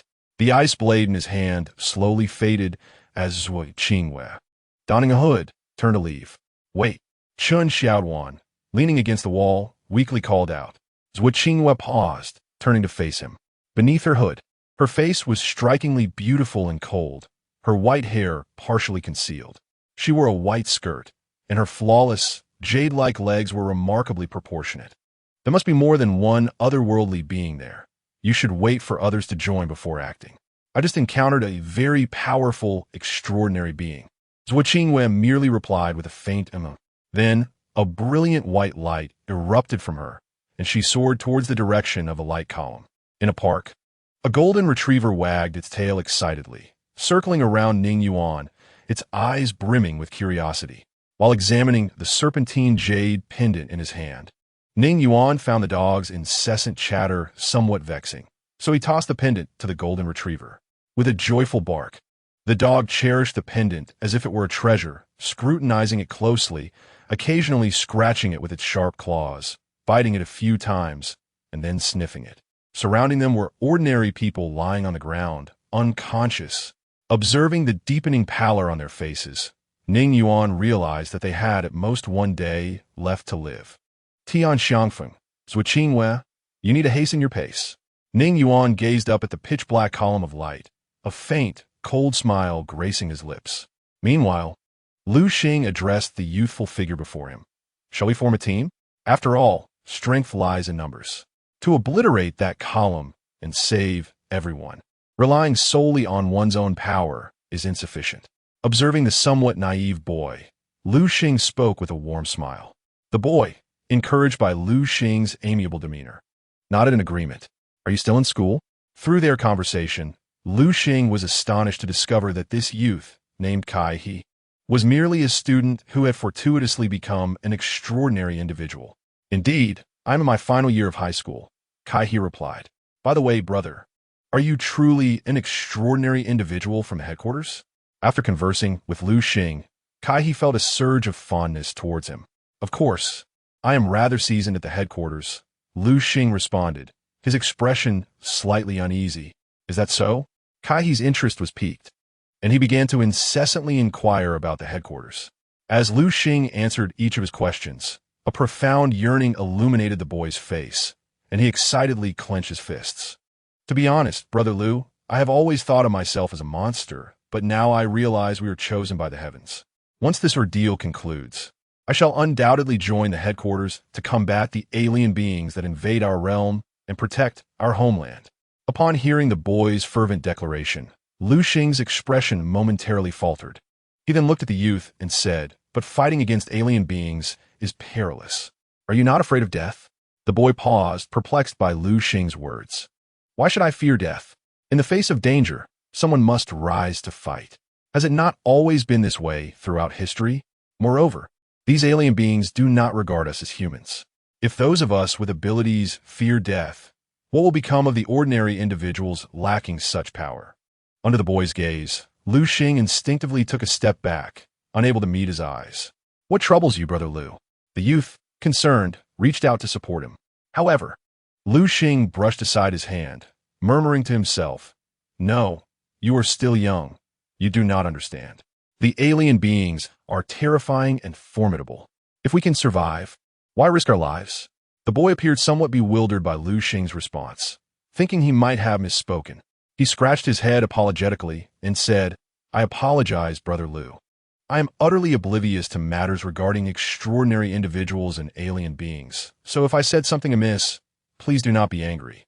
Lu Xing's breath became labored as he endeavored to steady his emotions, then forced a smile at the boy. It is nothing.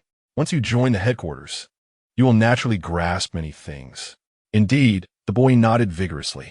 The two then proceeded towards the column of light, and whether intentional or not, Lu Xing lagged a step behind Kai He. Chapter 63. Ideals and Reality. Observing the spirited youth ahead, Lu Xing slowly raised his right hand, only to let it fall again. His body trembled slightly as he grappled with profound inner conflict. I am not wrong. I'm not wrong. I merely wish to survive, to live. Even the tiniest creature harbors the will to cling to life. How much more so for a human? But isn't he just the former version of myself? No. Reality is ultimately not ideal. One must live to have ideals. Once dead, nothing remains. Yet a true man, born between heaven and earth, may die heavy as a mountain or light as a feather. Nonsense.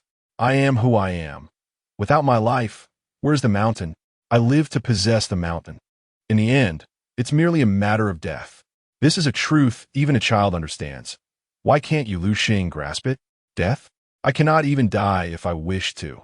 How can you expect me to comprehend? Within Lu Xing, it seemed as though two personalities were engaged in a fierce debate, each unable to sway the other. At that moment, the figure of Ling Wu suddenly flashed in Lu Xing's mind, his smile appearing, along with memories of his methods. In an instant, his other persona was dispelled by fear. What am I thinking? I must complete my task. Only by fulfilling my duty can I live, truly live. Only by living can I possess wealth, power, women, status, and even my family. With this thought, a glint of ruthlessness flickered in Lu Xing's gaze as he looked at Kai He. Do not blame me, if blame must be laid. Let fall upon those alien beings. Blame them. Brother Lu, Kai He began, intending to ask if Lu Xing wanted to move faster.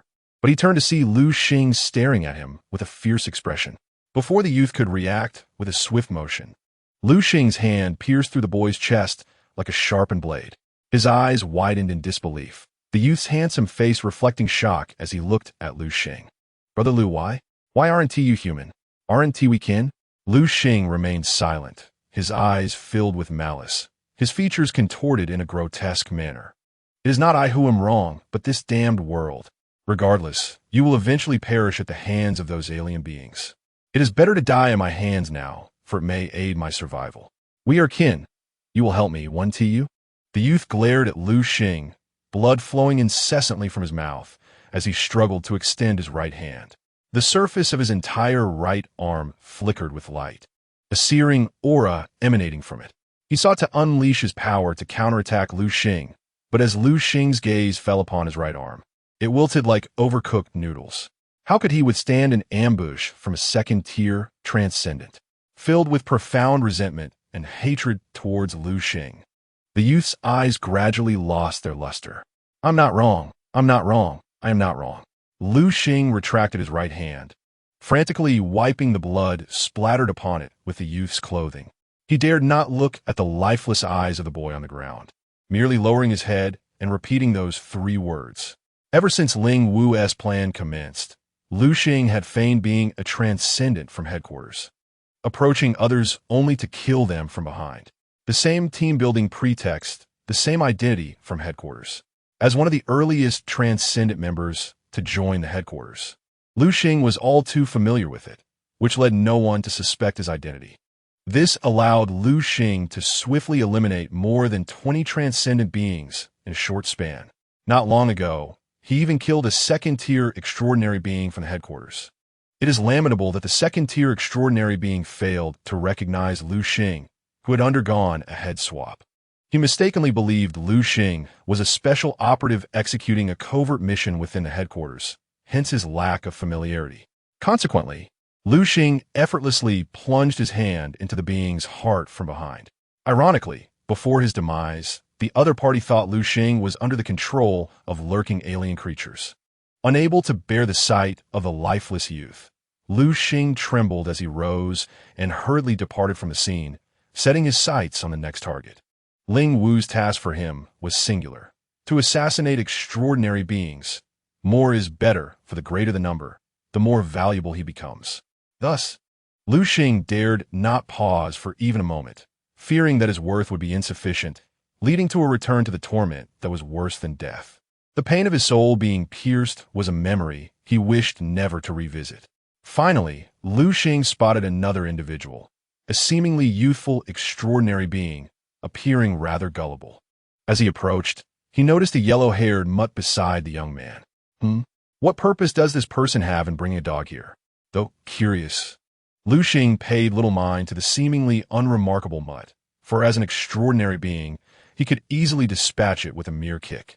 Friend, wait a moment," Ning Yuan exclaimed, puzzled, as he turned around, the large yellow dog also swiveling its head.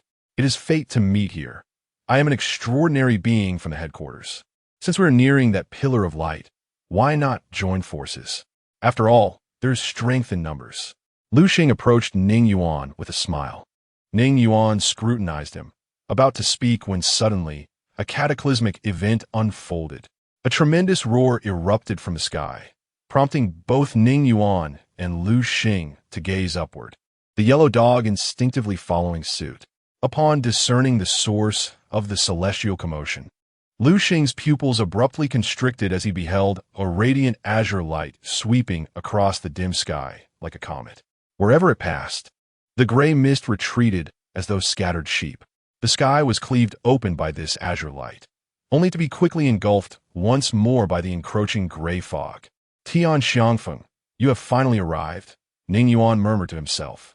Meanwhile, Lu Xing gazed at the heavens, murmuring softly, a third-tier extraordinary being. Beneath the dark pillar of light, a thick stench of blood pervaded the surroundings. The area was densely littered with mangled corpses, comprising both ordinary people and the earliest extraordinary beings to arrive. Ling Wu, seated on the steps and idly toying with a coin, regarded the azure light soaring towards them with a detached smile. Indeed, we have truly hooked a big fish this time. Beside him, a captivating woman yawned, her interest piqued as she watched the sky. The elder, seated cross-legged beneath the tower, slightly opened his eyes and coldly scoffed at the spectacle above. All for show. Chapter 64. A thief meets a thief upon hearing Lu Xing's words. Ning Yuan cast a curious glance at him. You are aware of third-tier extraordinary beings? Upon hearing the words, Lu Xing managed a bitter smile. As a veteran of the headquarters, how could he be unaware of the classification of extraordinary beings? A being of the second tier could not possibly exert such influence. Thus, it was clear that the individual in question was a third-tier extraordinary being. Indeed, since a third-tier extraordinary being had appeared, we must hasten to the battlefield. Lu Xing resolved that after vanquishing the extraordinary being before him, he would take refuge until everything concluded, for he had already contributed sufficiently. Yes, I too must make haste to the battlefield, he affirmed. Shouldn't it be we? Lu Xing felt a flicker of surprise at Ning Yuan's peculiar remark. However, upon observing the strange smile that Ning Yuan directed at him, a sense of foreboding washed over him. In the next instant, darkness enveloped his vision, and he was swiftly reduced to mere fragments by an unseen shadow. Dealing with ordinary, extraordinary beings of the third tier and below was an area in which Ning Yuan excelled, to the extent that it could be described as effortless. This was because the abilities of extraordinary beings below the third tier relied primarily on their vision and movements, as long as Ning Yuan's speed was sufficient. They had no opportunity to manifest their powers before him. The large yellow dog observed the scattered remnants of Lu Xing and shook its head. One could only conclude that this unfortunate fellow was exceedingly ill-fated, having chosen to accompany Ning Yuan. It was well known that Ning Yuan intended to eliminate as many extraordinary beings in the area as possible. Thus, this individual's decision to confront Ning Yuan was akin to courting death. At that moment, from the pile of remains, a wisp of mist suddenly arose and shot toward the position of the light column like a bolt of lightning. Ning Yuan's pupils constricted at this sight. His reaction was swifter than thought, as the shadows that had encircled him instantly morphed into a great net, ensnaring the mist and dispersing it entirely. A scream, faint yet distinct, echoed from within the dissipating mist. It was only then that the large yellow dog comprehended the situation, exclaiming in bewilderment, "What on earth is that creature?" Ning Yuan narrowed his eyes as he regarded the location where the mist had vanished. A disembodied soul. It appears this extraordinary being served an alien entity. Disembodied soul? What does that mean? The large yellow dog queried, perplexed. Ning Yuan glanced down at it and began to elucidate. A disembodied soul is a peculiar technique employed by alien beings, quite similar to the notion of astral projection.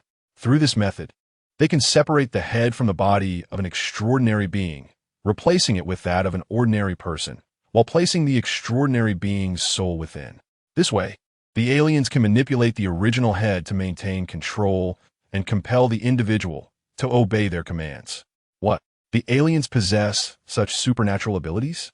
The large yellow dog gazed incredulously at the remnants on the ground, murmuring to itself, "This is truly an eye-opener." At that moment, it seemed the large yellow dog recalled something, a chill creeping into its heart as it stammered.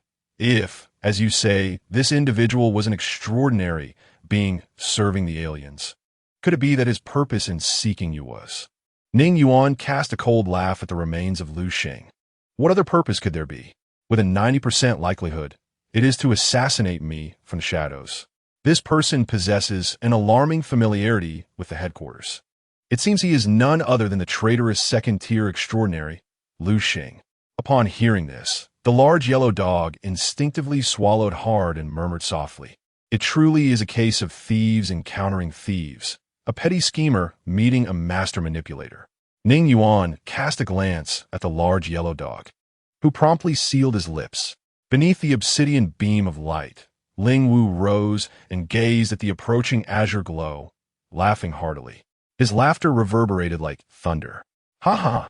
If I am not mistaken, you must be Tian Xiangfeng. What a pity that the old curmudgeon Qin Guangyi did not arrive. Everything here was prepared specifically for him." In the sky, the azure light halted several hundred meters away from the beam. Gradually, the radiance diminished, revealing the true visage of the figure within. He was a middle-aged man, appearing to be in his 40s, with a square face and simple attire. His slightly weathered eyes gazed down at Ling Wu. Tian Xiangfeng's gaze lingered on Ling Wu for a moment before shifting to the gruesome scene surrounding him. Corpses littered the ground, and blood nearly saturated the earth. Just by looking, Tian Xiangfeng's fists clenched tightly. Who were these people? Parents, children, families? The demons wreaking havoc. What a tragic calamity. As he slowly recited these 8 words in his heart, Tian Xiangfeng acted. He raised his right hand, palm directed towards the source of the beam below, that pearl tower, while his left hand pointed toward the ground. With a hum, luminous rings began to appear in his palms. At that moment, the ground beneath Tian Xiangfeng trembled slightly, and streams of earthy energy surged upwards towards his left hand. Meanwhile, the glow in his right hand, and at the pearl tower below, intensified. Witnessing this, Ling Wu's smile remained undiminished. He made no move, instead wearing an expression of anticipation. Ignoring Ling Wu, Tian Xiangfeng had but one objective: to obliterate this beam of light and first ensure the safety of the ordinary people here. The brilliance in the palm of his right hand grew ever brighter, illuminating the darkened sky around him. On a high-rise rooftop several kilometers away from the battlefield, the large yellow dog gazed in a daze at the resplendent Tian Xiangfeng. Is this the power of a third-tier extraordinary? It is utterly terrifying. Ning Yuan stood at the edge of the rooftop, his gaze steady as he regarded Tian Xiangfeng, speaking slowly. Once an extraordinary reaches the third tier, their physical form, speed, perception of danger, and the formidable abilities acquired far exceed your imagination. As Ning Yuan's words fell, the star in the distant battlefield's sky stirred, hurtling towards the pearl tower like a shooting star. Just when the large yellow dog believed this strike would surely destroy the beam, the subsequent scene unfolded, leaving it wide-eyed. Before the beam, a brilliant blue light suddenly flared, and a blue shield blossomed into existence, shielding the beam as if a flower had unfurled. Boom! The meteor struck the azure barrier with a resounding impact, erupting in a dazzling brilliance. A thunderous roar followed, accompanied by a fierce gale that swept towards the two figures. Yet, before Ning Yuan stood an invisible wall, shielding them from the impending wave. In the midst of the battlefield, a quaint bell, no larger than a baby's fist, floated behind Ling Wu, emanating a blue luminescence that surged skyward like a column of water, ultimately morphing into a colossal shield. It is futile, Tian Xiangfeng. The potency of your third-tier abilities is rather meager, failing to even breach my shield, Ling Wu declared, turning to grasp the suspended bell. He mockingly shook it towards Tian Xiangfeng in the sky, adding, "Since you lack the capability to bypass me and directly shatter the heart of the formation, I suggest you first devise a means to contend with me. After all, should you eliminate me, you may seize this bell and dismantle the formation, thereby saving everyone here." With that, Ling Wu relinquished his hold on the bell, allowing it to hover in place as he beckoned Tian Xiangfeng with a casual gesture. The latter, filled with a palpable intent to kill, glared back with unwavering resolve. "You have harmed my kin and ravaged my homeland. Today, You shall perish." With this proclamation, he radiated a blinding light and charged downward towards Ling Wu. "Come forth." Ling Wu cackled ominously, advancing instead of retreating. As a cloud of gray mist enveloped him, he transformed into a bizarre entity, shrouded in darkness, with 3 tendrils extending from his back. In an instant, the ground beneath him collapsed, propelling him towards Tian Xiangfeng. Simultaneously, an increasing number of extraordinary beings arrived at the battlefield, their expressions filled with disbelief as they witnessed the clash between Tian Xiangfeng and Ling Wu. Their speed of attack was so swift that each punch and kick was barely perceptible.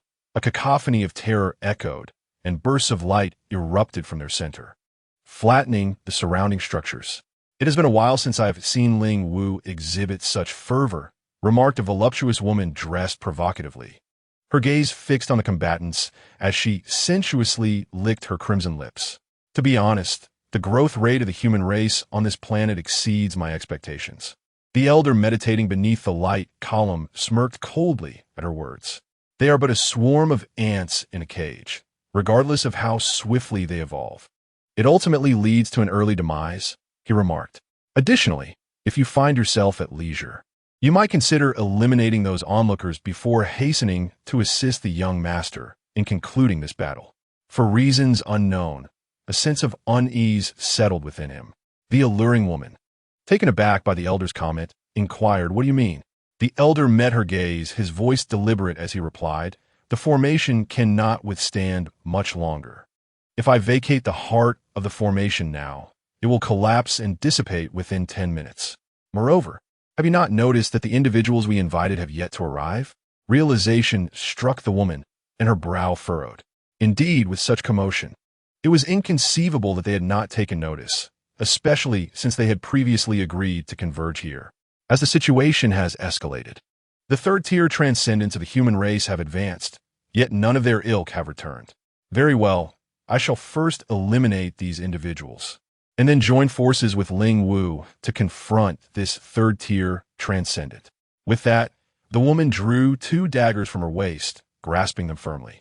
Her steps were light, and she transformed into a fleeting shadow, darting toward the approaching transcendents. Meanwhile, several kilometers away, in a park where the battle had just ceased, an air of bone-chilling cold enveloped the surroundings, the ground seemingly encased in a thick layer of ice. A humanoid ice sculpture stood frozen, its body bent forward. The visage of the trapped individual contorted in agony, eyes filled with resentment and bitterness. Before the ice sculpture, Zhuo Qingwei gazed up at the inky black beam of light, a flicker of concern surfacing in her depths. "Teacher Tian, hold on, I will resolve this shortly." With that, she transformed into a beam of white light, soaring into the sky. Not long prior, as Zhuo Qingwei prepared to advance directly toward the beam of light, she was intercepted by Tian Xiangfeng, who had just arrived. "Qingwei, along my path, I encountered no fewer than 5 battlefields, each filled with our compatriots engaged in combat against alien beings. According to Professor Yang, if the beam persists for much longer, the lives of the hundreds of thousands of ordinary people here will be perilously close to death. I must swiftly address the beam. There is no time to deal with those alien creatures. Among the younger generation, your prowess is unparalleled. Only you possess the capability to eliminate these alien beings with the utmost speed. Thus, this grave responsibility must fall upon you." Zhuo Qingwei fell silent for a moment before acquiescing. On the rooftop, observing the nearly one-sided massacre of transcendents at the hands of the alluring woman, Ning Yuan shook his head in quiet dismay. The ignorant are often fearless. These lower-tier transcendents arrived with expressions of bewilderment, utterly unaware of the calamity awaiting them. They may have anticipated combat, yet they could never have fathomed the vast disparity in skill that lay before them. Transcendents who have never faced life and death tend to believe themselves exceptional. This is a common affliction of ordinary individuals who suddenly acquire power. The scene on the battlefield exemplified this notion. The enchanting woman reaped lives with the efficiency of a grim reaper, her form ethereal, wielding her twin blades to slice through the throats of transcendents as effortlessly as cutting through a sheet of paper. Those endowed with special abilities might manage to evade a blow or two, yet the civilian transcendents who rushed to assist were often left oblivious to their own demise. They merely sensed a flash before their necks erupted in torrents of blood. Soon, after nearly half had perished, the anticipated panic began to unfold. However, the woman's speed was astonishing. As these transcendents fled with their backs turned to her, it only accelerated her pace of slaughter. Stop this at once. Finally, Tian Xiangfeng made his move, pivoting to unleash a palm strike, a sphere of light shooting forth from his palm toward the alluring woman. This attack forced her to pivot and evade, sparing the transcendent who had been paralyzed by fear from her blade. Yet in this moment of distraction, Tian Xiangfeng was struck forcefully in the chest by a tendril of Ling Wu. With a muffled grunt, Tian Xiangfeng, whose chest had been dented by a punch, turned and charged at the enchanting woman, hoping to restrain her and provide an opportunity for the lower-tier extraordinary beings to flee. How commendably selfless. Upon witnessing this, the woman licked her crimson lips, abandoning her pursuit of the escaping extraordinary beings and instead rushing towards Tian Xiangfeng. Be cautious. This fellow possesses a rather unique ability. He seems capable of converting the force of the attacks directed at him. Ling Wu remarked as he exchanged a fierce punch with Tian Xiangfeng, feeling as though he were striking against himself. The alluring woman deftly sidestepped Tian Xiangfeng's whip kick, her blade plunging towards his neck with lethal intent. Yet, as a radiant light flickered from Tian Xiangfeng's left hand, the woman's knife met an invisible barrier, merely grazing the skin on his neck. Chapter 66. Courage is the anthem of humanity on the rooftop as he observed the intense battle between the three. Ning Yuan fell into contemplation. So it is, judging by Tian Xiangfeng's techniques, his abilities must pertain to absorption and conversion. The fierce combat left the nearby large yellow dog utterly dumbfounded, fully aware that should it venture into the fray, it would be eliminated in an instant. In the midst of battle, seeing Tian Xiangfeng holding his ground against the two adversaries, Ling Wu was consumed by a surge of inexplicable fury. Ants. I concede I underestimated you. After trading several blows with Tian Xiangfeng, a tentacle suddenly extended behind him, sweeping toward the nearby sports arena hundreds of meters away. Boom! The arena, capable of accommodating over 1,000 spectators, was cleaved in two, its roof sliced cleanly off. At the same time, the smooth tip of the tentacle unleashed countless slender branches, which surged into the arena like whiskers. In an instant, the dense mass of tentacles retracted, pulling back with them hundreds of unconscious individuals. Tian Xiangfeng, don't you revel in saving lives? Let us see if you can save these. Ling Wu cackled malevolently, sending the unconscious figures soaring through the air with a flick of his tentacles. Tian Xiangfeng's pupils constricted at the sight, for among those plummeting to the ground were numerous children. You beast! He roared in fury. Ling Wu's laughter echoed in the air. If you don't hurry to save them, they will surely meet their demise. The enchanting woman, witnessing the scene, was momentarily dazzled. Well played, Ling Wu. To her, it was clear that if Tian Xiangfeng employed his abilities to rescue those ordinary people, he would inevitably leave himself vulnerable, unable to use his conversion powers to protect himself, just as he had when he saved that lower-tier extraordinary being earlier. As he gazed at the scattering figures, destined to crash onto the unforgiving ground, Tian Xiangfeng's eyes glowed with a blood-red hue, just as he prepared to forsake his own defenses to shield those innocent lives. A dozen figures surged in from the distance. These individuals spread out, each deploying their abilities to catch the falling people. You all. Upon recognizing their faces, Tian Xiangfeng's throat grew parched. These low-tier extraordinary beings should have been terrified to the point of fleeing, yet they have returned. Senior, focus on battling these foreign entities. Though we may be weak, we are willing to lend our strength. A young man among them spoke up, his complexion still pale and his body trembling slightly. Tian Xiangfeng recognized him as the low-tier extraordinary being he had just rescued. Good. Tian Xiangfeng exclaimed repeatedly, his admiration for their courage evident. Courage is the anthem of humanity. As long as we retain our bravery, what obstacles can we not overcome? In stark contrast to Tian Xiangfeng's spirited resolve, Ling Wu's inner fury had reached a boiling point upon witnessing this scene. A low, sinister laugh escaped him. Ha ha ha. So, as long as one possesses courage, any difficulty can be surmounted. Is that so? I had intended to reserve this item for a later time, but I have suddenly changed my mind. It will serve well to teach you insignificant insects a lesson about the vast chasm between us. With that, a radiant object materialized in Ling Wu's right hand. It was a palm-sized gemstone, shimmering with golden electric currents. Ling Wu, are you out of your mind? You intend to use that against him? Cried a seductive woman nearby.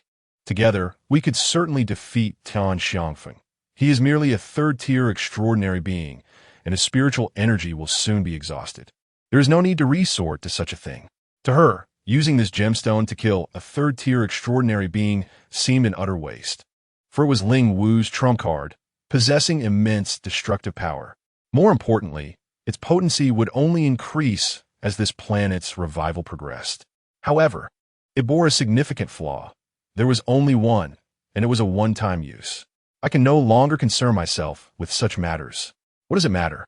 Even without this gemstone in the future, I will still be able to defeat everyone. But for now, I must ensure his demise. He must understand the true nature of disparity. Ling Wu declared fiercely, then abruptly retreated. The seductive woman's expression changed dramatically as she too fell back. Shouting toward the pillar of light, "Old Chun, you must persuade Ling Wu. He has surely lost his mind." The elder seated cross-legged beneath the pillar sighed softly at the unfolding scene. Ever since the young master was nearly overwhelmed and killed shortly after arriving on this planet, he has harbored resentment and a hint of fear toward its inhabitants. If this allows him to dispel that resentment and fear, then let him use it. It is merely an external object. Though the elder's words were soft, the seductive woman heard them. She parted her vibrant red lips, but ultimately refrained from speaking further. A swarm of ants. Witness the power that you can only gaze upon from afar. Ling Wu roared menacingly before hurling the gemstone towards Tian Xiangfeng with immense force. In that instant, every hair on Tian Xiangfeng's body stood on end. His instincts screamed that the gemstone racing toward him possessed the power to kill. You all must flee with the ordinary people, he bellowed, turning towards the extraordinary beings who had yet to react. As he spoke, a resplendent azure light enveloped him, causing the ground beneath his feet to tremble violently, his ability to transform being pushed to its utmost limit. Simultaneously, the jade stone, adorned with a golden electric glow, hovered suspended in midair. With a sharp crack, the jade shattered, unleashing a torrent of chaotic energy from within. Boom! With a deafening roar, multiple strands of golden lightning erupted, swiftly engulfing the battlefield in a shroud of despair. Despite Tian Xiangfeng charging forward alone, defiantly standing at the forefront, the extraordinary beings fleeing with ordinary people could not alter their fates. The golden lightning merely brushed past them, reducing these extraordinary beings to mere ashes, akin to ants crushed underfoot. Before this overwhelming power, any ability, any formidable physique seemed but a jest. In mere seconds, these low-tier extraordinary beings and the ordinary people they sought to protect were all reduced to nothingness. Chapter 67. The Wailing of Evil Spirits on the Battlefield. As the golden lightning gradually dissipated, Ling Wu's sinister laughter echoed through the air. Ha ha ha! How exhilarating! What is the matter, Tian Xiangfeng? Is courage the anthem of humanity? What can your courage achieve in the face of absolute power? It gazed upon the battleground, now shrouded in dust, its heart brimming with exquisite delight. At that moment, it felt all the resentment accumulated over the years of hiding evaporate. This time, it had slain numerous extraordinary beings, avenging the grievances of the past. As for Qin Guangyi, who had nearly taken its life once, it would eventually claim his head personally. Lost in thought, Ling Wu's attention was drawn to Tian Xiangfeng amidst the carnage. Upon approaching for a clearer view, it erupted into a cacophony of joyous laughter. Ah ha ha ha! The scene before it was one of utter devastation. Tian Xiangfeng's lower body had completely vanished, and his chest bore several gaping, transparent wounds. His arms were reduced to mere stumps, with exposed bones jutting out. One side of his face was a grotesque mass of flesh, while the other half had lost its eye entirely. His chin was shattered, with white fragments clinging to his visage. Yet, astonishingly, even in such a dire state, Tian Xiangfeng's chest still rose and fell with labored breaths. Ling Wu's brow furrowed at this sight.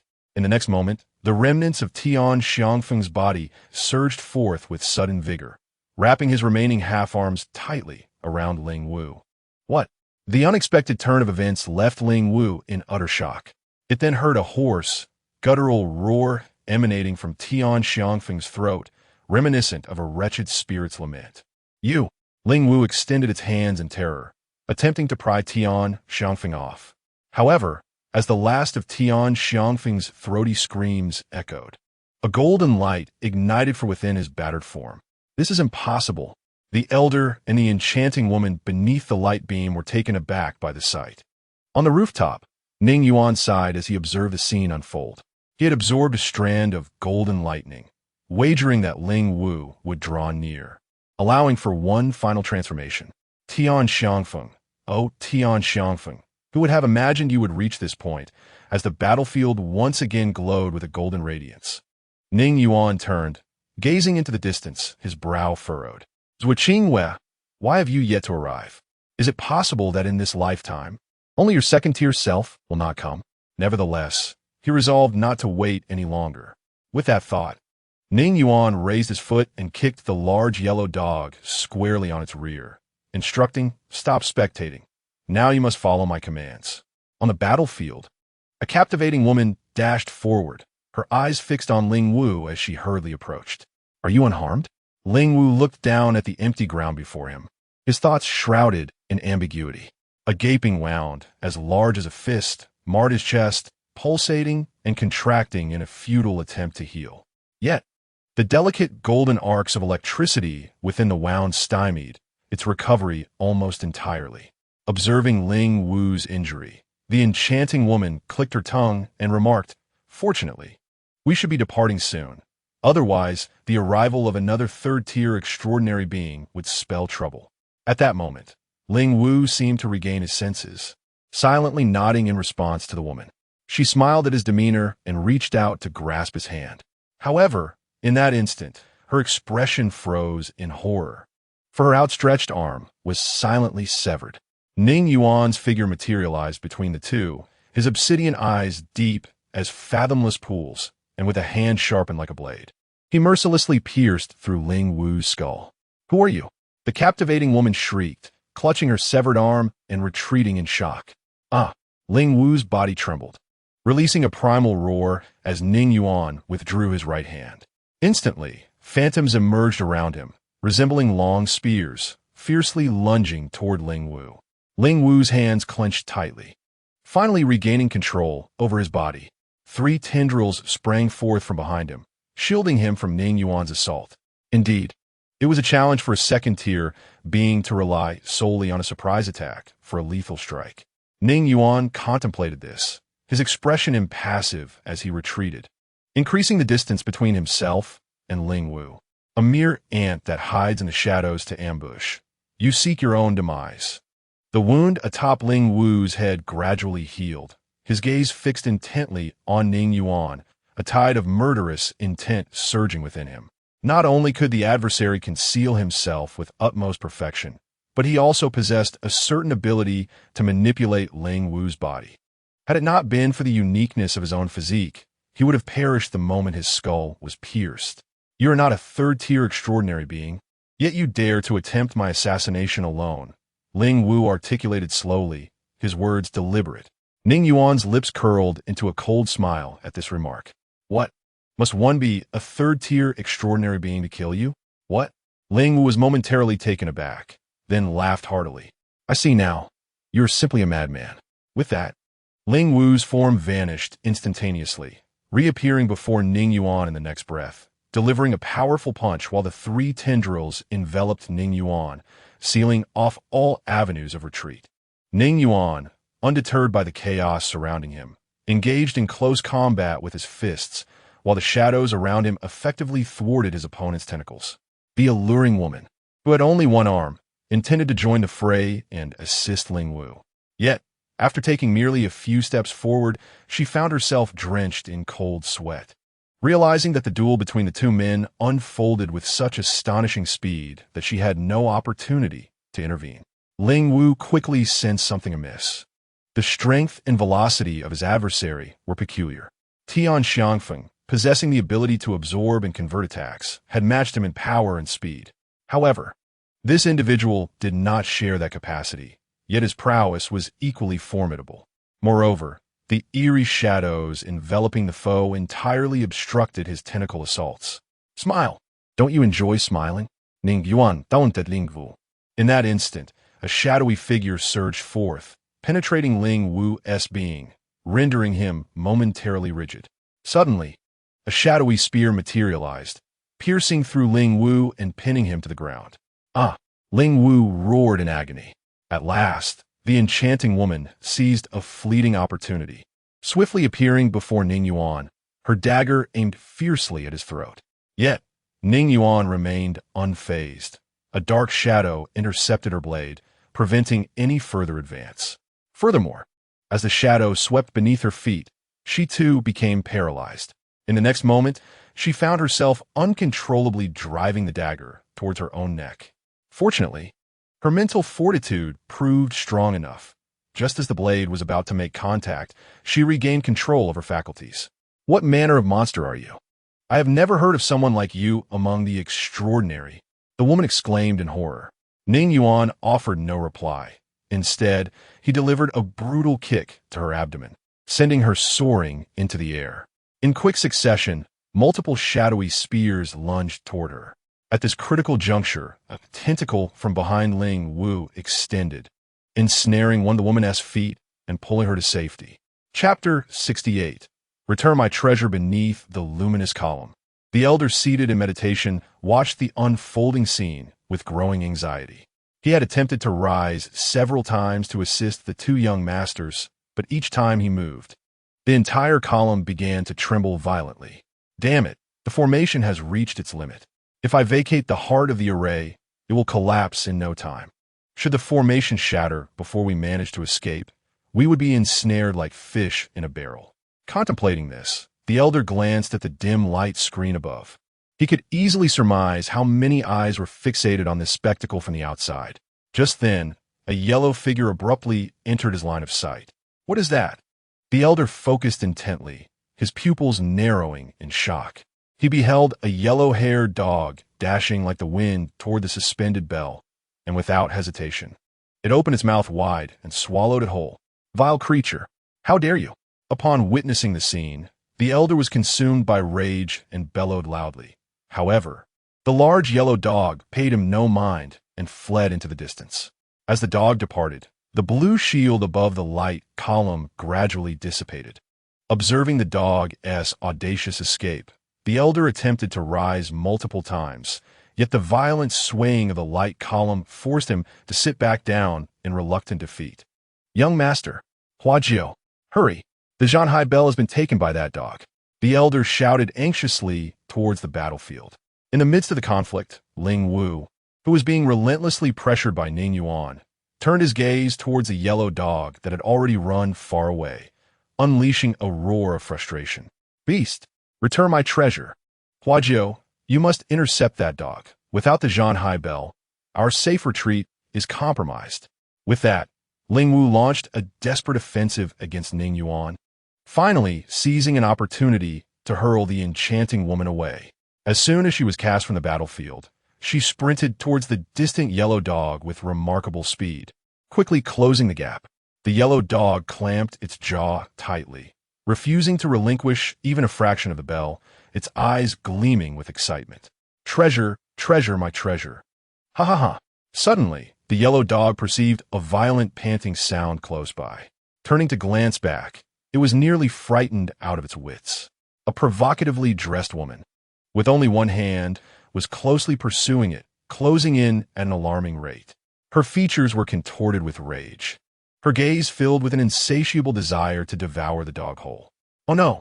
The yellow dog realized that the dagger in her hand was perilously close to its rear, the cold blade sending shivers down its spine. Finding itself unable to shake off the alluring woman despite its desperate efforts, it lamented inwardly, "My life is forfeit." Just then, Ning Yuan descended from above, appearing directly in front of it, and with a swift kick, sent the yellow dog soaring through the air. Tears of joy welled in the dog's eyes as it experienced, for the first time, the sheer bliss of being kicked by Ning Yuan. Ah! The enchanting woman emitted a sharp shriek, intent on pursuing the yellow dog, but Ning Yuan delivered a forceful kick to her waist. Meanwhile, Ling Wu, witnessing the scene, felt a surge of fury. Whether it was the assassination attempt on him, or sending a dog to steal his treasure, the insidious actions of his adversary had driven Ling Wu's hatred for Ning Yuan to its zenith, even surpassing his disdain for Qin Guangyi. The chaotic melee among the three reignited. Ning Yuan faced two opponents with remarkable ease, occasionally glancing towards the light column below, calculating the time. Meanwhile, unbeknownst to all, the gray sky began to stir slightly, as if drawn by some unseen force, slowly tilting downward. Where there is light, there are shadows. In the absence of light, darkness prevails. In this space devoid of illumination, darkness was omnipresent. Bang! The enchanting woman was once again kicked out of the battlefield, her long hair disheveled, clothing tattered to reveal large swathes of alabaster skin, and her formerly radiant visage now marred, bruised, and battered. She gazed at Ling Wu, once again pierced by countless long spears on the battlefield, and an overwhelming sense of helplessness surged within her. They were utterly unable to prevail.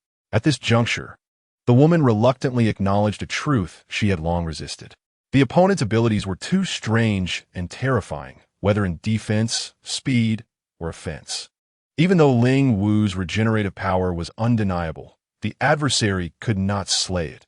However, as long as the standoff continued, they would remain in a severe predicament.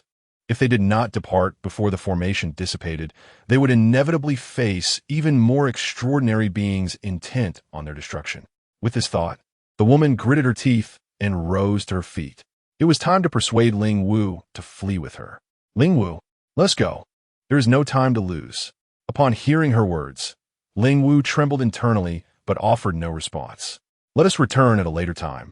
The enchanting woman continued to implore. Ling Wu's assault gradually slowed, and its steps began to retreat. Suddenly, a chilling laughter echoed through the air. "What is this? Are you about to flee again? Just like last time, cornered by the ants in your eyes, escaping like a lost dog." Ling Wu's retreat faltered at the derisive words. "Ling Wu, do not listen to him," the enchanting woman shouted anxiously upon witnessing this turn of events. Just then, a crisp and frosty voice rang out. "Icebound." Instantly, a bone-chilling cold permeated the battlefield, and the enchanting woman felt her feet frozen in place. Looking down, she realized a thick layer of ice had formed beneath her without her notice. At that moment, a hooded figure descended from the sky, wielding an icy blade aimed viciously at the woman's neck. The realization of another extraordinary being struck her heart with terror. In a remarkable feat, her upper body contorted to evade the lethal strike. With a crack, the woman forcefully shattered the ice beneath her, freeing her frozen legs. Qingwei landed on the ground, taking in the sight of the enchanting woman, now missing an arm, and the fierce battle between Ning Yuan and Ling Wu. Her gaze then settled on Ning Yuan. Qingwei recognized him from a meeting at headquarters. Ning Yuan, too, noticed Qingwei, observing the numerous wounds adorning her body, including a thin layer of ice covering her left thigh, beneath which lay a patch of decayed flesh. Realizing that Tian Xiangfeng was nowhere to be seen, Qingyue's heart sank with understanding. She sighed softly, sorrow reflected in her eyes. "I am sorry, Teacher Tian. I have arrived too late." In the meantime, the enchanting woman's remaining left hand clutched the dagger tightly as she glared at Qingyue with a dark expression. A little girl with such severe injuries still dares to come and seek her own demise. Qingyue met her gaze and slowly raised her icy blade. In the next moment, both women lunged forward simultaneously. The clashing of their blades echoed sharply, marking the beginning of a fierce battle with no quarter given. On another battlefield, amidst the fierce struggle with Ling Wu, Ning Yuan's gaze shifted towards the two women engaged in battle not far away, particularly fixating on the silhouette of Zhuo Qingwei. A profound murderous intent flickered in his eyes. In his previous life, due to the extraordinary defensive capabilities of the light spirit in the early stages, Ning Yuan rapidly ascended from a lower rank to a higher one within headquarters. In contrast, Zhuo Qingwei, wielding her ice spirit abilities with a focus on offense, became the first extraordinary being at the headquarters to reach the pinnacle of her rank. Thus, the pairing of these two rankers, both of similar age, one excelling in attack and the other in defense, naturally formed the most exquisite partnership. Their collaboration accomplished numerous tasks that others could scarcely dream of, saving countless lives in the process. During that period, Ning Yuan, who utilized his powers to protect innumerable ordinary people, earned the title of Guardian. However, it was also during that time that he failed to save Ning Xiaoluo during a mission, a mistake that would haunt him. Time inevitably alters all things. The progression of Ning Yuan's abilities proved arduous, as he struggled to keep pace with Zhuo Qingyue's rapid advancements. When she reached the 5th tier, he had only just broken through to the 4th. By the time she attained the 6th, he remained at the 4th, and when she ascended to the 7th, he was still stagnant at the 4th. The chasm between them widened, transforming their once equal partnership into one of inequality. As the foreign races grew increasingly powerful, Ning Yuan's defenses faltered, no longer flawless or unassailable. He gradually found himself incapable of completing vital missions, leading to a reassessment of his rank by the headquarters, which eventually plummeted. As he aged and withdrew from the core circle of the headquarters, he transitioned to educating and nurturing aspiring, extraordinary beings. In his previous life, he dedicated his existence to the headquarters, never blaming them even after losing his only family member. Yet, in his twilight years, he was executed under baseless accusations. Did he harbor resentment? Naturally, he did. Those in power were fully aware of his contributions, yet he had committed no wrongs. Zhuo Qingwei, more than anyone, understood the extent of his sacrifices. Yet, she chose a century of peace over their bond. In the heat of battle, Ning Yuan's gaze lingered on Zhuo Qingyue's figure, barely able to suppress the urge to strike at her. Ling Wu, engaged in combat with him, sensed Ning Yuan's unusual demeanor, but assumed that his murderous intent was aimed at Huajiao. It seems this girl holds great significance for you, Ling Wu mused, feeling a rare sense of satisfaction at the thought of unsettling Ning Yuan. Observing Huajiao gaining the upper hand in their skirmish, Ling Wu relished the discomfort he brought to Ning Yuan. Ning Yuan, upon hearing Ling Wu's words, unexpectedly smiled, albeit with a hint of savagery. Significant? Huh. Indeed, you are utterly correct. With that, Ning Yuan accelerated his assault, multiple shadows piercing through Ling Wu's form once more. Simultaneously, a shadow beneath his feet extended towards Zhuo Qingwei. Yet, in that moment, Ning Yuan's pupils constricted sharply, as Zhuo Qingyue's hood fell during the fierce clash, revealing her true visage along with her flowing white hair. A slender crystal necklace adorning her neck came into view. What was that? Damn it. It is no surprise that you're the only extraordinary being in the early stages. The headquarters indeed places great importance on you, granting you this item so early. Ning Yuan felt a pang of resentment in his heart as he retracted the shadow that spread beneath his feet. In his previous life, as the partner of Zhuo Qingwei, how could he be unaware of the treasure she possessed? The space crystal necklace, one of the paramount life-preserving artifacts within the headquarters, contains spatial power and can be activated 3 times. When this object senses that its wearer is in mortal danger, it will teleport her away immediately. The fact that this item was given to Zhuo Qingyue while she was only at the 2nd tier speaks volumes about the headquarters' regard for her. In other words, if Ning Yuan were to recklessly attack Zhuo Qingyue, given her intelligence, she would undoubtedly detect his intentions if she survived. Should that unfortunate moment arrive, Ning Yuan's only fate would be to defect from the headquarters, wandering the world with Ning Xiaoluo from then on. However, That is not the plan Ning Yuan has for this life. He intends to utilize the resources of the headquarters and the entire world to reach the pinnacle of power, to seize victory amidst the battles between extraordinary beings and foreign races. His grand scheme of rebirth has only just begun. How could he allow himself to falter due to a momentary impulse and fall for a woman? With this thought, Ning Yuan's simmering anger swiftly subsided. He gazed at Zhuo Qingwei, who was at a disadvantage and on the verge of defeat, about to be forcibly teleported away by the space crystal necklace. And a plan formed in his mind as he rushed towards her. Meanwhile, due to her injuries, one side of Zhuo Qingwei's body trembled slightly. Her current strength was less than half of her peak condition. After engaging in a fierce battle with the alluring woman for hundreds of exchanges, she was beginning to feel overwhelmed. The crystal necklace around her neck began to emit a faint glow. In contrast, the alluring woman grew increasingly exhilarated with each clash, as she had regained some confidence from her confrontation with Zhuo Qingwei. However, just as she prepared to lunge at Zhuo Qingwei to deliver the final blow to her heart, Ning Yuan appeared before Zhuo Qingwei even faster. "What use are you if you cannot even handle a useless wretch with one arm?" Ning Yuan shouted in anger, spinning around to deliver a powerful kick to Zhuo Qingwei's abdomen, propelling her toward the location of the light column. "Go drive that old fool down. As long as he vacates his position, the formation will dissipate. If you cannot manage even this trivial task, the lives of tens of thousands will be on your conscience." Hearing Ning Yuan's words and feeling the excruciating pain in her abdomen, Zhuo Qingwei bit her lip, watching as Ning Yuan was besieged by two opponents. Caught in a 1-against-2 predicament, a flicker of guilt crossing her eyes. As she was about to land, Zhuo Qingwei spun midair and rushed toward the light column. Ling Wu was struck with alarm upon witnessing this scene. With no time to ponder how Ning Yuan knew of this matter, he and the alluring woman hastened toward the light column.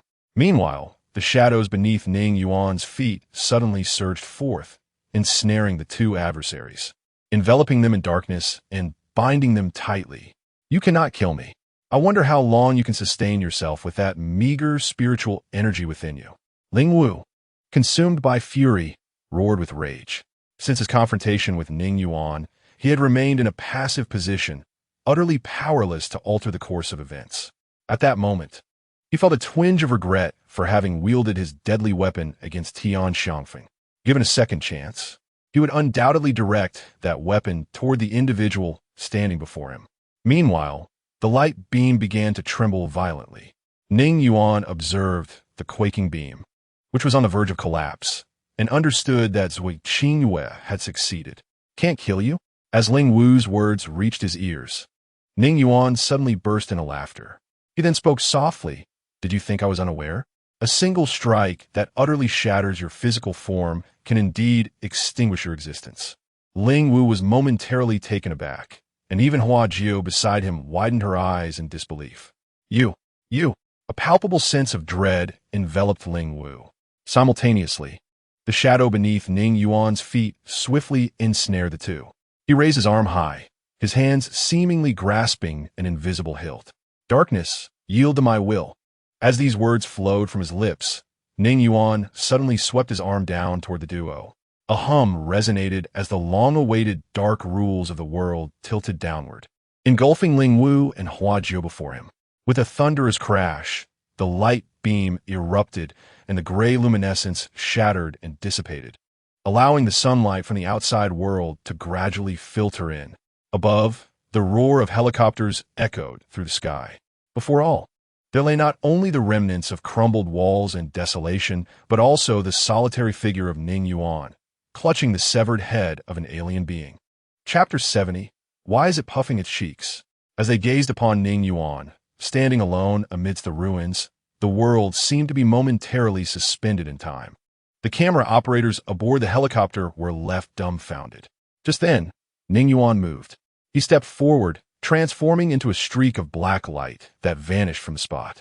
The helicopter crew finally regained their senses. Trembling, one of them pressed the earpiece and hastily began to contact headquarters. Simultaneously, at the frontline base, a mere few hundred meters from the light barrier, An oppressive silence reigned. Yang Yuan stared incredulously at the screen displaying the vanished Ning Yuan, while Lu Yi stood beside him, equally astounded. Instead of the anticipated figure of Tian Xiangfeng, they beheld a newly inducted extraordinary individual. Most strikingly, this newcomer appeared to be holding something. At that moment, a figure descended from the sky and appeared outside the base. The extraordinary beings scattered around instinctively turned their gaze toward him, and Zheng Guang positioned himself protectively in front of Lu Yi and Yang Yuan. Ning Yuan approached the crowd slowly, the dark, eerie head in his grasp capturing the attention of all present. As he drew nearer, the heavily armed soldiers instinctively parted, clearing a path for him. When he reached the throng, the extraordinary beings unconsciously stepped back, creating a passage for him until he stood before Zheng Guang. Zheng Guang regarded Ning Yuan, his eyes fixated on the head he held, unable to conceal his astonishment. Ning Yuan gently patted Zheng Guang on the shoulder, nudging him aside, before approaching Lu Yi and Yang Yuan. Observing Lu Yi's dazed gaze fixed upon him, Ning Yuan placed his head in Lu Yi's embrace before raising Lu Yi's hands to cradle his head. "Minister, this is what you desired," Ning Yuan sighed softly. Lu Yi glanced down at the head in his arms, then back at Ning Yuan. His throat felt parched, and he yearned to articulate something. However, Ning Yuan did not afford him the moment to inquire. Instead, he bit his tongue, blood slowly seeping from the corner of his mouth. Wiping the blood away nonchalantly, a look of frailty and exhaustion washed over his face as he spoke. "I am grievously injured. I must take my leave, Minister." With that, Ning Yuan transformed into a streak of darkness, vanishing from sight. On his way, he sensed the location of the large yellow dog through the shadow he had left behind, eventually finding it in an unfinished building and taking it with him. Thus, Ning Yuan's tasks were concluded, leaving the ensuing troubles for the headquarters to address. All that remained was for him to await their resolution of matters here before they would seek him out at Xinghuaban. A dark flash descended from the sky, appearing at the entrance of a villa. As soon as Ning Yuan materialized, he felt the weight of numerous gazes upon him. He turned to observe a vacant villa nearby, where, through the window, a middle-aged man met Ning Yuan's cold stare. In an instant, the man felt as if his heart had momentarily halted. Once Ning Yuan's gaze shifted away, the man wiped the cold sweat from his brow and hastily reached for a walkie-talkie. "Attention, Director Ning has returned. The mission to protect his family is temporarily canceled. All personnel withdraw immediately." "Received. Acknowledged. Understood." Ning Yuan input the code at the gate and entered the premises. Upon stepping into the yard, he spotted Ning Xiaoluo, dressed in an apron and tiptoeing to hang out his quilt. When she saw Ning Yuan, she froze momentarily. Then her face broke into a joyful expression. "Xiao Yuan, you're back." She rushed over, her large eyes scanning him from head to toe. Noticing nothing amiss, she finally felt at ease. Ning Yuan smiled and patted her head. "No need to worry. I told you there was no danger." After exchanging a few words, Ning Xiaoluo's gaze shifted to the large yellow dog, which sat silently with puffed cheeks. "Oh, Xiao Yuan, where did you find such a rustic dog? It resembles the big yellow one we had when we were young." Ning Xiaoluo approached the large yellow dog, curiously appraising it. For some reason, the dog felt somewhat bashful under her scrutiny, lowering its head. "It is not just any rustic dog," Ning Yuan remarked with a sidelong glance at the large yellow dog, then briefly recounted how it had consumed a spiritual seed and transformed into an extraordinary being. This revelation left Ning Xiaoluo wide-eyed in disbelief. "You mean it is as intelligent as a human and can speak?" Ning Yuan nodded affirmatively. Ning Xiaoluo's curiosity about the large yellow dog intensified. She glanced to the left and then to the right, eager to discover whether this talking canine bore any distinguishing traits compared to ordinary dogs. Thus, the trio made their way into the villa. The living room was impeccably tidy, nearly devoid of dust, reflecting Ning Xiaoluo's profound appreciation for cleanliness and her cherished home. On the sofa, Ning Xiaoluo emerged from the kitchen with 3 glasses of fruit juice, one placed on the table before Ning Yuan, another set in front of the large yellow dog, and the last positioned before herself, to facilitate the dog's enjoyment of its juice. She thoughtfully inserted a straw into its glass. Ning Yuan lifted his glass and sipped while retrieving the remote control to switch on the television. Meanwhile, Ning Xiaoluo took delicate sips of her juice, her eyes discreetly studying the dog, which sat upright with an air of formality. The large yellow dog's eyes occasionally darted towards the juice on the table, yet remained still. Intrigued by its behavior, Ning Xiaoluo quietly inquired of Ning Yuan, "Why does it keep puffing its cheeks?" Ning Yuan cast a glance at the dog and chuckled softly. "This fellow possesses a treasure in its mouth. It fears I might seize it, hence it dares not reveal it." Ning Xiaoluo was momentarily taken aback. She then settled beside the large yellow dog and gently spoke. "Are you afraid that Ning Yuan will take your possession, which is why you won't open your mouth?" The dog tilted its head to regard her and nodded slightly. In response, Ning Xiaoluo smiled warmly. She extended her hand towards the dog's mouth. "Rest assured, I will safeguard it for you. I'll return it once you finish your juice." Ning Yuan take it. While Ning Yuan idly watched the television, he cast a sidelong glance at the large yellow dog. After a brief moment of contemplation, the dog surprisingly opened its mouth and deposited a bell into Ning Xiaoluo's hand. Gazing at the blue bell, Ning Xiaoluo seemed to be struck by a thought. Rising and making her way towards the bathroom, where the sound of running water soon followed. The large yellow dog eagerly slurped several mouthfuls of juice before expressing, "I never anticipated that someone like you would have such a gentle, kind, and perfect wife." Ning Yuan shot a sidelong glance at the dog. "Wife? You must be blind as a dog. She is my sister." The large yellow dog was momentarily taken aback. "What, sister?" After a brief silence, the dog finally voiced its astonishment. What kind of parents could produce such strikingly different children? "It's simply astounding." Ning Yuan sighed at the remark. He set down the remote control and began to stretch his arms. The large yellow dog felt a sudden jolt of anxiety. Just then, Ning Xiaoluo returned, one hand holding the bell and the other grasping several red strings as she sat between them. "Ning Yuan and I are not biological siblings. I am his cousin." Ning Xiaoluo placed the bell on the table and deftly began to weave the red strings. She recounted amusing tales from their childhood to the large yellow dog, which listened quietly. Meanwhile, Ning Yuan found himself lost in thought, gazing at the bell on the table.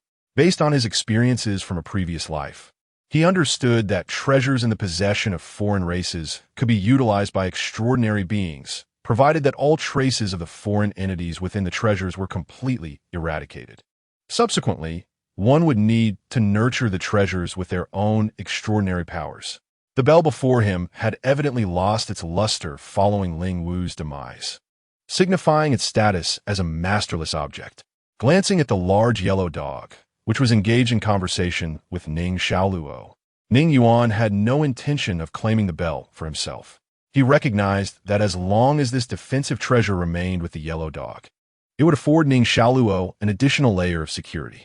In his possession was also a serpentine jade pendant, acquired during the slaying of a foreign creature.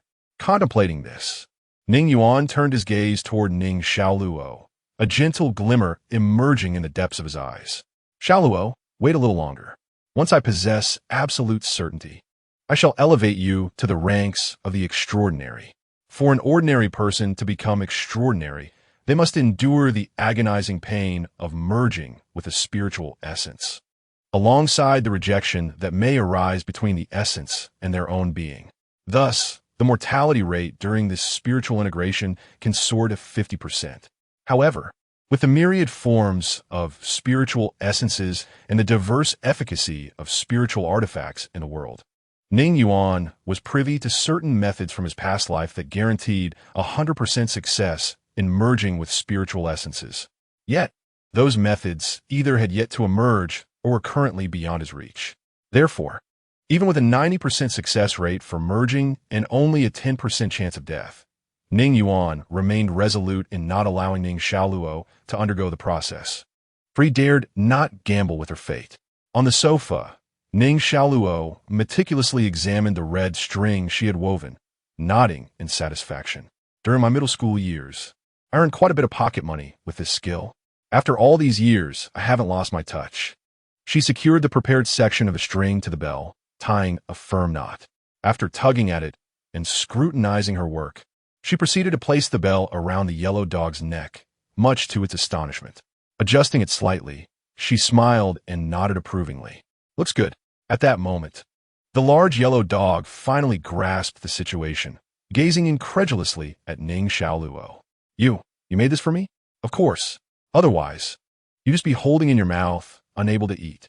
This way, it's much more convenient," Ning Xiaoluo replied, affectionately patting its head. The yellow dog lowered its head in an attempt to see its neck, but was unable to. It then promptly dashed towards the bathroom.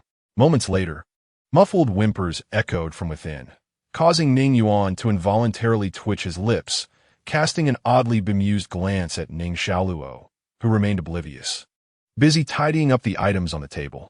"By the way, Xiaoluo, has Su Wei visited recently?"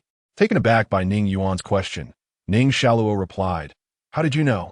"Yes, she has been coming over to play quite often these past few days. In fact, she was here this morning, but she hurriedly left before you returned." Ning Yuan nodded thoughtfully. At that moment, he finally understood why, amidst the rampant rumors regarding the Dahu City incident, Ning Xiaoluo had shown little concern for his behavior. It seemed Su Wei had deliberately redirected her attention away from it. After all, as a staff member at headquarters, Su Wei undoubtedly knew that Ning Yuan was likely to have entered the holographic realm as an operative. She was far too courteous. The ingredients in the refrigerator were all purchased by her, and she refused any money I offered. With a soft sigh, Ning Xiaoluo, who was preparing to cook, remarked, "Xiao Yuan, if you have the opportunity, find a way to repay her for this expense. After all, it is not right to take advantage of others." Ning Yuan nodded in acknowledgement. "All right, I will repay her when I have the chance." Just then, the large yellow dog returned. It plopped down on the sofa, its eyes slightly reddened. Ning Yuan cast a glance at it, but remained silent. At the dining table, the large yellow dog sat on a chair, staring longingly at the chicken leg and steak in front of it, its eyes moistening once again. Observing its demeanor, Ning Xiaoluo, who had just removed her apron, hurriedly inquired, "What's wrong? Don't you like chicken legs and beef?" The large yellow dog quickly shook its head and then began to devour the food voraciously. Even though it could survive without eating, it was still just a dog. It is essential to understand that eating is not merely about satiating hunger. It is also about savoring the delightful flavors of food. Even extraordinary beings indulge in eating, let alone this stray dog. After the meal, Ning Xiaoluo hummed a tune while tidying up in the kitchen. The large yellow dog, sitting on the sofa, first gulped down the remaining juice and then slowly began to speak while watching the news on TV. "Since the moment I was born, I have been a wild dog. Everyone I encountered looked at me with disdain. No one ever cared for me or bothered to pet me. Had I not accidentally ingested the spiritual seed and transformed into this form, I would likely still be rummaging through a trash bin for food, occasionally chased away by people. Even after becoming an extraordinary being, I continued to live like a stray dog until I met you, for I feared being captured for research. I understand your intentions in bringing me back. When you're not around, I will protect her." Ning Yuan, upon hearing this, did not look at it but simply replied calmly, "You should protect her, for she is the only person in this world who has treated you kindly." Chapter 72. Anything is possible in the afternoon. Ning Yuan taught the large yellow dog how to nurture the bell around its neck. As for the promotion of extraordinary beings and general knowledge, the large yellow dog indicated that it had already learned about these matters during the time it had been following the head of the greater Hu city. However, the current methods of promotion were all tailored for humans. Whether this dog could be included remained uncertain, as there had been no precedent for such a case. By evening, Ning Xiaoluo prepared a room for the large yellow dog, which brought tears to its eyes once more as it had intended to rest outside. Late at night, after finishing the nurturing of the bell and preparing to begin its breathing exercises, the large yellow dog sensed something amiss. It felt as if all the elemental energy in the vicinity had been drawn away by some unseen force. Instantly on high alert, the large yellow dog followed its instincts. Gently pushing open the villa's door, it spotted Ning Yuan sitting cross-legged alone in the courtyard. At this moment, Ning Yuan appeared unremarkable to the average observer. Yet the large yellow dog sensed his extraordinary essence with acute clarity. Ning Yuan now resembled a vortex, voraciously absorbing the primal energies of the surrounding world. The dog's eyes widened in astonishment as it covered its mouth with a paw. Compared to Ning Yuan's terrifying rate of absorption, its own pace seemed utterly laughable, like the distinction between a competitive eater and an infant at mealtime. Unbeknownst to them, 2 hours slipped by. The yellow dog remained quietly watchful until Ning Yuan concluded his cultivation. While I am cultivating, you need not engage in your own practices. Wait until I finish. Or perhaps you can find time to train during the day, Ning Yuan remarked, stretching his limbs as he turned his back to the dog. What level of spiritual seed have you integrated to attain such a fearsome absorption rate? The yellow dog inquired, astonished. In its estimation, the amount of primal energy Ning Yuan had absorbed in those 2 hours surpassed the total it had gathered over the past 2 months. Ning Yuan glanced at the dog and replied slowly, "My spiritual seed is rather unique. My cultivation speed during the day is comparable to yours, but it is only at night that I experience this remarkable velocity." With that, he introspected and observed the 2 spiritual fruit nestled within the tranquil branches of his Tao tree. At this moment, the fruits resembled satiated beings, having succumbed to a brief slumber. The spiritual fruits could only absorb a limited amount of primal energy each day, much like how seeds require time to grow, blossom, and bear fruit. However, while ordinary transcendent beings take considerable time to nourish these seeds at their own absorption rate, Ning Yuan, due to the peculiarities of the dark spirit and his astonishing absorption speed, significantly shortened this nurturing duration. It was akin to an elderly farmer laboriously hauling water in buckets over hundreds of meters, while another farmer simply directed a hose onto the crops.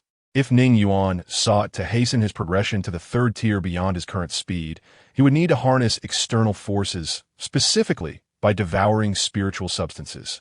These entities, born of the earth, contained the purest essence of life, thereby catalyzing the growth of the Tao tree.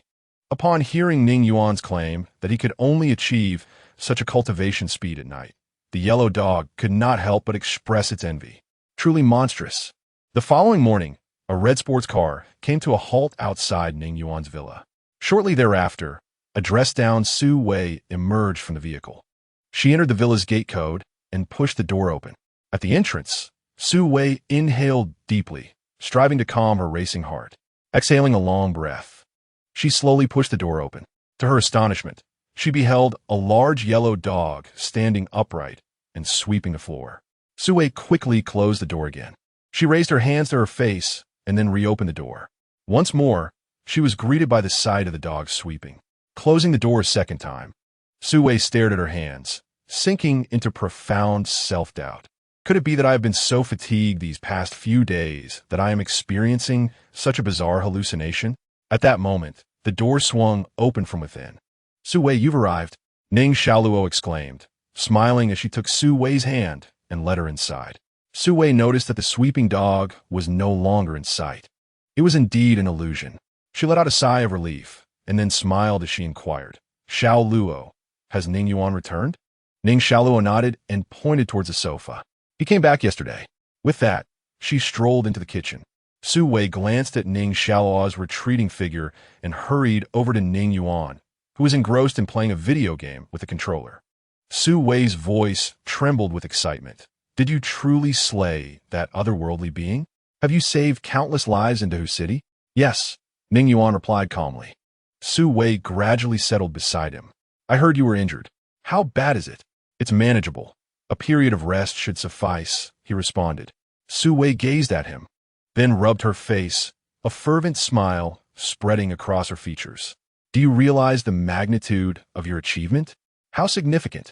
Ning Yuan's eyes remained fixated on the game screen. "Enormous, beyond measure," Su Wei exclaimed. "No other extraordinary individual has accomplished as much as you. You eliminated the most troublesome otherworldly being for the headquarters and saved hundreds of thousands of ordinary people. I can hardly fathom how the headquarters will reward you. Status, honor, wealth, spiritual items, or artifacts. Surely, they will bestow upon you at least one of these, or perhaps even both." As she spoke, Su Wei excitedly raised 2 fingers. This time, Ning Yuan turned to glance at her, a faint smile playing on his lips. Perhaps the headquarters will question my actions or even suppress me. How could that be? Su Wei's eyes widened in disbelief. Why would you think they would treat you that way? Ning Yuan simply smiled, non-committally. Just then, a large yellow dog appeared in Su Wei's line of sight, mop in mouth, and began cleaning the floor before her astonished gaze. That? Su Wei pointed at the dog, her voice faltering. Ning Yuan glanced at the dog. What's wrong? Haven't you seen a dog doing housework before? Su Wei stared at him in disbelief. When has there ever been a dog that does housework? Ning Yuan replied, matter-of-factly, there never was, but now there is. After all, it is a new era, and anything is possible. Chapter 73. The Drifting Leaves. Perhaps it was Ning Yuan's remark about the possibilities of a new era that made Su Wei suddenly find the sight of a dog cleaning less peculiar. She turned her attention away from the dog and said, since the incident in Dahu City was exposed to the public and the minister disclosed everything about extraordinary individuals, chaos has ensued across the nation. At that moment, Ning Shaluo returned with a plate of sliced fruit. Hearing Su Wei's words, she gently sighed. Peaceful days are hard-earned. One can only hope that those honest and unassuming individuals remain unaffected.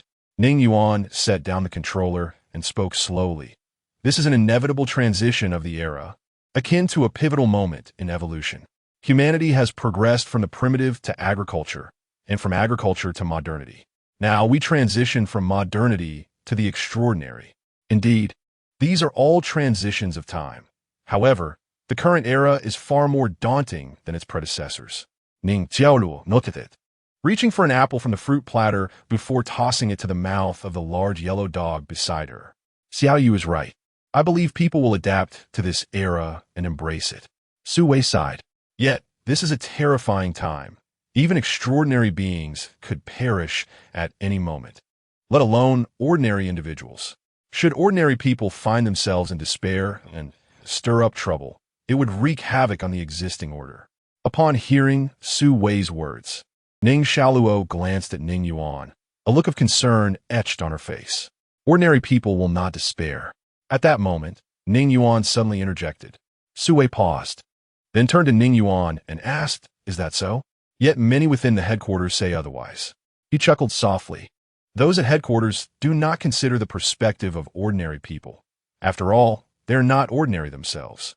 Throughout history, ordinary people have been like leaves carried by the wind, lacking any profound thoughts.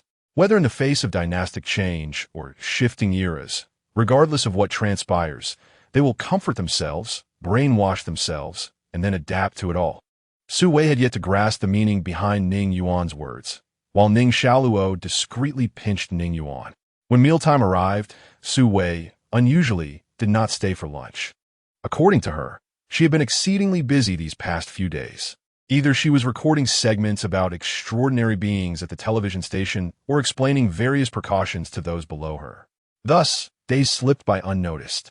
During this time, no one disturbed Ning Yuan, and he reveled in his tranquility, as if nothing had transpired not long ago. In stark contrast to Ning Yuan's leisurely ease, the bustling city of Dahu was fervently engaged in reconstruction efforts, the treatment of hundreds of thousands, and various investigations, all requiring the headquarters' attention. Meanwhile, compared to Dahu's fervor, nations around the globe had been ignited by Liu Yi's live broadcasts. This turmoil had only just begun but swept across the world at an unimaginable pace. At the top of a skyscraper, it was already late at night, yet the lights remained brilliantly lit. Moreover, uproarious laughter echoed within. Ha ha! This is hilarious. I can't believe Ling Wu is dead. I truly did not expect this guy to be out so soon. Before the floor-to-ceiling windows, a man clad in a red suit laughed heartily while watching a video on his phone. The video was precisely what Liu Yi had released that morning. He sat at a conference table, and Ling Wu's head was displayed beside him. Liu Yi's words conveyed a few key ideas. The foreign races are not invincible. Humanity shall ultimately triumph. United as one, join us in the collective struggle against these invaders of our homeland. After watching the video several times, the smile of the man in the suit gradually faded. He settled into his office chair and turned to the quietly standing youth, inquiring, who was responsible for Ling Wu's demise? The youth, possessing fair skin and a blend of Eastern and Western heritage, responded softly, The prevailing narrative suggests that the third-tier extraordinary, Tian Xiangfeng from the Huaxiao Extraordinary Headquarters, severely injured Ling Wu in a life-for-life exchange.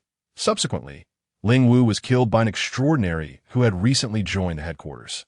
Upon hearing this, the man in the suit lightly tapped his fingers on the desk. Tian Xiangfeng is dead, and that is that. As for the extraordinary who killed Ling Wu, issue a bounty and enlist some specialized assassins to eliminate him. After all, despite my satisfaction at his death, it is only fitting to avenge him, given we are of the same kind. The youth hesitated for a moment before responding. Are those assassins capable of handling it? Perhaps I should go myself. The man in the suit waved his hand, chuckling. Let those extraordinary handle it. Allow extraordinary to confront extraordinary. Let them engage in their own kind of conflict. The youth nodded and continued to assassinate an extraordinary from the Huaxiao headquarters. The current market rate for a first tier is $50 million, for a second tier, $200 million, and for a third tier is priceless. Assuming this extraordinary is second tier, our current funds are insufficient. The man in the suit stroked his chin. How much are we lacking? 198,630,000. The man in the suit was taken aback, then pointed at the youth with a smirk. You rascal, are you now jesting? To say we are out of funds. After saying this, he picked up his phone, scrolled through his contacts, and dialed a number. Moments later, the call connected, and a groggy male voice answered. What the hell? Who is calling me at this hour? It's me, dear esteemed Congressman. I sincerely apologize for disturbing your sweet dreams. Upon hearing the man's words, the other party lapsed into a brief silence, followed by a quivering laugh. It's you. What brings you to call me at such an hour?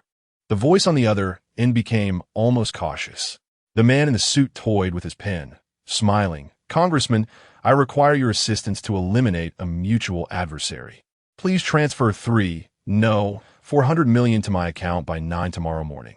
The response from the other end was immediate, punctuated by a thud. God, 400 million? Where do you expect me to conjure such funds? Do you think I possess magic? The man in the suit chuckled. No, Congressman. I have faith in your capabilities. After all, I have eliminated those who lack such abilities. He added with a hint of urgency, you best gather the money quickly.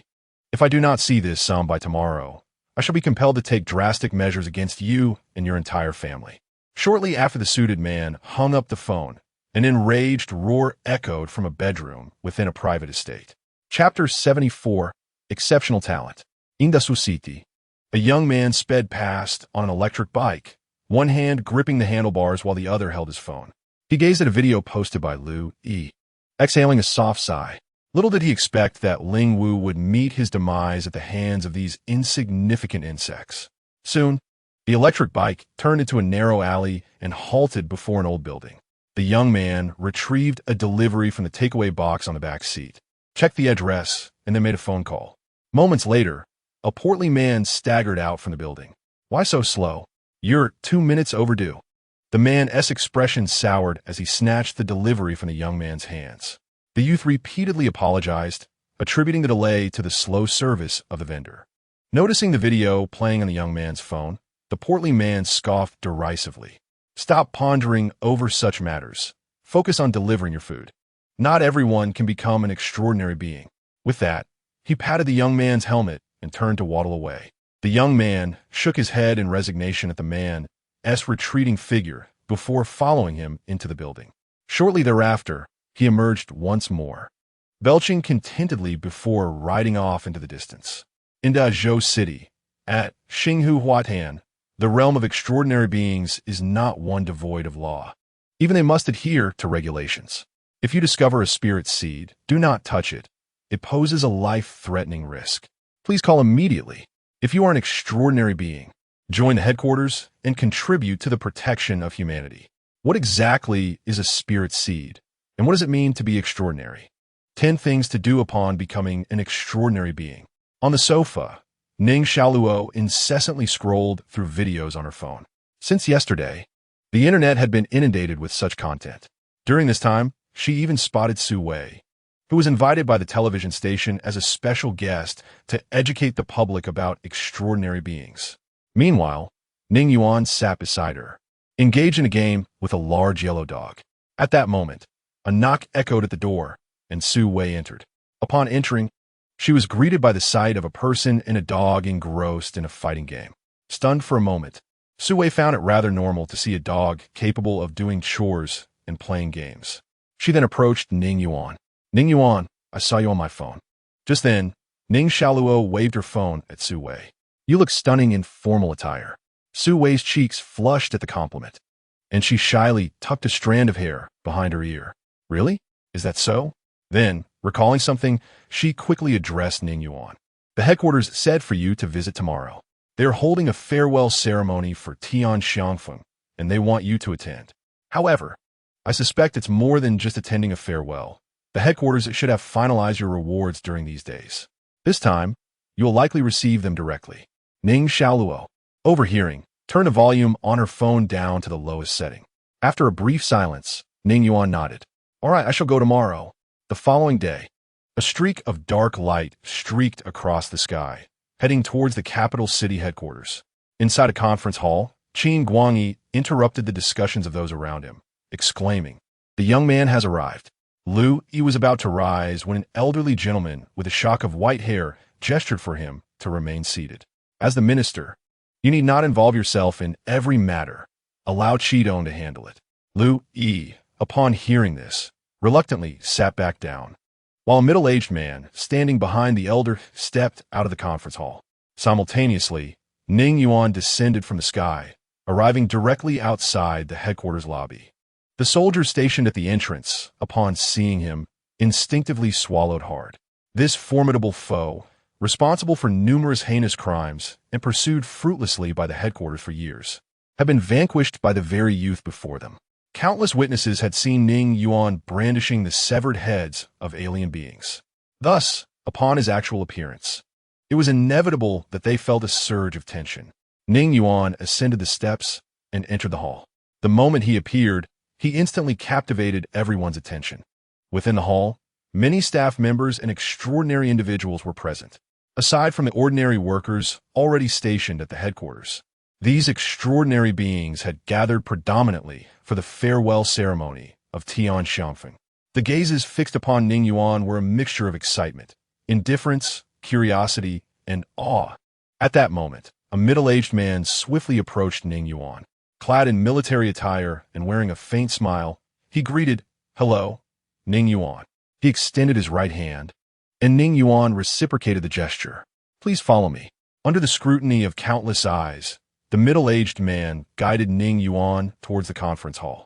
As the attention of the onlookers gradually dissipated, the man leaned closer to Ning Yuan and whispered, "Ning Yuan, there may be individuals who will pose questions to you shortly. Do not feel anxious, just respond truthfully. Extraordinary beings will be observing your every move." Surprised by the man's words, Ning Yuan turned his head to look at him. "I am Xia Qidong, the second uncle of Xia Xinran." After this introduction, the middle-aged man fell silent. Soon, Xia Qidong led Ning Yuan to the entrance of the conference hall.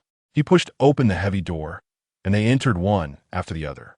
After they stepped inside, the staff member stationed at either side of the door slowly closed it behind them. "Look, our great contributor has arrived." Lu Yi cheerfully approached Ning Yuan, grasping his hand warmly. Ning Yuan glanced at Lu Yi and then surveyed the entire assembly behind him. At the massive round table sat nearly 30 individuals, among whom Ning Yuan immediately spotted the smiling Qin Guangyi. Meeting his gaze momentarily, Ning Yuan then shifted his focus away. Come. Ning Yuan," Lu Yi beckoned, guiding him to the grand round table and seating him beside himself. "How is your injury? It has been an incredibly busy time. I truly have not found the opportunity to visit you." Ning Yuan shook his head upon hearing those words. "My injuries are not of great concern. I have nearly recovered during this period." "That is good to hear," Lu Yi replied with a smile, nodding approvingly. "The primary reason for summoning you is to attend the farewell ceremony for Tian Xiangfeng. Additionally, your contributions in this battle have been duly noted by the headquarters, and they have broadly finalized the rewards you shall receive. I will elaborate on that after the ceremony." Ning Yuan nodded in acknowledgement. Lu Yi paused briefly before continuing with a smile. "Ning Yuan, you must have ascended to the second tier of extraordinary beings by now, correct?" Ning Yuan met Lu Yi's gaze and slowly responded, "Indeed, I am now a second-tier extraordinary being. Upon hearing his reply, the atmosphere in the hall seemed to freeze momentarily. I recall when we first met, you were merely a first-tier extraordinary being, right? It has only been a short while, and you have already surpassed to the second tier. Truly remarkable talent. Lu Yi's smile remained undiminished. Yes, I took approximately 6 months to ascend from the first to the second tier. As Ning Yuan spoke these words, the extraordinary beings in the hall stared at him in astonishment. Even Qin Guangyi's pupils constricted sharply. A first-tier extraordinary being advancing to the second tier in just half a year? What a prodigy! Even the esteemed extraordinary being Zhuo Qinyue took a full year to make that leap. Seemingly anticipating the crowd's reaction, Ning Yuan's expression remained as serene as still water. In this lifetime, he had never intended to completely conceal the terrifying speed of his cultivation. It is important to note that in his previous life, aside from the influence of the dark spirit, another significant reason for Chu Feng's demise was the circumstances of the era. In those days, Chu Feng faced an age dominated by fifth-tier extraordinary beings. The combat power between extraordinary beings and the alien races had reached a precarious equilibrium, with victories and defeats on both sides. The emergence of Chu Feng, along with his astonishing rate of advancement, subtly threatened to disrupt this balance. The alien races would undoubtedly not permit the growth of such a formidable individual. Moreover, certain higher-ups among humanity were reluctant to see their established order shaken by an upstart and were even less willing to divert their limited resources to him. Even if this upstart possessed extraordinary talent, it was not Chu Feng's fault for possessing immense power. Rather, it was the misfortune of being born in an era where fifth-tier extraordinary beings looked down upon him. Ironically, those who regarded him with disdain were exceedingly arrogant, believing that even without Chu Feng, they could still triumph over the alien races. Yet, should Chu Feng be allowed to flourish, it would not be long before it was their turn to face the consequences after the alien races were vanquished. Thus, the tragedy of Chu Feng's demise was both an inevitable outcome and a lament for that era. In stark contrast, the era in which Ning Yuan now resided was entirely different. Nowadays, there were not even a handful of third-tier extraordinary beings, let alone fifth-tier ones. The current circumstances dictated that the headquarters required sufficiently powerful extraordinary beings to stabilize the situation and to combat the alien races. At present, the headquarters could not predict the future, which tempered their arrogance and hubris. Before the emergence of sufficiently powerful extraordinary beings to instill confidence in them, those at headquarters were acutely aware of their limitations. Without formidable extraordinary beings, they believed it impossible to triumph over the alien races, and without such victories, they felt they were left with no path but death. Circumstances forge heroes, and heroes likewise shape circumstances. The present era is one that desperately calls for heroes. Even if this hero might inadvertently invite trouble upon themselves, headquarters finds itself compelled to utilize them to the fullest. This is precisely why Ning Yuan stands here today, embodying darkness within his heart while standing in the light, elevated to the pinnacle by those at headquarters themselves. As Ning Yuan had anticipated, upon learning of his remarkable achievement of ascending from the first to the second tier in merely 6 months, the individuals within the conference room were initially taken aback, soon revealing expressions of delight. Even the deeply lined face of Elder Qin seemed to bloom with a smile. Lu Yi nodded repeatedly in joy. Well, Ning Yuan, your extraordinary talent is truly a blessing for our Huaxia. Lu Yi refrained from inquiring about the reasons behind Ning Yuan's rapid advancement. For him, the cause was inconsequential. What mattered was the outcome, which was the confrontation with the alien races. After a brief silence, the smile on Lu Yi's face gradually faded, replaced by a tinge of sorrow. Ning Yuan, the reason for my visit today extends beyond the 2 matters I just mentioned. There are additional questions I must pose to you. The headquarters has suffered the loss of a third-tier extraordinary being. Tian Xiangfeng perished during this mission, which is a significant blow to our organization. However, once a life is lost, it cannot be restored.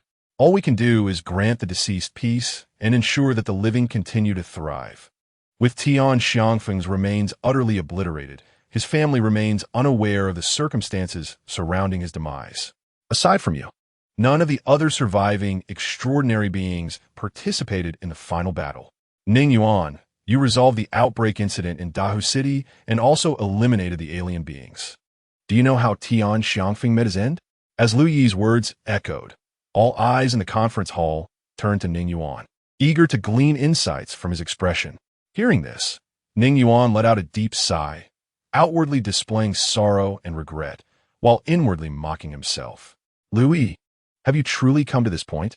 By ostensibly inquiring whether I know how Tian Xiangfeng died, you are in fact testing me.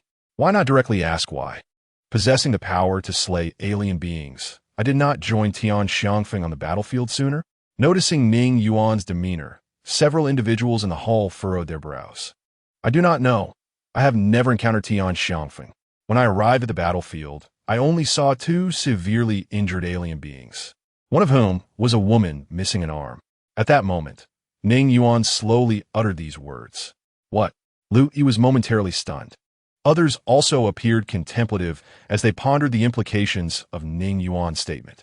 Ning Yuan, I recall that the headquarters mission was for you to proceed directly to the location of the light pillar after entering the light. Was it not? Are you suggesting that after entering the light shield, you did not immediately proceed to the location of the light pillar? And when you eventually arrived there, you did not see the figure of Tian Xiangfeng? Ning Yuan glanced at the speaker, a second-tier extraordinary being from headquarters whom he did not recognize. Indeed, I did not rush to the light pillar's location, Ning Yuan acknowledged without denial. He then retrieved a serpentine jade pendant from his pocket and tossed it onto the table before him. As for why I did not head there immediately, this pendant is the reason. Seeing this, Qin Guangyi extended his right hand, and the serpentine jade pendant was drawn into his grasp. After carefully examining the pendant, Qin Guangyi nodded. An artifact of the otherworldly beings. I see. It seems you were delayed by confrontation with them. At the opposite end of the conference table, a staff member diligently recorded the day's proceedings, including all dialogues. This time, the otherworldly beings were exceptionally well prepared, and both you and Qin Yue are formidable. Had you two not been hindered by other beings, perhaps you would have reached Tian Xiangfeng's side in time. With both of you present, the situation would not have deteriorated to this extent. As he concluded, Qin Guangyi let out a deep sigh. Although they had emerged victorious, it was a Pyrrhic victory. Without delving into the fact that Zhuo Qingyue had covertly entered the battlefield, had it not been for the life-preserving artifact from headquarters, this level of prodigy would have already perished. The protective capabilities of the crystal necklace had been expended once. Thus it was certain that Zhuo Qingyue had faced imminent peril at a crucial moment. However, what troubled them more than her predicament or the grievous injuries she sustained was that the future hope of headquarters had returned without uttering a word about what transpired within. Chapter 76. If only I were stronger, the atmosphere in the hall was somber. For the nation at present, the demise of a third-tier extraordinary being was tantamount to a catastrophic defeat in war. Shortly thereafter, Qin Guangyi pushed the jade pendant back towards Ning Yuan. This is your spoils. Keep it for yourself. Artifact from the otherworldly beings should also be beneficial for extraordinary beings. Nurture it with your own power, and over time, it may yield remarkable effects. Ning Yuan gazed at the table, refraining from taking the jade pendant before him. Suddenly, he slammed his fist onto the table, and amidst the astonished gazes of everyone present, he sighed, if only I were stronger, this would not have happened. It is my weakness that caused such delays with that otherworldly being. This is all my fault. Seeing him in such a state, many were deeply moved. The second-tier extraordinary being who had questioned him about not rushing to the light pillar felt a pang of regret for his earlier words. At that moment, Lu Yi, seated beside Ning Yuan, let out a profound sigh and placed a comforting hand on his shoulder. You have done enough.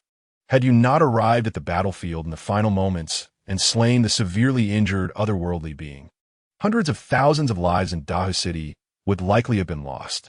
Upon hearing this, Ning Yuan's heart jolted, soon followed by a wave of contemplation. Was the headquarters unaware that the Pillar of Light had been destroyed by Zhuo Qingyue? So that was it. It appeared that Zhuo Qingyue had chosen not to disclose her achievements, perhaps feeling unworthy of recognition. How prideful! reminiscent of her previous life. At that moment, Lu Yi turned to a staff member from the headquarters. Xin, please escort Ning Yuan outside and prepare him for this afternoon's farewell ceremony for Tian Xiangfeng. Yes, Minister, she replied. Subsequently, a girl dressed in formal attire with her hair styled in a bun approached Ning Yuan. Ning Yuan, let's go. Xin noticed the slight flush of anger in Ning Yuan's eyes and felt a pang of sympathy. What a principled and responsible man he was. Despite having done more than enough, he still believed he had fallen short. Ning Yuan picked up the jade pendant before following Xin out of the conference hall. Ning Yuan, what size coat do you wear? I need to prepare your attire for the farewell ceremony this afternoon, Xin inquired, glancing back at him. However, when she caught sight of his face, she was taken aback. His eyes had returned to normal, and his expression had become unexpectedly serene. Inside the conference hall, Lu Yi turned to a middle-aged man seated across the round table and asked, So, did Ning Yuan lie? After a brief silence, the man shook his head slowly. No, I did not detect any signs of deceit on his face. What he said should be true. Following the middle-aged man's words, the conference hall fell into a momentary silence. Since there are no other matters, I shall take my leave, an elderly man with graying hair said, as he stood up first. He then departed with Xia Qidong. Observing this, the other attendees also rose to bid farewell and left.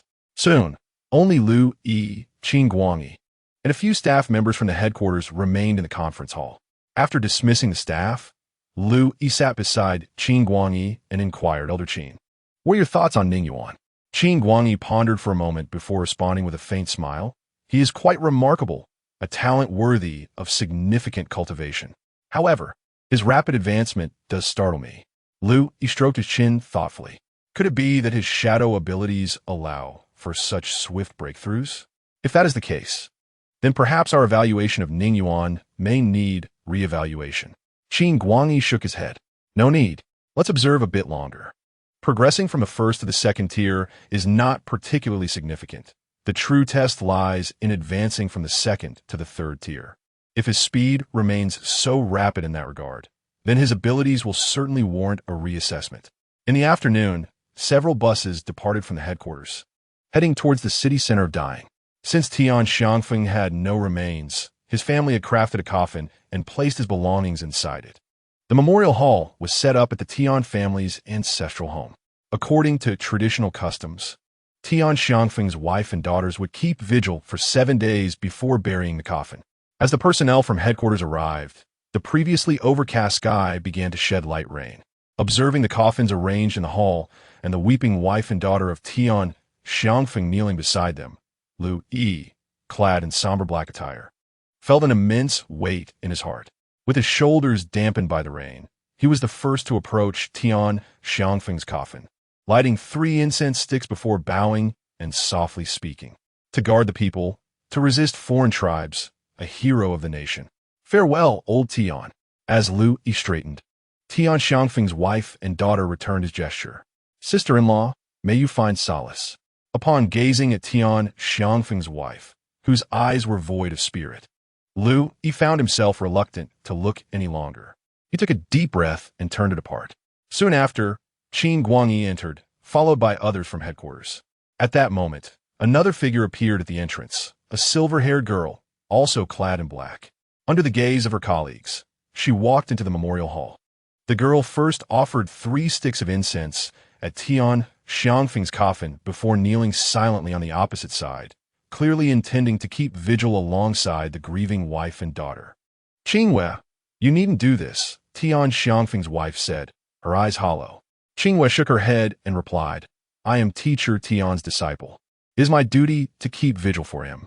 Acknowledging the girl's resolute intention, the woman ceased her persuasion, and the farewell ceremony proceeded.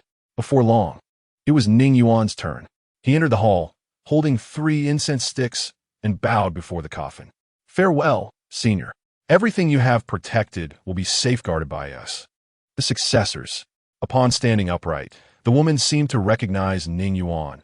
She wiped her tears and spoke with a choked voice. Thank you, Ning Yuan. Thank you for avenging old Tian. Ning Yuan sighed at the woman and slowly shook his head. I cannot accept such praise. It was Senior Tian who gravely injured the foreign beings. Without him, I could not have vanquished the foe. At the same time, the girl beside the woman spoke through her tears. Ning Gij, regardless, thank you for avenging my father. Ning Yuan regarded her, a girl in her early 20s, plain in appearance, with swollen, tear-stained eyes. With a sigh, he approached her gently, embracing her and offering comfort. Live well with your mother. This will allow your father's spirit to rest in peace. The girl nodded vigorously amidst her sobs. Observing this scene, those outside were deeply moved, some even feeling a pang in their noses. Releasing the girl, Ning Yuan turned and noticed Ning Yuan kneeling on the other side, who was also watching him. Their gazes met for a moment, sharing an unspoken understanding. Subsequently, Ning Yuan shook his head and departed. As she watched his retreating figure, a complex expression flickered in Ning Yuan's eyes. Chapter 77. Different duties outside the courtyard. Ning Yuan had barely stepped out to catch his breath when someone approached him. With a smile, Xiao Qidong pulled a pack of cigarettes from his pocket, offering one to Ning Yuan, who declined. Upon witnessing the scene, Xiao Qidong refrained from smoking, placing the cigarette back into his pocket. Thank you, Ning Yuan began slowly, his gaze fixed upon the courtyard's unfolding panorama. You have saved Xin Ran and are a friend of hers. There is no need for gratitude over such a trivial matter. Xiao Qidong waved his hand dismissively. Times have changed, and we, like relics of the past, are destined to be cast aside. The future rests upon your shoulders to safeguard our nation and its people. Ning Yuan chuckled softly at this assertion. There is no such thing as being discarded. It is merely a matter of different roles. Indeed, Xiao Qidong replied with a gentle smile. Diverse roles all serve the greater good of our country and its people. As he noticed several extraordinary individuals approaching, Xiao Qidong patted Ning Yuan on the shoulder. In a few days, it will be Meng Meng's coming-of-age ceremony. Do attend, and we shall converse further. With that, Xiao Qidong took his leave. Watching his retreating figure, the smile on Ning Yuan's face faded. Meanwhile, a group of second-tier extraordinary beings arrived before him. After a brief round of introductions, they became acquainted. Shortly thereafter, as the farewell ceremony concluded, the other extraordinary beings returned to their respective duties, while Ning Yuan accompanied Lu Yi back to headquarters. On a secluded path within the headquarters, Lu Yi walked alongside Ning Yuan, glancing ahead as he jested. Ning Yuan, the headquarters is quite discerning with its rewards and penalties. Your monumental achievement has left me in quite a quandary. Do you know why I'm troubled? Ning Yuan smiled in response. Is it because you are pondering how to reward me? Liu Yi nodded. Precisely. I'm vexed about how to properly reward you. Money is a triviality for you as an extraordinary being. Power is a burden, as you have devoted your time to enhancing your strength. Thus, only resources remain, training resources. At this, Lu Yi sighed. The headquarters has only been established for 2 decades, and our reserves are limited. Yet, you shall not be shortchanged in what you rightfully deserve. Listening to Lu Yi's eloquent discourse, Ning Yuan's lips curled into a faint smile. Now, let me enumerate your rewards, Lu Yi continued as they walked. First, a one-time monetary bonus of 50 million. Second, the alien species you vanquished belongs to the highest tier currently known. In layman's terms, its status and abilities far surpass those of ordinary beings. Hence, the contribution value for slaying such a creature is significantly greater than that of common entities. Additionally, you saved 32,463 lives in the city of Dahu. Had you arrived half an hour later, they would have perished. Although they may suffer lingering effects from their treatment, they are alive. The act of defeating an alien and rescuing so many lives warrants significant contribution value. However, I have advocated for an alternative reward for you. At this point, Lu Yi smiled at Ning Yuan. You may select 1 spirit weapon and 1 spiritual item from the training resources reserved at headquarters. The contribution value required for this condition will offset all the contributions you should receive for this mission. Upon hearing this, a look of surprise flickered across Ning Yuan's face. To be candid, he was indeed taken aback. In Ning Yuan's expectations, the headquarters should have prepared spiritual artifacts and rewards for him. However, he was now being allowed to choose for himself. It is worth noting that the potency of spiritual artifacts varies significantly. Thus, the headquarters action effectively implied that Ning Yuan was permitted to select the most formidable spiritual artifacts available. Of course, whether the true trump cards of the headquarters would be revealed to Ning Yuan remained to be seen. In addition to the aforementioned rewards, the headquarters had also customized a special accolade for him. Lu Yi continued, gazing at the two figures ahead. The Extraordinary Class Honor Medal. For those who come after, obtaining such an honor requires contributions that surpass yours. Thus, this medal serves as a lifelong testament to your honor. Meanwhile, the two arrive at the entrance of an underground passage. On the roadside, Yang Yuxian and Qin Guangyi had been waiting for some time. Ning Yuan's gaze swept over Qin Guangyi before settling on Yang Yuxian, who was dressed in a white lab coat, his hair still disheveled, and dark circles under his eyes appearing even more pronounced. Sensing Ning Yuan's gaze upon him, Yang Yuxian met his eyes briefly, then yawned and chuckled. Ning Yuan, the head of that otherworldly creature, is quite remarkable, possessing immense research value. Lu Yi looked at him with a hint of exasperation. How many days has it been since you last slept? Yang Yuxian scratched his head, then laughed heartily. It must have been a few days. I simply cannot find rest. The interior and exterior of that head are utterly unlike anything we have encountered, and I cannot suppress my desire to study it. During this time, my foreign friends have nearly bombarded my phone with calls. I can sense their eagerness even through the screen, haha. Observing his somewhat frenzied demeanor, Ning Yuan inexplicably thought of a large yellow dog. Let us hurry, I still have to return after I make my selection. Yang Yuxian swayed unsteadily as he made his way down. You can't go back just yet. There's a brief meeting you must attend, as requested by the higher-ups. As he spoke, Lu Yi and the others also began to descend. The underground passage was rather short, merely a dozen steps long, before a silver-white metallic elevator appeared before them. Lu Yi placed his palm on the display panel beside the elevator door. After undergoing dual authentication through facial recognition and fingerprint verification, the elevator doors slowly opened. The group entered the elevator, which then began its rapid descent. It was nearly 5 minutes later when the elevator finally came to a gentle stop, followed by a lateral movement. After approximately 4 more minutes, having changed direction 4 times, the elevator came to a complete halt. The doors gradually opened, revealing a familiar scene before Ning Yuan's eyes. Chapter 78. Cursed Objects. As the elevator doors slowly parted, a pristine white corridor lay before them. Stepping out of the elevator and onto the immaculate floor, Ning Yuan glanced at the small glass rooms neatly aligned on either side of the corridor. These diminutive chambers, crafted entirely from glass, could accommodate no more than 4 or 5 individuals at a time. Within the glass chamber, a solitary wooden frame stood at the center, half the height of a man. The items arranged within the right side of the glass room were of various kinds, while the wooden frame on the left housed uniformly placed stone boxes. Ning Yuan gazed at the boxes in the left room, aware that they were crafted from jade devoid of any impurities. At that moment, Qin Guangyi, standing beside him, cheerfully remarked, "The room in the left corridor contains spiritual artifacts. After being harvested, these artifacts must be stored in jade boxes. Otherwise, their efficacy will wane before long. Conversely, the room on the right side of the corridor is designated for spiritual tools. Unlike spiritual artifacts, spiritual tools do not require storage in jade boxes." Just then, Lu Yi, who was ahead, interjected, "Ning Yuan, will you choose a spiritual tool or a spiritual artifact first?" After a moment of contemplation, Ning Yuan replied slowly, "I will choose a spiritual tool first." Upon hearing this, Qin Guangyi nodded in agreement. "Very well. Spiritual tools differ from spiritual artifacts.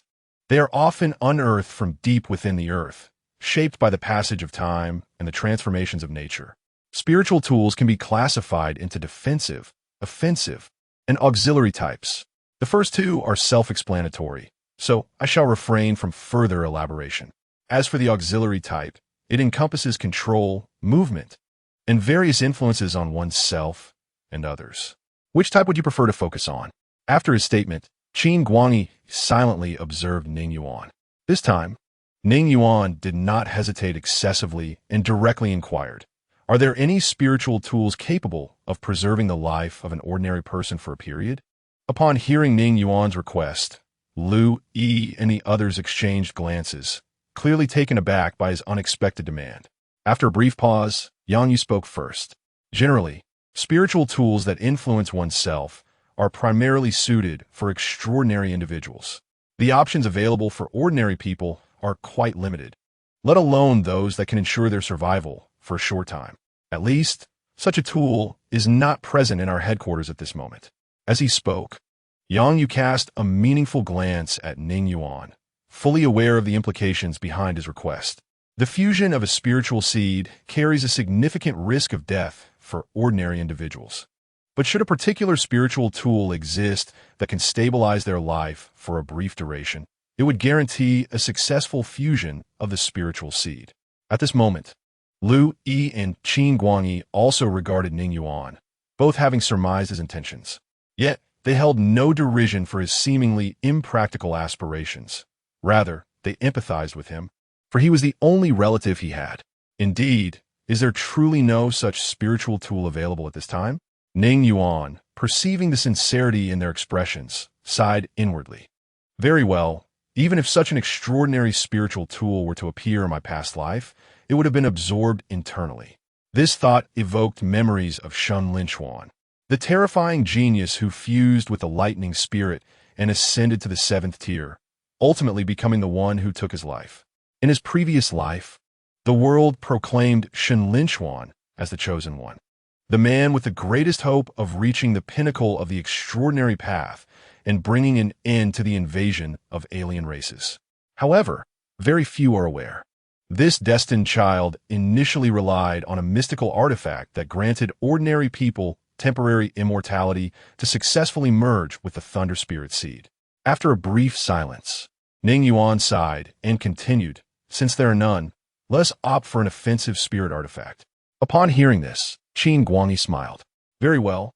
We shall show you the offensive spirit artifacts." As the group advanced several meters, they paused outside a chamber. Yang Yuan glanced at a bronze mirror displayed within and spoke. This mirror originates from an ancient tomb over 2,000 years ago.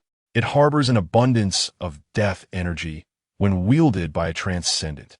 It can channel their physical strength to unleash attacks upon foes. Ning Yuan observed it and, subsequently, shook his head. The group proceeded onward.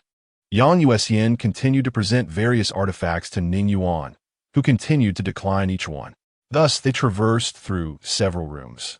Yet Ning Yuan still had not chosen a single spirit artifact.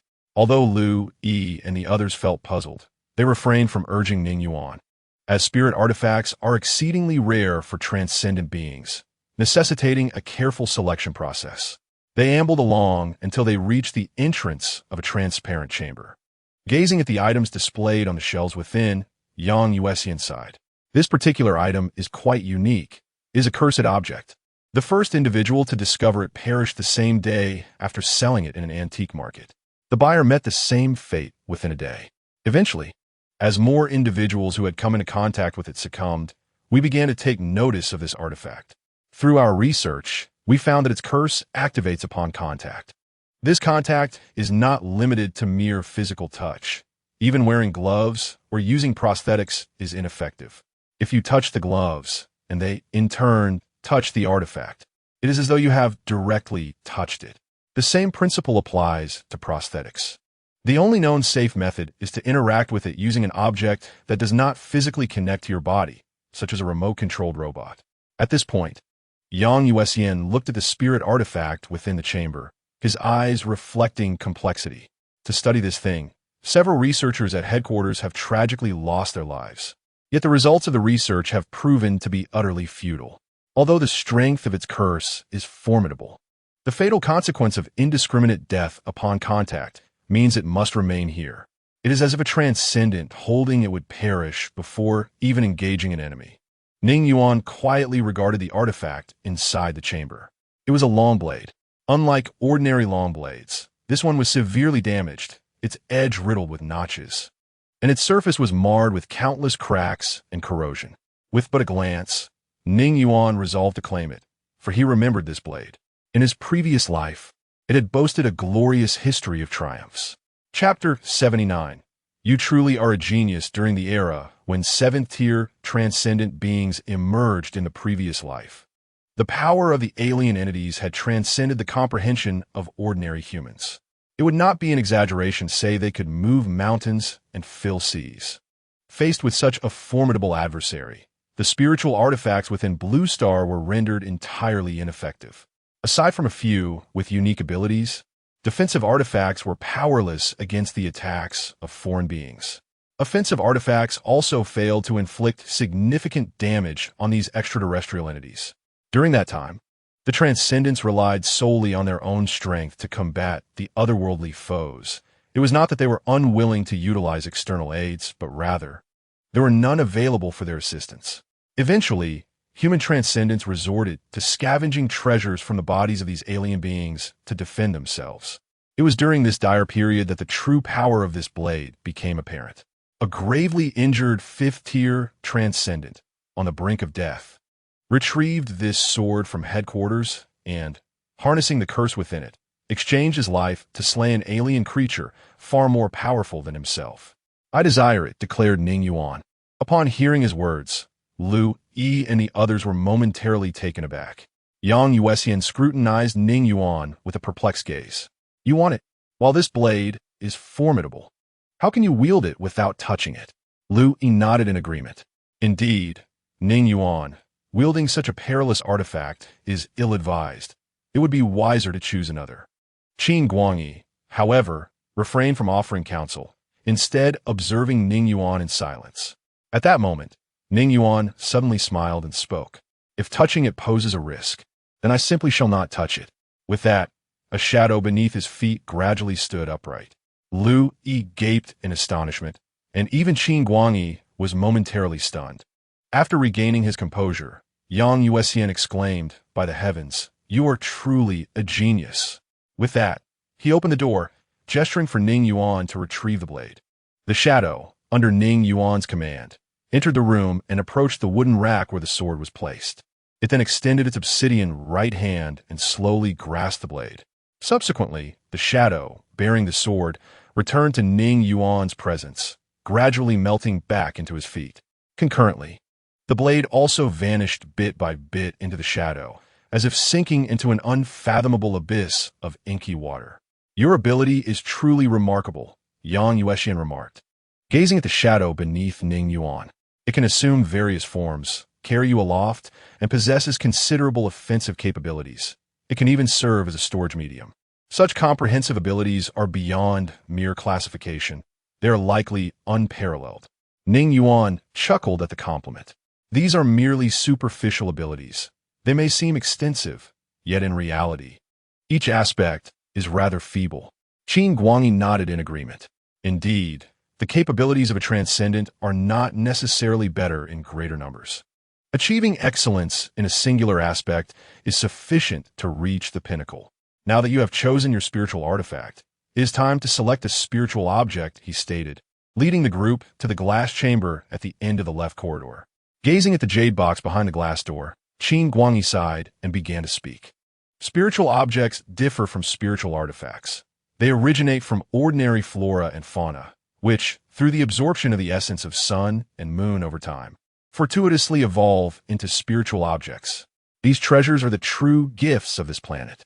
When transcendents consume spiritual objects, they can accelerate the growth of the Tao tree within themselves.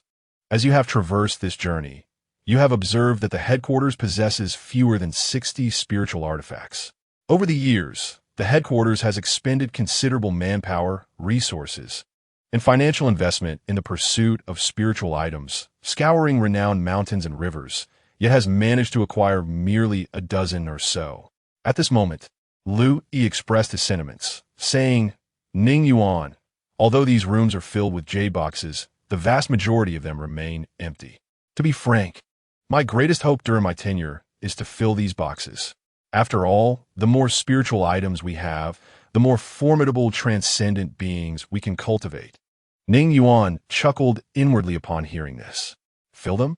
Ha ha, Lu Yi, you may not realize that 400 years hence, these jade boxes will only be half filled." At this juncture, Yang Yu yawned and paused outside a room. There is little to elaborate on regarding spiritual items. While they vary in potency, the effects can only be discerned upon consumption. From an external viewpoint, they resemble blind boxes. Though differences do exist, they are not significant. Therefore, I shall briefly recount their origins. You may select whichever resonates with you. As Lu Yi gestured towards the jade boxes within the room, he began to speak slowly. This contains a ginseng root from the old White Mountain, for which the sacrifice of several workers was made to successfully harvest it. These individuals were ordinary men and women who concealed their identities, tirelessly traveling through renowned mountains and rivers solely for the sake of gathering spiritual items. At this moment, Lu Yi removed his glasses and pressed his brow, his tone somber.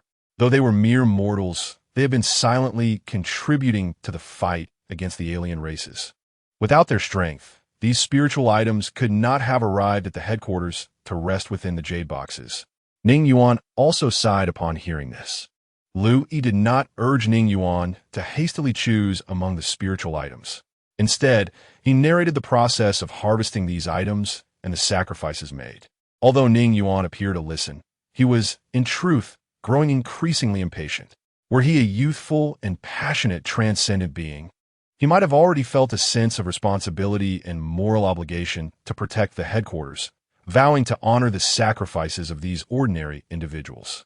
However, Ning Yuan scoffed internally, mocking the sentiment. The reason for his disdain was clear. He understood that, now and in the future, the majority of spiritual items within the headquarters would remain in the hands of a select few. Many future transcendent beings would encounter spiritual items purely by chance, while some misguided souls would even surrender their obtained items to the headquarters.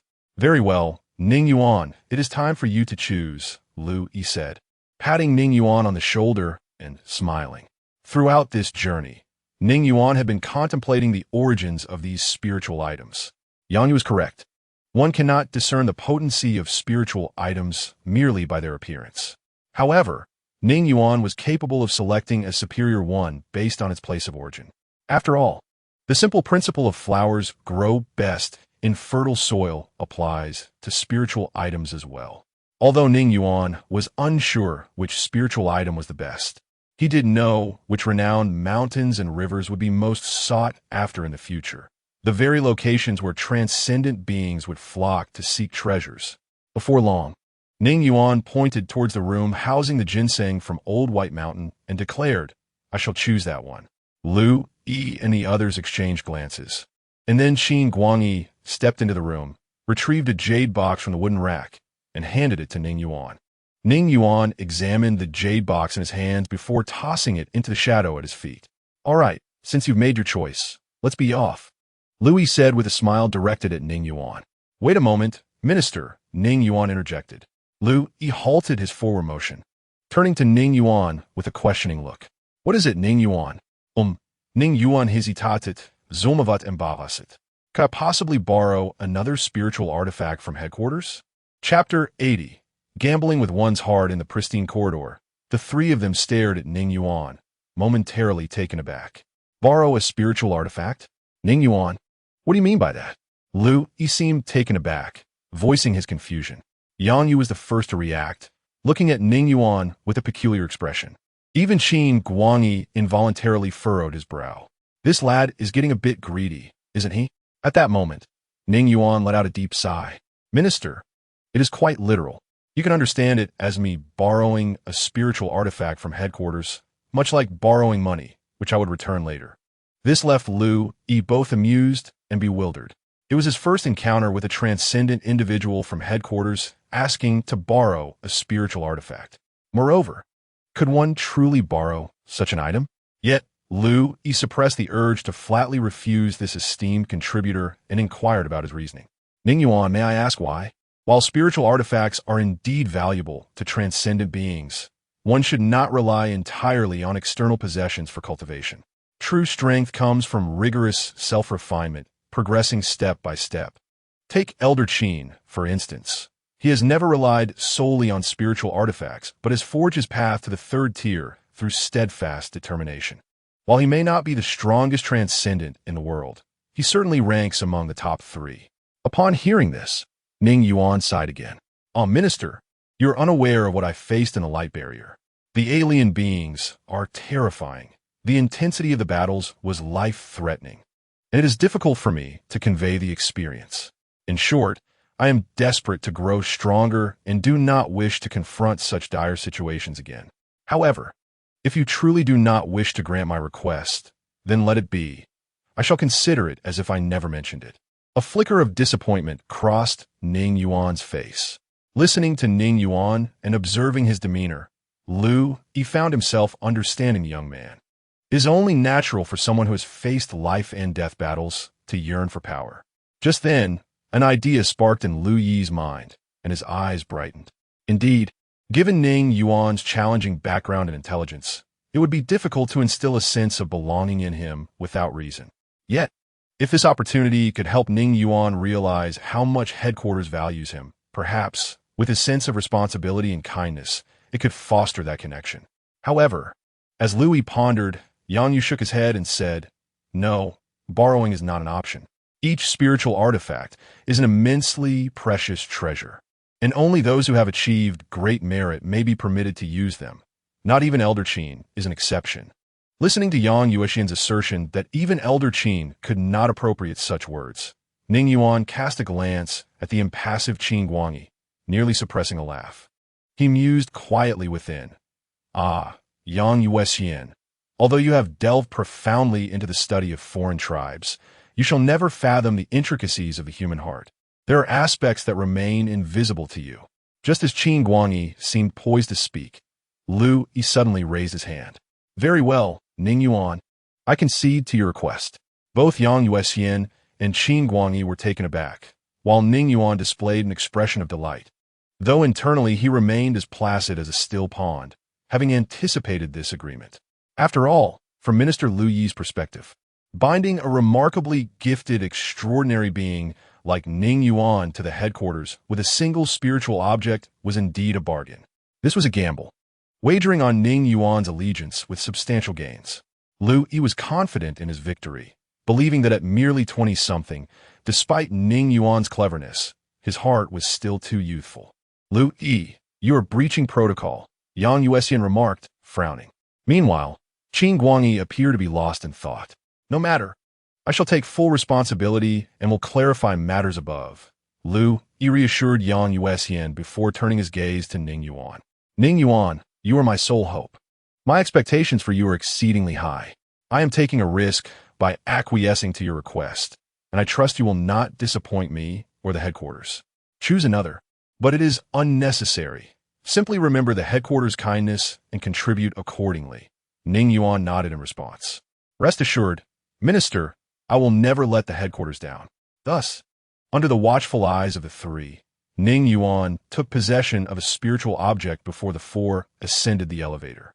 In a concealed conference room at headquarters, 10 individuals sat facing one another. At the opposite end of the table, a dark monitor loomed. The situation is as follows. I have granted Ning Yuan's request and provided him with a spiritual object. Lu Yi addressed the monitor.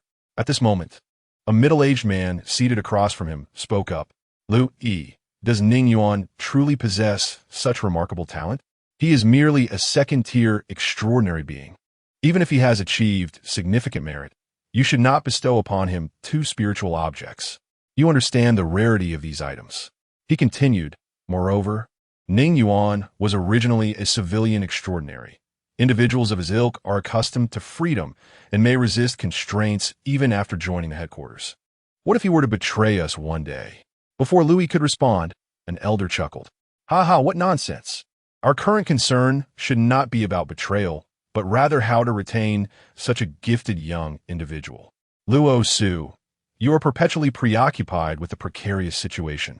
We should not allocate our limited resources to these civilian extraordinary beings, lest they become a source of turmoil once stability is restored.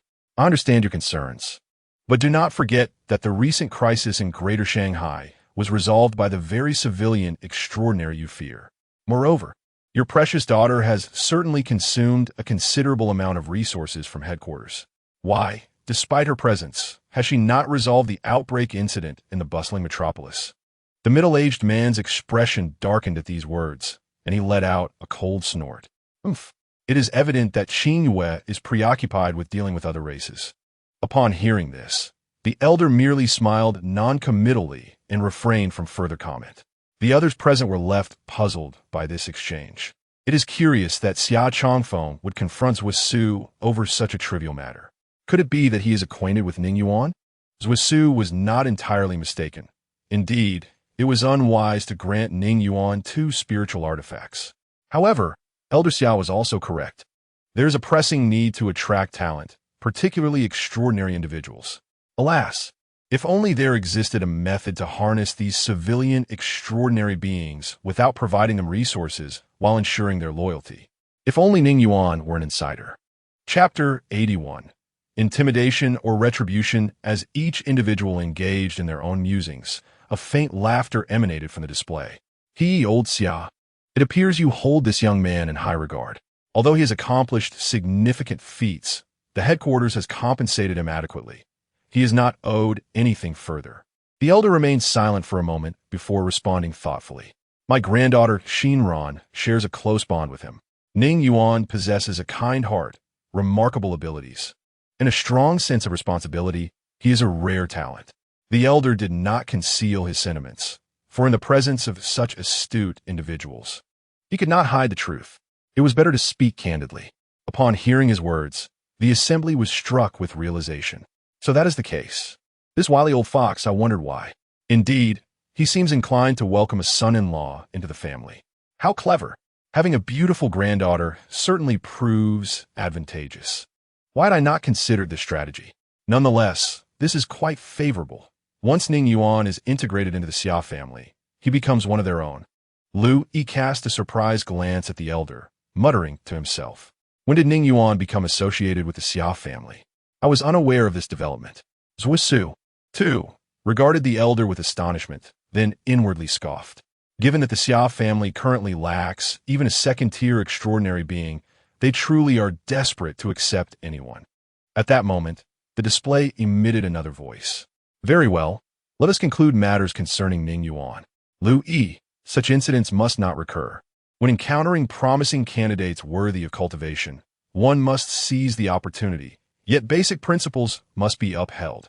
Consider this a reward from headquarters to Ning Yuan for his 2 spiritual artifacts. Upon hearing this, Lu Yi nodded in acknowledgement. The voice from the display continued. Now, we shall proceed to the main meeting of the day. Regarding future circumstances, since extraordinary beings and other races are now fully exposed to the ordinary populace, you must prepare to face the various challenges that lie ahead. As for extraordinary beings, headquarters will continue to prioritize the recruitment of civilian extraordinary individuals to strengthen our capabilities. The rest of you must diligently cooperate with headquarters, actively mobilizing resources to accomplish significant tasks. Professor Yang, please share your insights on the potential actions of the other races moving forward. As the voice from the display faded, Lu Yi hastily roused Yang Yu, who had dozed off with his head resting on the table. Awakened abruptly, Yang Yuan stifled a yawn, noticing the collective gaze of everyone upon him. With a hint of confusion, he inquired, "Has the meeting concluded?" A gentle chuckle resonated from the monitor, prompting laughter among the others in the conference room.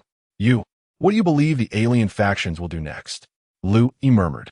Yang Yuan, upon hearing this, patted his face and responded, I suspect it will not be long before the aliens initiate widespread retaliation. The headquarters must prepare for this eventuality. The assembly fell silent, some expressing their bewilderment. That cannot be correct, Professor Yang. The incident in the Greater Shanghai area was a victory for us.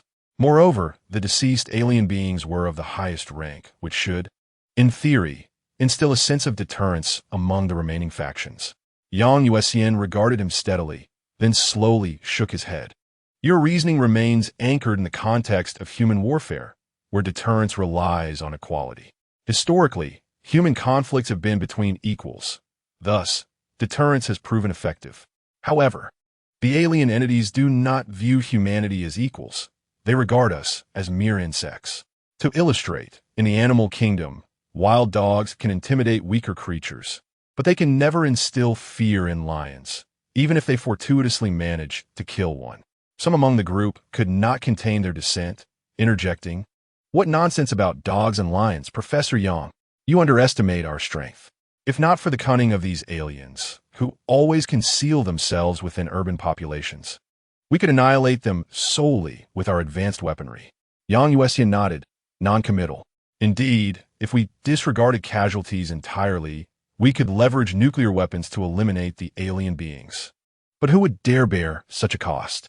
Moreover, the aliens continue to grow stronger.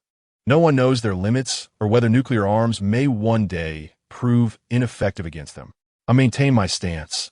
The aliens will retaliate, and this retaliation will likely be imminent. With that, Yang Yuan turned his gaze back to Lu Yi. I have long advised you against using alien heads for propaganda. Yet you have not only done so, but also flaunted it to the world. I cannot ascertain whether the alien beings are enraged upon viewing the footage, but I'm certain they feel an overwhelming sense of humiliation. Thus, they will inevitably seek vengeance. Lu Yi fell into silence. At that moment, a voice emerged from the darkened monitor. I am fully aware of the matter regarding the heads. Do not blame Lu Yi. He acted rightly. We sacrificed a third-tier extraordinary being and numerous first- and second-tier extraordinary beings. Thus, this substantial loss must be compensated by our recent achievements. The impact of Lu Yi's video has been profound. It has significantly bolstered morale worldwide and diminished the fear of alien entities. Furthermore, it has enhanced our headquarters' influence on the global stage, attracting many civilian extraordinary beings to join our cause. As for the retaliation you mentioned, since we cannot evade it forever, let's face it head-on. I firmly believe that in this war, we are destined to achieve ultimate victory. 4 days later, near Xinghu Park in Dazhou City, Ning Yuan reclined on a lounge chair, quietly observing Ning Xiaoluo playing with a frisbee and walking the dog. At that moment, his phone rang. Upon picking it up, he discovered it was a call from Xia Xinran. As soon as he answered, her melodious voice resonated through the line. "Ning Ge, I just learned that you were the one who resolved the outbreak in Dazhou City. How impressive.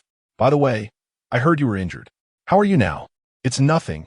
The injury has mostly healed," Ning Yuan replied calmly. "That's good to hear. Also, Ninggu, are you free tomorrow? Xiaoming's coming-of-age ceremony is taking place." Ning Yuan responded with an affirmative hum. "Then I'll send you the address for the banquet. Do you need someone to pick you up?" "No need. I will arrive tomorrow." "All right. See you then." After hanging up the phone, Ning Yuan resumed watching the large yellow dog chasing the frisbee, accompanied by the cheers of Ning Xiaoluo. Chapter 82. We meet again the following morning at the entrance of a luxurious 5-star hotel in Jinling City. A notice announced the temporary suspension of operations due to internal upgrades. With his hands in his pockets and an impassive expression, Ning Yuan regarded the sign at the hotel entrance. It was a familiar routine. Just then, a woman in a suit, with an elegant demeanor, hurried out from the hotel lobby. "Good day, Mr. Ning. My name is Sun King, the lobby manager of this hotel, and I am here to wait for you," she said with a smile, bowing slightly to indicate he should follow her. Ning Yuan nodded and walked alongside her toward the elevator. Along the way, Sun King sent a message upstairs while occasionally stealing glances at Ning Yuan. Her curiosity piqued. Though he appeared to be in his 20s and wore no designer labels, why had the Xia family insisted that he was an esteemed guest? Upon entering the elevator, Sun King used her fingerprint access to illuminate the button for the 16th floor. The elevator swiftly ascended. "Xinran, pull your neckline down a bit more," came the voice of a woman in a large dressing room, where several graceful women surrounded Xia Xinran, adjusting her gown. "No, Auntie, that's too embarrassing," Xia Xinran protested. Her cheeks flushed as one hand covered her chest while the other attempted to pull the neckline up. However, another woman caught hold of her hand, halting her movements. "Where's the embarrassment? While young, a woman should showcase her beauty." "Exactly," the others chimed in with laughter. Meanwhile, Xia Meng stood nearby, encircled by the women, her expression innocent as she quietly observed the preparations for her sister's dress. At that moment, the door creaked open slightly, and an elderly voice resonated from the entrance. "Xinran, come out for a moment. Ning Yuan has arrived. Let's go greet him." Upon hearing this, the laughter in the dressing room abruptly ceased, and the women smiles faded. "Grandfather, are you personally going to welcome him?" Xia Xinran inquired, her voice tinged with disbelief as she hurriedly adjusted her skirt and rushed to the door, where she beheld the stooped figure of an elderly man with his hands clasped behind his back. The old man, his head crowned with white hair and his face a tapestry of wrinkles, possessed profoundly deep-set eyes. Dressed in traditional Tang attire, despite his hunched posture, he emanated an air of authority that commanded respect without the need for anger. This was the aura cultivated through decades of navigating the upper echelons of society. The moment he appeared, those around him instinctively fell silent. This venerable figure was none other than the patriarch of the Xia family, Xia Changfeng. "He saved your life. So as your grandfather, it is only fitting that I greet him personally," Xia Changfeng chuckled. Behind him stood Xia Qidong and Xia Qiming. "Father, uncle," Xia Xinran greeted them. Xia Qidong smiled and nodded in response, while Xia Qiming frowned at her attire. "Xinran, quickly head to the dressing room and tidy up your outfit. This attire is inappropriate for receiving guests," he admonished.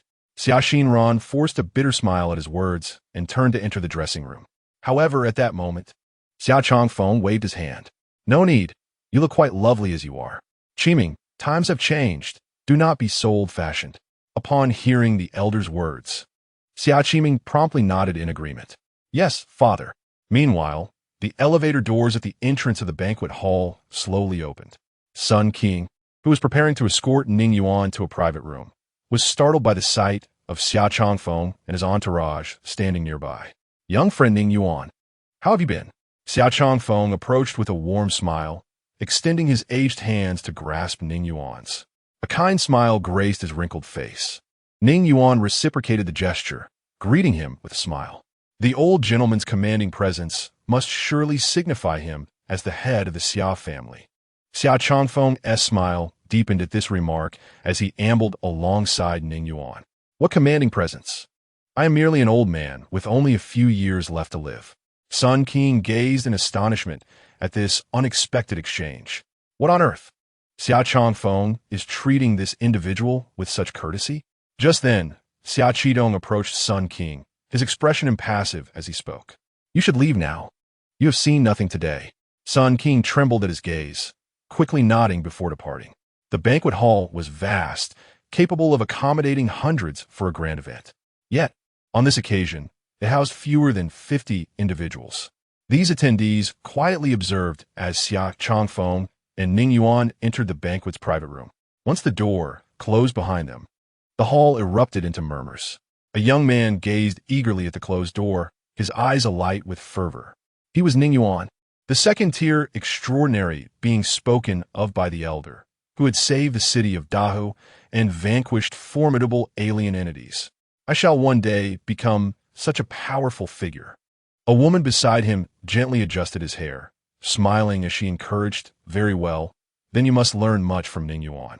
A middle-aged man in a suit, holding a glass of wine, sighed deeply. "The young man who has garnered such treatment from the elder is truly a rarity. I have never witnessed anything like it in my life. Who among us has not experienced this? Each time the elder gazes upon us, it is as if we are mere stones in his eyes. There is not even the faintest hint of a smile, let alone any expression." A companion beside the middle-aged man chimed in with a sigh of agreement.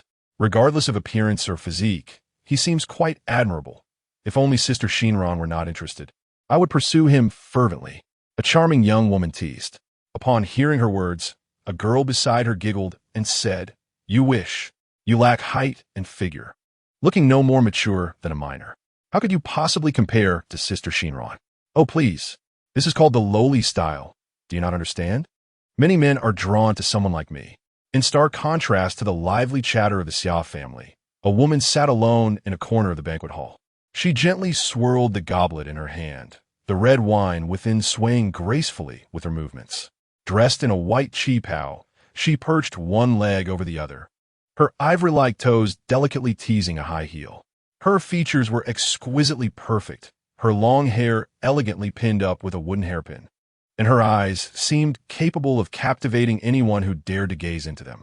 As she looked towards the closed door of the private room, a subtle smile graced her red lips. "Ning Yuan, it appears we meet again."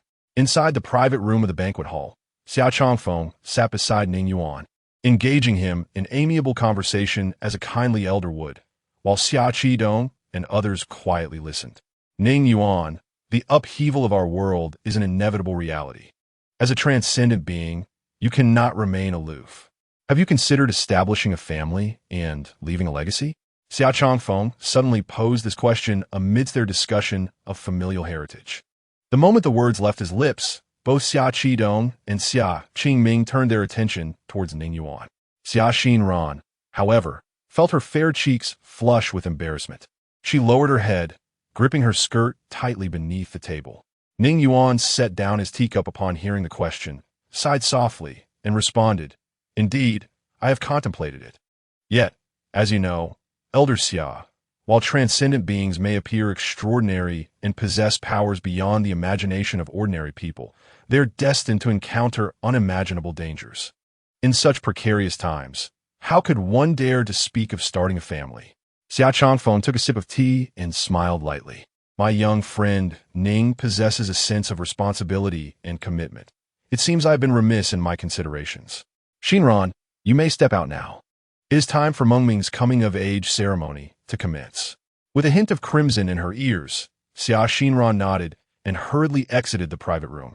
Once the door closed behind her, Xia Changfeng set down his teacup and began to speak slowly. "Ning Yuan, what are your thoughts on my granddaughter?"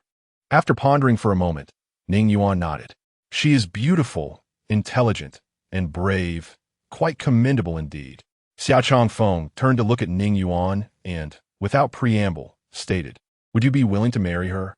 Should you agree to this union, I shall mobilize all the resources of the Xia family to assist you in breaking through to the third tier within a decade." Xia Changfeng's words were nothing short of astonishing, and even though the Xia Qidong brothers had entertained certain speculations, they were still taken aback. It is well understood that for an ordinary transcendent, without the aid of spiritual artifacts, a breakthrough from the second to the third tier through sheer perseverance typically requires no less than 15 to 20 years. Even for those of a higher caliber, the journey from the second to the third tier rarely takes less than a decade. A living testament to this is Qin Guangyi, who guards the headquarters. He only achieved the first tier at nearly 50 years of age and, in the absence of spiritual artifacts during his early years, took 4 years to ascend from the first to the second tier. Yet, he remained stuck on the path to the third tier for a staggering 12 years. It was only in recent years, with a sudden increase in spiritual artifacts within the Blue Star, that the headquarters procured more resources, allowing Qin Guangyi to finally break through to the third tier. Similarly, Tian Xiangfeng and another mysterious third-tier transcendent from the headquarters also leveraged the power of spiritual artifacts to advance prematurely to the third tier. The rarity, importance, and preciousness of spiritual artifacts cannot be overstated. Thus, in the eyes of the Xia Qidong brothers, their father's assurance essentially meant that the entirety of the Xia family's resources was being directed toward Ning Yuan alone. Ning Yuan appeared equally taken aback by this declaration. Falling into silence, after a moment, he feigned confusion and sighed. "Old sir, why?" Xia Changfeng leaned back in his chair and spoke softly. "Ning Yuan, you may interpret this as a transaction of mutual benefit. You possess talent and strength, yet hail from an ordinary background devoid of resources. Conversely, the Xia family holds resources and power, yet lacks a trustworthy and formidable transcendent to cultivate. To be candid, the Xia family has acquired 3 spiritual seeds over the years. 2 were given to my 2 grandsons, yet they both perished in their attempts to fuse with them. The last seed was successfully integrated by my younger grandson, but his aptitude is woefully inadequate, only at the first tier, and it seems unlikely he will break through to the second tier in the coming years, let alone advance further. Other families either have descendants with first-tier aptitude or, at the very least, second-tier qualifications. Our old rival, the Zhou family, has even seen the emergence of a prodigy, Zhou Qingwei, of the first tier. Almost every family now boasts second-tier transcendent beings, except for the Xia family. You saved Xinran's life, and thus, there's a bond between you and the Xia family. Therefore, I wish to enlist you, to forge a partnership where we advance and retreat together." Xia Changfeng's words were straightforward and candid, for at his level, there was no need for obfuscation. It was a clear-cut proposition. Agreeing would be ideal, but if refused, he would seek alternative methods. It was akin to signing a contract between companies, with terms laid out plainly. Ning Yuan rubbed his temples and then spoke slowly. While I am open to the idea of collaborating, I cannot bear to let down the fair maiden. Should I wed Xia Xinran and, one day, meet my demise at the hands of otherworldly beings, would that not be cruel to her? Perhaps it would be better for us to bond as siblings instead. Upon hearing this, Xia Changfeng shook his head decisively. Ning Yuan, individuals like myself trust little. We believe solely in the bonds of kinship. Moreover, should you, in the future, find yourself blessed with a child alongside Xia Xinran, I would not hesitate to entrust the entirety of the Xia family into your capable hands. However, should you choose not to wed a woman from the Xia lineage, even if our family were to offer assistance, we would not extend our full strength in your favor. The implication of Xia Changfeng's words was quite straightforward. As long as Ning Yuan consented to marry Xia Xinran, power, wealth, resources, and connections would be readily at his disposal. What Ning Yuan needed to do was equally simple: strive to become stronger and elevate the Xia family's influence and authority in the unfolding circumstances. After a moment of silence, Ning Yuan shook his head. I apologize, Elder Xia, though I hail from humble beginnings. I cannot agree to marry a woman I do not know solely for the sake of gain. Love cannot be forced. That would be unfair to Xinran. Upon hearing Ning Yuan's words, Xia Qidong interjected, suggesting that they marry first and cultivate feelings gradually, as they had all done in the past. At that moment, Xia Changfeng raised his hand to halt Xia Qidong's speech. His expression remained as tranquil as a still pond, exhibiting no discernible reaction to Ning Yuan's statement, embodying the true essence of maintaining composure in the face of emotion. Very well, Ning Yuan, since you have expressed your stance, let it be as such. You may spend time with Xinran. Fostering affection among the youth is a simple endeavor. The assurance I just provided will remain valid for an extended period. Moreover, Ning Yuan, by saving Xinran's life, you have, in essence, saved mine. Thus, even if we do not become one family in the end, the Xia family will always regard you as a steadfast friend. With this, Xia Changfeng offered Ning Yuan a warm smile, which Ning Yuan reciprocated. Qidong, Qiming, please take Ning Yuan to the banquet hall. Today is indeed a day worth celebrating and should be filled with joy. Furthermore, those outside are of a similar age to Ning Yuan, and it is an opportune moment for them to become acquainted. Upon hearing Xia Changfeng's words, the Xia brothers rose and escorted Ning Yuan out of the private room. Once the door to the room closed behind them, Xia Changfeng reclined in his chair, gazing out the window, murmuring to himself, "Is it that they look down upon my Xia family?" Chapter 84. A reunion with Yunxi in the banquet hall. As Ning Yuan emerged from the private room, a shadow flickered across his eyes. This old man was calculating, his intentions laid bare before him. Beauty, power, resources, and influence. All these trifles would surely ensnare the vision of any short-sighted extraordinary being. Yet, Ning Yuan understood all too well that while the Xia family served as his support, he simultaneously became their shield. It is vital to recognize that the headquarters serves as a nexus where several prominent families in Huaxia converge their resources to nurture extraordinary talents. While other families might witness the Xia family's decline with indifference, they would never allow the Xia family to flourish unchecked. Ning Yuan's advancement outpaced that of his peers. With 2 spiritual artifacts in his possession, a breakthrough to the 3rd tier would not take long. Thus, if he were to achieve such a breakthrough in a brief time as the Xia family's son-in-law, he would undoubtedly become a source of concern for the other families. These families may appear to be inactive on the surface, yet undoubtedly, they are secretly laying traps everywhere.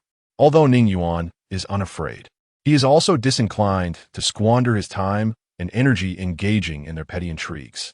At least until he breaks through to the 4th tier, he requires these individuals to harbor no animosity towards him.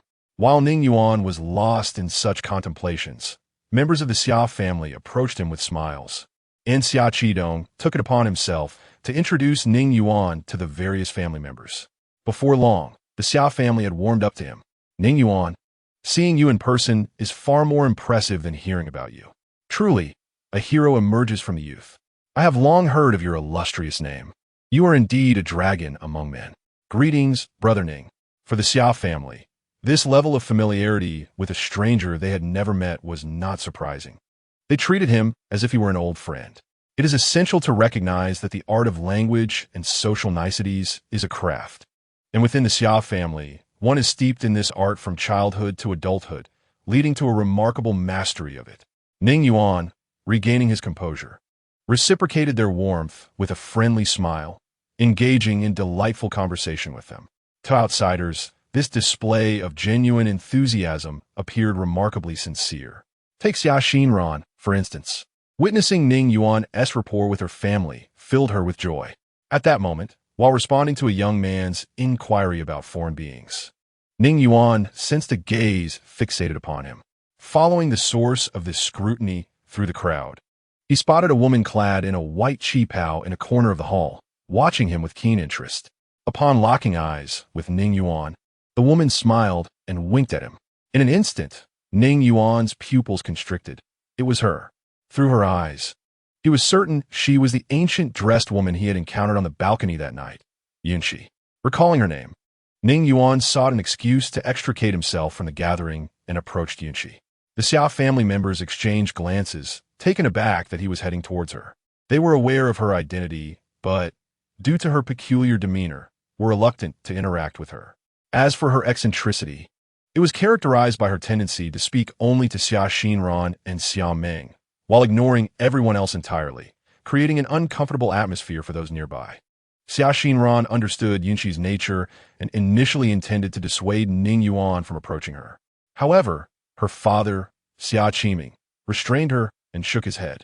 In his view, Ning Yuan was evidently captivated by Yunxi's beauty, given his daughter's exceptional qualities and her advantageous circumstances. He believed it was not an exaggeration to say that he could soar to great heights.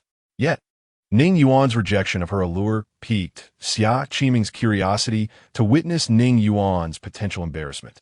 As Ning Yuan settled beside Yunxi, a startling scene unfolded.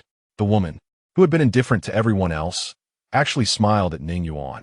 Moreover, the other party took the initiative to speak, placing the goblet in hand upon the table, while Yunxi gazed at Ning Yuan with a gentle smile. Indeed, we are fated. Who would have thought we would encounter each other here? Ning Yuan looked at Yunxi, a barely perceptible frown crossing his features. What brings you here? Yunxi met his gaze, then gestured with her chin towards Xiang Xinran, who was observing them from a distance. Do you find my attire pleasing? I crafted it myself. To put in your terms, I am currently a haute couture fashion designer. Upon hearing this, Ning Yuan fell silent for a moment before letting out a derisive laugh. You people are truly idle. Are you merely playing at life? At his words, Yunxi shot him a disapproving glance, then extended a delicate white finger, shaking it gently as she spoke. First, I am not people. Please mind your language. Secondly, I am not playing at life. I genuinely enjoy creating garments. Do not belittle my passion. Furthermore, as she leaned closer to Ning Yuan, nearly pressing against him, she continued, you seem more like one who plays at life. You harbor a deep-seated disdain for these people, yet you conceal it so well. Sometimes, I wonder if an ancient soul resides within your body. As she concluded, Yunxi lightly tapped her pale finger on Ning Yuan's heart. Inhaling the faint fragrance that emanated from her, Ning Yuan held her gaze. A tumult stirred within him, yet his expression remained unchanged, unaffected by Yunxi's words. After a brief silence, he slowly replied, You mentioned before that if we were to meet again, you would speak with me earnestly. Looking down at the woman of impeccable beauty and grace, Ning Yuan found himself with numerous questions for her, particularly regarding her identity. Why was she neither of the human race nor the other factions? In his previous life, he had lived over 4 centuries without encountering anyone as extraordinary as Yunxi. Hearing Ning Yuan's words, Yunxi chuckled softly. Here, that may not be wise. They're all watching us. With that, she dipped her finger into her wine glass, letting the liquid adorn it, before inscribing a line upon the table. Number 66. Chunchi wrote. Ning Yuan silently committed the address to memory. Just then, Xiang Xinran approached, and with her presence, the address scrawled in wine mysteriously vanished. Yunqi, do you know Brother Ning? Observing the pair nearly nestled together, Xiang Xinran's smile appeared somewhat stiff. Yunqi straightened her posture and replied to her cheerfully. I suppose we are acquainted. Ning Yuan is a friend of a former client of mine, and we have met a few times. Is that so? Xiang Xinran regarded Yunqi with some skepticism, then turned to Ning Yuan with a radiant smile. Brother Ning, why don't we accompany Xiang Ming to cut the cake together? However, before Ning Yuan could respond, a woman from a distance suddenly called out to Xiang Xinran, Xinran, your grandfather is looking for you. Upon hearing her grandfather call for her, Xia Xinran could only offer a polite smile to Ning Yuan before turning away. Chapter 85, The Assassination List. As she watched Xia Xinran's retreating figure, Yunqi couldn't help but click her tongue. It was quite amusing to witness this young lady's jealousy for the first time. Ning Yuan, however, merely stated in a calm tone, she is not jealous. She is merely concerned about her ability to fulfill her task. Yunqi cast a surprised glance at Ning Yuan, then stretched leisurely with a smile. I must take my leave. It feels rather uncomfortable being watched by someone. Observing Xia Xinran glancing back occasionally, Yunqi donned her high heels and gracefully departed. Ning Yuan silently gathet yun ki steparting silhopette, neither uttering a word nor rising to see her off. Just then, a young man rushed up to Ning Yuan, phone in hand, looking quite flustered. After briefly glancing at Yunqi's alluring figure as she left, the young man leaned in close to Ning Yuan and whispered urgently, It's bad, Brother Ning. You need to see this. Someone has placed a bounty of 200 million on your head. The young man, named Xia Feiyu, was under 20 and the last extraordinary being of the Xia family, possessing only first-tier abilities, having recently joined the headquarters. Upon hearing this, Ning Yuan looked down at Xia Feiyu's phone. Before it was a website called the Dawn Forum. Prominently featured was a bounty regarding Ning Yuan. The task details read, Target, Ning Yuan, Extraordinary Headquarters of Huaxia. Reward, 200,000,000. Deadline, 15 days. Interested parties may contact the administrators. The staggering bounty ignited fervent discussions beneath the post. Just as Ning Yuan continued to peruse the post, it suddenly flickered, and a line of glaring red text appeared. The bounty has been claimed. Exchanging glances with Xia Feiyu, Ning Yuan noted the young man's increasingly grim expression. It's over. Brother Ning, a powerful faction has accepted your bounty. Extraordinary beings will surely come to assassinate you during this time. Realizing the gravity of the situation, Ning Yuan comprehended that he had indeed been placed on an assassination list. Yet, he did not feel anxious. Though it was his first time on such a list in this lifetime, he had been on it hundreds of times before in his past life. The so-called assassination list was merely a tactic employed by certain alien beings to incite conflict among human extraordinary individuals. These alien entities utilize human currency to hire human extraordinary beings to eliminate their own kind. Ironically, this method had proven effective in his previous life, leading many human extraordinary beings to meet their end in confusion. Many failed to grasp why some extraordinary beings would assist alien entities in murdering their own compatriots for money. However, throughout the annals of human history, the rationale behind such actions is not difficult to comprehend. One scholar succinctly encapsulated it. The pursuit of benefit and the avoidance of harm is an instinctual trait ingrained in humanity's very essence. After a brief silence, Xia Feiyu noticed that Ning Yuan seemed rather indifferent, prompting him to express his anxiety. Brother Ning, I am sending you the invitation linked to this forum. To register for an account, one requires an invitation from a forum member. By participating in the forum, you might be able to discover who has taken on the task of assassinating you. Hearing this, Ning Yuan nodded in acknowledgement and took out his phone to exchange contact information with Xia Feiyu.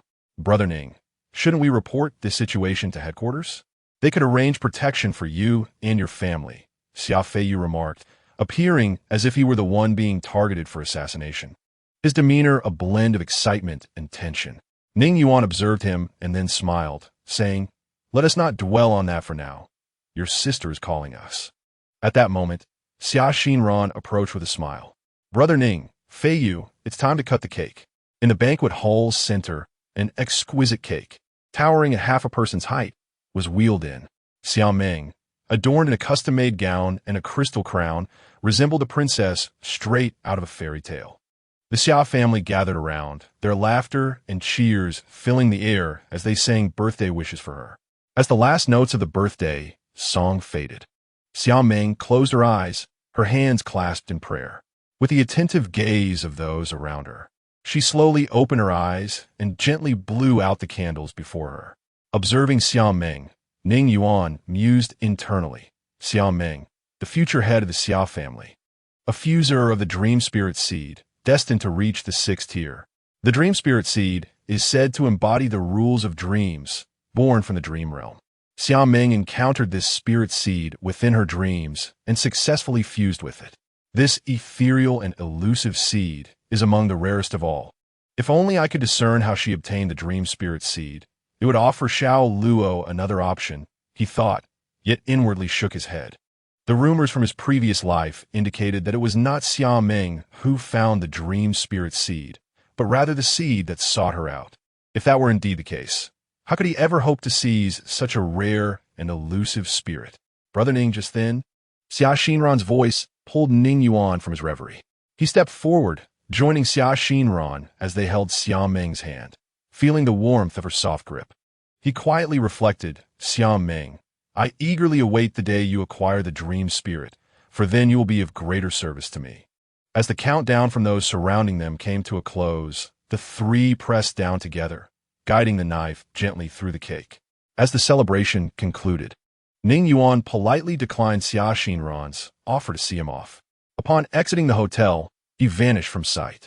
At number 66, Chuanxi Road, following the navigation on his phone, Ning Yuan arrived at an unmarked shop. The establishment was situated in a secluded area, surrounded by lush greenery, with only a few sporadic pedestrians passing by. The shop's decor was quite simple, with merely 2 mannequin figures visible behind the glass walls, in stark contrast to the modest furnishings. The dresses adorning the mannequins were strikingly captivating.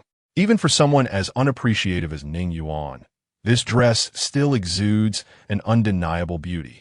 Whether it be the craftsmanship, the fabric employed, or its overall aesthetic, it possesses an unforgettable charm. Passers-by, while meandering past the store, inevitably slow their pace, captivated by the allure of these 2 dresses. Yet, despite their elegance, no one enters the shop. A sign proclaiming the establishment's closure today hangs on the door, deterring any potential customers. Ignoring the sign, Ning Yuan pushed the door open and stepped inside. The shop was eerily quiet, devoid of a cashier, save for a modest sofa capable of seating 3. Observing the wooden door on the wall within, Ning Yuan gave it a gentle nudge, yet it remained steadfast. In the next moment, he transformed into a shadow and seamlessly passed through the wooden door. The scene beyond the door was a stark contrast to the outside world. The interior boasted an antique charm, with a wooden table at the center flanked by 2 wooden stools. A teapot, emitting wisps of fragrant steam, graced the table. Concurrently, the sound of flowing water echoed from the depths of the room, followed by the soft voice of Yin Shi. You truly have no manners. At least knock before entering a lady's chamber. Chapter 86. A question inside the wooden cabin. Ning Yuan remained unresponsive to Yin Shi's remark, instead choosing to sit beside the wooden table and pour himself a cup of tea. 10 minutes later, Yin Shi emerged from the depths of the room, adorned in an elegant traditional gown. She took a seat across from Ning Yuan, her presence enhanced by the lingering scent of her recent bath. Now do tell, who exactly are you? Ning Yuan inquired, gazing intently at her. Yin Shi offered no reply, merely resting her chin upon her hands with a smile directed at him. After a moment of silence, noticing Ning Yuan's unwavering gaze, she sighed. How dull. Are you certain you wish to pose that question? Ning Yuan, taken aback by her response. Press further, what do you mean? The meaning is quite simple, Yin Shi replied, twirling a lock of her hair with her delicate fingers. I possess knowledge and understanding far beyond your imagination. You may inquire not only about my identity, but also about many other matters, including your so-called alien races. Ning Yuan was momentarily stunned. Then, with a hint of surprise, he remarked, Are you suggesting that even things unbeknownst to the alien beings themselves, you are aware of? Indeed. She confirmed with a nod. However, there is one point I must clarify beforehand. I can answer your questions, but you must agree to one condition. After all, I merely stated my desire to converse. I did not promise to answer your inquiries free of charge. Ning Yuan furrowed his brow. Are you playing with me?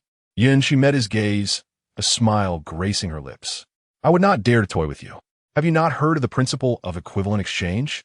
If you wish to obtain what you desire from me, you must offer something in return. Otherwise, would I not be at a disadvantage? After a moment of contemplation, Ning Yuan looked at her and spoke once more. Very well, what is your condition?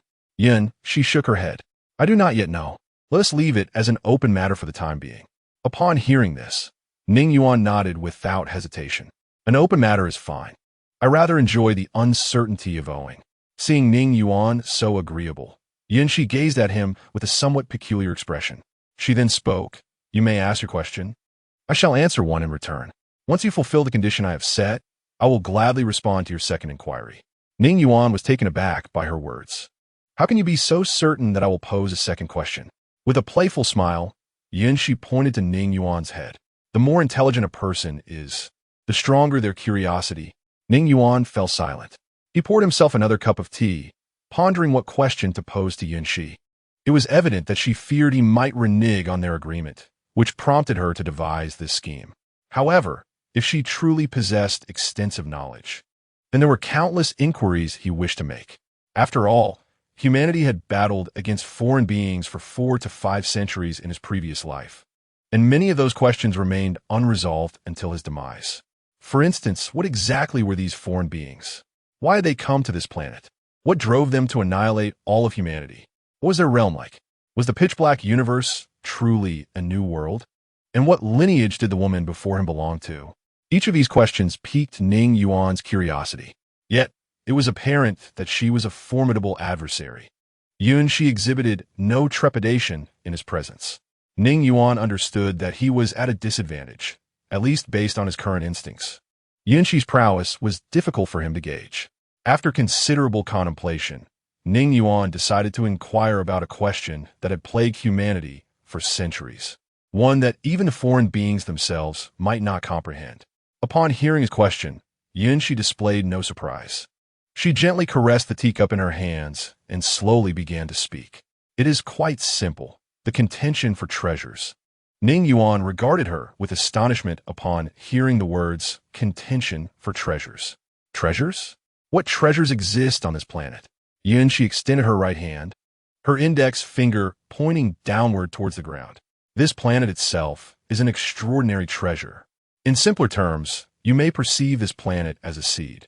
Currently, this seed is gradually sprouting and growing, a process referred to as the revival of spiritual energy. You, as extraordinary individuals, are in fact products of this resurgence. As for the foreign beings you mentioned, they are known in the outside world as the eternal divine race. Like humanity, they're also stratified into various ranks. For instance, the foreign entity you dispatched not long ago held a status akin to that of a prince among your kind. These beings of differing ranks have come to this planet to await the opportune moment to contend for this seed, which is on the verge of maturation.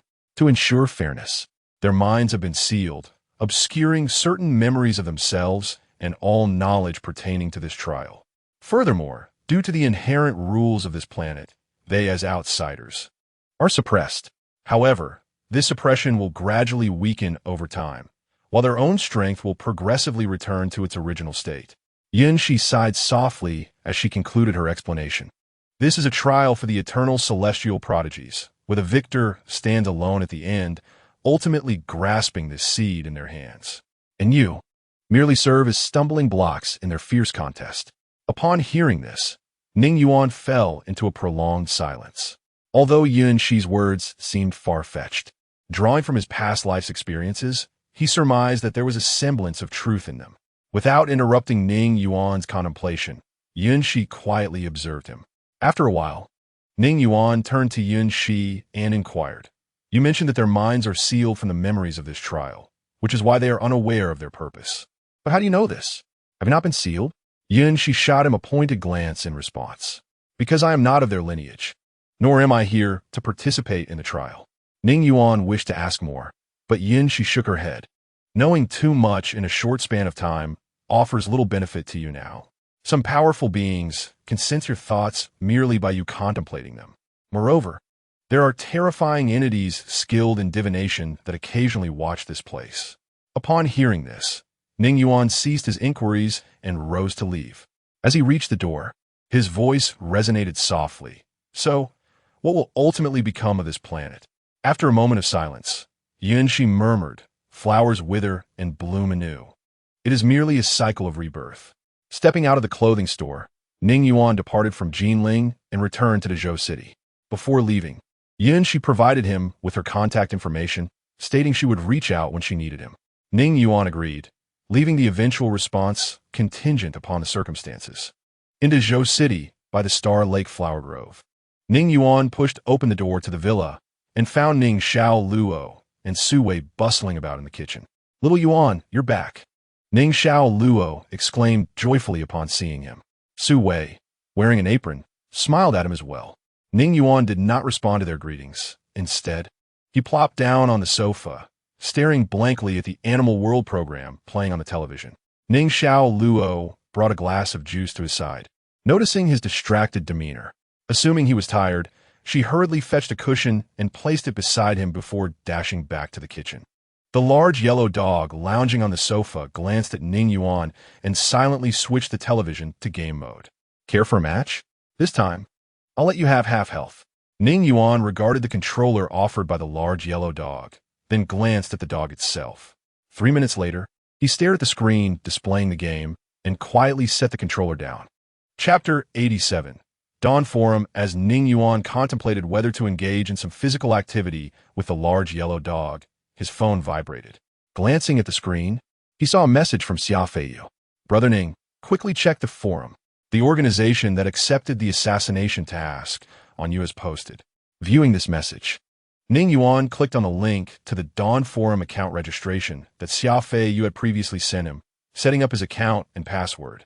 Gazing at the blank page on his phone that required a nickname, Ning Yuan pondered for a moment before slowly typing 4 characters. "Walking on thin ice." He entered the forum and navigated to the bounty section. As expected, there was a post related to him at the top. "The Skull Society is recruiting. Join us in the assassination of the extraordinary Ning Yuan at the Huaxia headquarters. Interested parties, please DM." At that moment, the large yellow dog approached, curiously peering at the forum on Ning Yuan's phone, exclaiming, "Goodness, assassination? In this day and age, assassins can boldly recruit like this? Wait a minute, why does the name of the target resemble yours?" The dog's eyelids twitched as its gaze darted between the phone and Ning Yuan's face. "Because it is indeed me," Ning Yuan replied with an expression of calm. The yellow dog fell silent. After a moment, it couldn't help but burst into laughter. "This is hilarious. They actually want to assassinate you? And who recruits like that? Isn't assassination supposed to be conducted stealthily? They might as well be hosting a job fair." Ning Yuan glanced at the replies below the post and spoke lightly. "Why should it be done covertly? Firstly, no one on this forum knows anyone else. Secondly, extraordinary beings do not need to hide when assassinating one another. Unlike ordinary people, those with abilities cannot be easily killed, and those without do not need to conceal themselves. When faced with particularly powerful extraordinary beings, their targets cannot escape." The yellow dog still seemed puzzled. "But even if what you say is true, aren't they afraid that a powerful extraordinary being might come under the guise of job seeker and wipe them all out?" Ning Yuan shook his head. To dare to assassinate a second-tier extraordinary being at the headquarters, the Skull Society must have at least 4 second-tier extraordinary beings stationed there. To take them all out at once would require either a third-tier extraordinary being or more than 6 second-tier extraordinary beings. If the Skull Society is based in Huaxia, that's one thing. But if they are abroad, the headquarters will not dispatch extraordinary beings. Upon hearing this, the yellow dog suddenly understood. The current global situation is quite peculiar. Top extraordinary beings from different countries do not cross borders. This is a highly sensitive red line. After all, a powerful extraordinary being poses a significant threat. And how could those in power, who are mere mortals, not be wary? Therefore, each country's bordering regions are guarded by extraordinarily perceptive beings, ready to detect any powerful extraordinary being from another country crossing the line through improper means. In truth, there's another major reason that Ning Yuan did not explicitly state. Other nations would relish the spectacle. Damn it, the yellow dog cursed. Are we just going to wait for that so-called skull society to come after you? You might not be afraid, but I certainly can't handle those second-tier extraordinary beings. Ning Yuan chuckled at this and then clicked on the poster's profile, sending them a message. I am a second-tier extraordinary being with a grudge against the headquarters of extraordinary beings in Huaxia, and I wish to participate in your upcoming mission. The large yellow dog stared blankly at the message sent by Ning Yuan. Are you truly considering this? However, wouldn't it be quite troublesome if you were discovered while crossing the border? As Ning Yuan continued the conversation, he replied, It's simple. We just need to ensure they do not find out. The large yellow dog opened its mouth but found itself at a loss for words. Through their dialogue, as Ning Yuan had anticipated, this so-called skeleton club was indeed located on a foreign island. This island was separated from Huaxia by several countries, which explained the audacity of the other party. Moreover, they seemed to hold a high regard for Ning Yuan, inviting him to come for an interview within the next couple of days. Ning Yuan opened his phone's navigation app, estimated the distance in his mind, and replied, My friend, I am not far from your island. Perhaps we shall meet this evening. The other party quickly responded, That is truly wonderful. I look forward to your arrival, my friend. Upon reading this, the large yellow dog nearly lost its composure. Meanwhile, Ning Yuan exited the chat room and began exploring other sections of the Dawn Forum. It was evident that this forum was established by a prominent foreign company, specifically tailored for extraordinary beings. The sections were divided into 4 main categories: resource exchange, discussion, reward commission, and task commission. As the name implies, resource exchange predominantly featured posts purchasing spiritual artifacts and items at high prices, with a smaller number exchanging items of spiritual significance. The discussion section was the most vibrant, filled with extraordinary beings consulting each other on various matters, such as cultivation issues or reports of suspected spiritual items appearing in certain areas, alongside personal inquiries seeking solutions to specific problems. The reward commission was straightforward, encapsulated by the phrase hiring for murder. Some offered money for the lives of extraordinary beings, while others sought to pay for the lives of otherworldly beings and even ordinary humans.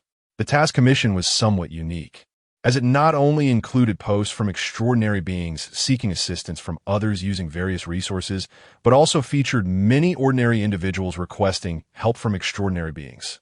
Observing the bustling forum, the large yellow dog's eyes sparkled with excitement as it turned to Ning Yuan and said, This looks truly interesting. You should let me in as well. Ning Yuan glanced at it and replied, Do you even have a phone? In response to Ning Yuan's words, the large yellow dog snorted dismissively. It's just a mere phone. Don't underestimate me. Wait a moment. With that, the large yellow dog dashed into its room and quickly returned with a phone clutched in its mouth.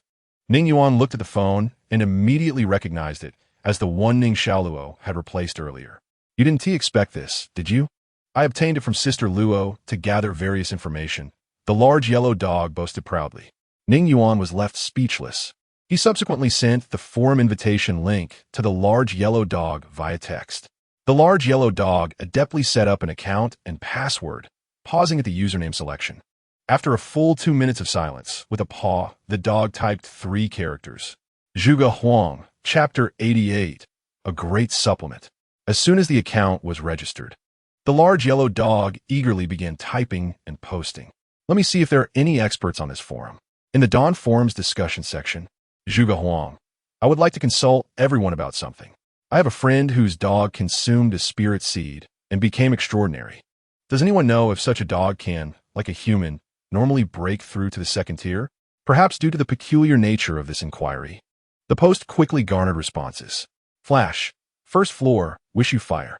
Earthly oil, quite interesting, feeding such a treasure as a spirit seed to a dog. Who has the one urinating yellow? Come enlighten the original poster.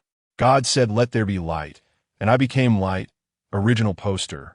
Is this friend of yours actually yourself? I suggest you report the dog to the headquarters immediately. Shatteribus. Shit.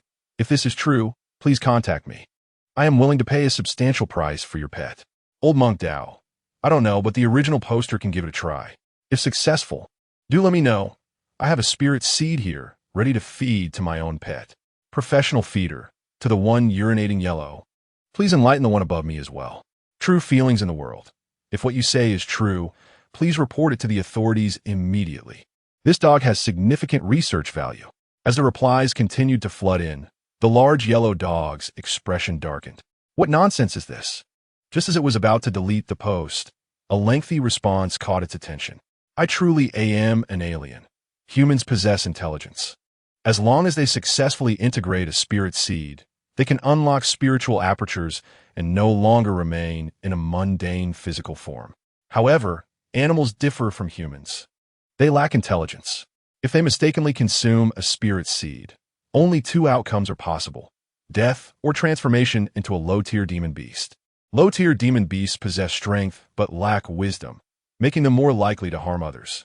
In light of the original poster's question, I suggest your friend has his pet consumed. After all, demons are also considered a great supplement, beneficial for the body. Professional critic. What the above said is as absurd as a sow wearing a bra. A whole series of nonsense. I almost believed it. Also, that username of yours is so common. I've been using it for 3 years now, and it no longer attracts attention. Crushing alien beings. To the one above, you make a valid point. Whenever the original poster decides to partake, do give a shout. I'll bring along a bottle of 82 Lafite and reserve a dog leg for myself. Initially intrigued, the large yellow dog's expression darkened once more. Especially upon reading that demons are also considered great supplements, it instinctively glanced at Ning Yuan. Seeing that Ning Yuan was not looking at its post, it secretly sighed in relief and hastily deleted the post. Meanwhile, Ning Yuan was browsing the resource exchange section, searching for anyone who might possess a spirit object that could prevent death in the short term. After flipping through for a while without success, he decided to post a request himself. As if treading on thin ice, a post emerged. A spiritual artifact capable of sustaining ordinary lives for an extended duration is available. The conditions are negotiable. Interested parties, please make contact. Shortly after its publication, a response appeared. The Flash. First floor, wishing you success. Yet, silence ensued. Meanwhile, after a lengthy endeavor in the kitchen, Ning Xiaoluo and Su Wei emerged, presenting the dishes they had prepared and arranging them upon the dining table. During the meal, Ning Yuan learned from Su Wei that she too had relocated to Star Lake Blossom, and her residence was in close proximity to his, rendering them neighbors. Su Wei's move implied that her family could also join her. Having a second-tier extraordinary individual as a neighbor, coupled with a strong rapport with this extraordinary person's only relative, naturally signified to Su Wei's family that they were under Ning Yuan's protection. In this era, being safeguarded by a gifted second-tier extraordinary individual spoke volumes. Ning Yuan comprehended the thoughts of Su Wei's family. Yet for him, as long as Su Wei did not interfere with his affairs and brought joy to Ning Xiaoluo, he was indifferent to her underlying motives. After dinner, he gazed at the dimming sky, seeking an excuse to step outside. A shadow darted through the clouds, undetectable in the murky twilight. The fearsome nature of the dark spirit became evident under the veil of night.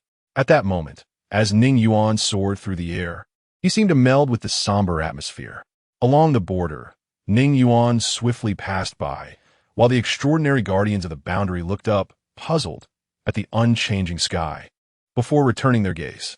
Thus, he circumvented a prominent city of a neighboring country, traversing multiple borders. What would take ordinary people nearly 20 hours by plane, he accomplished in a mere 10 minutes, pausing several times to meticulously verify his navigation. Upon passing a bustling night market, he discreetly swiped a cartoon mask from a childish grasp. Consequently, when he arrived at the island, the darkness still enveloped the area. Observing the vacation villa before him, Ning Yuan donned the cartoon mask and gently pushed open the door. Inside the luxuriously adorned hall of the villa, a rotund man languidly lounged on the sofa, munching on peanuts while fixated on the television. His skin bore a slight darkness, clad solely in oversized shorts, and the flesh on his upper body jiggled with each movement. Upon noticing Ning Yuan's entrance, the man turned his head, a greasy smile spreading across his face. "Dear friend, you've arrived in just half a day. That is much sooner than I anticipated." The plump man, seemingly discerning Ning Yuan's Chinese origins, spoke in Mandarin. Ning Yuan settled beside him, observing the man's face before slowly replying, "I happen to be in a neighboring country. You must not be Chinese, correct?" The man appraised Ning Yuan, noticing the cartoon mask adorning his face, and chuckled as he shook his head. "Ha, my friend, you are quite cautious. You are correct. I am not a person of Huaxia, but merely someone proficient in numerous languages for various nations. For us, this skill is essential to evade the relentless pursuit of extraordinary individuals from different countries." Ning Yuan nodded, then touched his mask, indicating that wearing it was inevitable. "As my appearance is not fit for public view." The stout man nodded in agreement. "Indeed, our original faces are listed on the wanted lists of various nations, rendering us unrecognizable in public. However, among our companions, there exists someone capable of altering your appearance for a time, thus ensuring your safety while undertaking missions with us." Chapter 89. As long as we are happy with that, the stout man stuffed another handful of peanuts in his mouth, chewing as he continued. "Since you are a second-tier extraordinary individual, I shall speak frankly. Upon the successful completion of this mission, you will receive 30 million from the 200 million bounty." 30 million, you say? Ning Yuan seemed to ponder this. The stout man nodded. "Including you, there are a total of 5 extraordinary individuals participating in this mission. Do not blame me for the small amount, as you joined later, and the others are also second-tier extraordinary individuals." At this point, a knowing smile appeared on the stout man's face. "So, you have 4 second-tier extraordinary individuals among you?" Ning Yuan murmured. The stout man affirmed. "Indeed, we hail from various corners of the world, united here by shared experiences and objectives. Should you wish to fully join us after this mission, you will be most welcome. One day, we shall grow strong enough to cease our hiding." Ning Yuan nodded at these words, his laughter resonating from behind the mask. At this moment, the door to the main bedroom on the second floor, facing the hall, swung open. Ning Yuan then beheld a slender man with waxy skin stepping out. This man had a shaved head and tattoos adorning his face. He cast a smile at the two seated on the sofa below. "Ah, is this the new partner?" The stout man nodded and responded meaningfully, "Yes, this individual is a second-tier extraordinary being." Although Ning Yuan could not comprehend their conversation, he was not concerned with their words, as he was captivated by the scene within the bedroom. "Those two must be ordinary people," he remarked calmly, referring to the individuals in the room. The stout man nodded in agreement. "Indeed, they're here on vacation, and this villa is rented by them. We merely happened to pass by, finding the scenery delightful, and decided to rest here for a few days." Noticing Ning Yuan's disinterest in meddling, the stout man regarded him with a hint of appreciation, then voluntarily explained with a smile. "You see, individuals like us are quite free. Do you know, based on data analysis and scientific calculations, how many extraordinary individuals there are in the world today? 50,000. Without waiting for Ning Yuan's response, the stout man held up 5 fingers. 6 billion ordinary people. 50,000 extraordinary beings. What a staggering ratio. Thus, our status is destined to be far elevated compared to these ordinary individuals. To toy with a few ordinary individuals is scarcely different from playing with insects, as long as our amusement is secured." Ultimately, the rotund man erupted in laughter, causing the flesh upon his body to quiver. Concurrently, a bald man emerged from the restroom. He glanced at the hefty figure below and Ning Yuan, grinning as he said, "Hey, why don't you join us?" The hefty man turned his head to translate for Ning Yuan. "He is inviting you." Ning Yuan shook his head, expressing disinterest. Upon hearing this, the rotund man waved dismissively at the bald man upstairs. The latter, perceiving the cue, ceased his chatter and strode directly into the bedroom. Whether by design or happenstance, he neglected to close the door. Meanwhile, the hefty man resumed his conversation with Ning Yuan. "By the way, I haven't asked your name yet." Ning Yuan smiled in response. "Me? I am Ning Yuan." With that, he slowly removed the mask from his face. "Ning Yuan?" The rotund man was taken aback, as if the name struck a familiar chord. Gazing upon Ning Yuan's delicate features and his enigmatic smile, The hefty man's pupils dilated in sudden realization. Before he could process it, his entire being froze, rendered immobile, as darkness enveloped him. You! The rotund man was engulfed in terror. Ning Yuan? How could this be? Isn't he affiliated with the headquarters of the extraordinary in Huaxia? How could he traverse nations to appear here? Concurrently, within the confines of the bedroom, the two men were silently dismembered into countless pieces, their blood splattering across the bed. Damn it! The extraordinary man, standing by the bed, gaped in horror at the ghastly scene. Subsequently, he too was silently reduced to a pile of flesh. On the sofa of the first floor, the rotund man could see nothing, yet the increasingly pungent scent of blood informed him of the unfolding horror. Next I will ask, and you shall answer. Ning Yuan's voice was eerily calm, a tranquility that sent the rotund man's fear spiraling to its zenith. He hastily replied, all right, I will answer whatever you ask, just spare me. I originally intended to take the deposit and not proceed with the job, never contemplating a journey to Huaxia to kill you.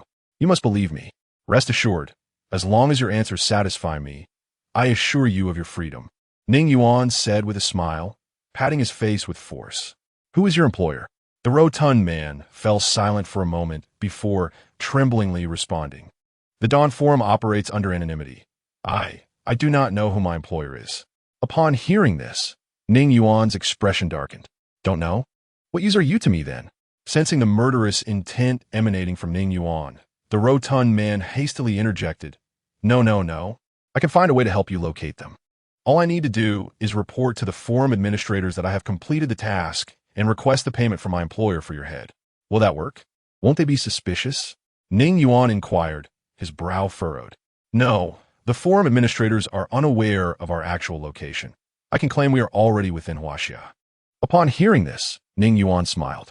Goodness, this rotund individual is putting his newfound knowledge to practical use. Unlocking the fat man's phone and following his instructions, Ning Yuan managed to acquire the contact information of the administrators of the Dawn Forum. It wasn't long after dialing that the call was promptly answered. Hello, what is the purpose of your call at this hour? A woman's indifferent voice came through the line. The fat man hesitated for a moment, wary of Ning Yuan's comprehension of their conversation, and opted to fabricate a cheerful lie, saying, what else could it be? The mission to assassinate Ning Yuan has been accomplished. I have the severed head in my possession. How should I present it to claim my due reward? Upon hearing his words, the woman on the other end of the line expressed evident skepticism. Accomplished? What sort of jest is this? It hasn't even been a day. The fat man feigned impatience in his tone. You're being rather talkative. Do not question the professionalism of our Skull Society. To be frank, we were already within the borders of Huaxia. A day is ample time to eliminate him, especially since this Ning Yuan is quite young and therefore rather easy to handle. Chapter 90. A visit not in vain. Listening to the fat man's words, the woman fell silent for a moment before responding. Hold on.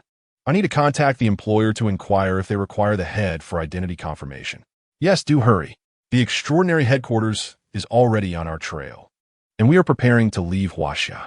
If the employer needs the head, I shall proceed directly to the designated location. After hanging up, the villa's hall descended into silence. The fat man turned to Ning Yuan with a somewhat ingratiating tone. Rest assured, if the opposing party is formidable, we shall confront them together. Do not be deceived by my girth. My lethality is quite substantial. Ning Yuan did not respond to the fat man, as he was currently locked in a gaze with a young man in the second-floor bedroom. The young man was one of the ordinary individuals in the room, bound tightly with ropes, his body and face marred with wounds. Despite having his mouth gagged, the young man's eyes, bloodshot from strain, conveyed a deep plea. From his appearance, Ning Yuan discerned that he was of Huaxia descent and understood the reason for the desperate look directed at him. Moments later, the ropes binding the youth were severed by a shadowy figure, and the young man, disregarding his injuries, rushed to the bed to turn over his female companion, who was on the verge of suffocation, cradling her in his arms. Meanwhile, in the villa's hall, the fat man's phone rang once more. Ning Yuan answered. The woman's indifferent voice returned. The location is Morgan Tower. You are to place the head on the rooftop. The employer wishes to kick it around for amusement. Furthermore, The employer has indicated that once the matter is confirmed, the remaining payment will be transferred through me by tomorrow. Ning Yuan did not respond and simply hung up the phone. The fat man reiterated the woman's words. Ning Yuan took out his phone to search for the location mentioned, estimating the distance and time required.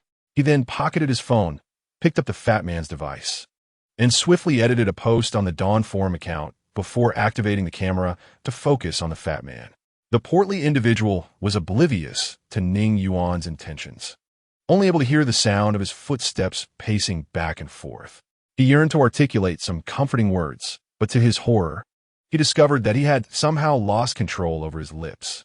This revelation sent his mind into a frenzy. In his current state, he could neither move, see, nor speak. He could only listen as a person capable of taking his life at any moment walked before him. Such a sensation of dread is unimaginable to an ordinary person. Ning Yuan, preoccupied with adjusting the angle of his phone for filming, had just positioned himself to cleave the portly man in two when a feeble voice interrupted. Can I take his place? I am willing to offer 1 million. Ning Yuan turned to regard the speaker. A young man covered in blood and bearing numerous wounds on his face. Yet his gaze was fixated on the portly individual, his expression contorted with a terrifying hatred. 5 million, Ning Yuan replied. No problem, the youth responded without a moment's hesitation. Ning Yuan was taken aback, silently cursing himself for his narrow perspective. The young man staggered down the stairs, rummaging through the kitchen before retrieving a cleaver and approaching. By this time, the portly man's trousers were thoroughly soaked, a foul odor emanating from him. He could hear the dialogue between Ning Yuan and the youth, and naturally, he could surmise what fate awaited him. Yet, he was powerless to utter a word, even if it was to curse Ning Yuan's despicable actions. Only he could hear his own thoughts. The youth, unsteadily approaching the portly man, raised the cleaver with both hands. Put on a mask, Ning Yuan instructed, pointing to a mask upon the sofa. The young man seemed to understand Ning Yuan's intentions, retrieving the cartoon mask from the sofa and donning it. Ning Yuan reopened the camera. The youth then began to swing the cleaver repeatedly, whether it was intentional or due to his weakness. The process that should have been simple resulted in over 20 strikes before he finally severed the portly man's head. After completing the grim task, the youth slumped onto the sofa. Not far away, Ning Yuan reviewed the footage, nodding in satisfaction before posting it along with a caption to a forum. Skull Society. Those who offend the Huaxia headquarters shall be pursued, regardless of distance. Just 2 seconds after Ning Yuan's post went live, responses began to flood in. Flash. First floor 666. This post is destined to go viral. Zhuge Huang. Wow. The person above must be a bot. Flash. Third floor. My speed surpasses that of any bot. Lich King. To the one above, God has gifted you with hands to benefit the masses, yet you wield them to type. Flash. Zhuge Huang. Master Sakya. Namo Amitba. How can a monk bear to watch such bloody videos? A sin, a sin.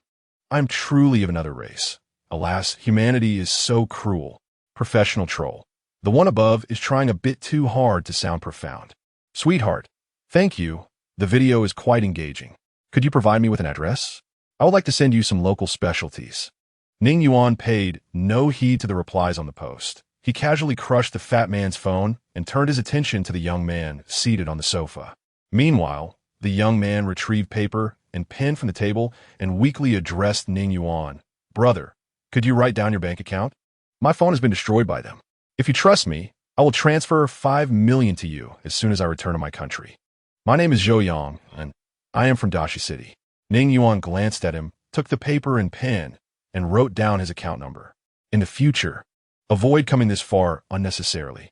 Zhou Yang forced a smile, saying, I have learned my lesson. Brother, I will always remember your life-saving grace. Ning Yuan said nothing further. He lifted the fat man's head and departed the villa, transforming into a shadow that vanished into the night sky. Moments later, atop Morgan Tower, the destination was near. Holding a phone in one hand and the severed head in the other, Ning Yuan appeared. The night enveloped the darkened building, devoid of any figures. Frowning, he checked his phone to confirm a location before instantly descending to the ground floor. He hung the fat man's head on a nearby lamppost and gazed at the building before him with a somber expression. Not here. Quite cautious, he mused. Nonetheless, this journey cannot be in vain. With that thought, Ning Yuan raised his hand and grasped the air. A hum resonated as the surrounding darkness seemed to converge, swiftly engulfing the lampost's light. Slice it, Ning Yuan commanded, making a horizontal, slashing gesture toward the building. The darkness surged like a tempest, only to be replaced by the lampost's illumination once more, accompanied by Ning Yuan's disappearance. Seconds later, the nearly 300-meter-high building began to tremble, the rumbling growing louder until it gradually collapsed. Chapter 91 Go. The wailing sirens of fire trucks and police cars echoed through the night. On the sidewalk, two figures walked side by side. The man in a suit whistled, observing the rush of emergency vehicles, and shook his head. This country is truly chaotic. Beside him, a young man of mixed Eastern and Western descent frowned at the rising dust, commenting, "That location increasingly resembles our residence." The suited man paused in surprise before chuckling, "Impossible." They quickened their pace in silence. After turning two corners, they finally arrived at the collapsed Morgan Tower. Standing outside the cordoned-off area, they gazed at the ruins, the suited man's expression darkening. Simultaneously, they witnessed a low tier transcendent from their country retrieving the fat man's head from the lamppost and placing it into a box. It was a clear demonstration, evidently directed at them. Observing the scene, the mixed-race youth seemed to recall something urgent. He hurriedly pulled out his phone and opened the Dawn Forum. Indeed, the post published by Ning Yuan on the Skeleton Association account has gone viral, garnering over 10,000 comments. Those who offend the headquarters of Huaxia shall be pursued relentlessly, no matter how far. As he read these words, veins began to protrude on the forehead of the man in the suit. What a resolute statement, no matter how far. This headquarters of Huaxia's extraordinary beings is indeed formidable. Had it not been for those individuals insisting I attend a meeting regarding territorial divisions yesterday, I would not have left at all. You insignificant ants. If I lay eyes on you, I shall surely peel your skin away, piece by piece. The mixed-blood youth beside him glanced at the man. What do you intend to do? What else can I do? I shall immediately strike at the headquarters of Huaxia's extraordinary beings. When has War Liangchun ever been so humiliated? The man in the suit retorted with a sinister grin, loosening his tie. However, the mixed-blood youth shook his head. Liang, do not forget, we all unanimously agreed yesterday to prevent internal strife that would allow these ants to gain an advantage. We must each grow in our own territories without crossing boundaries to affect others. At this, the veins on the man's forehead throbbed even more. Not long ago, the death of Ling Wu had sounded an alarm for the otherworldly beings. Some among them believed that Ling Wu had not only fallen at the hands of the human extraordinary, but might also have been the victim of treachery from within their own ranks. Thus, a proposal was made that before completely eliminating the human extraordinary, no one should engage in internal conflict. In simpler terms, it meant they would develop independently and cease disputes, uniting to retaliate against all extraordinary beings within their respective regions. Once the human extraordinary were entirely eradicated, they could then resume their own battles based on merit. This proposal was beneficial for all, and the man in the suit had naturally agreed. Yet, upon returning, he discovered that his stronghold had been raided. How could he not be enraged? It was akin to an ant traveling thousands of miles to slap him, only to scurry away again. If he were to retaliate and head to Huaxia because of this incident, it would mean violating the freshly established rules. The first to break the regulations would inevitably attract the malevolent gaze of all, which would bring greater detriment to him. Taking several deep breaths, the man in the suit sought to calm his tumultuous heart and began to contemplate a solution, his expression contorted in thought. The mixed-blood youth quietly remained at his side and, observing his demeanor, spoke with a light chuckle. Liang, your anger has clouded your judgment. The rules state that individuals cannot cross over, but it does not prohibit weapons from doing so. Upon hearing this, the man in the suit paused, a spark of realization lighting up his eyes. Indeed, Fuyu, you are astute. I shall remain on my own territory and launch an attack on the Huaxia headquarters. That would not constitute a breach. Fuyu nodded in agreement. Precisely. The man in the suit clapped his hands, and a gray wooden plaque materialized in his palm. Grasping the plaque, he boldly traversed the security line, making his way toward the ruins of the collapsed Morgan Tower. He passed through many individuals, finally arriving at the site of the destruction. Strangely, no one obstructed him.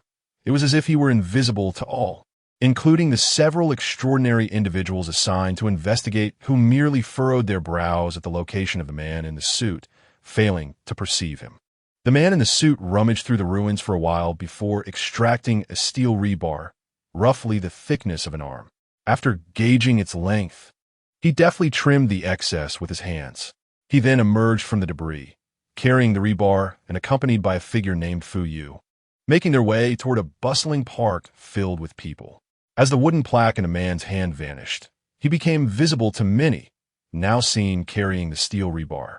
Once they reached a relatively open area, the man inserted the rebar before him and rolled up his sleeves.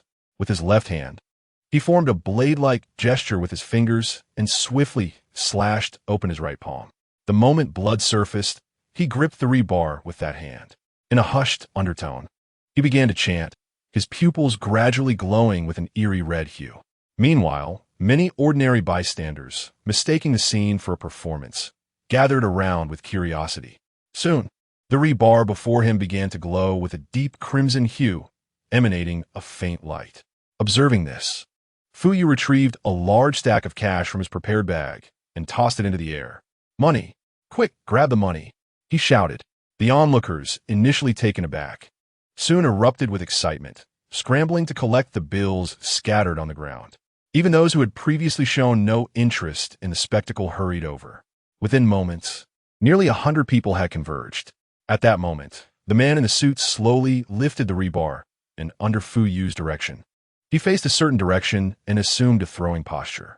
With a thunderous roar, as his arms swelled with immense power, a terrifying shockwave instantly reduced the ordinary onlookers to mere pulp. The blood of hundreds seemed to be drawn towards the surface of the rebar, intensifying its radiance. "Go!"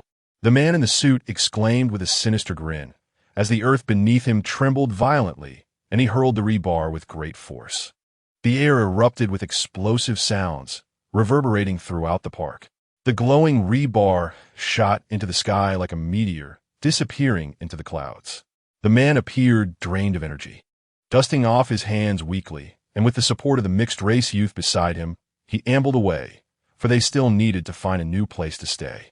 Meanwhile, those on the outskirts of the park who had yet to collect any money were left stunned by the unfolding scene, and they began to scream and scatter in panic. Minutes later, alarm bells echoed within the military base of the coastal region of China. "Attention, attention! An unidentified flying object is rapidly approaching our territory."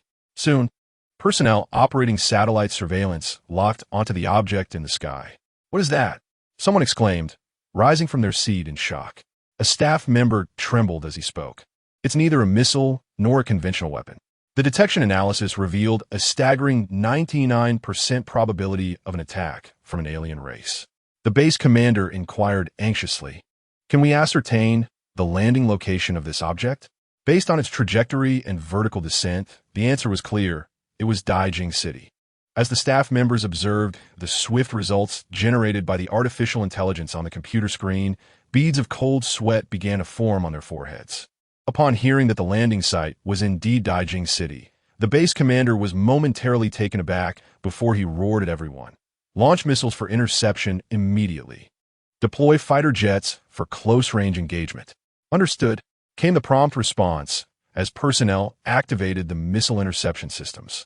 Soon, several missiles soared from the base, thundering towards the heavens. Shortly thereafter, a fleet of heavily armed fighter jets ascended into the sky as well. Boom! The first missile struck its target. The second missile also found its mark. The third missile veered off course and activated its safety descent mechanism.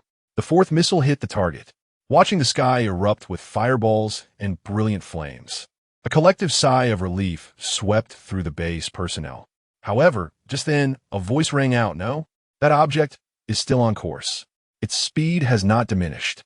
The crowd fell silent, their gazes shifting to the enormous display screen. Sure enough, that streak of red light, akin to a shooting star, pierced through the explosion zone, maintaining its velocity as it soared into the distance. Fighter jets, quickly, engage in close-range interception, the base commander bellowed. Additionally, contact the headquarters of the extraordinary forces in Daijing City and issue a Level 1 attack warning.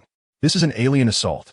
In the sky, the pilots of the fighter jets strained every effort to close the distance to that red streak. Yet it was moving too swiftly, overtaking them despite their prior launch. We must fire at this distance. Otherwise, it will only pull further away, exclaimed an experienced pilot through gritted teeth. Received. Understood. Moments later, several air-to-air missiles were launched towards the red light. Boom. To the astonishment of the fighter pilots, upon contact with the reinforced perimeter of the red glow, the missiles detonated as if they had struck a formidable wall. This scene was also witnessed by the personnel at the base, leaving them not only shocked but also enveloped in a profound sense of helplessness. At that moment, Lu Yi's image appeared on the base's monitor, addressing the crowd. Huang Zhengmin, if you cannot stop it, then do not attempt to. The headquarters will devise a solution. Minister, I apologize. As the first line of defense, we have failed to fulfill our duty, sighed Huang Zhengmin, the base commander, his hair flecked with gray as he clenched his fist. Haha, human strength has its limitations. You have done what you could. Now we must rely on the headquarters, Lu Yi replied. Just as Huang Zhengmin was about to speak further, Lu Yi's image vanished from the screen. In Daijing City, at the headquarters of the extraordinary forces, Qin Guangyi stood on a rooftop, leaning on his cane as he gazed into the sky. Behind him stood three others, one of whom was Zheng Guang, engrossed in his smartphone. In the company of Lu Yi and Yang Yuxian, the latter was seated on the ground, engrossed in calculations on a laptop. If my calculations are correct, the landing site of that object should be within the city. Listening to Yang Yuxian's words, Lu Yi's brow furrowed deeply. It is indeed perplexing. Why would an alien race directly target the grand capital city? What other reason could there be? This is akin to the principle of capturing the leader before the followers. The annihilation of the grand capital city would spell catastrophic consequences for the entire nation. Yang Yuxian responded, while Qin Guangyi, gazing at the vast sky, let out a cold snort. Capturing the leader first requires assessing whether they possess the capability to do so. As time passed, the group soon noticed a streak of red light soaring towards them from the heavens. Simultaneously, Zheng Guang tucked his phone into his pocket and stepped forward. In the next moment, he ascended into the air, transforming into a beam of light that ascended towards the sky. Over the grand capital city, above the urban expanse, Zheng Guang stood suspended in midair, his eyes flashing with golden light. He slowly raised his hands, pushing upwards through the void. In an instant, the space in front of him began to ripple like water, and layers of golden glass barriers gradually materialized. Meanwhile, on the city streets, everyone looked up in astonishment at this surreal spectacle. Some trembled as they took out their phones to live stream the event, while others fled in terror. It was the first time witnessing Zheng Guang exerting his full power to create a spatial barrier. Observing the unfolding scene in the distant sky, Lu Yi sighed aloud. Boom! As the red light approached the golden barrier, the anticipated collision commenced. The first layer of the golden barrier shattered instantaneously. Then came the second layer and the third. After the sixth layer, the speed of the red light began to wane. Boom! The golden barriers continued to fracture. Zheng Guang, drenched in sweat, looked on in disbelief as the red light drew ever closer. At this moment, he could distinctly see that the source of the red light was merely a single crimson steel beam. Bang! The golden barrier shattered once more. Now, only the final layer of protection stood between Zheng Guang and the steel beam. He could palpably sense the terrifying force emanating from it. Should this object strike the ground and unleash its full might, the grand capital city would not merely be obliterated. At the very least, half of it would be devastated. Just as Zheng Guang contemplated this, a crisp crack echoed. The final layer of the barrier began to show signs of fracturing. Witnessing this, Zheng Guang's pupils constricted sharply. Retreat. At that moment, an ancient voice resonated beside him. Without hesitation, Zheng Guang stepped back. He saw the figure of Qin Guangyi appear before him. The elderly man's aged eyes regarded the red light not far above, and then he hurled his cane upwards. As the cane descended before him, the elder formed a snapping gesture with his right hand and flicked it against the cane. The sound of a sharp note rang out, as if the cane had been suspended in midair by that single flick. In the next moment, the space around Qin Guangyi began to distort, and a terrifying sound wave gradually emerged, subsequently rushing upward and engulfing the crimson light ahead. Chapter 93. Your Achievements in a Luxurious Villa by Xinghu Lake in Dazhou City. Ning Xiaoluo sat on the sofa, wiping her tears with a tissue as she watched a heart-wrenching scene unfold on the television. At the dining table in the living room, Ning Yuan faced off against a large yellow dog, both intensely engaged in a fierce battle over the chessboard. This dog, having consumed some kind of spiritual essence, had only studied chess for 2 days, yet was managing to challenge me in a stalemate. Ning Yuan gazed at the endgame on the table, lost in thought. Meanwhile, the yellow dog fixated on the chessboard, seemingly contemplating Ning Yuan's next move. At that moment, Ning Yuan's phone, placed on the table, began to ring. He glanced at it and saw that it was a call from Su Wei. Ning Yuan, Dying City is under attack. Quickly check the live stream I sent you. Su Wei's anxious voice came through as soon as he answered. Ning Yuan was taken aback by her words and mused to himself. So soon? It seems we've hooked a rather formidable alien race this time. After hanging up, he opened a chat page and found not only the live stream link from Su Wei, but also a message from Xia Xinran. Big Brother Ning, Dying City has been attacked. This alien race dared to directly assault the headquarters. They must be quite powerful. Please be cautious. Ning Yuan first replied to Xia Xinran's message before clicking on the live stream, link sent by Su Wei. The screen displayed the figure of Qin Guangyi against the sky. At that moment, the heavens above Dying City seemed to be painted red, with a thunderous roar echoing across the firmament. I see, so it's merely a long-range attack. It's a pity there are no aliens launching a direct assault on the headquarters. With just a glance, Ning Yuan concluded that no powerful aliens had appeared within Dying City. Meanwhile, the yellow dog curiously stretched its neck to look at the screen. Goodness, how devious you are! Using the name of the headquarters, claiming that those who are distant must be punished, while keeping your hands clean. This blame falling upon the headquarters.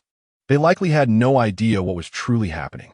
Shortly after Ning Yuan posted about the distant punishment, the headquarters came under attack, and the yellow dog, privy to the truth, surely understood that this was a deliberate ploy by Ning Yuan. Upon hearing the yellow dog's remark, Ning Yuan raised his hand, picked up his chess piece, made a move, and chuckled. What do you mean by using the name of the headquarters? Let us not forget that I am the head of the headquarters. Moreover, I am merely assisting the headquarters in clarifying potential threats in advance. With that, Ning Yuan gazed at the live stream of Qin Guangyi's silhouette, murmuring to himself, Qin Guangyi, indeed the pillar of the headquarters. However, while the pillar protects the people, it also obstructs their path forward. Days later, while accompanying Ning Xiaoluo on a shopping trip, Ning Yuan received a direct call from Lu Yi, inviting him to the headquarters for a discussion. After hanging up, the yellow dog, lying on the ground and noticing that no one was paying attention to them, quietly spoke up. What is happening? Do they suspect that the post was made by you? Ning Yuan shook his head. The post, the assassination, and the attacks from the other races are not directly related. Therefore, the headquarters would only perceive the recent assault as a retaliatory probe from the alien beings. The reason for their summons today must pertain to another matter. Meanwhile, Ning Xiaoluo emerged from the changing room, twirling in front of Ning Yuan and the big yellow dog. How does this look? Both Ning Yuan and the big yellow dog nodded mechanically in response. The following day, at the headquarters of the Extraordinary in Dying City, once again, they found themselves on the same forest path as before. Walking side by side were Lu Yi and Ning Yuan, with no one following behind them. Observing Lu Yi's somewhat haggard expression, Ning Yuan inquired, Director, the alien attack did not have a significant impact on Dying City, did it? Lu Yi shook his head. No, it's fine, with Qin Lao overseeing matters. Dying City is currently very safe. However, this retaliatory strike from the alien beings may just be the beginning. Dying City is guarded by third-tier extraordinary individuals, but most cities nationwide are only defended by first-tier extraordinary beings. If a similar attack were to occur in other cities, alas, As he spoke, Lu Yi let out a sigh. Ning Yuan offered a comforting remark. Director, you are overthinking it. I have also seen the video of the attack. And given its terrifying power, I believe the aliens cannot easily execute such a feat. Otherwise, they would have done so long ago. This time, it is likely just a test of the headquarters' strength by the top-tier alien experts. Lu Yi nodded in agreement, his gaze towards Ning Yuan holding a hint of admiration. Indeed, you echo the sentiments of Professor Yang. Nevertheless, we must cultivate a sense of urgency. Across the nation, there is an intense effort underway to seek out extraordinary individuals from the civilian population to join the headquarters. Thanks to the recent actions of the headquarters in Dahu City and your heroic efforts in saving countless ordinary lives, many civilian extraordinary beings have joined the headquarters during this period. This reflects a sense of belonging to the nation and a sense of responsibility. Ning Yuan nodded. At that moment, Lu Yi patted Ning Yuan on the shoulder and continued. The headquarters plans to convene a mobilization conference for the new extraordinary recruits who have joined recently. At that time, you will be responsible for delivering an inspiring speech. After all, many among them joined the headquarters because they were moved by your deeds. Ning Yuan looked at Lu Yi with a puzzled expression. My deeds? What do you mean? Liu Yi chuckled. From humble beginnings to extraordinary achievements, undaunted by danger. Possessing a sense of responsibility and courage, unafraid of life and death, willing to fight fiercely against the terrifying alien beings to save the common people from peril. That is you. It is just that you have not realized it yourself. Many extraordinary individuals, emerging from ordinary backgrounds and hidden in the corners of the city, chose to join the headquarters to combat the aliens because they learned of your experiences. Ning Yuan fell into a profound silence upon hearing this. Chapter 94. A favor on the forest path within the headquarters. Gazing at the smiling Lu Yi, the calm Ning Yuan murmured to himself. Such is your mastery of manipulation. Lu Yi, if the foreign races lacked any extraordinary powers, they would surely fall victim to your cunning as a mere mortal. Liu Yi, who clearly regards Ning Yuan as nothing more than a recruitment poster, has nonetheless elevated his rhetoric to an art form. His every word drips with profound admiration and satisfaction directed toward Ning Yuan. Yet, Ning Yuan is not oblivious. It is evident that Lu Yi requires a seemingly ordinary extraordinary being like him to entice others of humble origins. Only through shared backgrounds can true resonance be achieved. This is the nature of the human heart. The vast majority of the impoverished lower class harbors, to varying degrees, a deep-seated resentment toward the upper echelons. Extraordinary beings are no exception. Among them are those who originally hail from the lower strata, their experiences of such lives indelibly etched in their memories, even after acquiring extraordinary abilities. Moreover, some timid and meek extraordinary beings conceal their true selves, fearing discovery by the authorities and subsequent capture. Thus, engendering their trust in the official establishment and compelling them to serve loyally proves to be a formidable challenge. However, the presence of a relatable figure changes the dynamics entirely. Ning Yuan, also of humble beginnings, has devoted himself to the headquarters, emerging as a savior of countless lives, receiving immense rewards along with authority and status. This transformation is likely to alter, if only slightly, the perceptions of those extraordinary beings toward the headquarters, rendering them less resistant. After a moment of silence, Ning Yuan regarded Lu Yi with a measured inquiry. Minister, your visit today cannot solely be for this matter, can it? In Ning Yuan's estimation, had it been such a trivial issue, Lu Yi would not have taken the time to contact him personally, but would have delegated the responsibility to Su Wei instead. As anticipated, upon hearing Ning Yuan's words, the smile on Lu Yi's face faded, replaced by a look of concern as he nodded solemnly. You are correct, Ning Yuan. I am indeed not here solely for this matter. Pausing briefly, Lu Yi resumed speaking. In Songling Town, Daqing City, a picturesque tourist destination nestled amidst mountains and rivers, over 3,000 residents have begun to exhibit alarming abnormalities 5 days ago. At this, Lu Yi produced a smartphone, retrieving a video to show Ning Yuan. The footage, captured by a drone, depicted pedestrians shuffling along the road in a trance-like state. Disturbingly, while the left side of their bodies appeared normal, the right side was grotesquely covered in dense tumors. Lu Yi, observing the video, spoke slowly. These individuals were once typical humans, but at some unknown point, they transformed into this nightmarish state. They meander aimlessly, seemingly tireless. The work of the foreign races, Ning Yuan remarked, his brow furrowing. Liu Yi nodded in confirmation. Indeed, it is the doing of the foreign races. Current analyses suggest that their motives align closely with those observed in Dahu City, encircling and isolating, luring extraordinary beings into their midst before hunting them down. To prevent the situation from escalating and causing greater ramifications, local armed forces have completely quarantined the town. Lu Yi fell silent for a moment before continuing. For days ago, the person in charge of Daqing City was the first to arrive in the town, entering with nearly 100 soldiers, none of whom have returned since.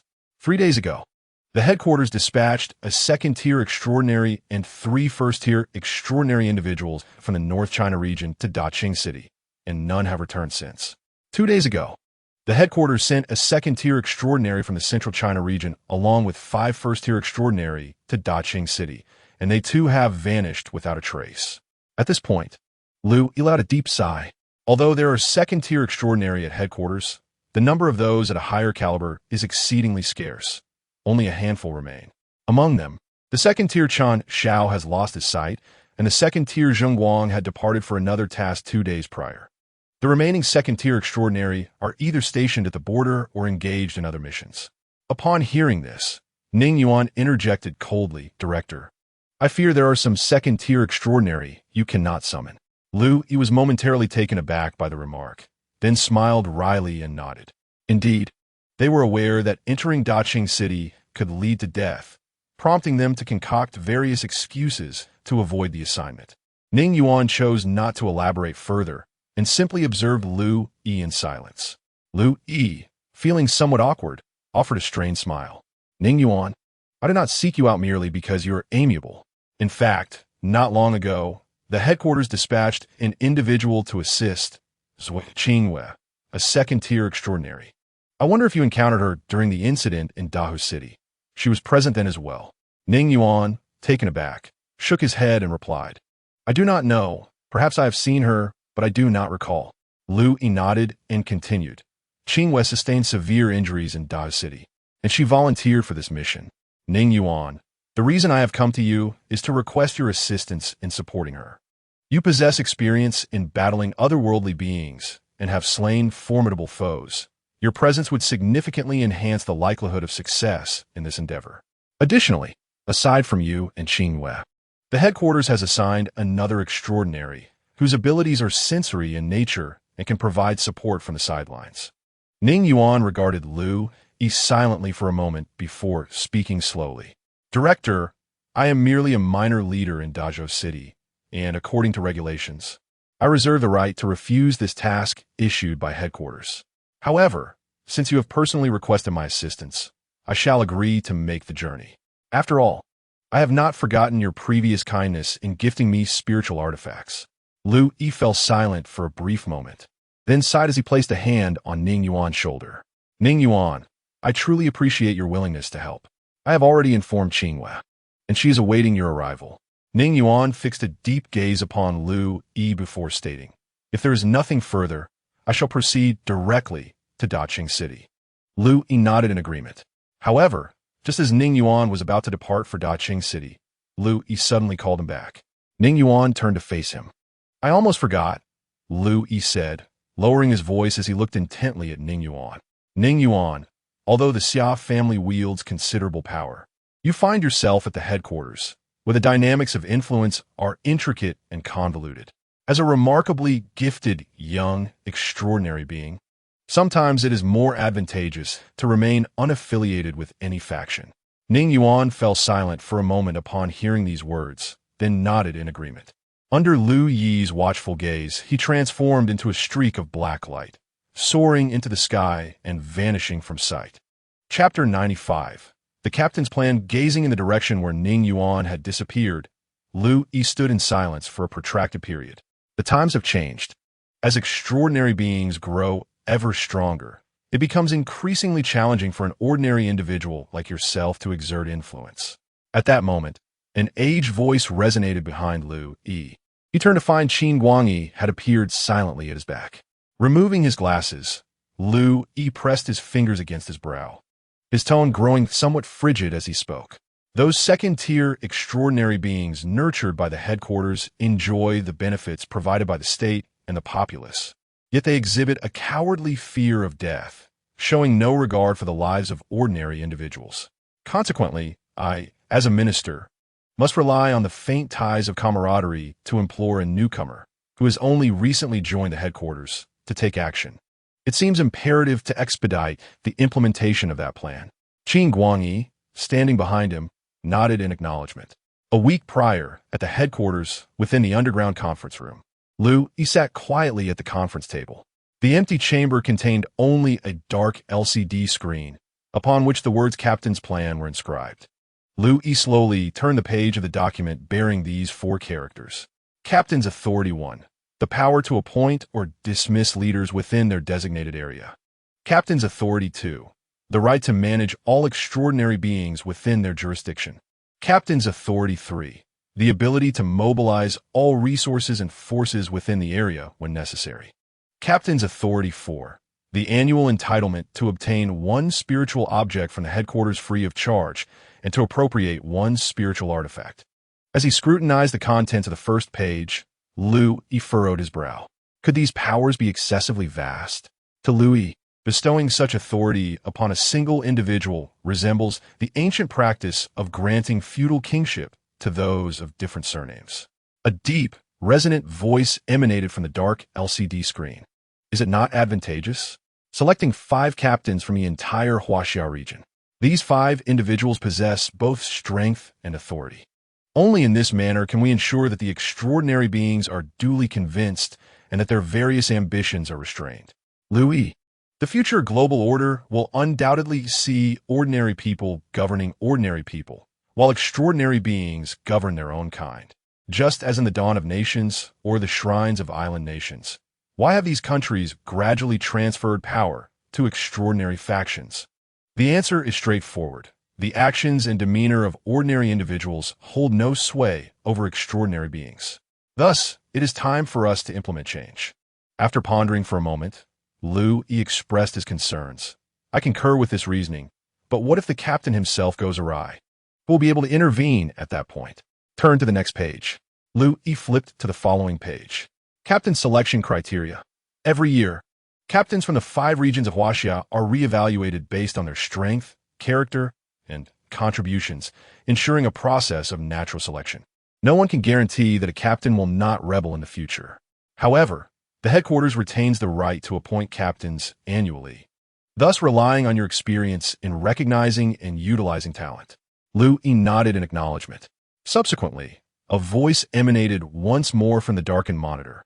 According to this plan, the headquarters firmly controls extraordinary resources, delegating a portion of authority and benefits to the most powerful extraordinary individuals. Thus, the headquarters remains the helm, while captains serve as managers. And ordinary extraordinary beings must obediently comply. Once this plan is implemented, the headquarters need only inform the respective regional captains of any tasks, who will then assign them to the heads within their regions. Songling Town, Daqing City. The sky hung heavy, threatening rain at any moment. On the ground, a hastily erected isolation wall encircled the nearby town. A gust of wind swept through, gently lifting the dust and fallen leaves from the ground. Outside the isolation wall, hundreds of fully armed soldiers stood vigilant. A middle-aged man, dressed as an officer, was introducing the town's history to a hooded girl. Gazing at the looming mountains beyond the isolation wall, Zui Qingyue furrowed her brow. The mist shrouding the peaks imparted a deeply unsettling aura. Do you need me to send some personnel to accompany you inside? The middle-aged officer inquired of Zui Qingyue. She shook her head in response. No need. Once we are inside, you should withdraw 5 kilometers immediately. Withdraw 5 kilometers? The officer was taken aback by the girl's crisp reply. Her implication was clear. Should any foreign entities flee towards them, The 5-kilometer distance would provide them the necessary time to react. At that moment, a cold, indifferent male voice broke the silence. The middle-aged officer turned towards the sound, his pupils constricting instinctively as he reached for his sidearm. There stood a young man in a black shirt, seemingly appearing out of nowhere, gazing quietly at the town ahead. Who is that? The officer aimed to draw his weapon at Ning Yuan, but Zhuo Qingyue intervened, halting him. He is the head of the headquarters. Hearing the term head, the officer exhaled in relief. Simultaneously, Ning Yuan turned to face them, his tall figure and refined features exuding an air of aloof composure, despite his youth. Zhuo Qingyue and Ning Yuan exchanged glances, and a fleeting hint of unease crossed her previously tranquil expression. At that moment, a girl with a ponytail rushed over. Clad in overalls, she appeared to be merely 15 or 16 years old, with slightly yellowish skin and unremarkable features, yet she radiated a sense of simple innocence. "Sister, I just sent something, and there's nothing particularly." As the girl approached Zhuo Qingyue, she immediately felt the unusual atmosphere surrounding them. She followed the gaze of Zhuo Qingyue and found Ning Yuan staring at her with a blank expression. Sister, who is he?" the girl instinctively inquired. "He is Ning Yuan, the extraordinary being we are waiting for," Zhuo Qingyue replied softly. The girl was momentarily stunned, her eyes widening in disbelief. "What? He is Ning Yuan?" The middle-aged officer beside them also appeared taken aback, murmuring in disbelief. "Is he really Ning Yuan? The one who slaughtered the alien creatures and saved hundreds of thousands into whose city?" After a brief silence, the girl awkwardly greeted Ning Yuan. "Hello, Director Ning. I am Zhou, a first-tier extraordinary being assigned to assist you." Ning Yuan's figure vanished from the wall and appeared before the girl in an instant. "What is your name?" he asked, looking at her. Startled by his sudden appearance, the girl instinctively took a step back and replied, "Zhou." Ning Yuan was momentarily speechless. "So, she's a stutterer. I thought her name was Zhou. Chapter 96. Do you have any solutions? Upon hearing Ning Yuan's remark, the girl lowered her head in shame, her face reddening as she awkwardly stammered, Yes, I apologize." Seeing her flustered demeanor, Ning Yuan raised an eyebrow and gently patted her shoulder, smiling as he spoke. "My apologies for my bluntness. I have a relative's daughter named Zhou, and I mistakenly thought you were her." Feeling the warmth of Ning Yuan's hand, Zhou curiously asked, "Is that so? How old is she?" "How old?" Ning Yuan pondered internally. Based on his previous life's experience, Zhou should be around 15 now, still abroad, he mused, maintaining a calm facade. He replied with a faint smile, "About your age." Zhou smiled in response. "Well, that is true. I often pronounce my name as Zhou. By the way," perhaps sensing Ning Yuan's improved demeanor, Zhou took a deep breath and shyly asked, "Director Ning, could you please sign your name for me? I have a younger brother who is not an extraordinary being, but I have told him about the recent events in whose city, and he greatly admires you." Ning Yuan's deeds were no secret, as countless individuals had witnessed him holding the heads of alien creatures. Thus, as an extraordinary being, Zhou could easily inquire about Ning Yuan's exploits from the headquarters staff. Ning Yuan was momentarily taken aback by Zhou's request, but then shook his head with a smile. "That is a trivial matter, but I have neither pen nor paper with me." "I have some." At that moment, the middle-aged officer, who had been observing, suddenly interjected. He pulled out a small notepad from his pocket and produced a pen, offering them to Ning Yuan with both hands. Ning Yuan glanced at him before accepting the items. He casually wrote down his name, tore off the paper, and handed it to Zhou. Zhou hastily accepted the paper, folding it delicately before placing it in her pocket.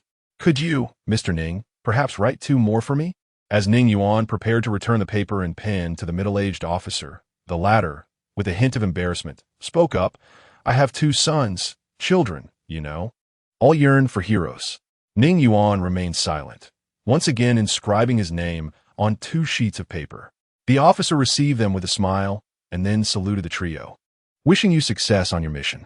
Ning Yuan nodded and instructed, as she just mentioned, "Once we enter, you are to withdraw immediately to 5 kilometers.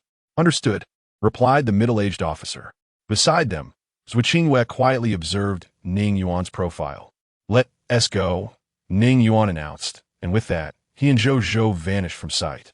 Zhuo Qingwei gazed at his retreating figure before transforming into a streak of white light to follow suit. In the town, the silhouettes of Ning Yuan and his companions materialized before a modest dwelling.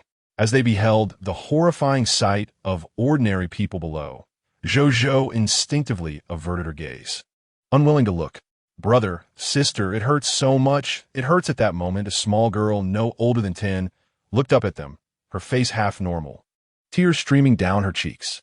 Her words seemed to draw the attention of others, and soon many ordinary people raised their heads toward them, crying out with their half faces, "Help us, please, it hurts so much." Before long, more and more individuals gathered beneath the modest dwelling where Ning Yuan's group stood. Overwhelmed by the scene, Zhou Zhou could not help but wipe her tears and lament. Why do the other races do this? They're just ordinary people. Ning Yuan did not respond to Zhou Zhou's words. Instead, he discreetly observed Zhuo Qingwei from the corner of his eye. Clad in a white skirt and hood, Zhuo Qingwei stood still, her hands tightly clenched beneath her sleeves. Noticing the silence, Zhou Zhou quietly queried Ning Yuan beside her, "Mr. Ning, what must we do to eliminate those other races and save these ordinary people?" After a moment of contemplation, Ning Yuan slowly replied, "To save these ordinary people, we must first deal with the other races here." According to Lu Yi, the previous groups that entered quickly lost contact. It seems the other races struck when the second-tier extraordinary beings had no chance to recover. If I am not mistaken, there are likely other races hidden among these ordinary people. Upon hearing this, Zhou Zhou's eyes widened as she gazed at the crowd below. "But I don't sense any other races among them. Didn't the headquarters state that extraordinary beings could detect the presence of other races when in close proximity?" Ning Yuan cast a sidelong glance at the girl. "Zhou Zhou, you're still quite young. Indeed, extraordinary beings can sense the differences between other races and ordinary people when in close proximity. However, if the other races deliberately conceal themselves and mingle closely with hundreds of ordinary people, it becomes exceedingly difficult for extraordinary beings to detect them, to the point that distinguishing between them is nearly impossible." Upon hearing Ning Yuan's response, Zhou Zhou nodded in sudden realization. Meanwhile, Zhuo Qingwei quietly addressed the girl, "Zhou Zhou, isn't your ability to sense the surrounding movements? Perhaps you could discern if any among these individuals possess distinct footsteps, particularly those that tread with great force. Perhaps those concealed beings underestimated this detail." Zhou Zhou promptly agreed, "All right." Subsequently, she clasped her hands in front of her chest and gently closed her eyes. 2 minutes later, she opened her eyes, glistening with sweat, and released her hands, shaking her head apologetically towards Ning Yuan and the others. "There's nothing unusual. All the footsteps sound quite similar. None are excessively loud." With that, Zhou Zhou turned her gaze towards Ning Yuan, and Zhuo Qingwei followed suit. "Ning Yuan, do you possess any method to distinguish the otherworldly beings?" In Zhuo Qingwei's perspective, Ning Yuan, who resolved the Great Shanghai Incident, was undoubtedly more experienced and powerful than herself, leading her to instinctively believe he might have a viable solution. After a moment of silence, Ning Yuan looked at Zhuo Qingwei and slowly spoke. Indeed, both women assumed a posture of quiet attentiveness. Ning Yuan continued, his expression unchanging. "It's quite simple. Eliminate all the ordinary people in this town, and what remains will naturally be the otherworldly beings." Chapter 97. Sacrificing the minor for the greater good in the modest dwelling. Both women stared at Ning Yuan in a daze. "What do you mean by eliminating these people?" Zhuo Qingwei frowned as she confronted Ning Yuan. "What are you talking about? Our mission is to rescue these ordinary people and eliminate the otherworldly beings. If we proceed with your method, what purpose do we serve here?" Ning Yuan chuckled lightly. "What purpose do we serve? Our primary objective is indeed to eradicate the otherworldly beings, and the rescue of ordinary people is secondary." "Zhuo Qingwei, do you know why Lu Yi sought me out to assist you with a favor?" The previous extraordinary beings were evidently reluctant to harm ordinary people due to various apprehensions, and were consequently ambushed to death by the concealed otherworldly beings amongst them. Furthermore, the headquarters could not directly issue orders to engage ordinary people. Lu Yi was well aware that your concern for ordinary lives would impede the eradication of the otherworldly beings, even jeopardizing your own safety. Thus, he sought my assistance. At this juncture, Ning Yuan stepped closer, lowering his gaze upon Zhuo Qingyue as he continued, perhaps in Lu Yi's eyes. I am someone who will not allow the lives of ordinary people to disrupt the greater scheme when it truly matters. Therefore, for me, if a win-win solution is unattainable, sacrificing all the inhabitants of this town becomes the optimal choice. Zhuo Qingyue met his gaze, her exquisitely beautiful features marred by an expression of cold indifference. You're speaking nonsense. If there is no solution, then we must create one. Sacrificing the minor for the greater good is fundamentally unjust to the weak. I do not concur with your viewpoint. Ning Yuan was momentarily taken aback by her words, then looked at Zhuo Qingyue, a smile emerging on his face, though it bore a chilling and sarcastic undertone. Ah, Zhuo Qingyue, I never expected you to utter such sentiments. To sacrifice one for the salvation of many, how should this balance be tilted? As the head of the headquarters, do you not comprehend this principle? Feeling the sarcasm and a hint of inexplicable resentment in Ning Yuan's tone, Zhuo Qingyue's brows knitted even tighter. She could not fathom why Ning Yuan harbored such hostility towards her statement. Regardless, I cannot acquiesce to your methods. If you lack a better approach to identify the alien beings, I shall resort to my own means. Upon hearing this, Ning Yuan's expression returned to one of calm. Very well. Lu Yi merely instructed me to assist you. If you are capable of resolving all matters, I shall gladly enjoy a moment of leisure. At this moment, Zhou glanced between Ning Yuan and Zhuo Qingyue, feeling an urge to interject, yet found it difficult to voice his thoughts amidst the peculiar atmosphere. Zhou, come with me. Stay alert for any anomalies around us, Zhuo Qingyue instructed. All right, good. Zhou replied promptly, and the two leapt down from the building, landing on an open space nearby. Upon their descent, the ordinary people who had gathered around the small house turned and staggered towards them, observing the crowd before her. Zhuo Qingyue struck the ground with one hand. I seal. A surge of white light emanated from her palm, swiftly spreading across the ground like waves. Soon, those closest to the two women were instantly encased in ice, transformed into frozen statues. Sister, won't they freeze to death like this?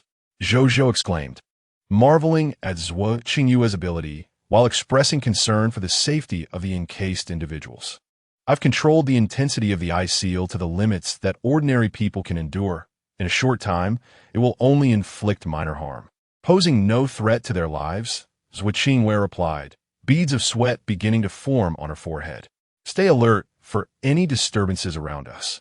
If any of the frozen individuals exhibit unusual behavior, inform me immediately of their location. Zhou nodded, clasped her hands together, and closed her eyes to sense her surroundings intently. Above, Ning Yuan observed the actions of the two women below with an impassive expression, murmuring to himself, Zhuo Qingyue, does time truly transform a person entirely? The current you would go to such lengths for mere, ordinary folk. In Ning Yuan's eyes, Zhuo Qingyue's rigorous control of her abilities placed a significant burden on her mental fortitude and spiritual energy. Rescuing others is often infinitely more challenging than taking a life. In such perilous circumstances, the consumption of one's own strength carries an unmistakable implication. Does Zhuo Qingyue realize this? Of course she does, yet she persists regardless. Observing the sweat-drenched Zhuo Qingyue, Ning Yuan could not help but smile self-deprecatingly. Before long, as Zhuo Qingyue withdrew her hand, the multitude of ice sculptures surrounding them began to melt rapidly. Zhou, let us depart. There should be no alien beings among these individuals. We shall explore other areas. Zhou, equally drenched in sweat, nodded in agreement. Before they left, both women glanced up at Ning Yuan atop the building. Though sweat adorned Zhuo Qingyue's brow, her expression remained composed. Zhou gazed at Ning Yuan with an innocent smile. Deep within her heart, she bore no resentment towards Ning Yuan for merely observing the unfolding drama. After all, she understood that the abilities of extraordinary beings varied greatly, and perhaps Ning Yuan's talents were more suited for combat. Meanwhile, deep within the Songling Mountains behind the town, a graceful figure sat cross-legged on the ground.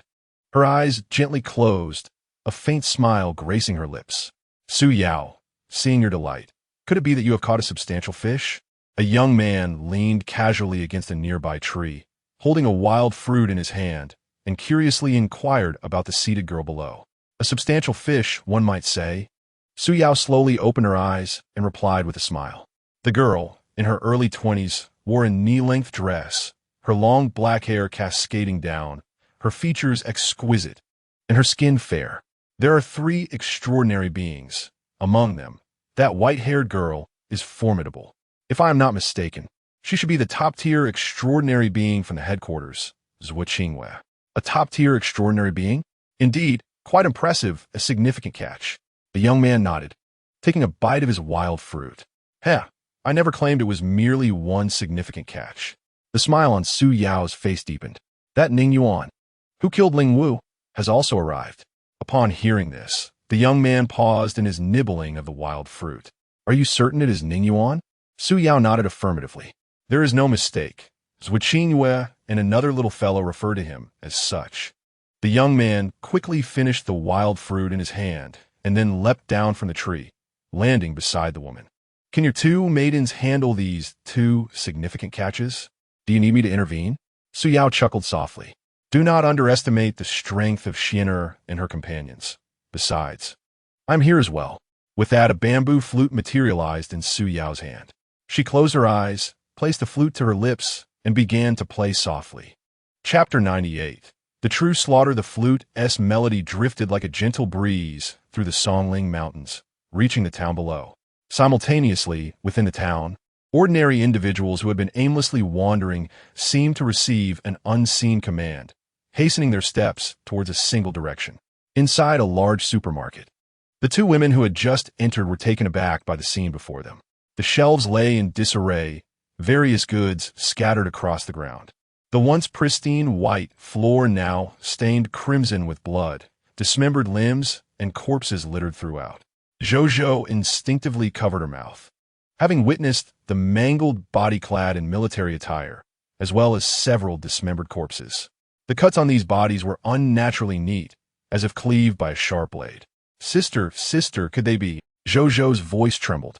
Even though she had harbored suspicions earlier, the sight of the bodies struck terror into her heart. A girl not yet 16. Zhuo nodded. It seems there is no mistake. These are the individuals who entered a couple days ago. Meanwhile, ordinary people began to descend from the second floor of the supermarket, one by one. Pain, excruciating pain, help, save me. Sister, I am in agony. I long for my mother. Woe is me. Where are you, father? Soon, an increasing throng of individuals descended from the second floor, some even tumbling down directly, crawling towards Zhuo despite having broken legs. Not only were there ordinary people on the second floor of the supermarket, but an ever-growing crowd was also gathering outside. Standing by a lamppost, Ning Yuan furrowed his brow as he observed the scene below, then shifted his gaze to the individuals hastening towards him from a distance. It appeared these people were deliberately manipulated to converge here. Inside the supermarket, Zhuo surveyed the burgeoning crowd around her and clapped her hand against the ground. The second-tier ability, Ice Sealing, was once again unleashed. A chilling light surged like waves towards the encroaching individuals, temporarily freezing them in place. Zhou, sense the surroundings. If there is no anomaly, we must vacate this supermarket immediately. An ice blade materialized in Zhuo's hand, her expression growing grave as an instinctual warning surged within her. Upon hearing her command, Zhou wasted no time, promptly closing his eyes to attune to everything around him. In but an instant, he detected the sound of cracking ice. Behind me, almost as soon as Zhou uttered those three words in terror, a long sword pierced through the nearest human-shaped ice sculpture behind him. Aimed directly at his head, Zhuo reacted instantaneously, her ice blade slicing towards the threat looming behind Zhou. Yet at that moment, another long sword lunged from behind Zhuo, targeting her heart. There are two otherworldly beings. Zhuo's heart plunged in alarm. There was scarcely time for her to react as the two alien entities executed their assault with perfect timing before her eyes. Should she forsake her own safety to rescue Zhou Zhou, or abandon him to counter the attack from the otherworldly beings, gritting her silver teeth? Just as Zhou Qingwei resolved to continue aiding Zhou Zhou, a shadow surged from beneath his feet, rising like a wall to block the sword aimed at his head. Witnessing this, Zhou Qingwei swiftly pivoted, positioning her ice blade across her chest to intercept the strike directed at her heart. Clang, clang, clang. The sound of metal clashing against ice reverberated continuously. In an instant, Zhou Qingwei engaged in a fierce duel with the otherworldly being wielding the sword. Simultaneously, she finally discerned the appearance of her opponent. A girl, indistinguishable from those around them, donned in a school uniform, her body half normal and half covered in grotesque lumps.